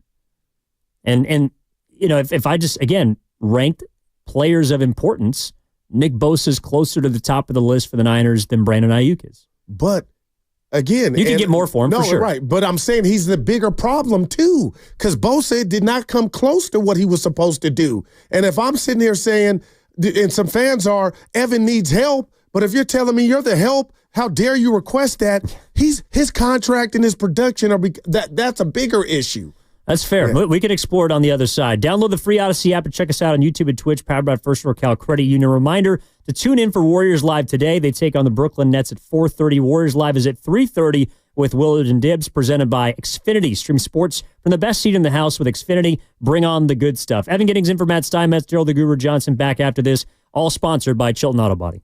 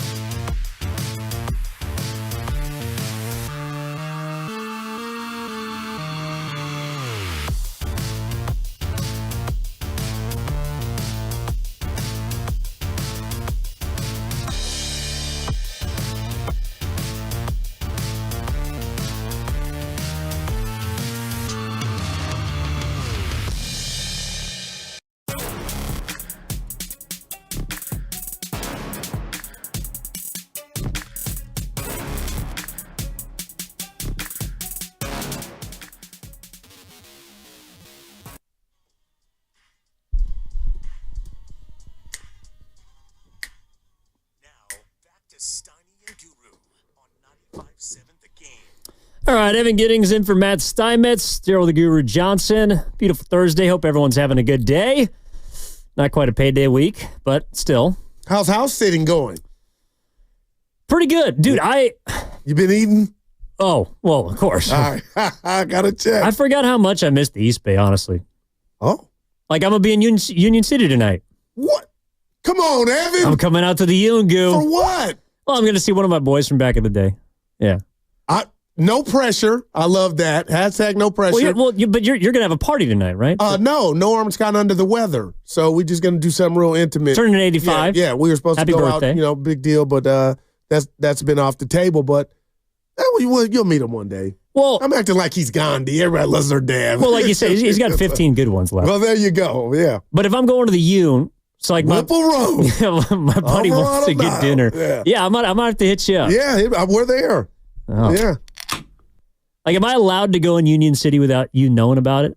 Like, if I didn't tell you, be honest. You might have a bit of a problem, but if you let me know. You would be hurt. Yeah, you're good. Just check in. Okay. Yeah. All right, Goo. Check in. Just want you to know. This is from the 510. There is no window with the 49ers. They have a young, good quarterback. They have a young, great coach. Not to mention, it seems like John Lynch knows what he's doing. That's from Uno in Fremont, right near the Union. Well, so does that mean that the window is always open? Or if you even want to remove window, Evan, for the sake of this conversation, nobody can ignore. There's not a person that can't ignore what this team, Lynch and Shanahan, have built, and York. It was a monster. All I've been saying is, tomorrow's not promised. So when you get the opportunity to win the Super Bowl multiple times, get to more than a couple Super Bowls multiple times, there's wear and tear in that. And now I just feel like they're naturally paying the price for that. And I'm looking at Bosa side-eyed now, Nick Bosa, because if some people are telling me this is a soft rebuild or they're not going to spend chicken to enhance his position, then, Evan, I'm saying, who's Elliott Ness? Who is really untouchable? Because if you're telling me, you know what, the D-line is going to be what it was, and I thought it was a C minus at best last year with Bosa, and he's going to come in this year and get another measly 9 sacks, then if we're trying to retool this thing, he could fetch you a king's ransom, then everybody should be on notice. Is there anyone that is untouchable in your mind on the 49ers? George Kittle. George Kittle's untouchable. He's a lifer, man. Is Fred Warner untouchable? He would be untouchable. Is Kyle Shanahan untouchable? He would be untouchable. Nick Bosa's not on that list, though. He's not on that list. I'm wondering what's going on with Bosa physically, Evan. Like, when you got that bread, that chicken, what happened? And maybe he's listening to me like, fool, I was hampered, I was hurt, I need some help. But if some people are offended that I'm saying guys like that need some help, Evan, I think it's real. Everybody needs help. We all do, right? But, Evan, if this is the real Nick Bosa, then you lost on the contract you gave him. Yeah, I mean, we talked about this 2 days ago. It was like, you've been losing these contracts. Like, which contract? You didn't lose the Fred Warner one, I don't believe. And they signed that in, was it 2021? Yeah, right. When it was good times. Kittle a couple of them ago. So I know those are different because they were in the past, but you back that up team-wide, you still won. But I'm like, I can't stop thinking about Bosa like 97. You got to tear it up this year. But then I try to give him an anchor and say, well, he needs some help, and people are getting mad at me. And then I'm thinking, were they saying that to Reggie White, who I know had help all along that line, in Green Bay and Philly, but when does the buck stop, Evan, of, man, if you were to fetch him something or dangle him, what could you get to help or remedy of all kind of other positions on this team? Well, if you traded Nick Bosa, to me, you would be in a full rebuild. Like, that would be your goal. And I don't think the Niners are there yet because despite some people's doubts, I think the 49ers believe they have a quarterback. And I believe they have one. And they're going to pay their quarterback. How much they pay him? Do they give him a franchise tag? I still don't buy that. I don't know what you feel, Goo. Help me, Evan, real quick. I thought the franchise, he has one more year left. I thought it couldn't be a franchise. I thought it would be, hey, you're playing for this and that's it. Yeah, but I think the assumption is that if you make him play on this last year, then you're going to franchise tag him. And that was what Adam Schefter said on ESPN. You could franchise tag him next year for 45. But not now. 51 the year after. Basically, just, hey, Brock, you got to prove it. Kirk Cousins made a lot of bread doing it that way, but he had got his contract too even after that. But it sounds like the 49ers have already made an initial offer. And look, this is crazy to me. Not confirmed by one of the big sources, Schefter, Rappaport, but our own Lockenfora, Jason Lockenfora, works out of Baltimore for Odyssey, hosts his own show from 2 to 6 out there. Oriole fan. Big one. Yep.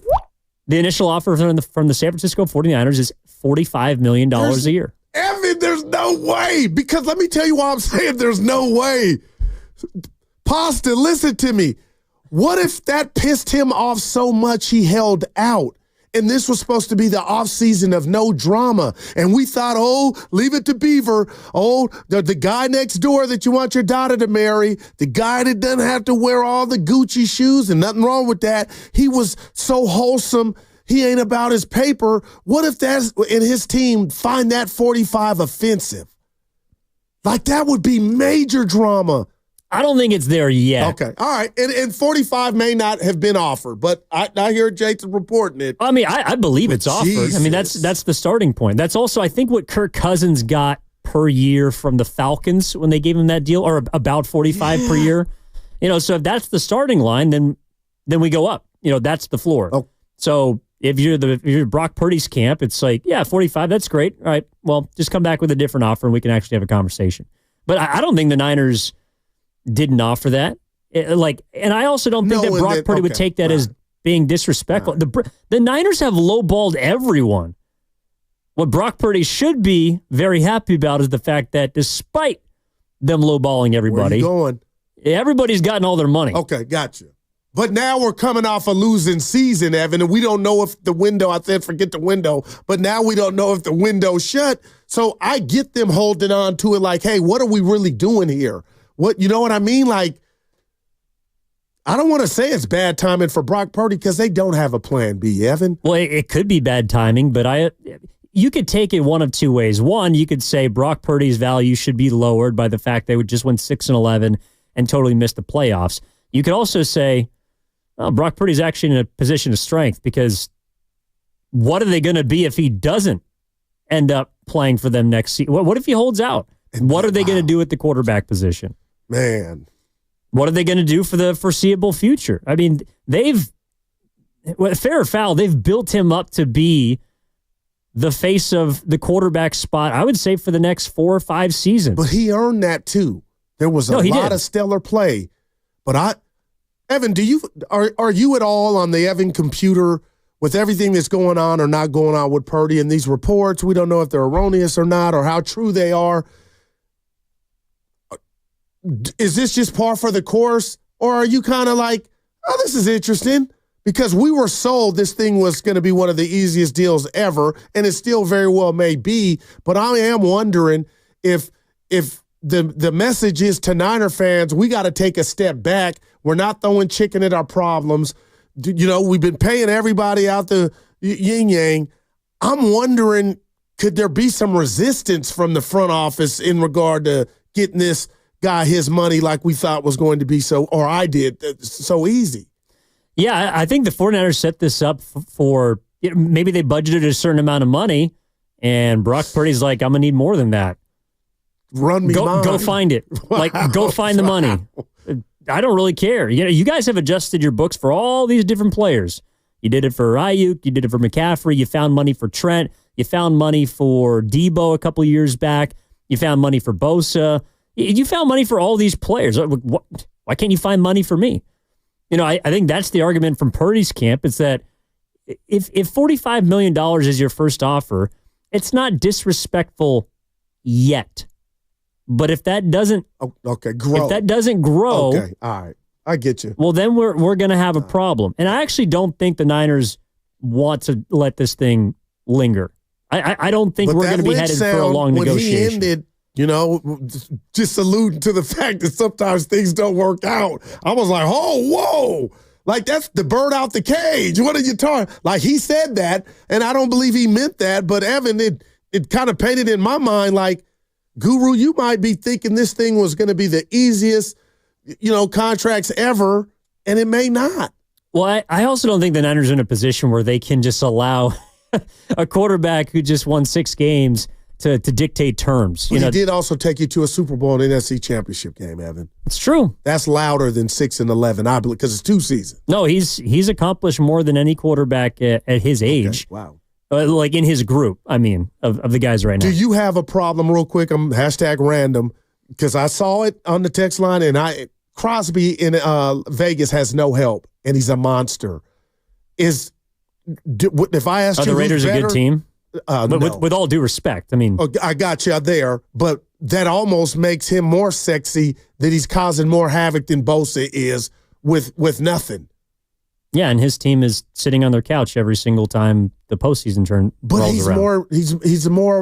He's wreaking havoc though, Evan. When you watch the Raiders play, you see him getting home, doing all that he can.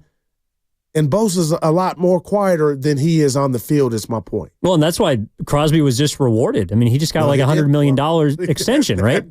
He got a massive pay raise. And he deserves it because he's one of the best. Him and Myles Garrett, probably the 2 best edge rushers in football. Man. Nick Bosa's on the TJ Watt step up is up there as well. That's all. How about we say that with Bosa? Bosa? Yeah. He's got to step up his game. I still look at him as untouchable, but maybe some are starting to look at him a little bit differently. Yeah, because if you put up another 9 sacks next, this upcoming season, Evan, that's not living up to what they paid you, man. It could be. You're just talking about birds. Larry in Roseville wants to compare the Eagles, I think, to the Niners. Larry, what's going on, my man? How are you? I'm good, fellas. I love the show, man. I listen morning, noon, and night. So listen, thank you. How did the Eagles do it? I don't have the exact replica of how they did it. I think they did it through the draft, and I was thinking that's the only way that you beat Patrick Mahomes. Did they do it through the draft? I don't have all the details on that. So that's why I think the Niners need to do this, because everybody's looking for a Super Bowl at our house this year. That ain't happening. It looks crazy. Well, you talked about, how did thanks they for the do call. Well, A.J. Brown wasn't homegrown. You know what I mean? They went out and you talked about it. That worked out for them. And we damn sure, and they've been in 2 Super Bowls. So I can't just say it's because they got Barkley.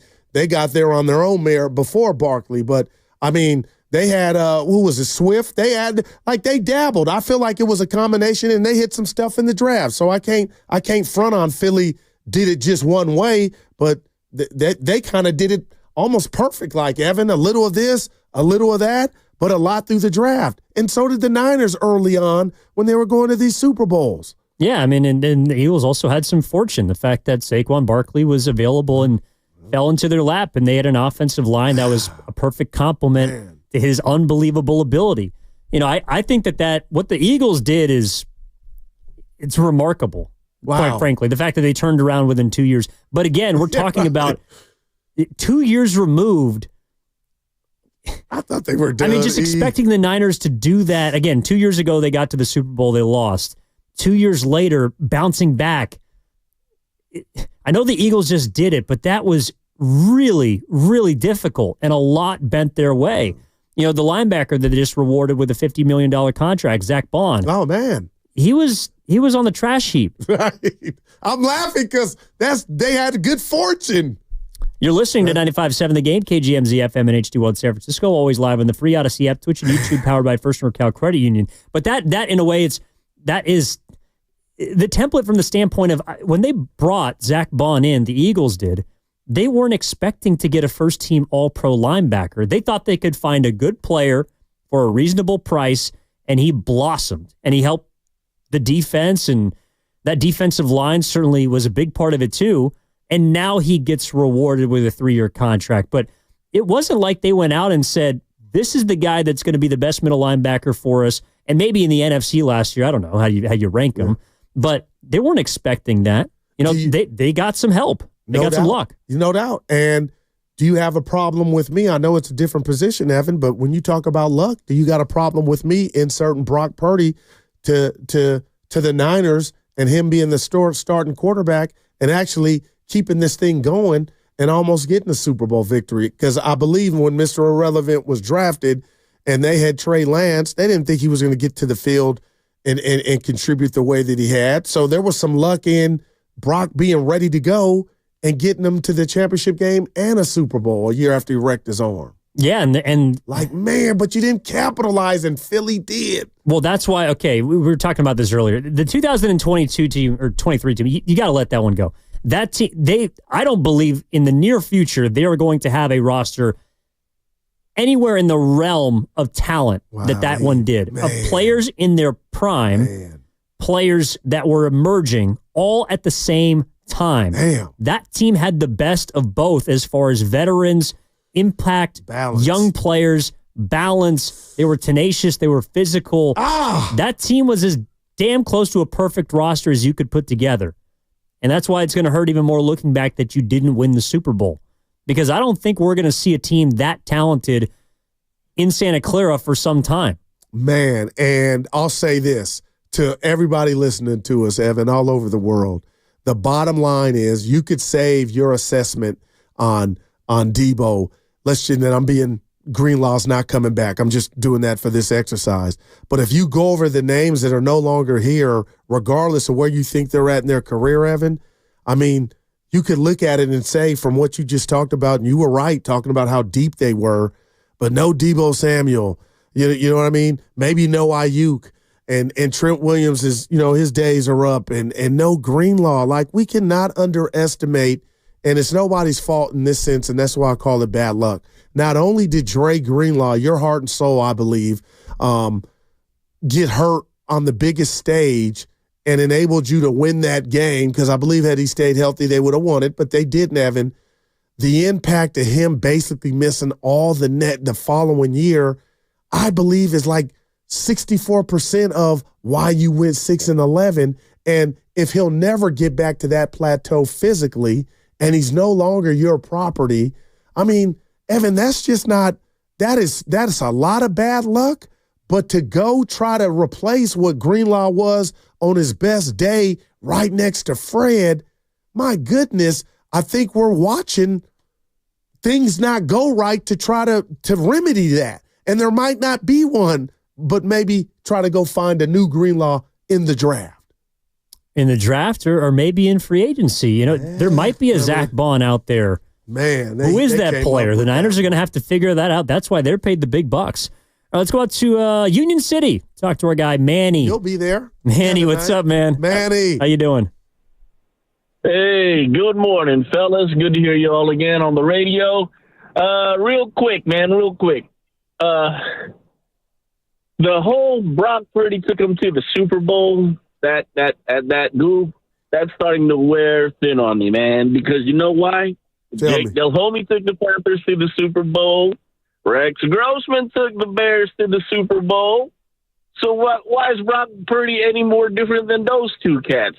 I could name 49 other quarterbacks on the losing side of that game that took their teams to the Super Bowl. Why should Brock be any more special than them? I mean, Brock Purdy has lost his shine on me, guys. He truly, really has.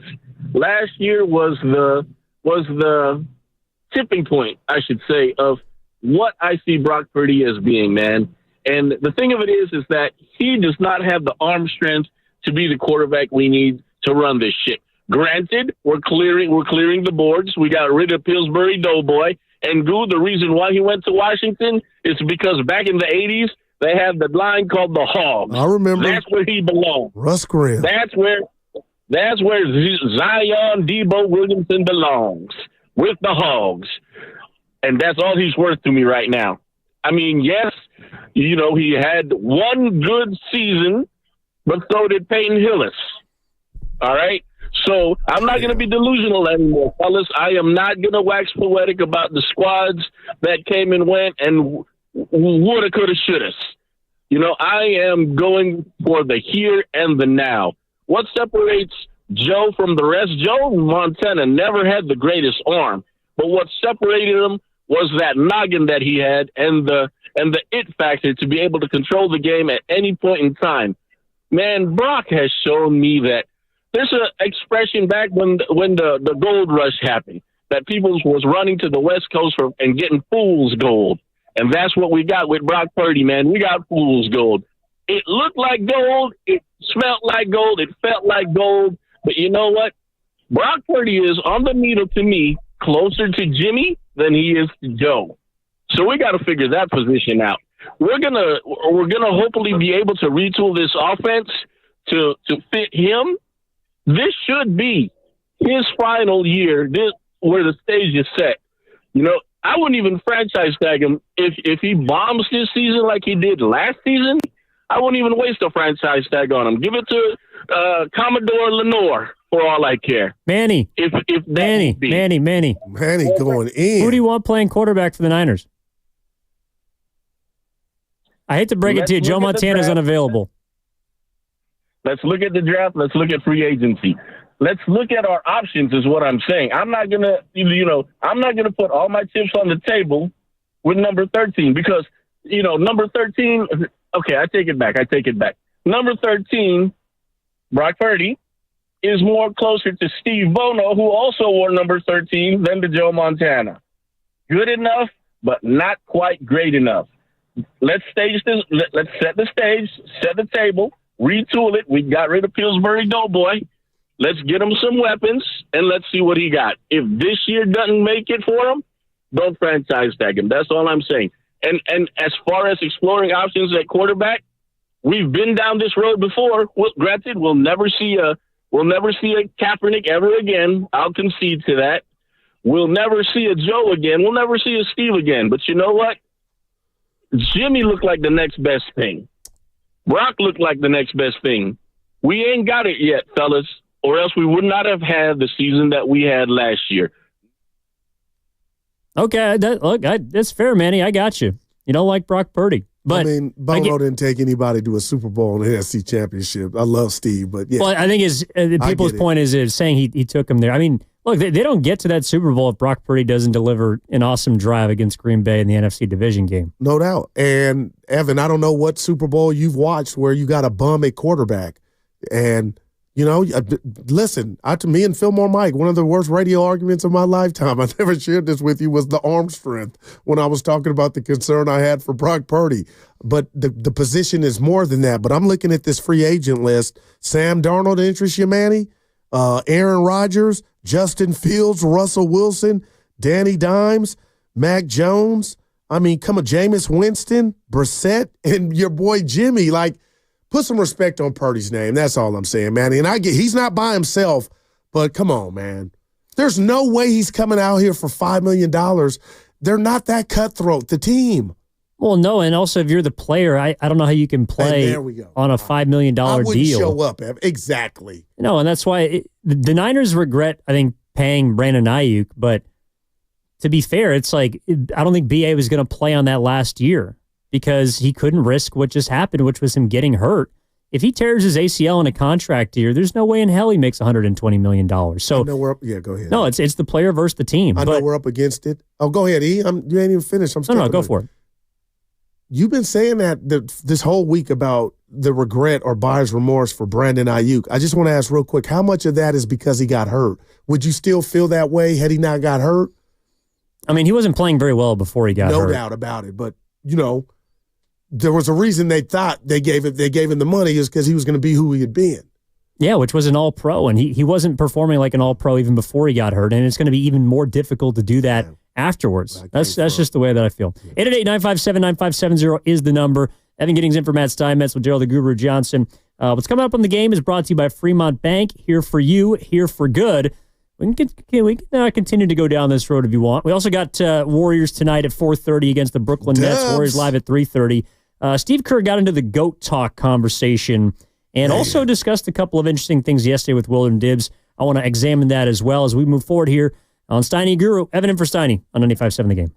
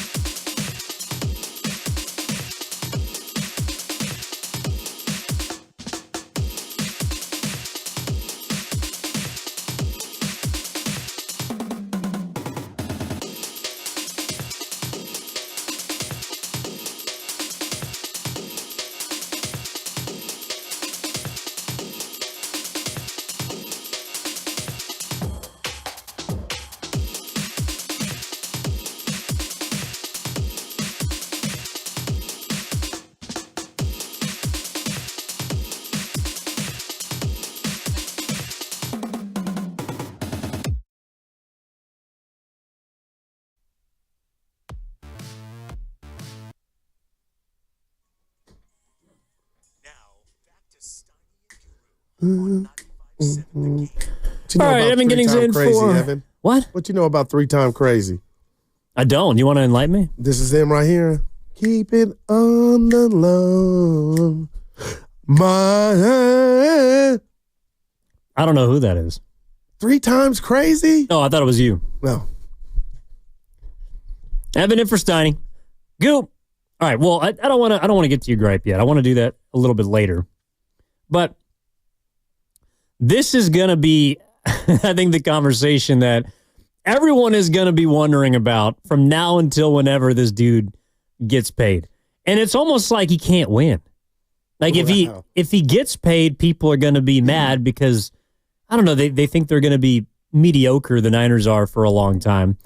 To me, I think some of their problems are bigger than just the quarterback. The quarterback is a question, but the issues that they have right now with the roster have to do with everything around the QB.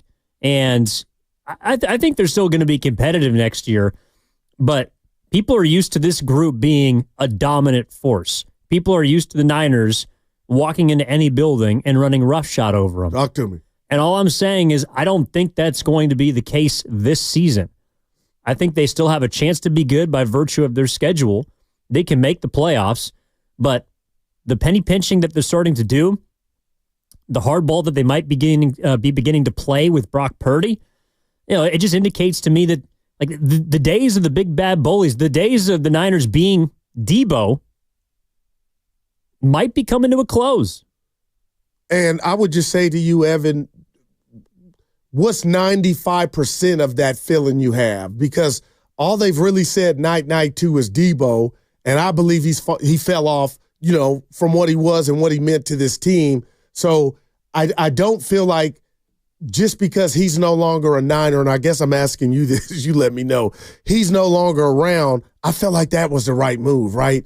But outside of Brock Purdy, when you talk about logs on the fire, it's not like they got major decisions on other guys right now this offseason. And that's why I was kind of saying break open the wallet, the pocketbook, the purse, and go get what you think you don't need to enhance both of the lines. And that could be a player, players, but if you're right, Evan, and it's all about now the finance, forget the romance, it's about the finance, then boy, I'm not supposed to, or any Niner fan, expect, super talent coming through that door because you threw money at them.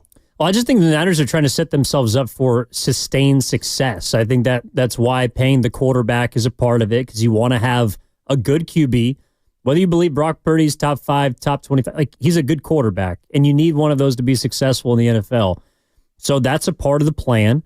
I think that they still have a lot of pillars on this roster. They have talent. Nick Bosa is a talent. Fred Warner is a talent. When healthy, Trent Williams and Christian McCaffrey are talents. George Kittle is a talent. They have playmakers on both sides of the football, but I guess I just don't believe it's going to be as easy as you snap your fingers and you're all of a sudden back to being 13-4 or 12-5, which is what they were 2 years ago. Yeah, and again, I keep bringing this guy's name up, but Evan, you're proof. I kept telling you as soon as it went down, who's going to be the linebacker opposite of Fred Warner. And that very well, I know today, could still be Dre Greenlaw. I hope it is. But if it's not, how did year one go of trying to replace for half or most of the year? How did that go? I thought his replacement, were reasons why teams were able to run the ball down the Niners' throats. So, again, if it's just about being healthy and not spending the chicken, then maybe the health part makes them a better defense. But then that's a luck of the draw because you can't predict health. You can hope for health. You can hope for it. But, man, Evan, I just feel like some guys, new guys, need to come in here via the draft. But the for sure shot for me is, looking on this list of free agents and feeling like the Niners front office feels like they're close still, and that's why they would go spend. Steve's in San Francisco. Steve, what's going on, man? How are you? Evan, did you not just say there's no way for this to be a win situation for Brock Purdy? Wait, what? That's what you said. Anyways, here's the point. Sure. you said there was no way for Brock Purdy to win in this situation. The greatest quarterback of all time, Tom Brady, took a pay cut every year to make that team better. What if they go to Brock Purdy and say, hey, Brock, here's $30 million guaranteed for 4 years. That's $120 million guaranteed. He gets $120 million. The Niners get a cap hit of only $30 million a year. How is that not a win-win for everyone? Well, because he's not making as much money as he possibly could.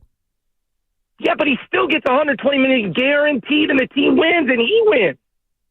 Yeah, but if I offered you $120 million or $250 million, which one would you rather take? Okay, Evan, the greatest quarterback of all time, Tom Brady, did it. So how could Brock Purdy not do it?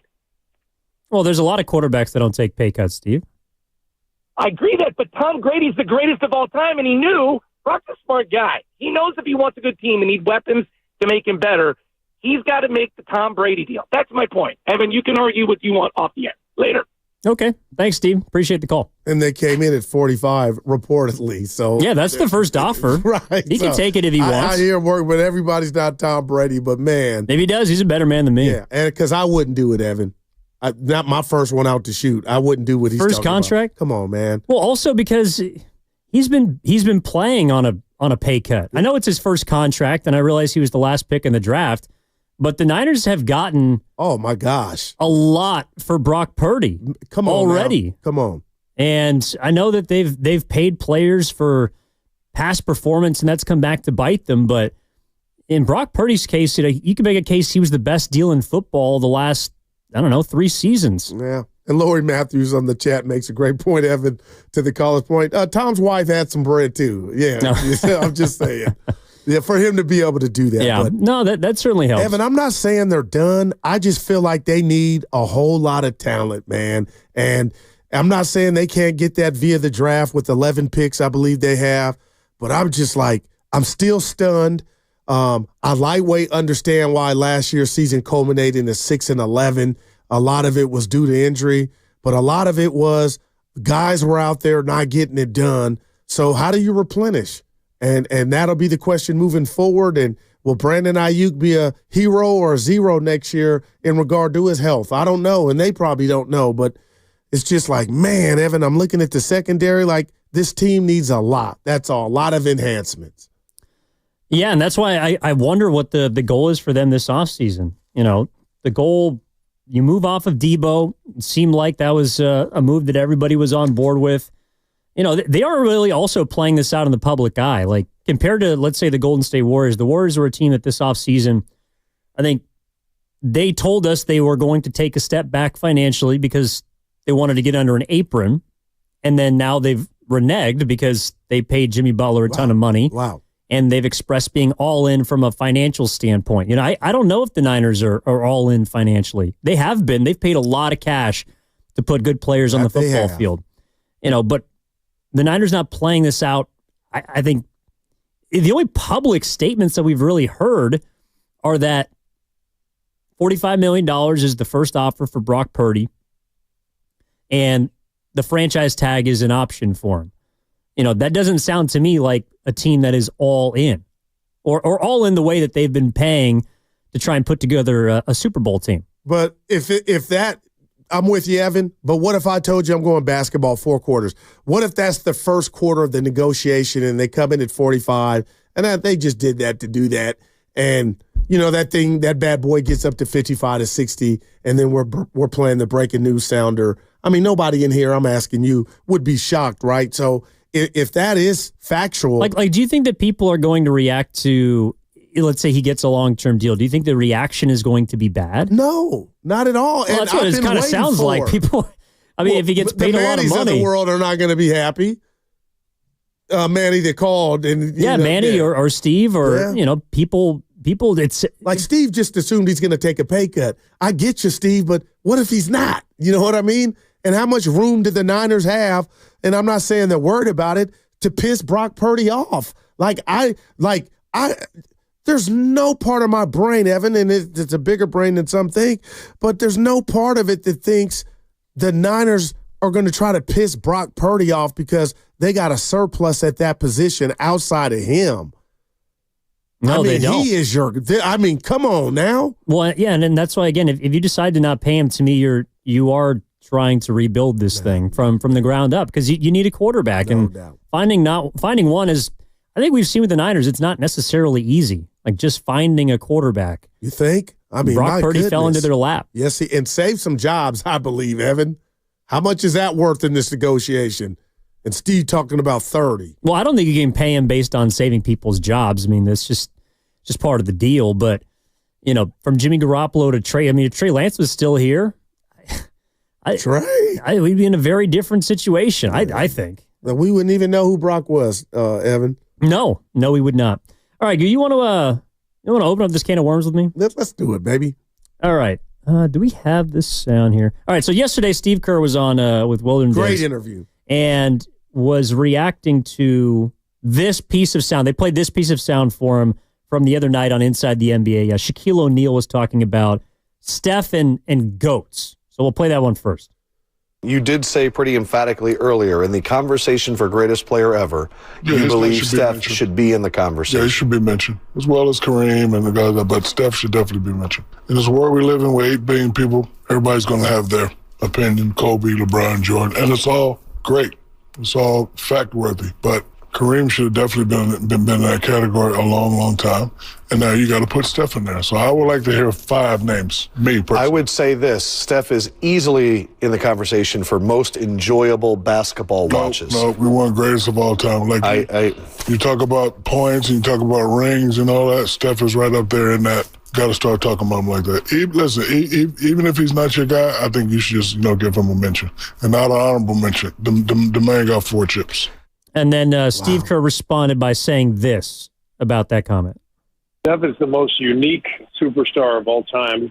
He broke barriers. He changed the game. And what he does really to this day is unique to himself. I just can't even imagine anybody doing the stuff he does, but it's different. The way he impacts the game is different. And so when you have these conversations about who's the greatest ever, you automatically go to these, these genetic marvels, LeBron and Michael Jordan and, Will Chamberlain, whoever else. Steph doesn't fit that normal mold. So I love that Shaq is bringing that up because from a skill standpoint, it's not even close. He is the greatest ever from a skill standpoint.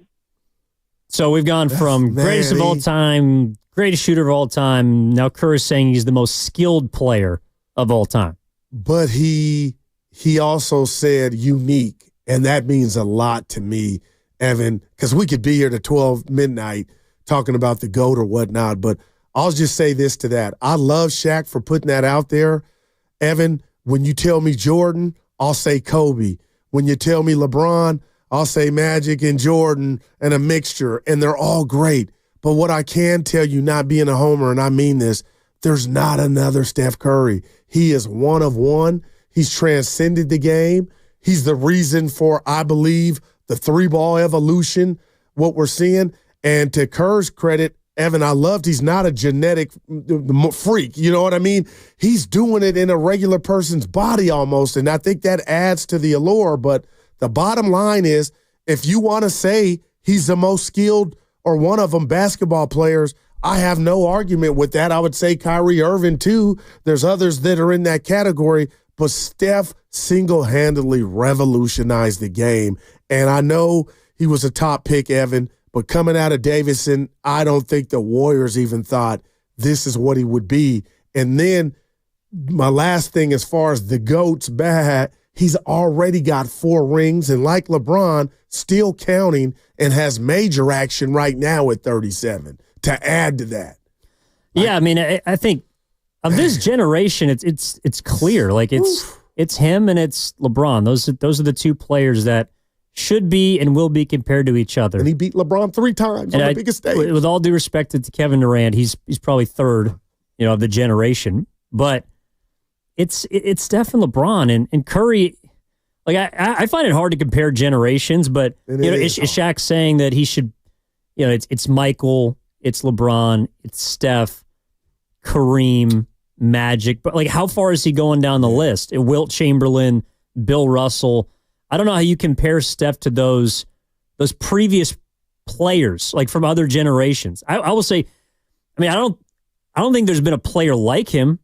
Like Shaquille O'Neal was a unicorn, but people had seen Wilt Chamberlain. Yeah. And so there was something that you could compare it to. Even like Kobe Bryant is also someone I think people would put, I don't know, maybe up there, top 10, but they'd seen someone like Kobe before. We've never seen anyone like Steph Curry. We've seen maybe a player that, like Steve Nash, could shoot real well, but he couldn't shoot it off the dribble like that. We've seen players that have a handle that are maybe like Kyrie, a little bit better than Steph. Uncle Drew. But can't shoot it with that handle. Damn. Like the degree of difficulty with which he makes these baskets from all over the court, and not just beyond the three-point line too. He's a great finisher around the rim, mid-range. Like there's no hole in his game from where he can put the basketball in the hole.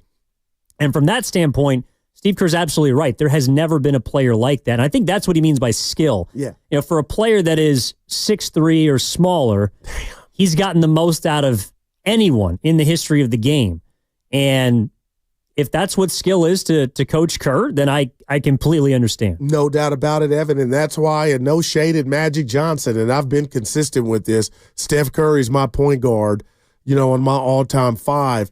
But I'll say this. He's so unique and such one of a kind, Evan. Normally when you talk about the GOAT conversation, you look at the body, the physique of LeBron James, Kevin Durant. Come on, my goodness. And, even Kobe, all the greats, they had that advantage and they utilized it. Kawhi Leonard in his prime of having something that other guys didn't have. Steph just operated from E = MC squared. How do I do these many shots off the dribble, as you talked about? How do I have this handle where the basketball is a yo-yo in my hand and I'm a wizard getting to the rack? And I don't even think, Evan, he gets enough credit for him improving that facet to his game. And normally, I would say when it comes to GOATs, you got to be a two-way player. And that's why I look at Jordan and Kobe where you're as good on one end to the other. But I don't even bring that out on Steph because I'm focused on just, again, how unique and how he mastered and turned himself into one basketball player that I can't come up with another comparison to. And I just rest it right there. Well, I think the obvious skill that he possesses that's greater than anybody is his ability to shoot. But how he uses that skill is also unique because the thing about Steph is he's just as good on the ball as he is off the ball. And so when he doesn't have the ball, he's still as much of a threat as when he's dribbling and has the opportunity to pull up from 30 feet. We've already heard that from Jimmy Butler. It's like when Steph is out there, just run to the paint because it is wide open. Man. And we've never seen a player that you have to guard just as tightly from 5 feet away from the basket as you do 30 feet away from the basket. And how he uses that is a skill in and of itself. And so it's almost like he's kind of opened my eyes to what a new skill could be. And that's how you use your gravity. Wow, man. I don't know if there's another player that you really, they're shooters, they're good point guards, but even the other players that are compared to Steph in some way, shape, or form, they're not getting guarded off the ball and ran around with the way that Curry is. And they don't have to pay the moment that they lose him the way you do when Steph just gets one shot in, because then that once one goes in, it could unleash hell, man. Like it could be 20 points in a quarter in a hurry. No doubt. And that's why, well said. And that's why the Olympics last year, not just the Bay, not just the NBA fans, Evan, when the world was watching, we were all captivated by his skill. And, of course, I know he was out there with his teammates, but his ability to close games. You talk about the only guy that was named a unanimous MVP in this league littered with just, guys that could be GOATs at any turn in the history of the game. Steph's the only one that got unanimous, right? And he's backed that up with 4 NBA titles to where it was built around him. And still at this age where people want to write him off, or some say we see guys, come down to being regular because Father Time has gotten them. All of a sudden now, Steph is back up there looking like a little kid in the candy store. So, Evan, I have no problems. I think it's an ultimate compliment that Shaq would say that. And Shaq is right when we talk about the GOATs. We kind of talk about, bigger stature guys or whatnot. But when you talk about what you said, the gravity, the face of a franchise, the rings, things of that nature, Steph Curry's checking all the boxes that any of the greatest players from a fan perspective who think, this guy was it, this guy was that. Steph's right there for me. Yeah, and it's incredible. Well, just also the influence. Like I think you saw this summer just how big of a global icon Curry is. Even before he hit the golden dagger and delivered the medal to the U.S. team, you saw the way people fawn over him. You see the way that people treat him like he's Elvis Presley or Michael Jackson to take a line. I like the Elvis though. Yeah, he's a rock star. He's a global rock star, and I think that factors into the GOAT conversation. At least from what I can hear, the way that Jack explains it, like you demand attention from everybody on planet Earth. That means you're in rare air. You not only are an original and a one-on-one type of basketball player, but everybody who watches you do what you do understands it. And it's really difficult to describe, but when you see it, you know it. And that's something that Steph is, a guy who's 6'3" is not supposed to be able to have the kind of impact on a basketball game that he has. And it's not just because he shoots a jump shot. It's because of how he uses the one skill that he is by far and away better than anybody else at in the history of this game. And oh, by the way, he's still the best at doing it at age 36 on 37.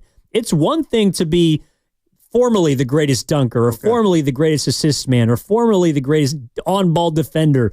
Steph has been the greatest shooter and used that on and off the ball to impact winning at an unbelievable level for the better part of 12, 13 years, really, since he started to, I think, understand in game that, like, yeah, I can take a 27-footer and people are going to have to guard me as a result of it. No, Evan, you're on fire. And you got me thinking.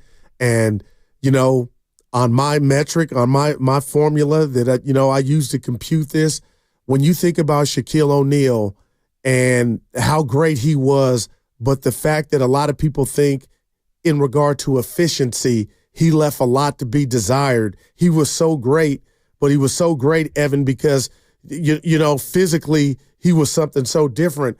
But for Steph Curry to outduel a guy like LeBron James 3 times, Evan, I don't think he gets enough credit for that. And you could say, oh, KD was twice. He beat him the first time they met. There was no Durant. But my point is, like, LeBron's on a lot of people's list as the GOAT, and the chef is the reason LeBron doesn't have 3 more to his 4. You know what I mean? Like, just who saw Steph Curry coming? Nobody did. And he's got the Warriors to 4 titles. There's not a button, I think, in his game that he didn't touch or work or improve on. And that's why I brought up Shaq. And my goodness, Evan, if Shaq could have made free throws, he'd probably have more points than Kareem. But for Shaq to say that, I believe he means that. And that's just a compliment in itself. Yeah, and on the other side, look, I also want to get into some other stuff that Steve Kerr said. I thought that was interesting. Okay. But to me, where I think Steph stands alone, from what I've seen, I'm going to tell you on the other side. I also see you Skip and Hayward wants to get into the conversation. If you want to chime in, 888-957-9570 is the number. Download the free Odyssey app and check us out on YouTube and Twitch, powered by First NorCal Credit Union. Evan Giddings in for Matt Steinmetz alongside Daryl the Guru Johnson. That segment was brought to you by MB Jesse Painting. Hi, this is Matt Jesse with MB Jesse Painting.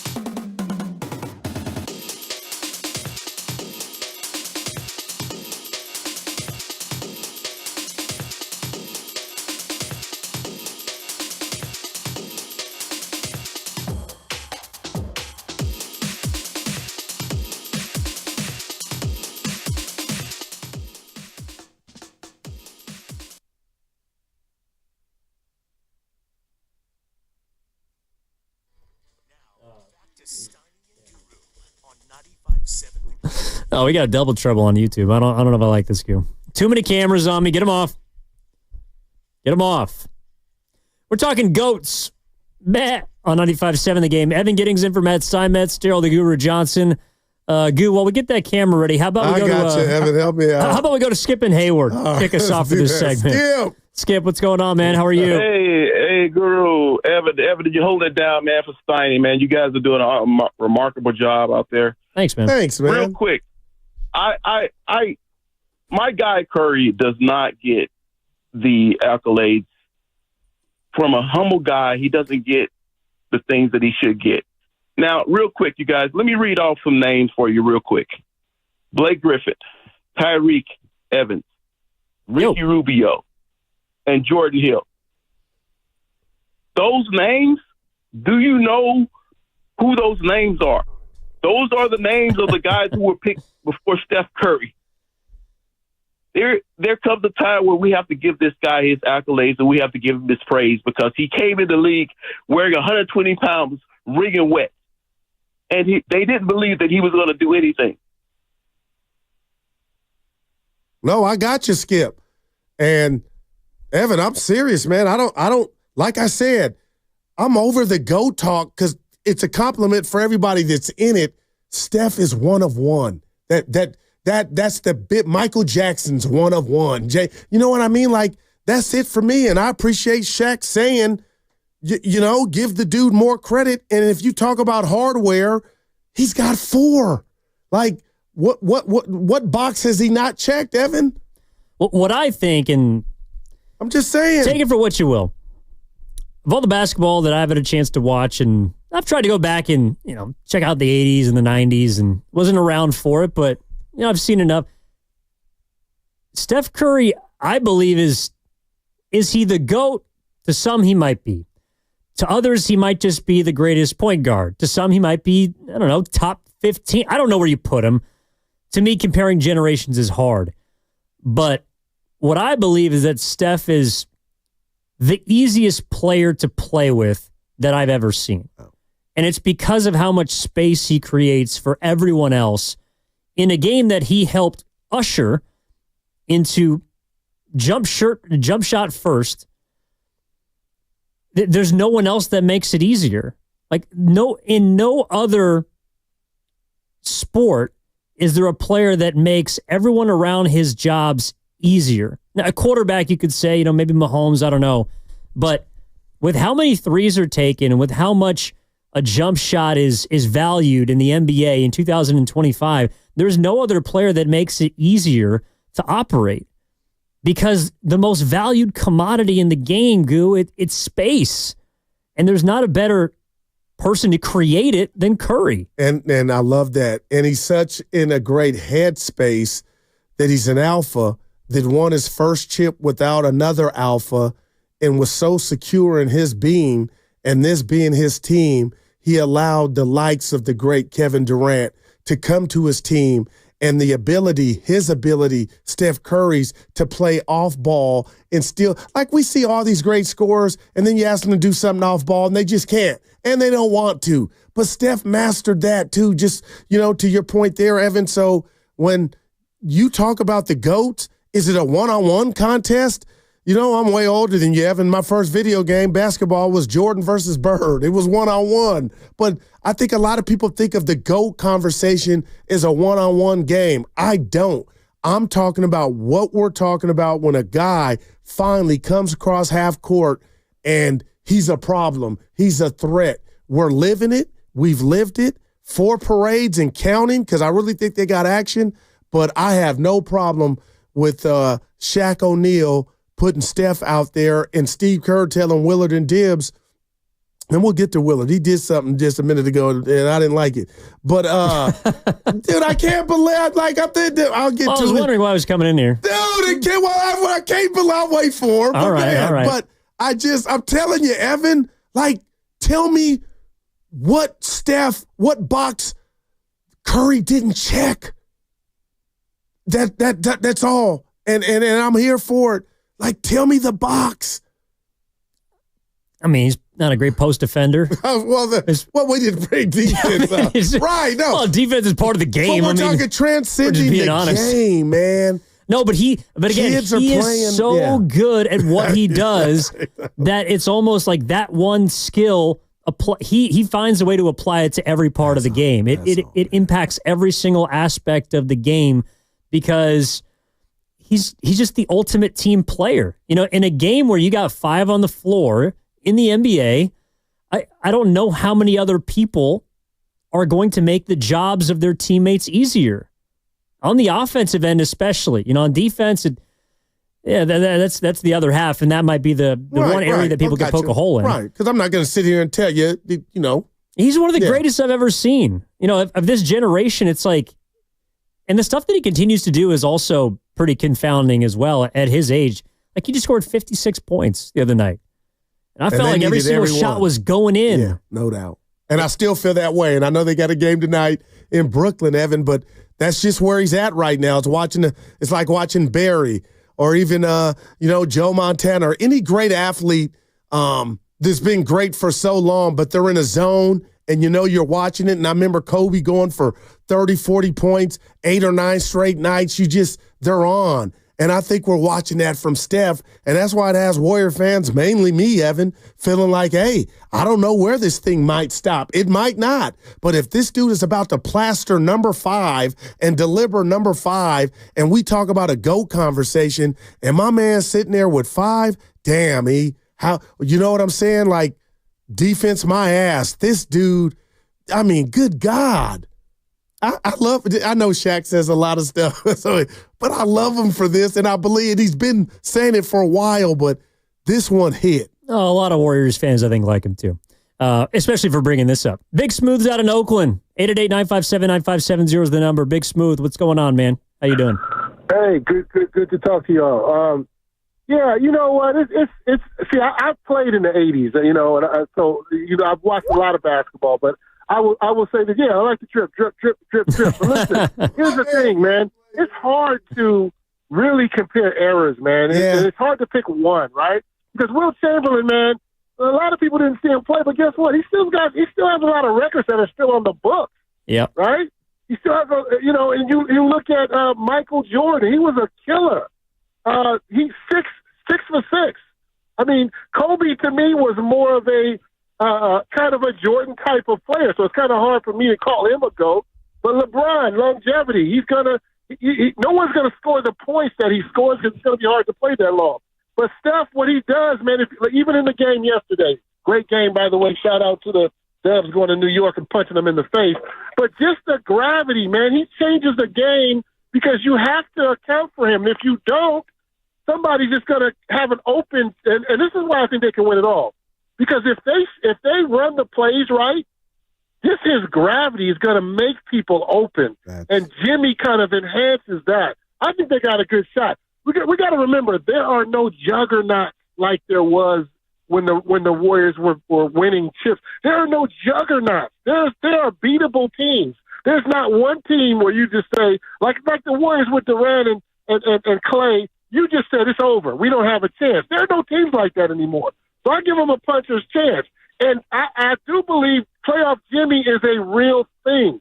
I've seen it. We've all seen it. We know if Steph goes nuclear with the addition of playoff Jimmy, we got as good a shot as anybody else. No doubt. I appreciate it.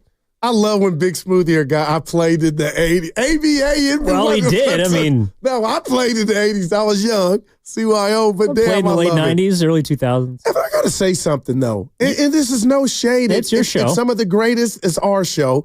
I'm still thinking about what Willard did. But listen, I want to get in bed and hold this stat like it's my pillow. We all know LeBron is up there for the GOAT. And when it comes to longevity, he's got like every single career stat. But when it comes to longevity, that's a skill. The LeBron's, he's first in line. And there's reasons in science why. But my point is, if that guy's getting votes, and he's getting a lot of them, and I got a light-skinned guy with green eyes, 6'1", 6'2", that's beaten him 3 times on the biggest stage, I'm sorry, Evan. I know I'm cooking the books per se, but if we talk about the greatness of Jordan and who he prevented from winning, oh my God, the list is incredible. Greats, Hall of Famers. But for Steph to outdo LeBron on the biggest stage 3 times, I'm sorry. On my metric, Evan, you're smiling. I don't think he gets enough credit for that. You say what to that? Why didn't he beat him 4 times? Well, no, I mean, I'm just saying, like, to me, the head-to-head thing doesn't, I don't know. Really? To me, it doesn't do it for me. I think they're both equally great, and they're totally different players. No doubt. They're so different. LeBron's a freaking monstrosity of a human being. And the fact that Curry's even in the same conversation as him is ridiculous. I mean, Steph is not supposed to be compared to the physical specimens in the history of basketball. That's why we talk about gravity. We're not doing that. Your arms are bigger than mine. We get that. You're taller than me. We get that. I'm neither of those things. We're talking about the gravity of Steph being Steph. Is this important? Is Bron being Bron or Mike being Mike? It's equal. Shaq being Shaq. Well, yeah, but those players can't control how the genetic gifts that they got. And I'm not saying Curry didn't get gifts. Right. I mean, the touch of Jesus to be able to shoot the basketball the way that he does. Deal. But he perfected everything else that he possibly could. You know, you asked what are the things he can't do? Well, the only things he can't do are based on physical limitation. You know, the fact that he's a smaller player. Well said. And that he plays a different position. Like LeBron James is never going to be as good of a shooter as Steph, but he's figured out how to maximize his gifts. And that's to me the only reason that you wouldn't have him above some of those guys. It's like, yeah, I mean, Michael Jordan's probably a tougher player to guard one-on-one because he's bigger, because he's stronger. He can jump higher. And he was great on defense as he was on offense. Of this generation, Steph is in their own way, I would argue that Steph is as impactful of a team player on the offensive end as LeBron James, if not more so. They do it different ways. LeBron is someone that I think is a willing passer, maximizes every possession, can get to the line. He does everything. Yep. But Curry does it without needing the basketball. And I don't know if you could say that about any other player in this generation. And Evan, I love all of that. And I honestly believe right now, me coming up when I was your age, it was the slam dunk. The slam dunk was the thing. And I understand it and I get it. Dr. J passed the baton to Michael Jordan. But Evan, we're in a world right now, we all appreciate a facial and a dunk, somebody getting dunked on. But the three-pointer has taken place of the dunk to me. And that's why Curry has reinvented the game. You go to the CYO level, you go to high school, just watch college. You call these college games. You cannot front and not give. And I'm not saying Curry this was his goal. It's like GOATs are not announced. They just arrive. And Steph Curry, to me, Evan, came out of nowhere, but the NBA game has changed, and it's almost everybody trying to mimic what Curry has done, shooting off the dribble.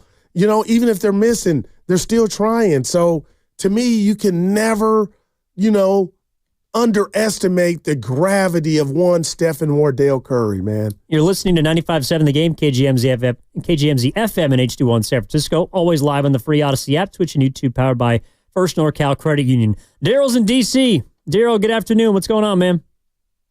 What's up, you guys? Great show today.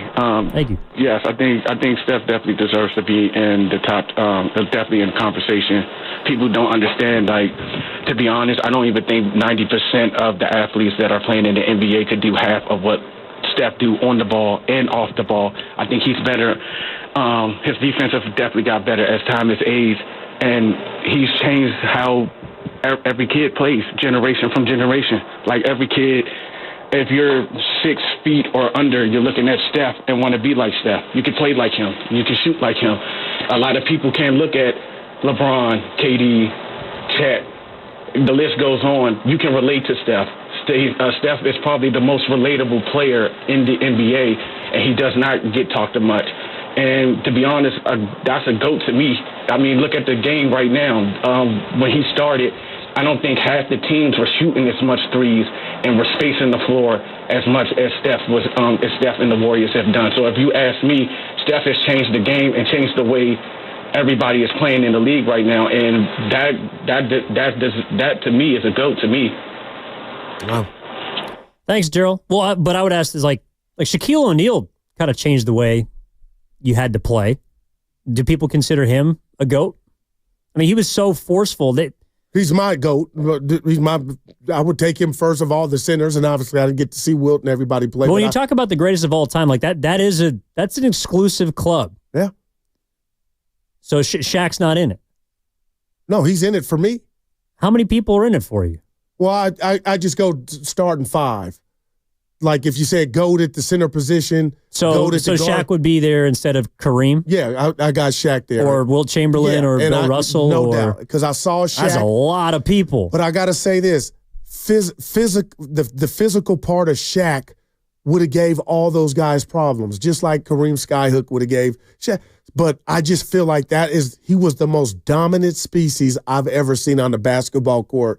And that's why Shaq, to me, is the GOAT at the center position. But, Evan, if you were to say Kareem or all these other names, Wilt, I wouldn't get mad and want to break a computer. I was just talking centers. Yeah. It's just that position. So Shaq is my number 1. Like, is that shock you just hearing? I don't know if I yes. thought you. Yeah, it does. Shaq's my number 1. Yeah, I mean, to me, he's not in that conversation because there's been players that are alike. You know, I think when I think of a GOAT, I think of someone who is unique, and Shaq is. Oh my God, Evan, he was unique. Well, but for Shaq, you could say I saw Wilt Chamberlain. You know, Wilt Chamberlain was more dominant in his time and played around the rim in a way that Shaq did. Shaq just did it 30, 40 years later. Like that's why Curry, to me, if there is an argument for him to be in that conversation, it's because there literally has been nothing like it ever. You've never seen it before. Allen Iverson under 6 foot or under, but not in Allen. I'll tell you, not to cut you off, he doesn't shoot the ball like Steph Curry. They're not guarding him like they're doing Steph Curry. That's the difference. Like, there's a difference between AI and Curry. We could put in Tiny Archibald, with short guys, but they haven't done it like Steph. No, I mean, in LeBron James, I don't think there's a player like him. You know, people compare him to Magic Johnson, but he's far more of a physical freak than Magic was. He's faster, stronger, shoots the ball better because of the time he plays in. He's got 50,000 freak. Like that to me is where we separate GOATs from just all-time greats. Like to be considered, that's the conversation is for the greatest player of all time. That's one player. If you're going to be in that conversation, you have got to be the elite of the elite. Well, then that's Jordan for me.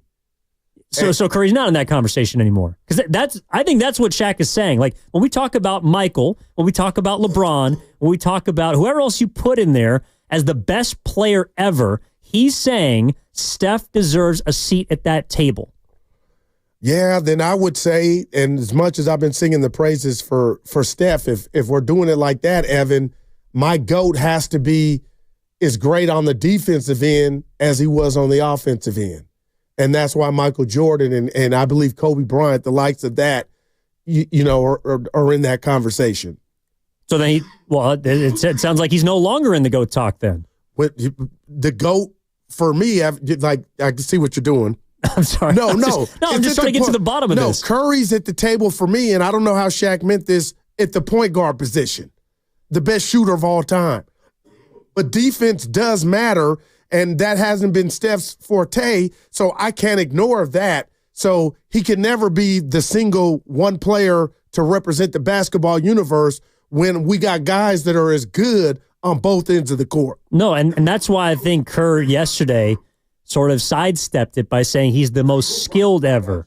He's the most skilled ever. That's what he did. Because to call him the greatest player in the history of basketball, that's what he did. I don't think anybody would say that. All right, I hear you. That's and I hope I don't sound like I'm saying that. Well, I'm you did earlier. Curry his fun. Well, how? Well, you said he was in the GOAT conversation. Well, but those are semantics. At the guard position, like if you say I got you. Okay. I see what you're doing. But, Evan, it's like we're doing what you said is hard to do. We're comparing eras.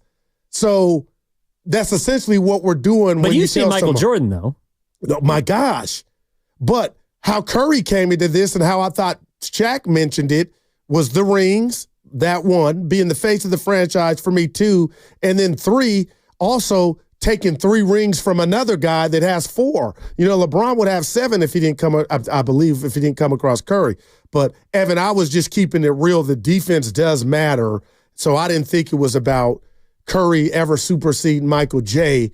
or Kobe because they, to me, were greats on both ends of the ball. And that's some hard stuff to do. I don't care what DNA you got. I got you. Yeah. Kev's in Oakland.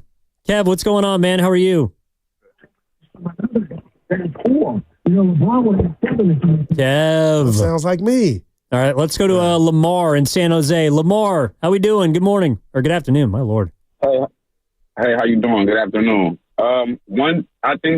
I definitely think Steph Curry deserves to be in the conversation. And the reason why is just for the wow factor, like with the eye test. I think a lot of people made some great points, but they're missing that part of it. Like when I watched Michael Jordan, I was a kid, but I remember watching Michael Jordan come back from retirement and win those 3 finals and beat Utah. And I remember watching him like, wow, I've never seen nothing like this before.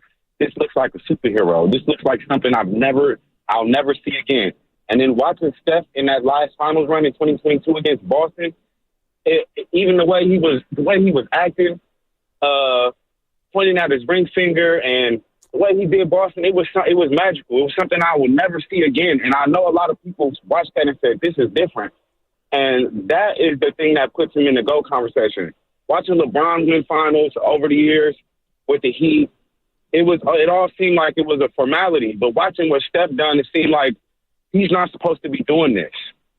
And I think that's the part of it that puts him in the conversation for a lot of people. I got you, Lamar. I mean, it sounds like what he's saying, Goose. And this is part of it, too. Like the awe that Steph leaves you in, because when you look at him, you don't see someone that is as physically imposing as the other greats that are in the discussion. You know, Steph, to me, maybe it's this. He's the most unlikely GOAT. Right. He's the most unlikely great player that's ever walked this earth because of where it was drafted, the background, even some of the injuries coming up, the fact that he doesn't play above the rim, and the fact that he bent the game of basketball to his skill set. Oh, my gosh. And no one in this generation has done that more than him. Like, as much, people say that he's changed the game, but it's like the game has bent to him. And you deserve to be in the, again, GSW, Golden State Warrior, Vera on the chat.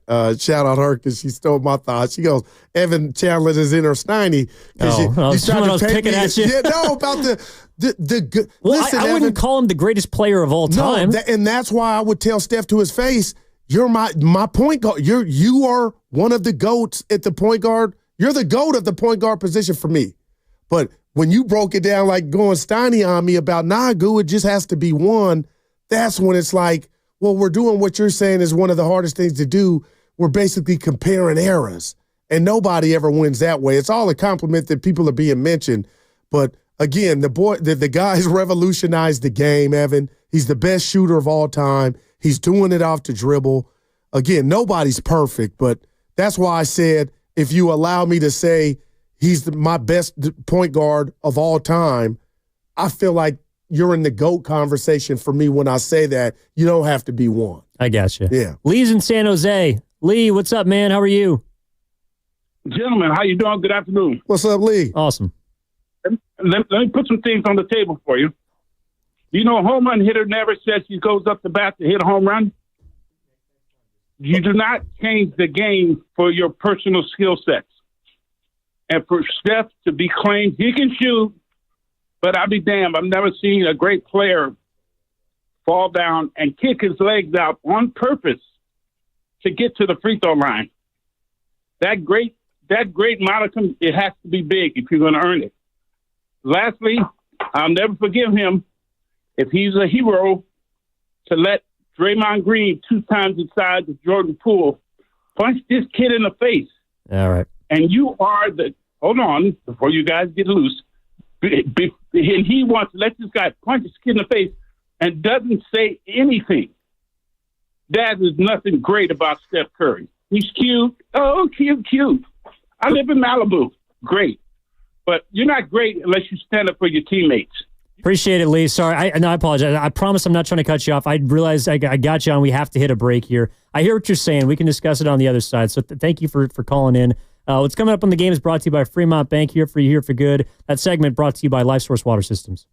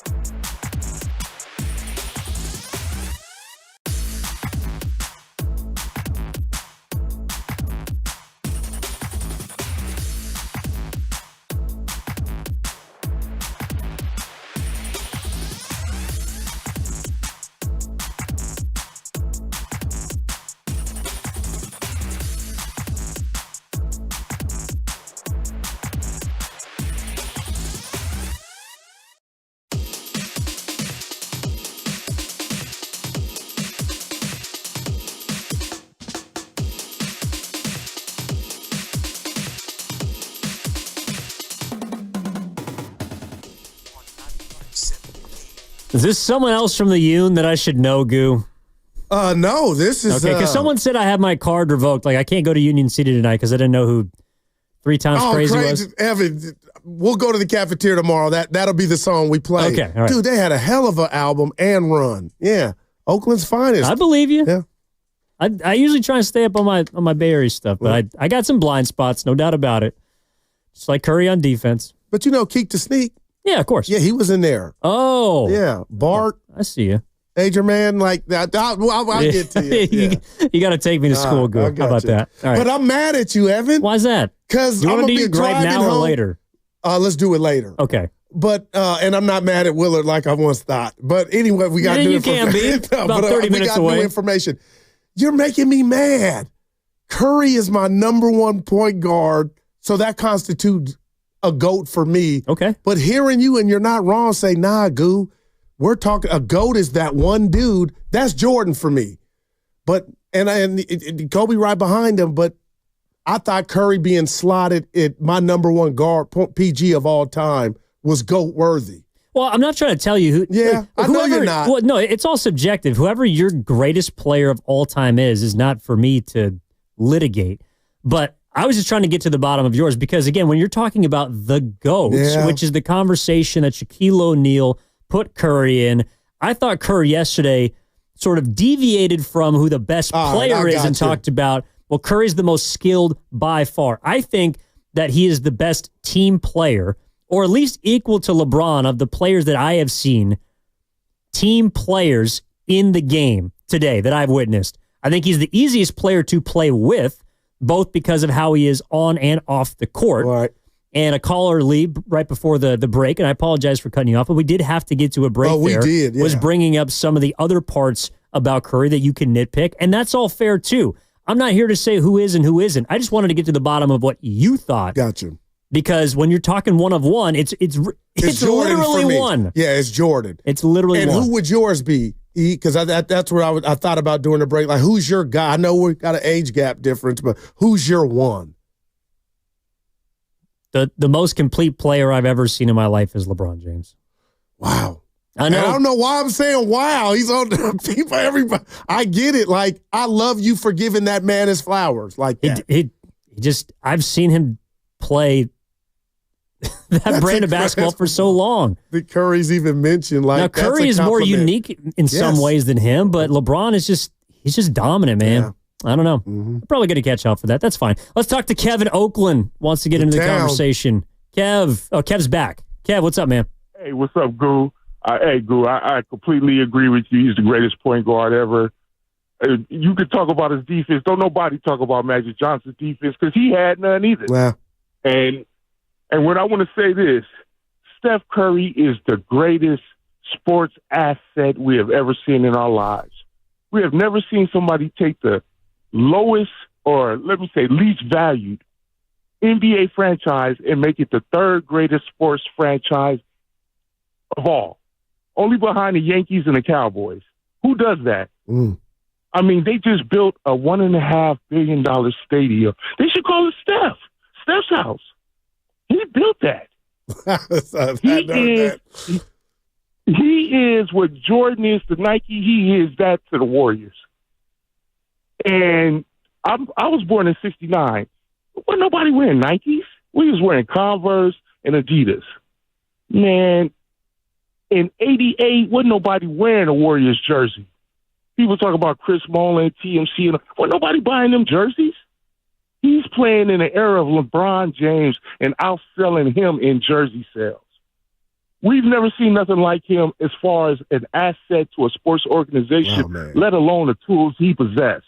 And that's all I got. One love. Evan, he'll get no argument here. I mean, man. No, I think he's spot on. Dude, wow. And that was a privately funded building here in San Francisco, the Chase Center. But, yeah, that is Curry's house. And again, I mean, we could be here again to 12 tonight, Evan.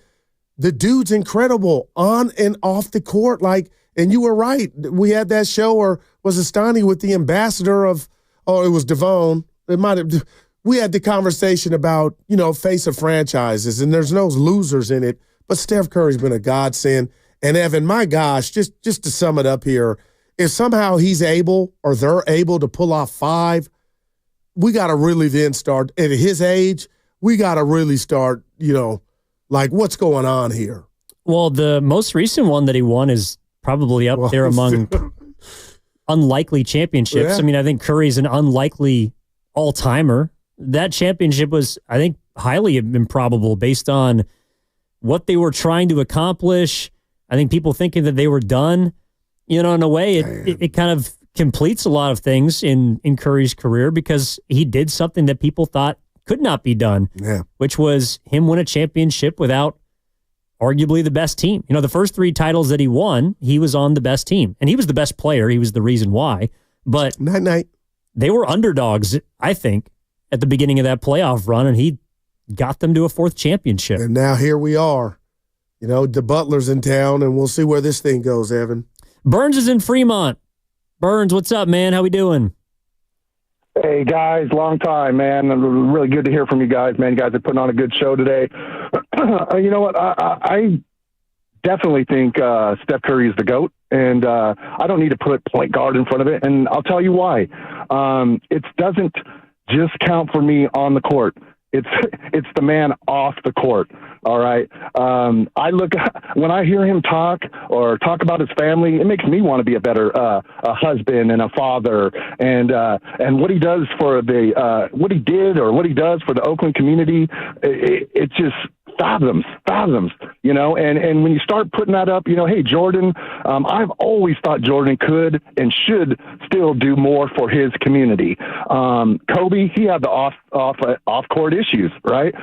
If you want your kid to, if he doesn't look up to you and he wants to look up to a sports guy, it's Steph Curry, man. And that off the court is what we get, man. That's what makes him the GOAT. That's what makes him the GOAT, fellas. That's it. Appreciate that, Burns. Yeah, that matters for a lot of people. The kind of man you are, or woman you are if you're a great athlete as well, the kind of person that you represent when you're not in between the lines. Turn the mic on, Evan. I'll say this to you, Evan. I don't want to weird you out, but if my daughter got married, if that day does come, I would want the guy, my son-in-law, to be Steph. And that's because you're a fan, and you'd want free tickets. No, he's not the ball player. I'm talking about the quality. He came up in a good household. He's got values. That's the guy that I think Steph is. That's what I'm aiming for if that day does come. A guy that respects others and treats her like a queen, like he does Aisha and his mom. So. I think Steph's the real deal. Great dad. Yeah, I mean, I think in addition to obviously what he does on the court, how good of a guy he is off the court matters too. I mean, and there we go. I don't think it's phony. No, but for some people that doesn't matter when you're talking about just the greatest player. Wow. That's real too. Greatest athlete of all time. What you do between the lines is what matters to others. I mean, it's like. There are a lot of great guys out there. I think Kevon Looney is an incredible guy. Talk to us. Kevon Looney is one of the... I think people should try to be more like Kevon Looney. You guys joke about him being someone that would change your tire if you're pulled over on the side of the road. Which is the ultimate compliment. Yeah, but no one's ever going to discuss it. It's the combination of both, and I think that's what Burns is getting at. It's not just him being the great person, but also this incredible athlete. And combined, that's, I guess, what teams up to make that go. Mm-hmm. All right, August in Albany. August, what's up? How we doing? What's up, Evan? What's up, Goo? Hey. Love y'all show today. Doing great. Thank you. I just wanted to bring up the Olympic performance real quick because I think it's criminal how underrated Steph is. And we've been enjoying it for, can't remember how many seasons now, but the fact that the whole world got to see what it was like to be a fan of Steph Curry. That was really special. I mean, all the championships are amazing as well, but I think he'll be once he retires, I think people will realize oh damn, we had a special guy playing basketball. Yeah. Thank y'all. Enjoy thank you. Thanks, August. All right. Well, go ahead. I don't even want to think about it being over. I gotta be this guy though. I'm sorry. Go ahead. I gotta be this guy. Yourself. if we're talking about him as the greatest of all time, how can he be underrated? Oh, no. Seriously. Come on, that's like I got if you. Tip of the cap. He can be one or the other. No, come on. He is either grossly underrated. Nah. And he's not the greatest ever. Nah. Or he is in the conversation to be one of the greatest of all time. And I cannot consider, I feel like that's properly rated. Yeah. No, and I'm with you. I like that. Just wanted to get in front of that. Pat's in Foster City, had to drop, but is now back. Pat, my man, what's going on?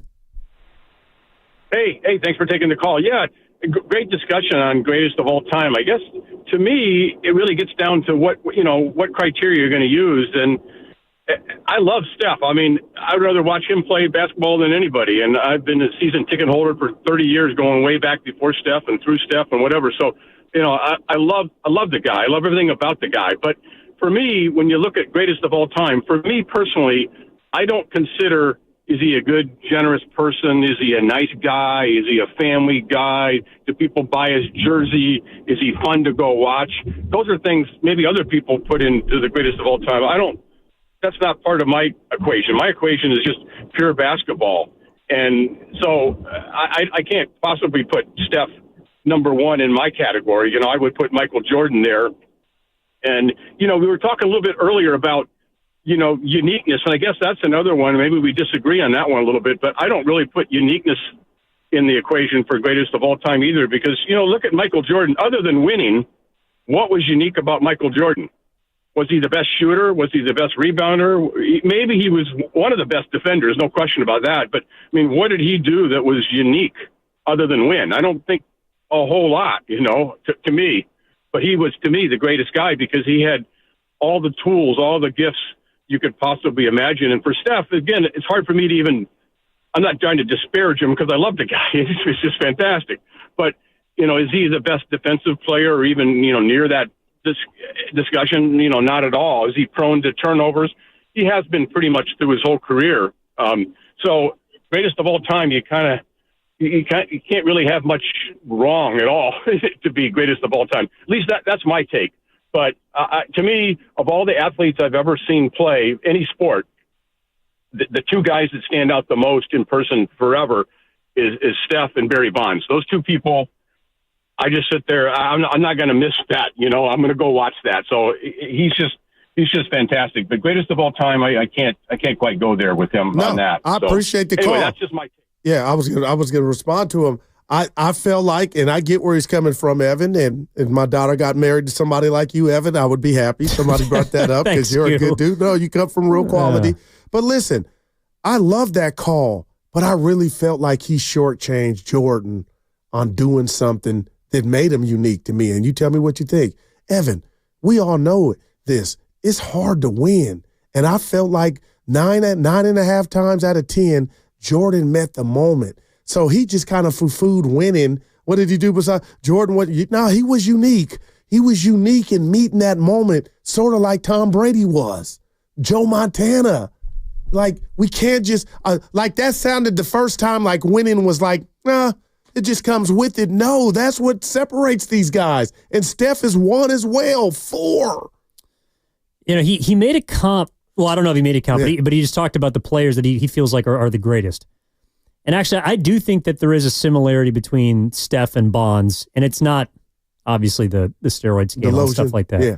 But Bonds is the most dominant hitter I have ever seen. And whether he had extracurricular help or not doesn't take away from the fact that the most important thing in the game of baseball is scoring runs. And Barry Bonds impacted that more than any player that I've ever seen. The most important part of basketball is scoring the ball to acquire points to beat the other team. You could make a case that Curry impacts that aspect with what he does by scoring himself, but also how easy he makes it for other teammates to score than any player in the game. And from that standpoint, I do think it is fair to compare the two. Their impact on the most important aspect of winning, just statistically speaking. And it's different, and it might sound like a stretch to some, but I hear him from that state because Bonds is the most dominant baseball player I've ever seen play. Mine too. But Bonds, while he was a great hitter, Early in his career, he could do everything. But later in his career, he was not a very good outfielder. He didn't play much defense. Yeah. He didn't run the bases. He got up there, he walked, he hit home runs, and he was the most difficult out on planet Earth. Steph Curry, I don't think is a great defender. Right. He's lost his step athletically, but he's still the most lethal or one of the most lethal offensive players to walk the earth. And I do think that there is a similarity between the two. No, I love that. And I got Barry on list of guys that I saw play. But, Evan, I'll say this. I don't even know. Now, you could say, Goo, you're trying to defy science right now. But when you're as great as Steph Curry is and you're doing what you're doing at 37, I'm sorry, Evan, you can afford to lose a step. But I guess what I'm saying to you is the way that his game, what it's predicated on, it is movement. You talked about it, shooting. It's not above the rim. So I guess I don't see that slippage yet to the naked eye like I saw when Barry, I know, could no longer cover left field. And Derek Jeter, who I love, you needed to get him out of shortstop because he didn't have the range anymore. And I'm being real, Evan. I guess I don't see that slippage from Steph. Well, in the last 10 games, but before that, there was clearly slippage. And that's why I was hanging on to bilateral knee tendonitis, thinking that, the knees were barking. But as far as what I'm seeing now, that's why I'm double backing and saying I'm wrong. Since the inception of Butler, I'm like, maybe he was so great he could afford to lose a step. Perhaps. Wayne's in South Carolina. Wayne, what's up, man? How we doing? I'm doing fine. How you doing, Evan and Duke? Hey. Awesome, man. Oh, man, I'm doing fine, man. I heard y'all talking about my boy Steph, man.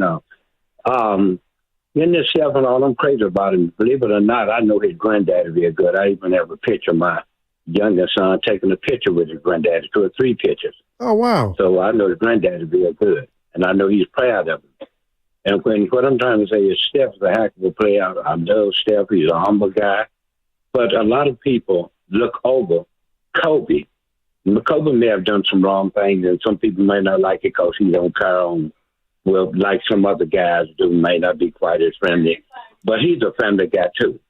I mean, I know that is a fact, the way he acted with his family, his children, his wife, and all of that. But people don't mention about him. This guy coming up about LeBron James, one of the biggest liars that ever played ball. And when you come to as far as the best player playing the game, I'm going to put Steph in there, maybe 6 or 7. But Michael Jordan and Kobe Bryant is the best player, believe it or not, ever played basketball, played defense, everything, the whole 9 yards. That's my opinion about it. I got you, Wayne. Yeah. So appreciate it, man. No shade at Steph. He got him 6 on all time. That's true. No, seriously. Yeah, that's true. All right, Rich is in Garden City. Rich. This is the other side of the table. What's up, Rich? Oh, what's up, guys? I'm just going to add to the Curry GOAT conversation. People need to start giving Curry more respect. Definitely top 5 in my opinion.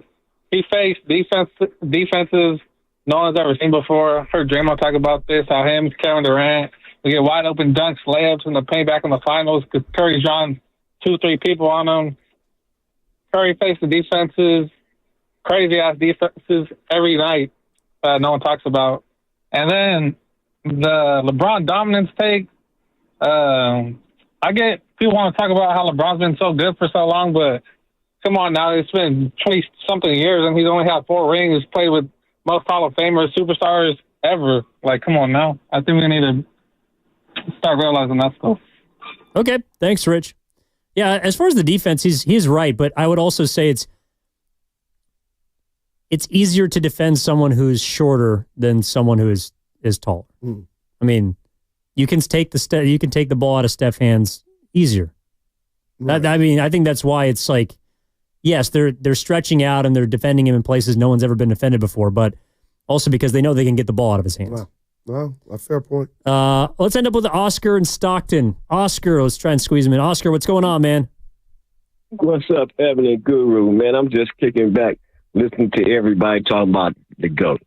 Okay, the GOAT of all time, in my book, Steph is my GOAT right now. But the GOAT of all times, as far as pure basketball player, is Michael Jordan.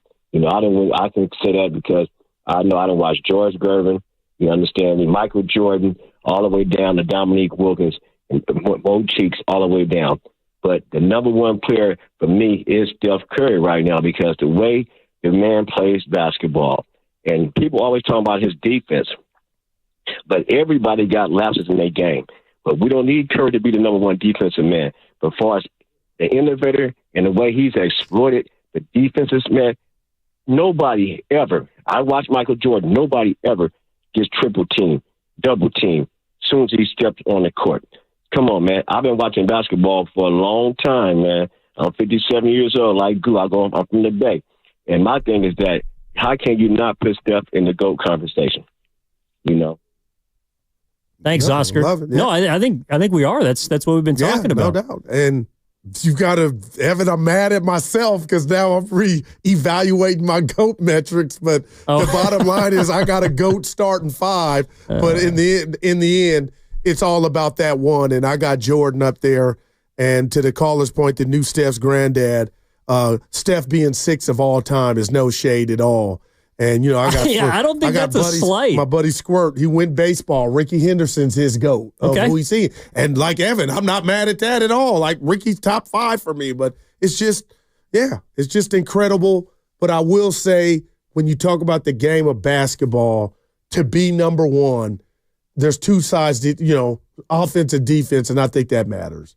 No, I'm with you. And look, we can talk to Willard and Dips for the ones that asked Steve Kerr about this, that kind of extracted the conversation. I thought it was good, and I appreciate everybody that called in and weighed in. Again, your GOAT is your GOAT, and this was just something that was spurred because Shaq felt like it needed to be talked about. And as a result, we got to get a lot of different people in here with a lot of different opinions. And obviously, Steph is one of one. And I can't wait to see if this thing, of course, the season itself continues to ride out on a high note. Number 5? Oh, well. Hey, why would you? I don't want to get ahead of myself. We just got to enjoy it. Let's enjoy, how about a 4:30 against the Brooklyn Nets? Let's start there. 3:30 Warriors live with Willard and Dips. They're going to join us next for the crossover. Make sure to download the free Odyssey app and check us out on YouTube and Twitch, powered by First NorCal Credit Union. Evan Giddings in for Matt Steinmetz with Daryl the Guru Johnson. That segment sponsored by Crystal Geyser Alpine Spring Water.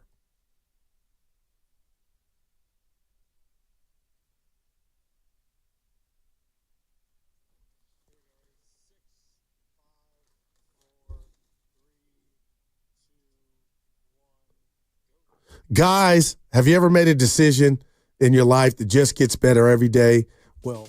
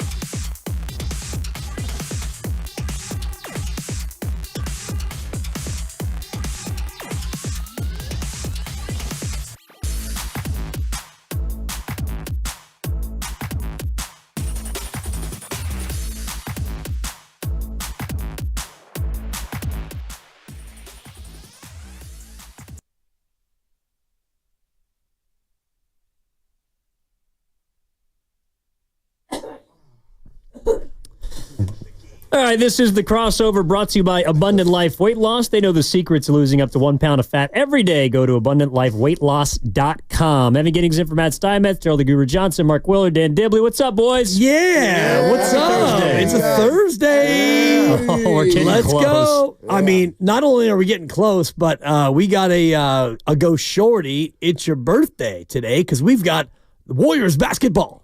Right here on 95.7 The Game. Yeah. So I didn't know where it was going. when you see Mark and I come in with a little extra bounce, that's it. We love our job, and I actually do enjoy talking to him 20 hours a week, but not this week. Nope. This week we've had a couple of shorties, go shorty, and today is another shorty because we get to enjoy the best show on television, radio. The Barclays Center. Exactly. It doesn't matter who they're playing or where they're playing. They are it right now in sports. They're the thing. And this is as close as our guy, me and Grandy, Cam Johnson, is ever going to get to the Golden State Warriors. That was Sadly, your guy. yeah. Tonight. Here we go. Just a Here we shame. go. Yeah, Good interview with Kerr yesterday, man. Yeah, that was awesome. Thank Oh, you. thanks. He's like the Steph Curry of interviews. Wow, man. Like, it's hard to. The most skilled. And laughs at your material. That's Yeah. what I'm Yeah. I mean, He's a low-key multitasker, too. Going to New York. He's walking the streets of New York. It was a few weeks ago. He was cooking Chinese food. Well, stir fry while we were talking to him. Like, I love He's that. a cool cat, I would, like, there are people where I would take offense to it, where it's like, dude, are you paying attention to it? But not Steve. He's locked just in. like I'll lock in and he'll walk the dog or yell at the dog or walk the streets of New York or cook, all while we're talking to him. So, we wrap that into the conversation. And even at that, I mean, to your point, he is with his wife in a cab or an Uber, whatever, and he's going out do a show. for dinner and a show, but still, he does 25 minutes. It's not like, guys, he tells the producers, guys, I need this to be, 8 to 10 because I got plans. Oh, it happens. No, but not with him. Yeah, I got He you. will, he'll stay stretched out, even though he may have other things going on. Yeah, he's no Bruce Bochy. Remember when Bruce Bochy was on his way to a show last time? Happy birthday. Yeah. 37-second interview. Thanks, Boch. We'll see you later. He called you on your birthday. No, I see. No, and that's like. Did that happen? Yes. He did. He called in. On the way to a show. No, I took it as a compliment because even though he was only on with us for 30, I think it was actually 54 seconds. Yeah, I think over a minute. Yeah, no follow-up questions. Could have just said no. but he didn't. He did. Yeah. So, awesome. Anyway, yeah, no doubt. All good. Yeah. But anyway, short show because we're excited for another one of these, and Mark and I were talking in one of our various meetings today. We had so many I can't keep track, but think about 2 months ago, this Warrior season was what? It was like they lose, they win. Steph does everything. He has no help. And then over the last, month now, since Jimmy's been here, not even a month, this whole thing has gone back to you have to watch every single second of everything because they're it again. Yeah, and I'm mad at Evan because he just set me up and cracked me. He doesn't even know it. But we played the Kerr sound in regard to, Steph being the GOAT in regard to skills. And then that just went off into the GOAT conversation. And I have a GOAT starting 5, but Evan was like, nah, the GOAT is that one guy. So I go, you know what? I didn't like that, but I was like, okay, I got to condense the list. But he talked about Steph and where he's at in his age and how the Warriors and he looked averaging a career low early on before the trade. And I go, you know what, Evan? Because I'm drunk right now with everything Warriors. I'm like, I don't think Steph's, if he's slowing down or lost a step, it doesn't look like it to my eye. And then he goes, just in a subtle way, well, what about the first half? Yeah. I go, you little I go bilateral knee tendonitis. I kept saying that. But now look. Well, we talked about this yesterday, actually, and there were plenty of people. Willard. Well, and when your partner gets back from whatever this midlife crisis is or whatever he's been doing for the last week and a half. That guy is such a diva. When he gets back, I want you to check in on him and the whole Steph is declining thing. Because, look, it's an obvious take when people start getting older, right? Oh, Father Time's undefeated. We all say it. Of course, everyone's going to decline.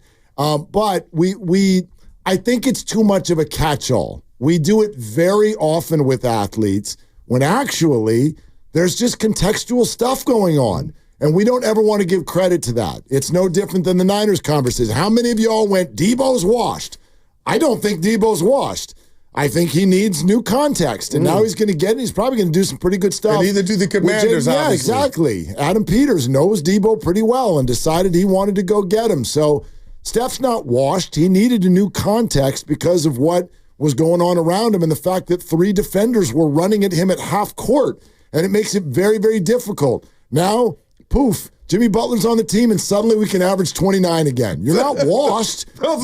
You just needed somebody to put the wash in the laundry machine. Evan, we're back. That's all. Well, no, but I do think there is something to, like, I don't know where the bilateral knee tendonitis went. Like, it's not like it's I know. just around. It went to the needle.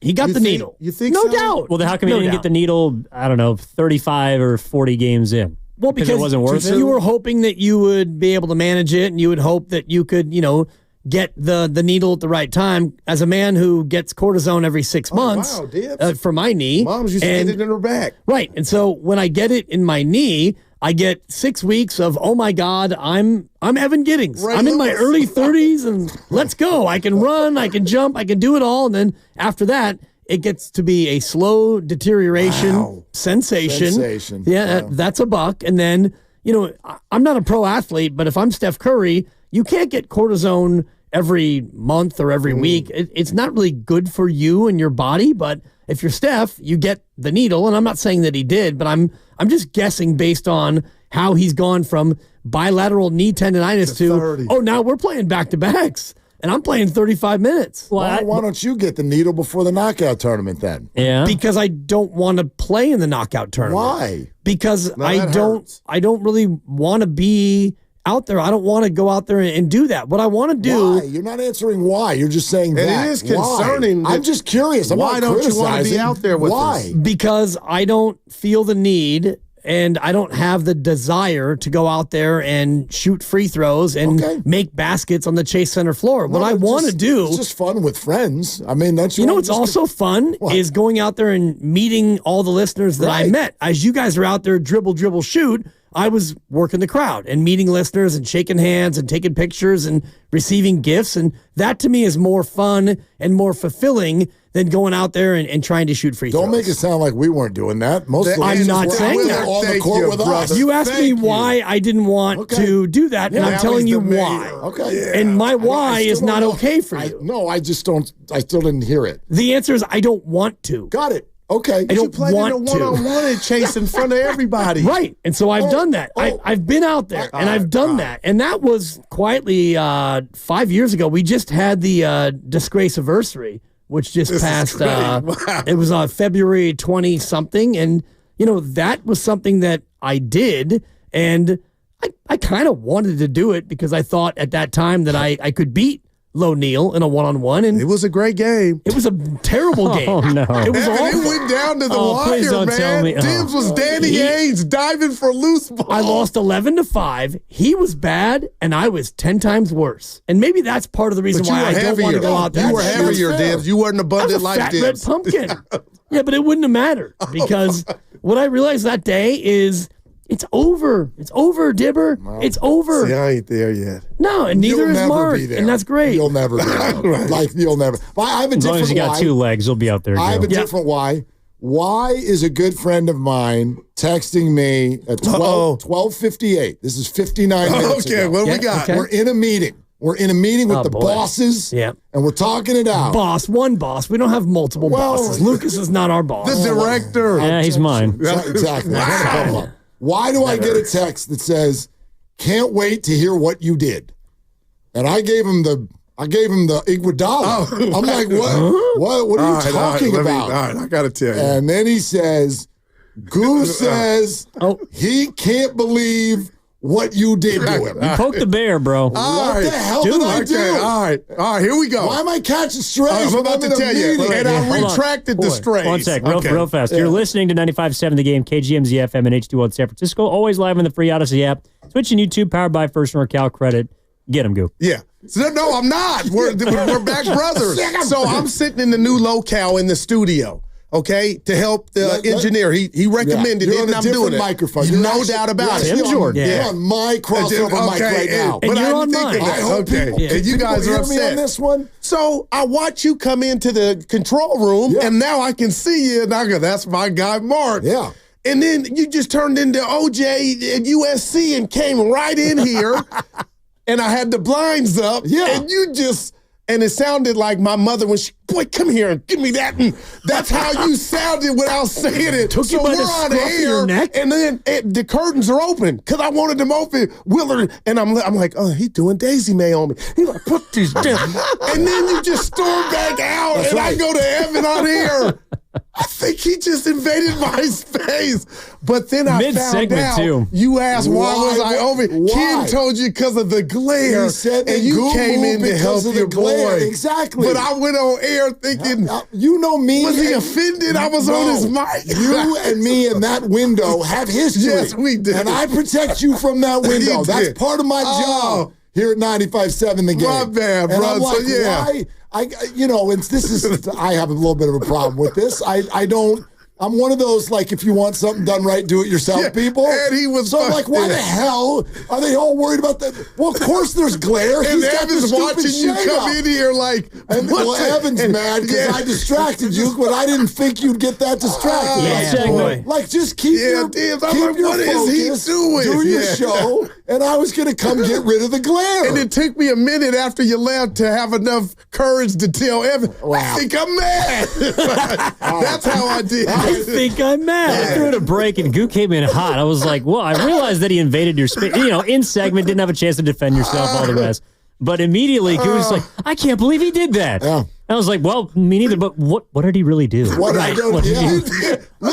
about the I've offended a lot of people in my life doing a lot of things, but never before because I closed came to help the your blinds. boy. Yeah. That's my boy. Just trying to, no doubt. You know what I mean? Yeah. The lights are bright on you, Goo. And I thought it was opposite your mic. I go, it can't be that. I'm trying to give you a pair of shades, no, you tried to help your boy. The future is bright. Yeah. From 10 to 2, don't mess. $10 And you know what the that dojo. was? An episode of Three's Company. I didn't have all the info, but I thought I did. Didn't you get the, Larry was right. I'm going to let you date yourself by yourself over there, okay? No, I needed help. I'm with you. Yeah, Suzanne Summers line. Yeah, and you would be the Suzanne Summers. I don't get half the references you guys come in with anyway, so. Come on, knock on my door. I already lost my Yoon card today. The Regal Beagle. I lost my Yoon card. Regal Beagle. Dude, Furley was my guy, man.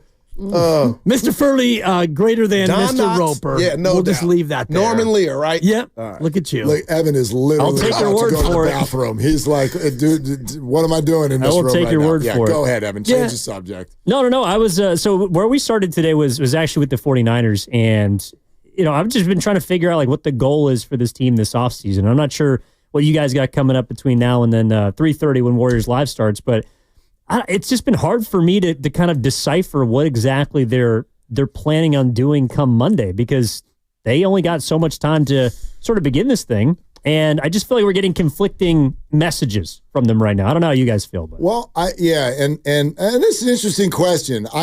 To me, I feel like a lot of us are potentially overthinking it by trying to gain some sort of definition from the 49ers right now. We do this with teams. It's the same thing we did with the Warriors. Oh, you got two timelines. You have to pick one. There doesn't need to be a label to the offseason. Like, you're either going for it or you're rebooting and you're laying back. To me, I don't think that neither of them are ever good. I don't ever want my team to be all in on 1 year. And which I think the Niners probably, they might have fallen into that trap last year. It's why they signed Brandon Aiyuk to a ridiculous contract. But at the same time, I don't think you ever go into a season going, well, no, this season's not for us. We're going to have to reboot, and it's going to take a few years. The answer absolutely can be both. There is so much offseason still to come, and it feels like people want some sort of definition about whether the Niners are kind of like going for it or are they going young and rebooting. And to me, the answer is both. The 49ers can absolutely be competitive this year. We have no idea what they're going to do in free agency. I define it this way. This is what I think the Niners are doing. They're going line by line with each of their employees, and they're going, you make X and you weren't worth it. You're gone. And if you are, you stay. And I think that's what they're doing. And that's what 6-11 does to you. It makes you, that's the way they're rebooting. But if anyone's under the impression that means the Niners don't think they can win this year, I disagree completely. I think they're trying to save money, knowing that the Brock Purdy contract is coming. And I don't disagree with what Mark is saying when you look at each employee and you say, okay, you're getting paid this and you're not worth that. And I think that Debo was the first one where you would have had to give him $15 million here in about a week or two, and you didn't want to do that because he's not the same player he was. And so, you tell him that in February, and he says, well, then trade me. I want to be traded. Okay, and we're going to trade you, and you get a 5th-round pick back, which is great because that 5th-round pick is somebody who you're going to pay about $1 million, whoever that player is, assuming they make the team. So that right there is a saving, and I look at other things like Aaron Banks, for example, a guard who I think he's pretty good. He's been great. He's been not so great, but he's somebody that people want to pay, and you don't want to pay what he's going to make, so he'll be gone. And you look at Mooney Ward, he's been great, and he's also been not so great. He's going to get more money than you want, so he'll be gone. Dre Greenlaw, maybe he'll be gone. Hufanga, he'll probably be gone. And, all these other players where if they're good and you like them, you'd love to have them. But I do think that there's a little bit of a crunch with the cap as you look at what's going to happen with Brock Purdy and the real rat on the table, brought to you by Atco Pest Control. Nice. You're paying Brandon Aiyuk $30 million a year, average annual, and he can't play anymore right now because he's hurt. So I do think that part of this is a little bit of a cap crunch where you can rework deals, and they will, and other guys you just can't afford anymore because they're not as good as they were. Man, great points by both of you, and I'll just throw this in. Evan, I know where you're at on this, but I want to hear it. So there used to be a saying when I was single, there's no romance without finance. So you got to go to the dinner, you got to do this. Okay, I get all that. Boy. So if you're telling me it's about the money, is the honey the playoffs, or are you telling me they went 6-11 last year because of injury, not because they were devoid of talent in certain areas? And before you answer that, the last thing about Bosa, he's worth it.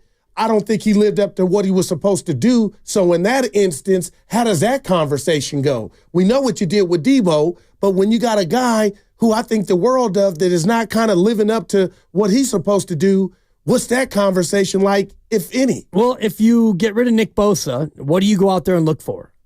Nick Bosa. So if Nick Bosa is 90% of what you thought he was when you paid him, okay, you can trade him, but you're going to go out there and try to find another Nick Bosa. And if you look at Nick Bosa and what he is he the 5th best, 7th best, 9th best edge rusher guy in football? Way higher than that. Okay, wherever he is, and you're right, and I agree with you, but if you try to replace him, how do you replace him? And, we're going to talk about his brother today and whether or not you want to bring him in. We added the conversation about it. I just think that, when you look at Debo, like Debo is probably the 37th best receiver in football, 24th, whatever he is. He's much more replaceable than Nick Bosa. I also think that the fan base is way more dissatisfied with Nick Bosa than the team is. Now that's interesting. That's it. You're right. Do you think politics play a part in that?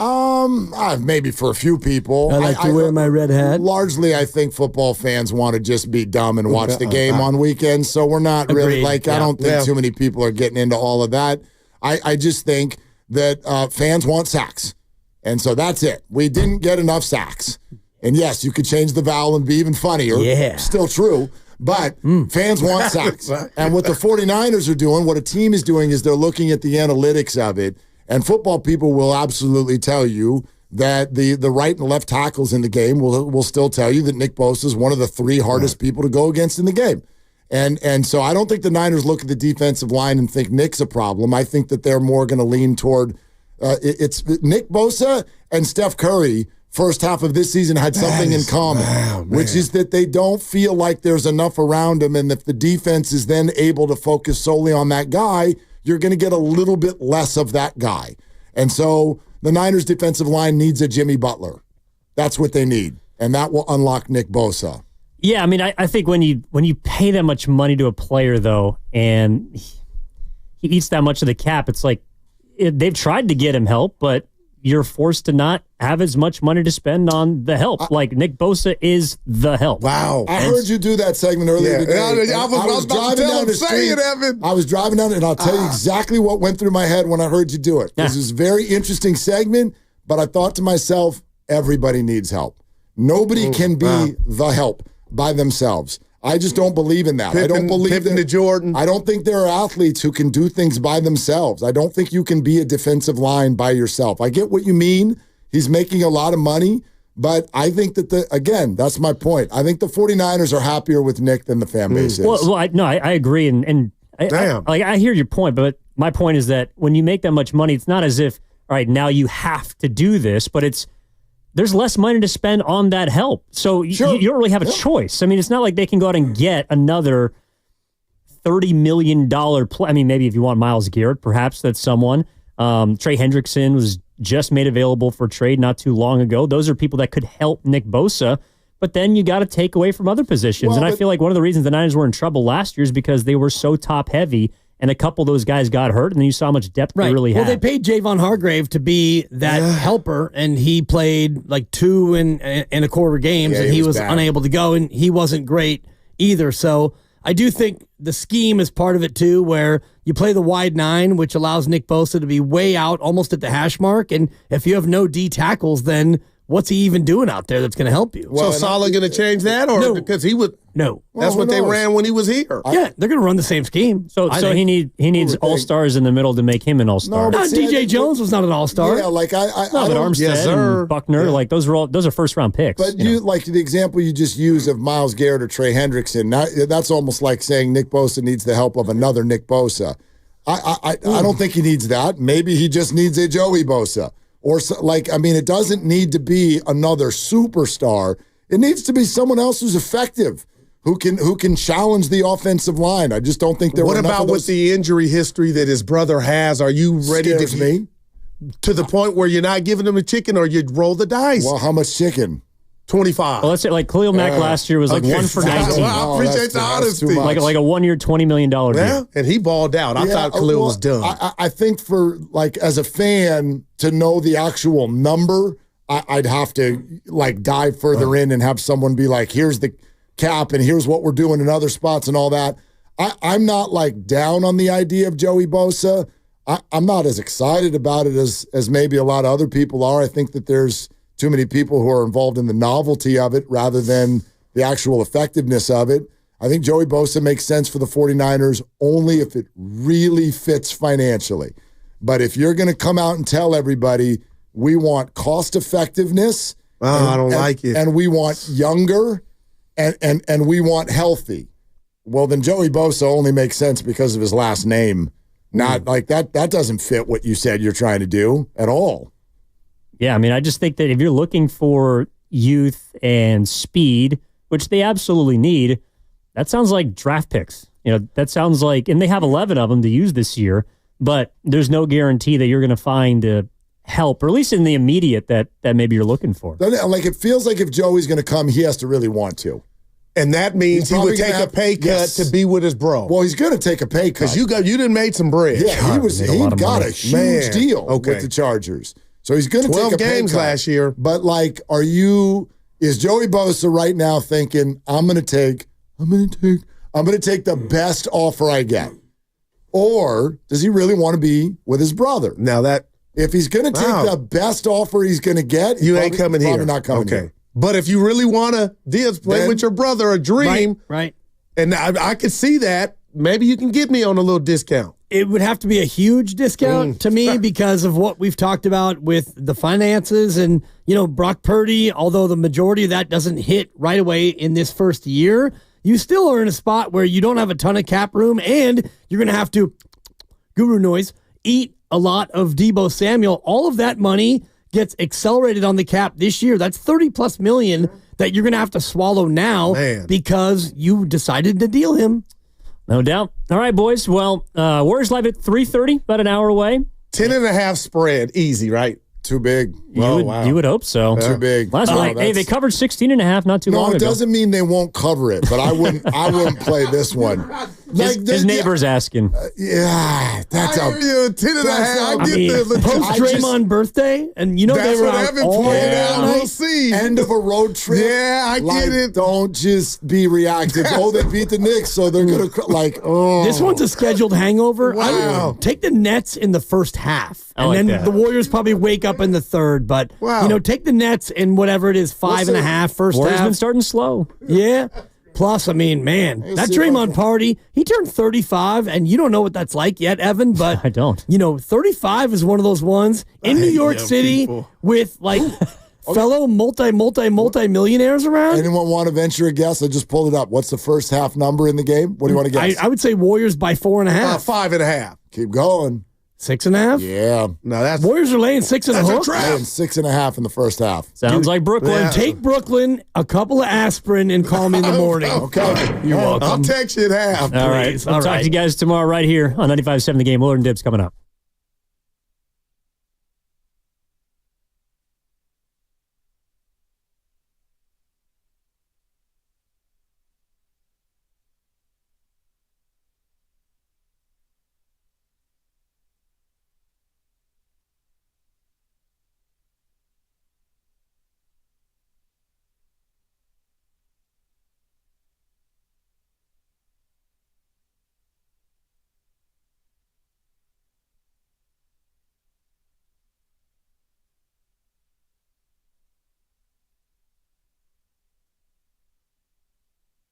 Oh. All I know is it's a couple of Bay Area boys talking sports. I know nothing. Thanks. It's Willard and Dibs on 95.7 The Game. Yeah, let's go. Let's go, Mark Best Willard. day of the week. Come on, here we go. We don't have a whole lot of time to talk this out because Warriors Live is in an hour and 15 minutes. Warriors, Brooklyn Nets, and we'll get to some of the things that we thought were real interesting that Steve Kerr had to say to us yesterday and get you ready for that basketball game. But yeah, does everybody know? Are you in an NFL slumber? Do you know that what they call the legal tampering period or whatever the stupid name is, that starts on Monday and free agency officially starts on Wednesday. So you're going to start getting a real steady flow of offseason news. Christian Kirk was just traded to the Texans an hour ago from the Jaguars. You're going to start hearing this stuff. And so when Mama Bosa, Cheryl Bosa, maybe she whipped up an omelet with some onions in it this morning, and she put on her Instagram story, can we start a petition to get Joey Bosa to the Bay? And my first reaction was, all right, a Bosa on each side of the line? Come on, man, that's cooking. I love that. And Baldy's on the station this morning with the roast, talking about how Joey can still play. And he's not as dynamic of a pass rusher, but maybe better all around than a lot of the other pass rushers out there. He's good against the run as well. So he's getting into the X's and O's of it all. And I'm thinking to myself, okay, I don't think it's necessarily a horrible idea, but what I do think the excitement level about it is too high. And that's mainly just because of his last name. I think the novelty of this is pushing people's opinions too far in the direction of bring Bosa to the Bay because he is often injured.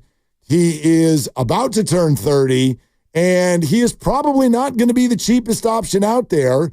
And you've got a lot of things to figure out, obviously, on that cap and beyond. So I am very tenuous with my thoughts about Joey Bosa to the Bay. Well, I'm out unless it comes down where the number is so small that it makes sense because it's almost like a vet min deal in the NBA. I don't want to expend real salary and real commitment to a guy. As you mentioned, he is oft injured and, he doesn't really play. He's played 28 games over the last 3 years, which is 28 out of 51 possible. That's about halftime. That's almost like a Joel Embiid participation rate. So, yeah, if you can bring him in for a very, very, very small number, then I'm into it. And I do think it would be kind of fun to have, Bosa and Jay Bosa and Cheryl Bosa, friend of the program. We've talked to her a couple of different times, and hopefully we can, reach out to her and get her on at some point. I'm trying. Maybe I know you I'm are. trying. Maybe later this week, and she's been so generous with her time with us, and she's been a fun interview. So from that standpoint, yeah, it'd be great. No, come on. No, I mean it, Cheryl. Yeah, you've been great, but if Joey even will sign for $10 million a year, even that for me is too much money. Oh, then he's not coming. Right. Then what are we even doing? $10 million? You're not paying him 20, which is what he was making. I don't know that you wouldn't. I don't know. I don't think that you should. You've got so many holes that, one other edge rusher, a guy who doesn't play every single game, he plays half the games, and you're going to pay $15-20 million a year for that. I'm out. That to me is bad business. Yeah. No. And again, you and I have a difference of opinion about where the 49ers sit financially right now. Yeah, we are. You bring up the word cap. All the time. I bring up the word cash. I think the 49ers are fine on the cap. They've got plenty of cap space. I think the 49ers are running their business the way I wish all businesses ran. Unfortunately, ours doesn't always work this way. Ours works sometimes where people will pull out a spreadsheet and just start crossing names off without even knowing who they are. But the 49ers are working the way that, golf works, which is if you're doing well, we'll keep paying you. If you're not, get out of here. Get out of here. Thank you, Kurt. I honestly believe that this is not about the cap. I think this is more about frustration with 6-11. And so when the 49ers say we need to correct things financially, I don't think that they're saying we're in cap hell and Brock Purdy's coming and we're terrified. I think I hear too much of that out in the streets. What I really think is going on with the 49ers is they're like, look, we went 6-11 and we've been one of the most generous free spending teams in the NFL. We try to take care of our guys. We've made it a thing where if we draft you and develop you and you're good, we make it a thing that we are going to keep you and pay you. But then if you're going to turn around and either A, not produce, B, get injured too often, or C, take us on a crap journey, Brandon, we're done. Oh, he's still here. I know he is. But if somebody could make it worth their while, he'll be gone. Make no mistake, the Niners are still livid about the way things went with Brandon, and it is largely their fault. If they were livid, they shouldn't have done it in the first place. And the fact that his name is even being brought up in trade conversations tells you that the Niners, they know they messed up. They messed up, but they messed up in the name of being like, oh, man, we're so close to the Super Bowl. We got to go for it. But they messed up, and they should not have signed that deal. And so to me, this is almost just the mood they're in. The mood they're in is if your name next to your money makes sense, then you're good.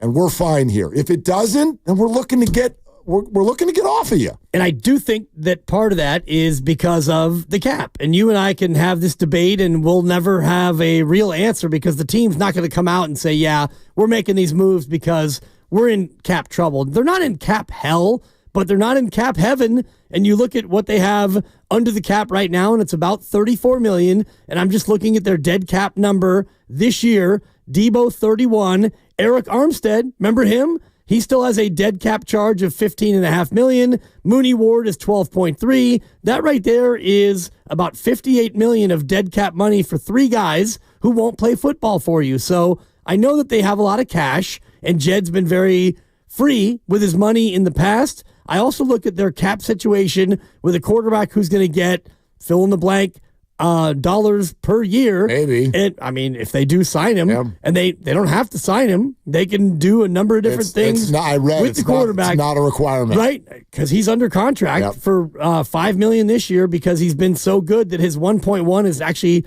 $5 million. But I look at their cap number, and their cap room is not as big as it usually is, and that's why I believe that they're having to make some of these hard choices. Yeah, look, and in or out on Bosa, not Nick, Joey.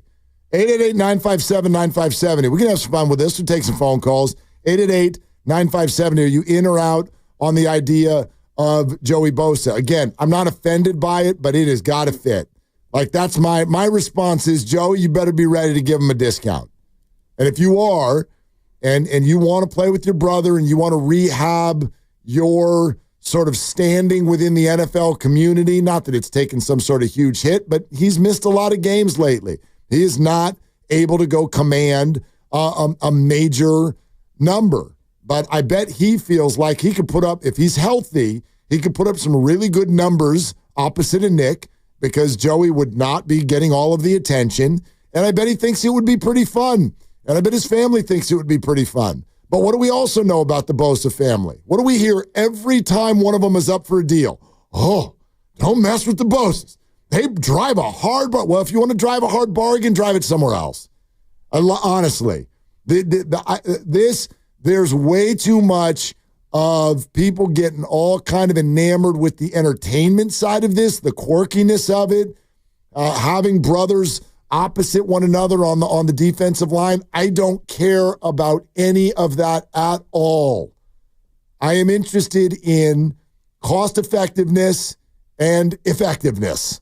That's it. And your name can be Bosa, Snosa, Flosa. Yeah. I don't care what your last name is. All I care about is the production for the cost. That's it.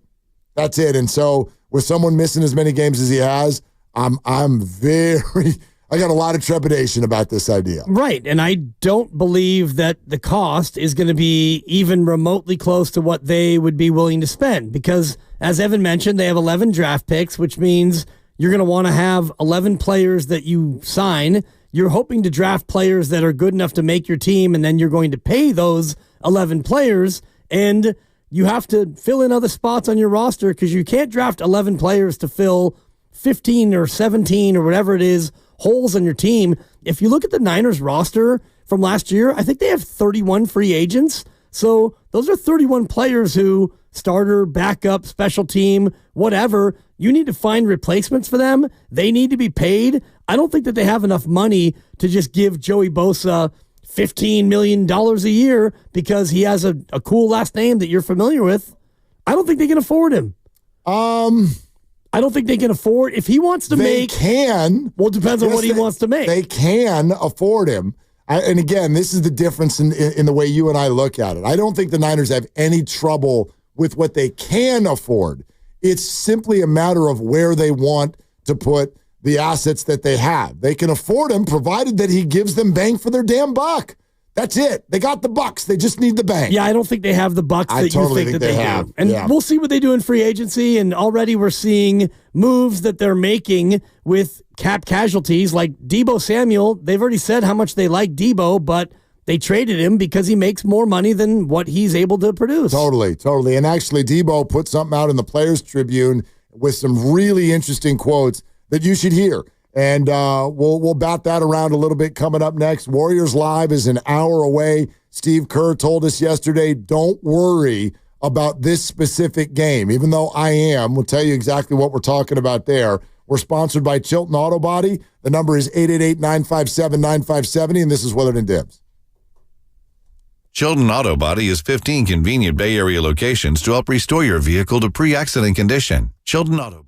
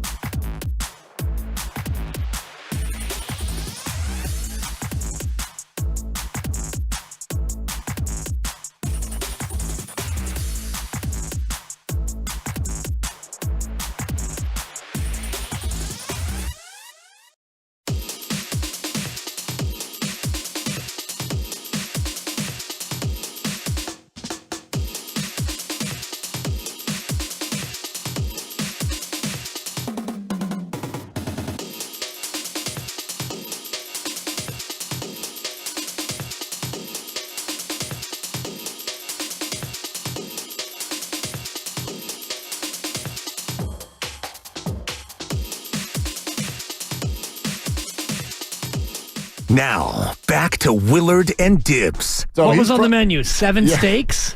2 whole chickens? I went and got a giant Wagyu steak for him. So I'm ecstatic about that. On 95.7 The Game. I mean, here is a promise. I'm not big on the idea of the 49ers signing Joey Bosa, but if they do, yep, we'll have Cheryl on, and we'll see if we can put together a menu. Because after what she described to us that she makes for Nick, just Nick, what the hell must happen if Joey is there too? I can't imagine that there's a stove big enough to make that amount of food. The omelet that I had to make, that was when I mimicked 7 eggs. But I used a wok.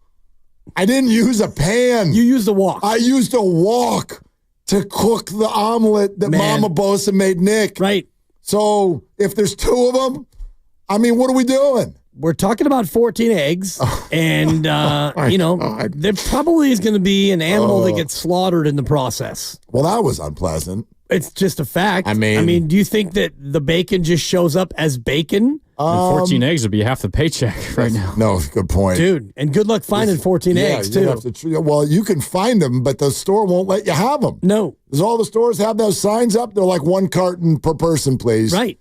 It's kind of funny because if you go in the morning, because that's when I shop because of our show slot. Yep. I actually see you in the aisles. Yeah, the whole thing is full of eggs, and they're like, you can only have 1. I'm like, why? You got there's tons of eggs here, but they'll only let you have 1. Right. So, okay. It reminds me of the pandemic when you would go to one of the big box stores and try to get toilet paper, and there would be a line of 75 people.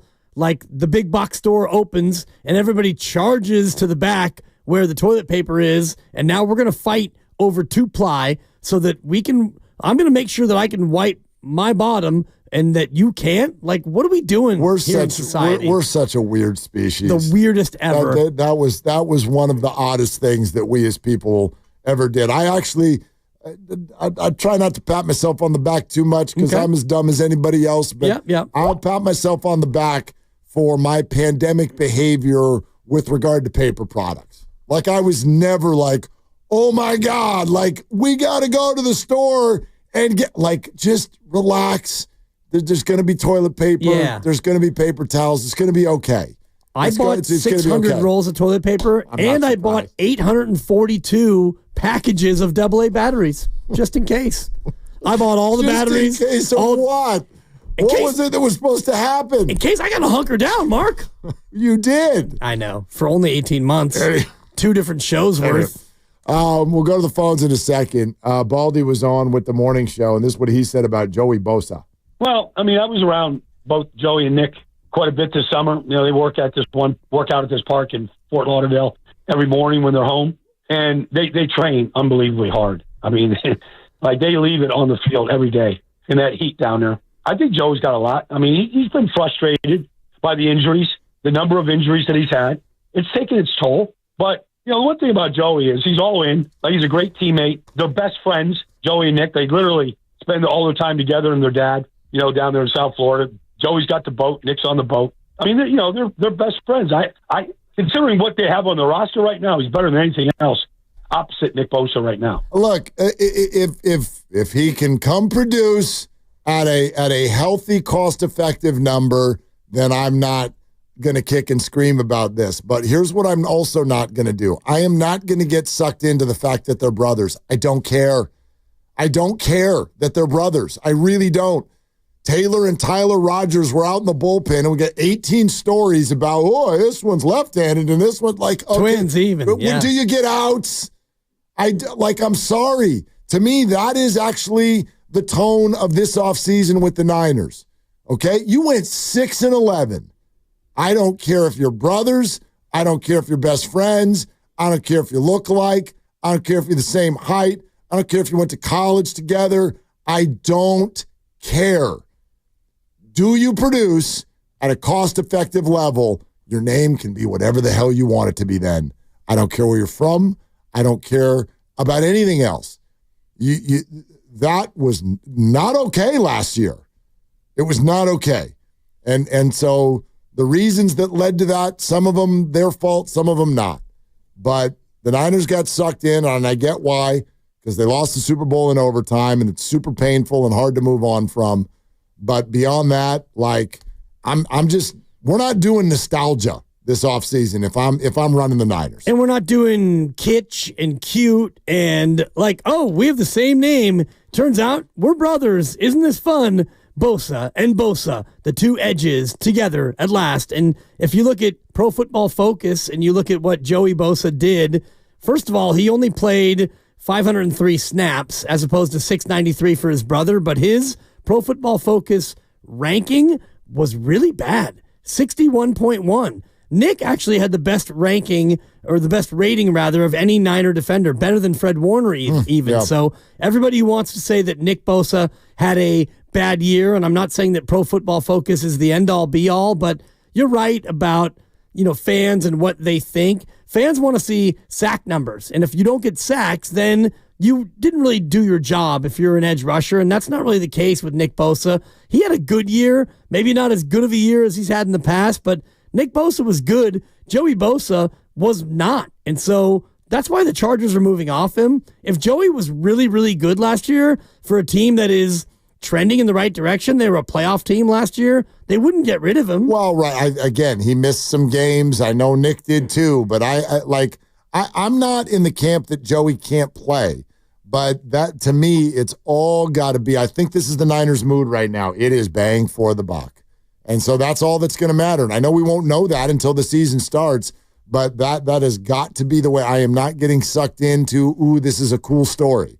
I literally, the only thing that I want to be interested in is, do you produce up to your number? Because as you pointed out, the one thing the Niners, I already know, are going to lead the league in this year is dollars that go out the window for no production. Because they're going to be paying a bunch of people who aren't even there. Yep. So that is what I think John Lynch is talking about in terms of what's got to stop. They got to stop paying dollars for no production. So your last name can be whatever you want. If you're not going to match your dollar, get out of here. Yeah, and that, unfortunately, is not as easy as just that because, you're going to have injuries and whatnot. And Christian McCaffrey last year, you paid him a good amount of money. He was number one in running backs as far as salary goes, and he only played, 2.5 games? And the dead cap number that I rolled out already, you're about $50 million in dead cap this year on guys who won't be on your team, for sure. We know that. So you're right, Mark. You can't just pay $20 million a year for Joey Bosa to come in and play 8 or 9 games, and that's why I think that this is a non-starter unless he really wants to play with his brother, and he really wants to take $5 million a year, which I doubt that he does. I don't think it's that low. I think, the whole look. The Niners offered Dre Greenlaw reportedly a $10 million 1-year prove-it deal. That's what $10 million is. $10 million's a prove-it deal. I don't think Joey Bosa's in a prove-it situation. He's better than that. So. Look, the 2025 thing, yeah, probably not. But I don't think it necessarily has to go all the way down to 10, especially if you're talking about a 1-year deal. This is the way I look at it. Joey Bosa is still young enough and good enough that he's going to get some pretty big offers. And if that's what he's looking for, then the Niners are not for him, and he's not for the Niners. If he really wants to be a Niner and he'll do this for shorter and for less, then fine. I'm not I don't know exactly what the right number is. 10 feels like if that's, the Niners are reportedly very interested in this.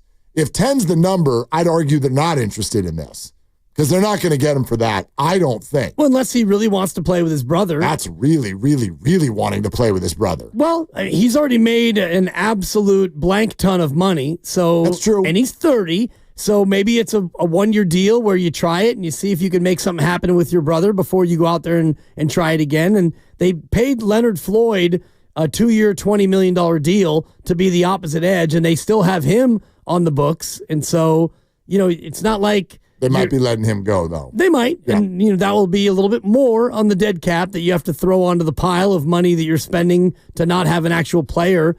I would think that they would keep Floyd and draft somebody and try to stockpile depth as opposed to paying Joey Bosa, like you're saying, $10 million. Even if it's $10 million, I don't think that Joey's going to settle for that? So do you want to pay Joey $15 million for 1 year? Maybe. That feels like a lot. Yeah. I mean, the way that that's all structured, again, if they really feel like that's someone who will produce over there, maybe they would do that. But let's go to Jonathan in the city on this. We'll take some calls here. Hey, Jonathan, what's going on? Hey, just delivering mail. Just want to say, man, no on Joey. I mean, come on, this is another guy that they have to overpay. I would like him if he would just, maybe Nick would pay him under the table and not count on the cap and all that stuff. And I don't know if I'm very confident about the offseason and all this, because you know why, guys? Whoever made a person or group, whoever made those decisions, and it's a lot, it's a chain of decisions and it's all bad. That guy is still in the building, man. Whoever overpaid for a bunch of overrated dudes, that guy is still in the building, man. So as a 49er fan, I'm really not very optimistic about this coming year. But you know what I'm optimistic about is seeing you guys on the radio row. Jonathan, thank you very much. That was pretty fun to see you, Jonathan. Yeah, that was. I thought he said Radio Row. I'm like, Super Bowl's still 11 months away. I'm not. Right. I'm not thinking about Radio Row yet, but maybe. I mean, the Super Bowl is here, so maybe we'll get to go to Radio Row this upcoming year. Maybe we will. But yeah. Like I just say this: Jonathan's not wrong by any stretch in saying that the Niners ended up with some overpriced, lack of production signings. I just think that we as fans, we tend to only remember those. So when he talks about whoever made those decisions, he's still in the building. The Niners have made a lot of good decisions. The Niners have made a lot of good draft picks and a lot of good decisions because they've won a lot of football games and they've gone to multiple Super Bowls, this regime. So I always want to stop short of painting them as inept because they're just not. But yes, they are in a situation where I think they want to be a little less generous, clean it up, be a little bit more cutthroat. And I don't know that Joey Bosa fits that narrative. I don't think he does. And, you mentioned Leonard Floyd, and if they part with him post June 1st, it turns out to be, it's a dead cap hit, but they also get a lot of savings this year. So it's almost a net neutral. So they might do that. But if you look at this team and forget the money part of it, you need probably 2 or 3 interior defensive linemen. You need an edge rusher, and I think you need another tackle. You probably need at least 1 guard, maybe more. Apologies to Ben Bartch, who got signed. Aaron Banks will be gone. You probably need a center. You're going to need a corner. Wide receiver, I don't even know how many wide receivers you need, but probably a couple, and you're going to need a running back. Yep. If you don't keep Jordan Mason. So remember, there's the draft. A lot of those players are going to come through the draft. But it's hard to look at a lot of those positions and think, all right, rookie, boom, you're in. We're going to be good because we got you. You're a rookie, and we're going to count on you. No, but they're going to have to hit on some of them. They are, absolutely. What do they got, 11 picks? They're not going to hit on all of them, but you better hit on some of them. You know what I mean? Well, and last year was amazing, where you had pretty good. Renardo Green was a hit, and Dominic Pooney was a hit. Mustafa, big time. Malik Mustafa was a hit. Ricky Pearsall, I think he's going to be a hit. Yeah, it's probably a base on balls the first year, but he's trending toward being a hit. So you did amazing last year in the draft, but previous to that, and I could pull out my father-in-law's list that he hand wrote on a yellow legal pad.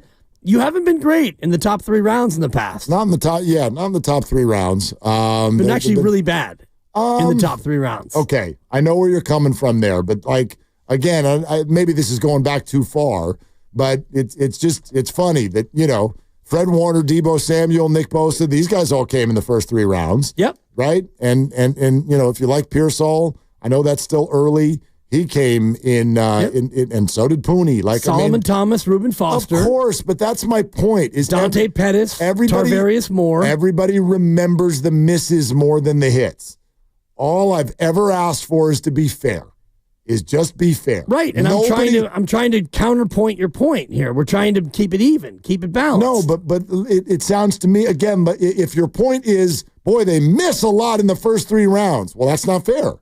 They hit a lot in the first 3 rounds, too. Of course they miss a lot. Everybody does. Right. Everybody does. They're about 50-50 in the first 3 rounds. I think they're pretty commensurate with the rest of the league. We'd have to look at a full study of the first 3, and to your point, 2020, Javon Kinlaw and Brandon Aiyuk were their first-round picks. I mean, I know that in this moment we're mad at Brandon, but that's a hit. That's a hit. It's absolutely a hit. To me, it's a hit if you draft a player and you give him a second contract. Yeah, absolutely. That counts. I agree. As a hit. And, Aaron Banks is a guy who I thought was a hit in 2021, second-round pick. He's going to get a big old contract. It's just probably not from the Niners. Right. I don't think he was a miss. He's a little bit of a tweener. That's a tough one. Yep. Aaron Banks. And, Drake Jackson, Trey Sermon, Ty Davis-Price, Danny Gray, Cameron Latu, third-round pick. Yeah. Ricky Pearsall. Yeah, no, there's always plenty. There's always plenty. I do think you could do that with every team. I do. I do think that, that's why maybe they should trade back out of the first round because they seem to be better on day 2 and day 3. Well, I don't know if for whatever reason. I don't know if you act based on that sort of history. I do know a lot of people who think that trading back this year makes sense because it's a deeper draft more so than it's a dynamic draft. Yeah, fair. In other words, there's a lot of people, and I'm no draft Nick, as you know, but there are a lot of people who think that once you get out of the top 5 to 7 picks, that there's not a lot of difference between who will go 9th and who will go 29th. Like you're looking at, there's a lot of good. So if you're the 11th pick in the draft, a lot of people think, if you can move out of 11 in order to get 2 picks in the top 40 or something to move down, then it makes sense. We'll see. The Flash in Cupertino is next up. Hi, Flash. What you doing? Not too badly. So quickly about Joey Bosa, why can't they do an incentive heavy contract? It's easier for defense because you don't have to be targeted. Sometimes you can control the targets and then they don't make their numbers. But then on defense, you put a carrot in front of a guy, he'll go after it. It's not a bad idea, Flash. I mean, when you say why can't they, it's honestly a question for Joey Bosa. Can they? Because if they can, then it's a very, very good idea. Sure, make it an incentive-laden deal. He doesn't get paid. You know what I mean? But then, he gets injured, he doesn't get paid. But then if you get a heavy incentive deal, that'll fire him up, and then there's no accounting for how happy Nick would be, and then he'll get fired up even more playing alongside his brother, I think. Well, Flash, I will say this, though, and thank you, Flash. Appreciate the call. I think it's completely fair for fans when you're talking about players like this, and both of them have signed north of $100 million deals. I don't want to hear that you need money to fire you up. You should be fired up because your helmet went on your head. Period. That's why I think in the NBA, people get very, very angry when they're like, ooh, you want us to try in the All-Star game? How about $5 million bonuses for winning the All-Star game? How about bleep you? You make $55 million a year. I don't need to give you more money so that you can get excited for a day. If you can't get excited for a day, then don't do this. And then we won't do this together anymore. If that's, and again, money is a motivator. I'm not saying that these guys should go play for free at all. Joey Bosa is going to command a certain salary and deserves that. He's a very, very good player. But I just think it bothers fans. I don't want to hear that Joey, you get an incentive and then it'll fire Nick up. You all should be fired up because you have a uniform and that's the job. Right, and if you're Joey Bosa, you probably should be motivated by the ability to go out there and win. And, yeah, the Chargers were a team that was trending toward winning, but they didn't want to pay him as much as he was making. And if you look at his numbers in the year that he had, he's a declining player, and he's almost 30. So if you just look at his productivity. Declining player? Oh, yeah, he's declining. Based on his productivity, his availability, and all the other abilities. I mean, the availability has been kind of a problem the whole time. Just the last 3 years. Before that, he was more so. Yeah, before that, he was pretty available and pretty productive. I think if your last name's Bosa, you've been hurt a lot. Right. It's because college and pro. Right. Nick has been hurt, a few times, especially in the pros. He had the ACL. It cost him a full year, but I don't know if I'm the Niners and I look at a 30-year-old Joey Bosa who's only played in half the games the last 3 years. I don't want to pay him as much money as he probably wants to earn. Yeah, no, and again, I think that's fair. Like the 49ers, to the best of their ability, they go into this offseason saying, we are looking for people who are going to basically earn their salary. Like their production is going to have to match. And maybe that doesn't sound that profound because I'm sure they're trying to do that every year. But I do think sometimes you're in a mode, and they definitely were last offseason, the last 2 off seasons, because they felt like they're so damn close to winning it all that tiebreakers kind of went to the player, where they're like, this one makes me a little bit uncomfortable, but gosh, we're right on the doorstep, so let's extend a little bit because we think we really can win it all this year. I think that's what happened with Bosa, and it definitely happened with Aiyuk. They're not in that mode this year. Well, and it happened with Trent, and it happened with McCaffrey, sure, and it happened lesser degree, but yes. Right, but those players in the offseason went to management and said, I'm going to need more money, and they gave him more money, just readily. And it didn't even seem like the McCaffrey thing was a story until the news broke that he got more money. And same thing with Trent. And, you're looking now at Juszczyk, who had his contract reworked last year, and he may actually be a cap casualty. I think he probably will, actually. Which is interesting because I don't know how Shanahan runs his offense without a fullback. That would be a dramatic change for him in what he likes to do.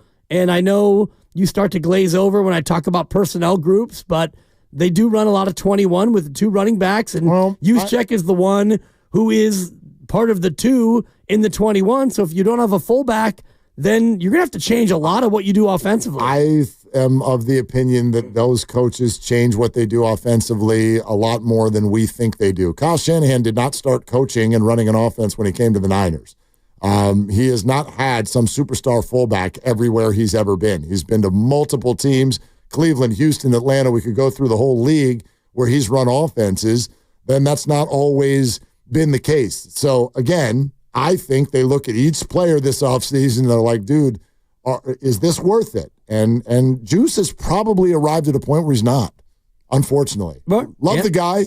Love all the outfits that his wife is producing. It's wonderful. Yep. But how many times did he make a big catch this year? Like, they're not using him as much. For him, it's about blocking. I know, but how many times did you get in the red zone, in the deep red zone? There you go. And you couldn't run the ball. There you go. And, his job is inherently to block and get the short yardage play. And, in the red zone, in the lower red zone, they couldn't get yards. Real quick, Telmo in the city. Hi, Telmo. What's up?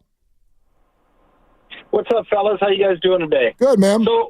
So a real quick thought on Juszczyk, and we love him, but I think there could, if he's a cap casualty with McCaffrey on the field, I think there'd be a potential for something that a lot of Niners fans want to see, and that's more Jordan Mason in kind of a hybrid running back, fullback role. But specifically about Joey Bosa,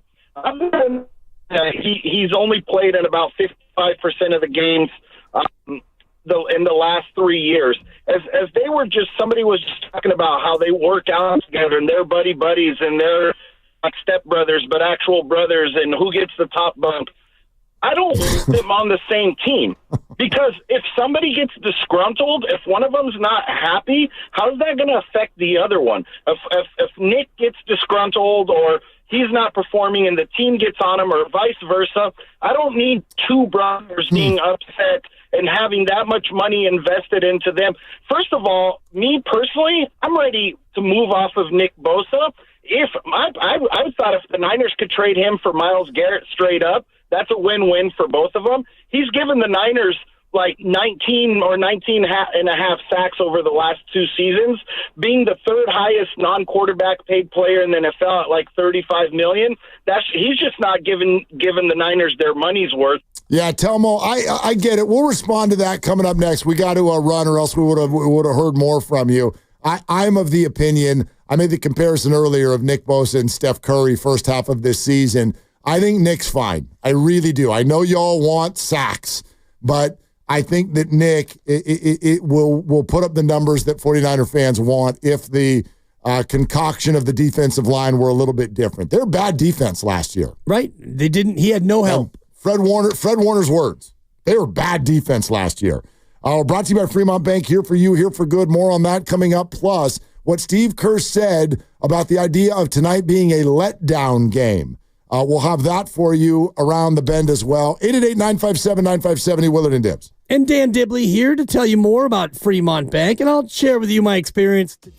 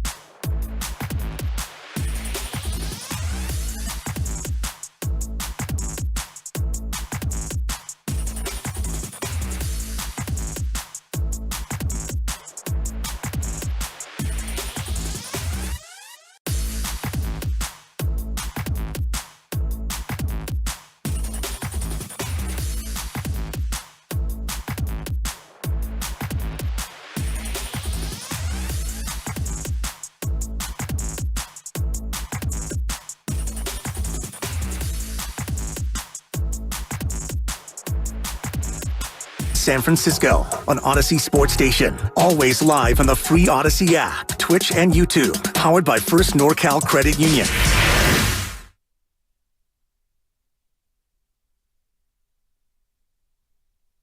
Now, back to Willard and Dibbs. Well, I was on hold and waiting for you guys to talk to me. Jaden Daniels is FaceTiming me, so I had to tell him, I got to go on this show. I'll get back to you when I get off the show. So, come on, Coach.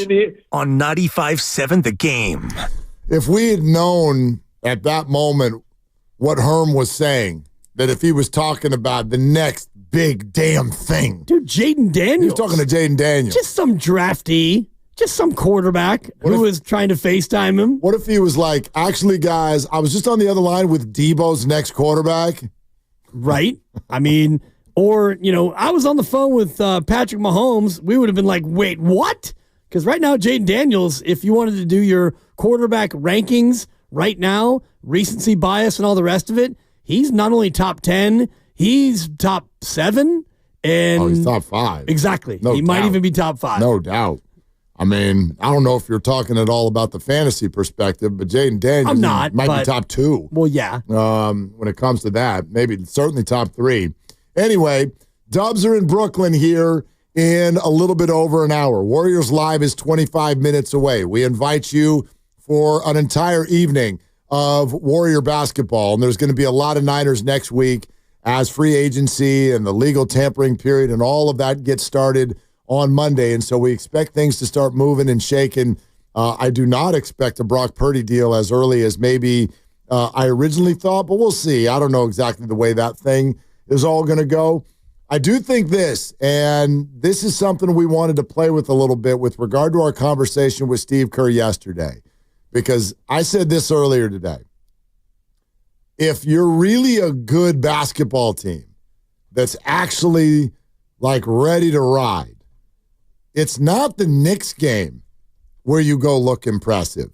It's this one. And here's what I mean by that. You win at the Knicks, and it gets everybody's attention. It's exciting. Therefore, it's also easy to get up for. Maybe we should have thought of this when we were talking about, back end of a back-to-back. That one's going to be hard. Right. But the adrenaline takes over. Steve Kerr told us Madison Square Garden still got that thing, right? Spike Lee's there. It's getting everybody going. Steph Curry performs the way he does. The Warriors have a really nice second half. They win the game over the Knicks. Karl Anthony Towns is out. The Knicks are actually struggling a little bit. All that stuff. But to me, if the Warriors are really ready to ride, this is the one where I want them to look good because it's the end of the road trip. It's not the Knicks. It's the Nets. And it's easy for you to go, we're a double-digit favorite in this one. And the Nets can be pesky. They've already beaten the Warriors once this year. Right. And inside Chase Center. And it was back when the Warriors were playing really well, actually. So this one's pesky and scary to me. And this is the one where I want the Warriors to show, nope, they're total pros. They are minding their business. And they are going to be a consistent winner in the second half of the year. This one shows you how buttoned up you are. Yes. Because you have everybody except Kuminga. And yes, it's the end of a road trip where you have played 5 games, but it's not a back-to-back, and there was no travel involved. So this isn't one of those where you go from Dallas to Houston and you have to play a game 22 hours later, and it's a really difficult spot, which they actually won that game against Houston. But this is a classic stay and play where you got to New York, you had the adrenaline of Madison Square Garden, you went out there and didn't play great in the first half, but then shook off the cobwebs and came out and beat the Knicks. Then you went and had a birthday party for one of your beloved teammates who turned 35. Shout out Draymond Green. And you could party all through the night and into the morning, and you had an off day. We talked to the head coach. There were no OTAs, no organized team activities. All they had to do was go to your hotel, sleep, play video games, Netflix and chill, whatever you want to do, and then you had all day today to get ready and play basketball. So this is a classic no excuses game. You're better than Brooklyn. You didn't have to travel. So miss me with the whole end of a road trip, blah, blah, blah. Yes, it is the end of a road trip, but you had no travel. You had an off day. and now you play against a team that's not as good as you. Oh, I'm with you. Handle your business. Yeah, dude. no, but that's what I like. That's what I'm focused on. I agree with you. It's not a building of excuses, but to me, if the Warriors play well tonight, it says a little bit more than maybe people will think. Like, I agree with you, but at the same time, if the Warriors go out and play well tonight, they do win this one by double digits or even by 7 or 8 or 9 or whatever. I don't really care. I didn't lay anything on this one. I'm staying away from it. But if they do that, then I'm going to come away and be like, okay, that means something, because as you said, it does mean you're buttoned up. Yep. And Steve told us yesterday that they are. I don't think we qualify for that team right now, given where we are. We would qualify for that if we were, rolling along. If this were 6-7 years ago, I would definitely be concerned about a letdown in a game like this. But where we are, 20 games left, last game of the trip, a lot of tough games coming up. In 6th, but only a couple games out of 10th. We're not in a position to let our guard down, and our guys know that, so we'll be ready to roll. Okay, and by the way, not only do I, have no reason not to buy what he's saying, I do think there's some evidence of it already with the Warriors, and we've complimented them for this over the last 2 or 3 weeks. Like, I mean, for lack of a better way to say it, it does appear at times in these last few weeks that the Warriors are playing harder and want it more than their opponent. It really does. The game in Houston is the one that stands out to me, where right before the All-Star break, half the league sat their players, and even the Rockets themselves were like, we'll play our guys, but for like half the game. Yep. It's almost they played it like an NFL preseason game almost. And the Warriors, with about 5 hours sleep from Dallas the night before, came out with all their guys. And Steph Curry was injured the night before the game at MSG. And they had to test him in pregame warmups. And what did he do? He played, and played very well, and did the night and all that stuff. Like, the Warriors, they are acting out what Steve just said. Which they have to do, because they don't want to be in the play-in, and they understand that we're in the spot in the schedule, 62 down, 20 to go. You've got to go out there and handle your business. And I know the idea of getting the 4 or the 5 is probably far-fetched, and it might be out of reach, but if you look at it right now, you are closer to the 10 than you are to the 5. And you are the 6th seed. You're 3 back of the 5, and you're 2.5 up on the 10. So there's footsteps behind you. Mathematically true, emotionally untrue, in my opinion. Agreed. But if you're the Warriors, you understand the reality of the math. Yes, like, but the 10 seed, the 10 seed has no players. The 10 seed's best player is Klay Thompson. Love you. You are not, like, his dad went on the air in L.A. today and said, I am predicting the Mavericks to lose 10 games in a row. They're that bad. He said his son is stuck in purgatory. Direct quote. So I don't, like, the Warriors are not in danger from the Dallas Mavericks. You're right, but the idea of where you are, and, Minnesota is still real. The Clippers are legit. The Kings, I don't think, are much of a threat, but you're only a game and a half up on the Kings. Although playing oddly well since Sabonis left. Right. Sabonis got hurt, and the Kings played really well, and they put the fear of everything into Denver last night. Denver came back. They won, but Sacramento looks still viable on certain nights. Of course. Yeah. And if you're the Warriors, and last year you won 46 games, and you were the 10 seed, now this year 46 games probably gets you better than the 10, but I think you have your eyes on 48. If you get to 48 wins, you're going to be at least a 6, and that would mean you go 14-6 the rest of the way. And when you start to look at the final 20 games and you want to chalk 14 wins, tonight is one of them. You're better than Brooklyn. You are rested. You didn't have to travel, and you're almost completely healthy other than Kuminga. So tonight, it's one of those classic no-excuse games. And didn't you mention earlier that the spread is 10.5? It's big, yes. Here, I'll get you the... I want to make sure that you said that on the air, because sometimes I get confused, like, you and I will talk. Did we say that was outside that on the air? Restroom? Right. Yeah. Or was it in the break? Was it in the green room? It was 10 it on the air? Yeah, it definitely was 10.5. Let me let me get the up to the minute thing on that. But it's it not was 10.5. that important, but it's always very important. I know it is, but the bigger point is these are the games where it's up to 11. Okay. Yeah. These are the games where you can't have a hiccup. Like the Utah loss when the trade actually went down, that's one where you go, you can't lose that game to Utah. Well, since then, you almost haven't lost at all. So that loss to Utah was unfortunate, but you've made it so it's mostly irrelevant because you've been on such a heater. Yeah, absolutely. And it is about to get juicy. For all of the talk, I think that this comes in waves when people go, the Warriors have the easiest schedule in the NBA. True. But that's an evolving stat because then once you get through a road trip where you're playing a bunch of bad teams, well, now maybe you don't have the easiest schedule the rest of the way. You certainly don't over the next week and a half. I mean, I don't know how many of you all look ahead to see what's coming, but they're going to play in Brooklyn tonight. And if they presumably go out there and win that game and make their record 35-28, take a little gander at the homestand. And it's pretty sexy in ways that maybe you didn't realize. Detroit is coming on Saturday. That's now a very good basketball team. They have a better record than the Warriors do. Yes. Detroit, the Pistons. Portland is coming Monday night. Don't glaze your eyes over the Portland Blazers. You're better than them. You should win, but take a look at who they've been over the last month of the season. You realize that's a very viable team, and if you're not paying attention, they're going to get you now. You watch out, okay? They've been much better. You're right. Yes, Sacramento on Thursday. We all know what that dynamic is like, and then you've got 3 games in 4 nights starting next weekend. Knicks, Nuggets, Bucks. Pow, pow, pow. Bang, bang, bang. Yeah. So you got to be ready because I do think there are, if we're real, this is not a 6-0 homestand that's coming up. No. Probably not. Honestly, I'm 4-2. If I gave you 4-2 right now, would you take it? Or are we in a mode now where probably we're going to shake our head at 4-2? No, I'd probably take it just because 4-2 is good. You know what I mean? And that's you were asking for win 2 of every 3. If you win 2 of every 3, even when you're at home, then yes, I'll take it because then you hit the road again for a bunch of Jimmy junk. You're going to get more Jimmy junk on the road there when you leave again. So.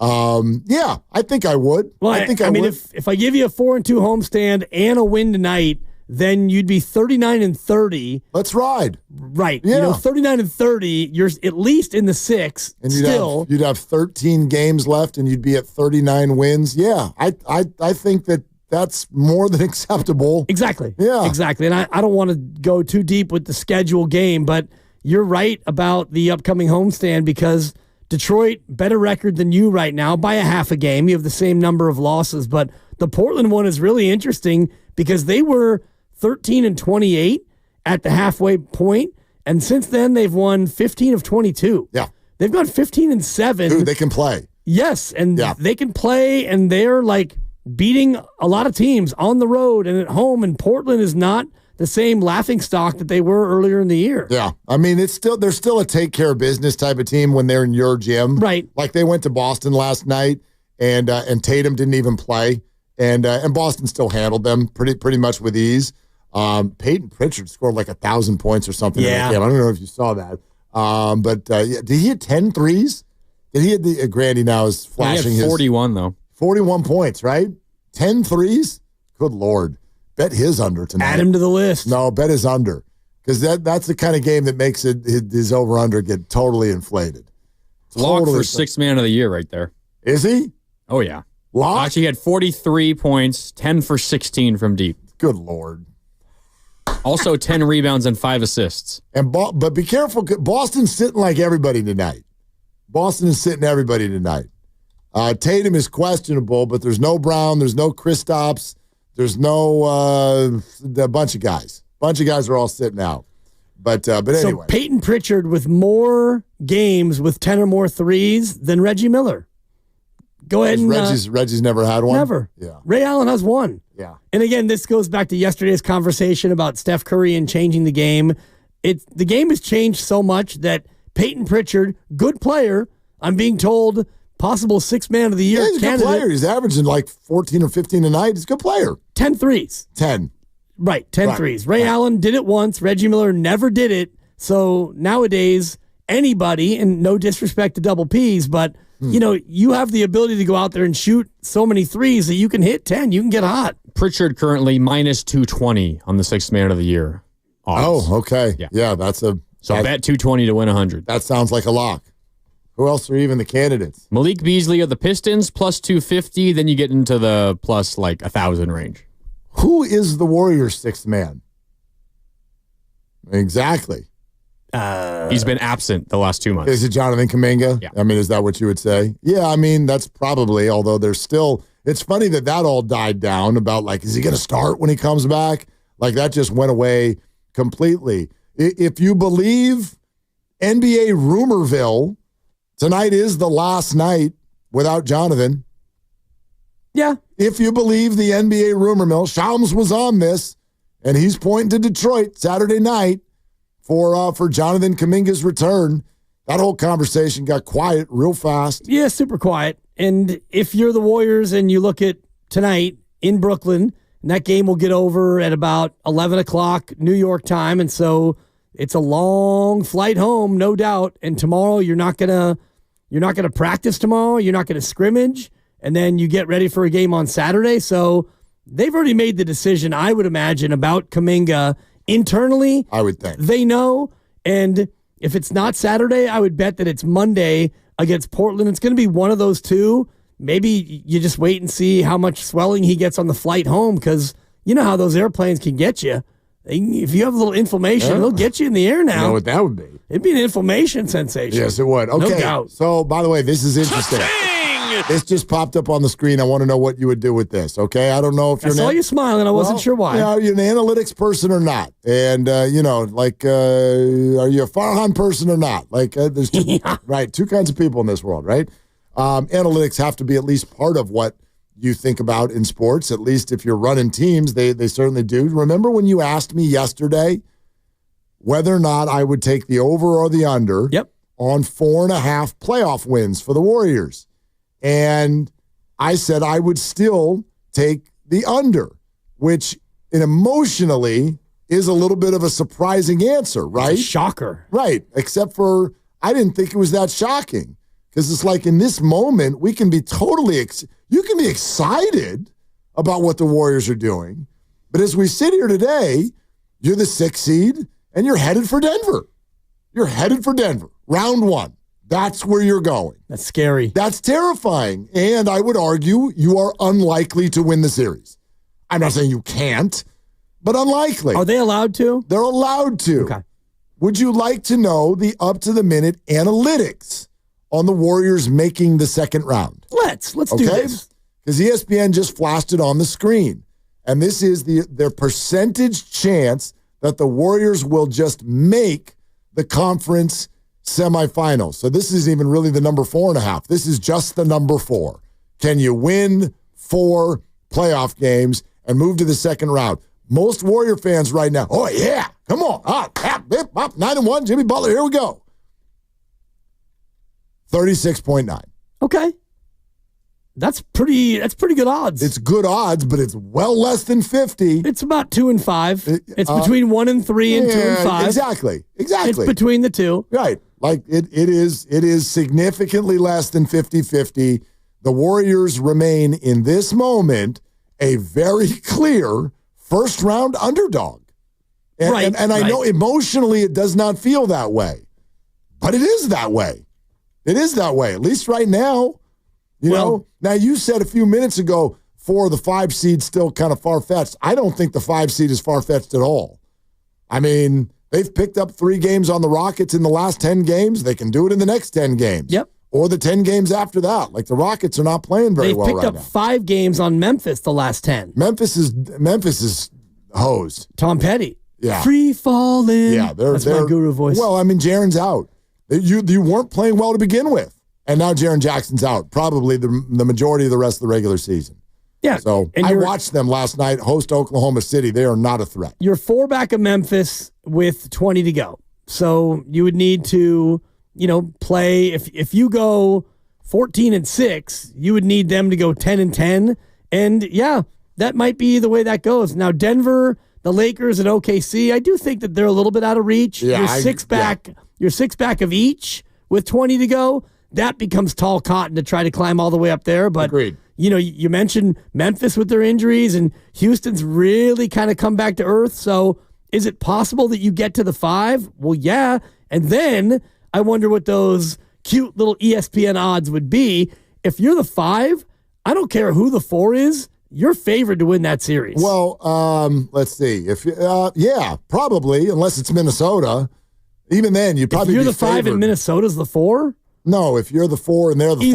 Either way, I guess. I do think you're favored either way. Maybe. Right. Maybe. Minnesota scares me a little bit because they're starting to play well, and that's the team I was looking at all year being like, dude, you should be so much better than you are. But now they're also getting healthy. DiVincenzo changes that team, man. No, I love him. He changes that team. He's great. Yeah. DDV, restaurant quality. Yeah. We've talked about it. And Gobert's coming back, and they're Gobert. Well, I mean, it's a piece. I mean, he does affect the game. He does. He's not a great player, but he affects the game. He does. He's a monstrous human being.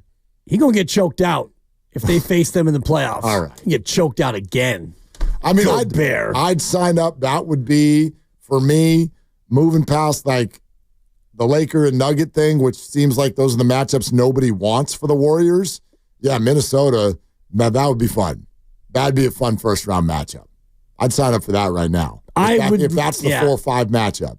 In terms of like entertainment value, you might be right. I still would love to see him take on Houston because Houston at their best is a very good defensive team. And so I think stylistically that would be a good matchup. I think, yeah, if you're looking at their chances of winning it, yes, Houston or Memphis. That's who you would love to see if you're the Warriors, which may well be. I mean, that's the beauty of either getting to the 4 or the 5 is if Memphis or Houston plays well the rest of the way, that's who you'd get is one of those. And I would completely favor the Warriors to beat either of those. That's the one area where I don't agree with the ESPN analytics. They said 36.9%. Can't argue with that, whatever that's math. But they said it's the 6th highest odds in the West. The Warriors are not the 6th best team in the West. They're higher than that. Yeah. In my opinion. Agreed. I wonder how they came to that. Well, because Memphis is 4 games ahead of them right now. Like someone else is going to get home court advantage, I think is what they're saying. I guess. And Memphis and Houston, if they're the 4-5, they both would probably be at 50%.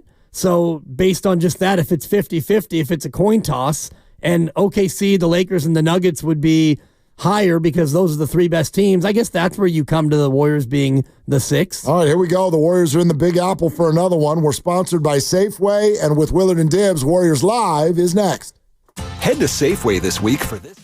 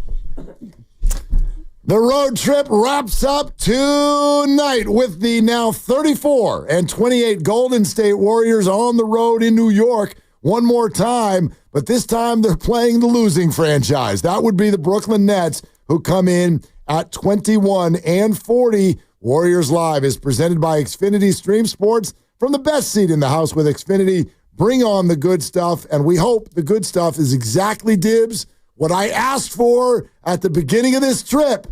4-1. The loss was not the one that I thought it might be. Nope. But that does not matter. 4-1. You want it, you got it. That's what I'm hoping for with the Warriors tonight. It is a take care of business Thursday night. Get on a plane, get back to your bed. That's right. Get back to your bed by probably about 4 a.m. because the game will be 7:30 New York time. By the time you get on that bird, it'll probably be 11:30 New York time, and you fly all the way back here. And man, I'll take the under on your 4 a.m. Back in bed. With the way you get the time You're changed, right. Yeah, you are I'll going take the back in under, time, but it's going to be late night. Shout out Back to the Future. You do go a little bit back in time. Huey Lewis in the news, but funny you say that about Brooklyn. They are 21-40, which is really bad, but they're only 2.5 out of the 10 seed. Crazy. And the play-in tournament, you are 19 below, yet you're still very much alive in the playoffs. What are we doing, Adam Silver? Well, what are we doing? Eastern Conference, I feels like for the longest time now, has given us stuff like this. I mean, here's the Western Conference where people are battling with winning records, and everybody's all jammed up there in that play-in tournament, and you're hoping to get out of the play-in tournament. Meantime, listen to the 4 records in the Eastern Conference play-in bracket right now. Miami at 29-32, Orlando at 29-34, Atlanta at 28-34, and your 10 seed, ladies and gentlemen, your tanking Chicago Bulls at 24-38. With an opportunity to go to the playoffs. They can't tank hard enough. Oh, my God. Really quick, guys, Yeah. I do have some breaking news. Let's This go. comes courtesy of Kevin Dana, who is calling the game again tonight here on 95.7 The Game. Dibs and Willard, you guys are going to lose that bet because the Warriors are flying back tomorrow morning. Oh. Yeah, they're staying overnight in New York tonight. It was my bet, so then I guess it's my loss. Yeah. Yeah. Okay, that's smart. That's actually smart. Don't practice tomorrow. It's late in the year. Get a good night's sleep and fly and keep your body clock in order because you got plenty of time till you play again on Saturday night.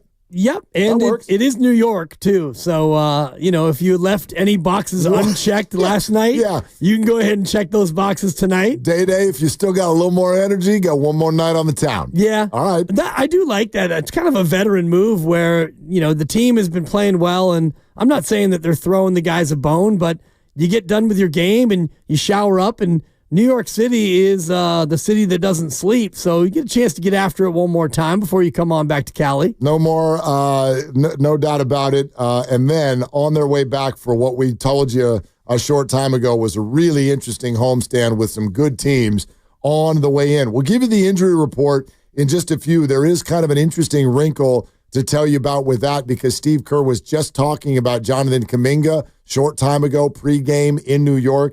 And we'll pass that along here in just a little bit. But in also looking at this game tonight, it's yet another opportunity on this road trip to really dive deep into what has changed with this team with Jimmy Butler on it. I think this road trip has only served to kind of grow the legend that his acquisition has become. They left on the road trip with all kinds of Jimmy love, and now look what's going on. They're 3-1 so far on the trip. That would be 3-0 when he plays and 0-1 when he doesn't. Dibs, I cannot really remember in recent memory where, and this is in any sport, maybe Christian McCaffrey, where any trade deadline acquisition has paid this immediate of dividends. It's been incredible, and it hasn't only been in the one-loss record. We mentioned it yesterday.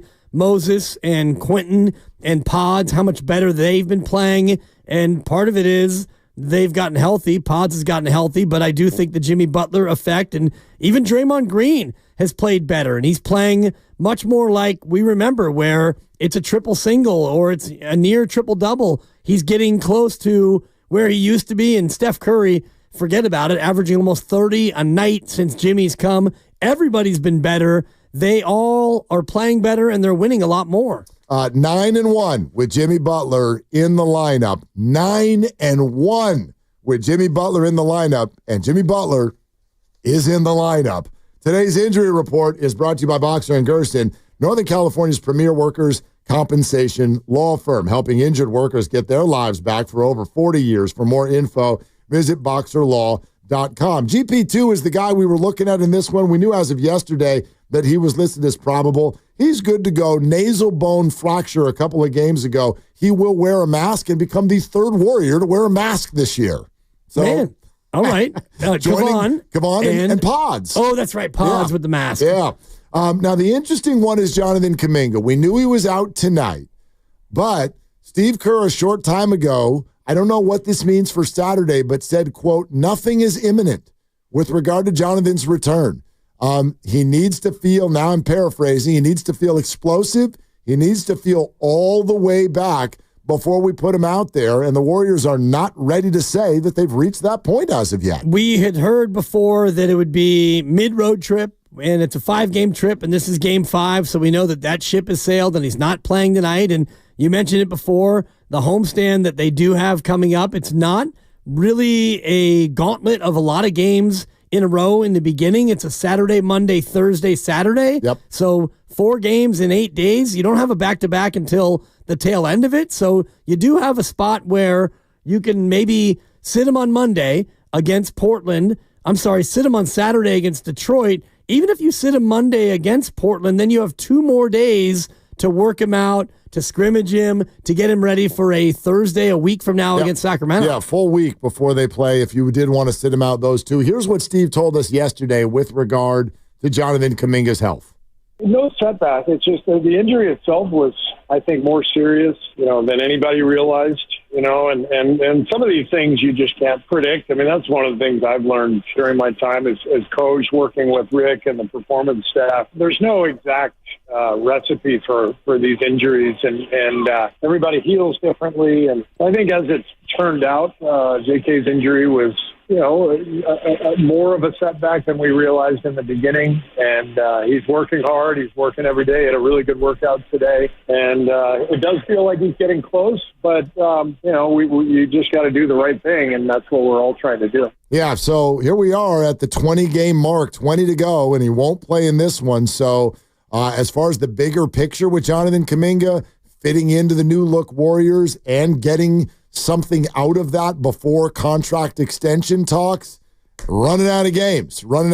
So that whole dynamic gets a little bit more interesting and maybe a little bit tougher for Jonathan with each game that he loses. Yeah, and this is number 29 now that he'll miss. 29 straight games. And when it initially happened and they said no reevaluation for 3 weeks, I thought, okay, grade 2, and it's usually 6 to 8 weeks. And now here we sit. It's been more than two months. It's been more than 8 weeks. And yet we still are anticipating a return, but we haven't got that definitive, he's on track for blank sort of a date, and it becomes more and more troubling with each passing day. Short injury report for the Nets. It's just Nick Claxton. That's it, with a nasal fracture, but he is available. So this is a fully healthy, just not very good basketball team that the Warriors will be playing tonight as they finish up their road trip. Warriors Live is presented by Xfinity. At home or on the go, you'll get the fastest internet to all your devices. This is something we played with earlier in the hour, which is the idea of,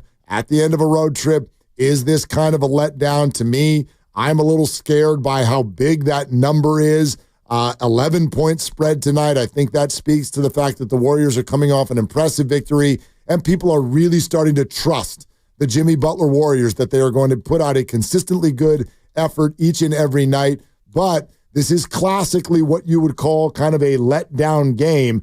So we asked Steve about that yesterday. Here's what he said. I don't think we qualify for that team right now, given where we are. We would qualify for that if we were, rolling along. If this were 6-7 years ago, I would definitely be concerned about a letdown in a game like this. But where we are, 20 games left, last game of the trip, a lot of tough games coming up, in 6th, but only a couple games out of 10th. We're not in a position to let our guard down, and our guys know that, so we'll be ready to roll. Okay, so there it is from Steve Kerr. He is promising that this will be another consistent effort in this one tonight, and to me sort of kind of defines whether or not the Warriors are really as you put it earlier, as buttoned up as we kind of feel they are right now. They should be, and this is one where you have the veterans in the locker room imparting the message of exactly what you're talking about, because you said at the start of the trip, if they go 4-1 on the road trip, that's a par. Yep.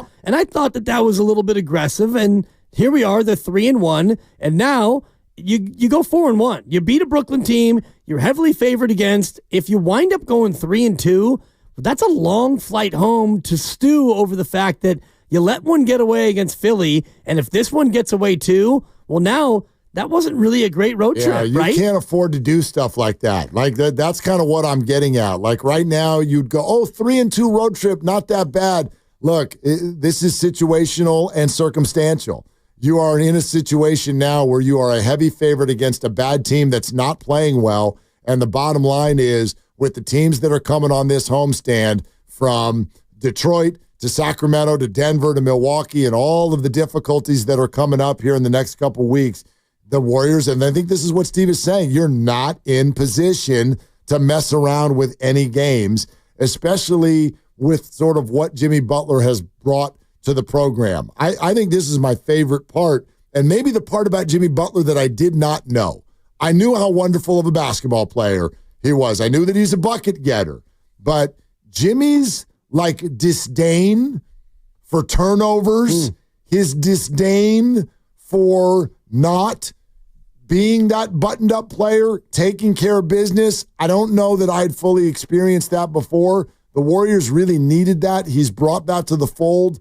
This game, to me, speaks like a Jimmy Butler-type game tonight. No doubt. And these are the games where if you are the better team and you are a team with their eyes on the prize and you're polished and you have veterans, this is the one that you just go out and you handle it. You don't let this one be tenuous. You don't let it be a clutch game. Vegas says you're 11 points better than Brooklyn. You go out and you get an early lead. You stay ahead. You don't give Brooklyn even the slightest breath of a chance in this one. I'm not saying you win by 30 or 40. It'd be cool if they did, but you're a veteran team. You've got championship pedigree. You go out there and you handle it.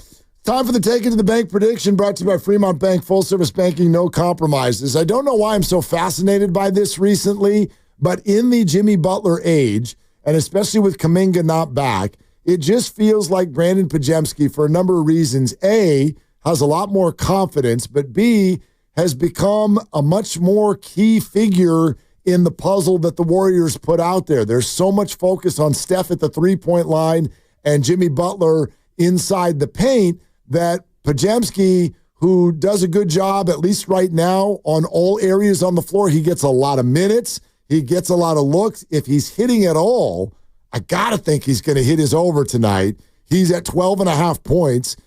He's scored, I think, 19 in each of his last two outings. Give me Brandon Pajemski for higher than 12.5 points tonight. I like it, and I do think that the role players are critical, and they all are playing better since Jimmy's come. And I'm going to go even further down the depth chart because I'm also fascinated by a player, and this player is Kevin Knox, because they signed him to a second 10-day contract recently, which you only get 2. So if you're Kevin Knox, you signed a 10-day, and you did well enough to where they signed you to another 10-day, and that 10-day runs out on Tuesday. So he's literally playing for his NBA life. And when he scores, they are 6-1 this year. Well, that's because when he gets on the floor, it usually means he got a big lead. Maybe. He also actually has been playing. He's been playing more minutes of late. He played 12 minutes against New York. So I'm going to put Knox. I don't even know what the underdog over-under is, but I'm going to say he gets more than his season average, which is 4 points a game. Okay. I'm going to put Kevin Knox over 5. I think he plays, and I think that he's a guy who is going to show up motivated, and he's playing literally for his NBA life. So I got my eyes on a big Kevin Knox game tonight. Yeah, I don't think I love it. I don't think there is a Kevin Knox number on Underdog. I'm scrolling through. No, I got Guy Santos. I got Gary Payton. Yep. What do you think? What do you think Guy's over/under on points is tonight? Probably 5.5? Yeah, 4.5. Okay. Yeah, pretty good. And I think Knoxy would, and I call him that because now I'm Team Knox, but I would imagine his over-under would be right in the same area, probably 3.5 for Kevin Knox. Or maybe even less. I wonder if the minutes he got against New York are because GP2 was out. And I wonder if Kevin sits until the Warriors are up by more than 15 with less than 6 minutes to go or something like that. Might be possible. But even then, he could still get a couple of buckets. He's an interesting player. I mean, people don't know this. This guy's a lottery pick, man. Right? This guy is a talented player who just for one reason or another, either by opportunity or by not jumping into those shoes, it just hasn't come together yet. But it feels like the Warriors are at minimum intrigued by him.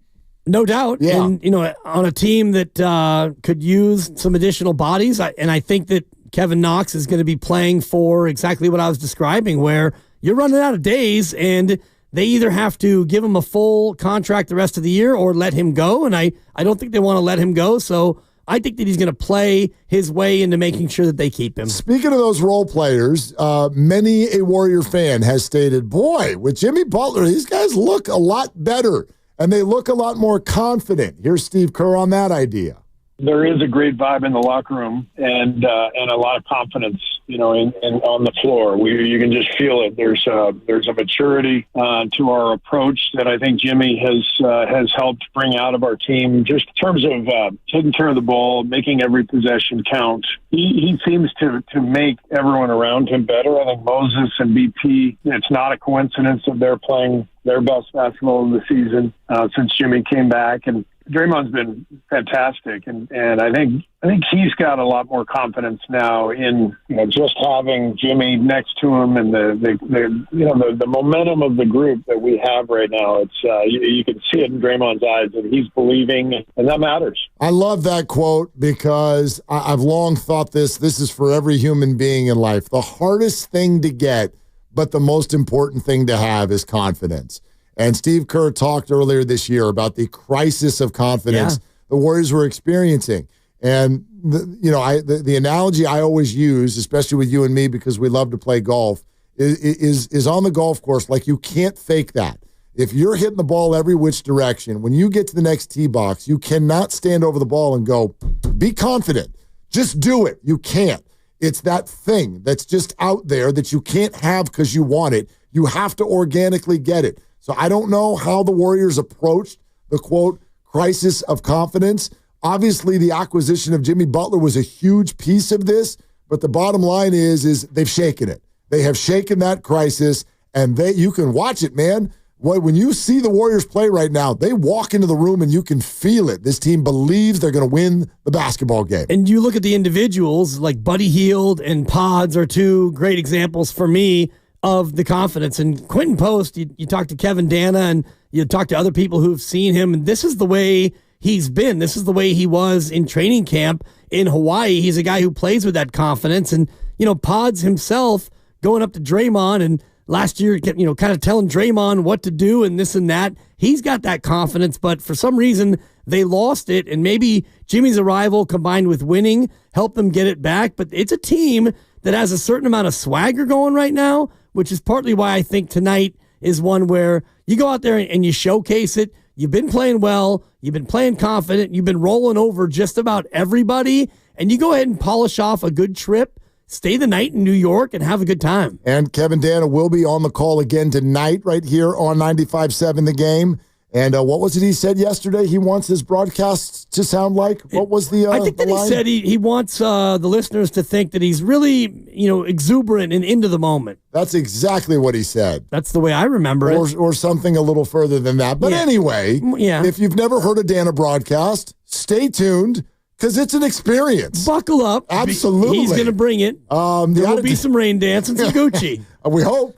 Out of town NBA game of the night, sponsored by San Francisco International Airport. Wherever your team goes, you can get there from SFO. Only 6 games around the league tonight, including Knickerbockers and Lakers in Los Angeles. Lakers, one of the hottest teams in the league right now. 7 in a row for them. They're 39-21 and up into the 2 seed. Should the Warriors be Laker fans from here on out? Maybe. Is it best for the Lakers and the Warriors if the Lakers get the 2 seed? So the Warriors kind of avoid them in maybe a 3-6 matchup. Just maybe. So anyway, the game tips off at 7 in L.A. You're not going to get there tonight, but SFO can get you down to L.A. whenever you want. Maybe you want to plan a trip there when the Warriors are back at Crypto in the future. That happens one more time this regular season on April 3rd. SFO can get you down there for that game, no problem. That's the out-of-town game of the night, sponsored by San Francisco International Airport. Wherever your team goes, you can get there from SFO. Final thought on this road trip? This is like a big bottle of liquor. Handle it. Wow. Just handle it. Just handle Brooklyn. You're better, and you're wrapping up a road trip. Just go out there and handle this team. It sounds to me like you were really affected by that visit with Kevin Dana yesterday. Maybe a little bit. That got racy and edgy very quick. Racy. And I like that. Very good. All right. Do you want to do it again tomorrow? Can't wait. All right. Let's do it again tomorrow. For Dibs, for Grandy, for Lucas, I'm Mark. Shoot your shot. It's all you got. Warriors and Nets to the arena next.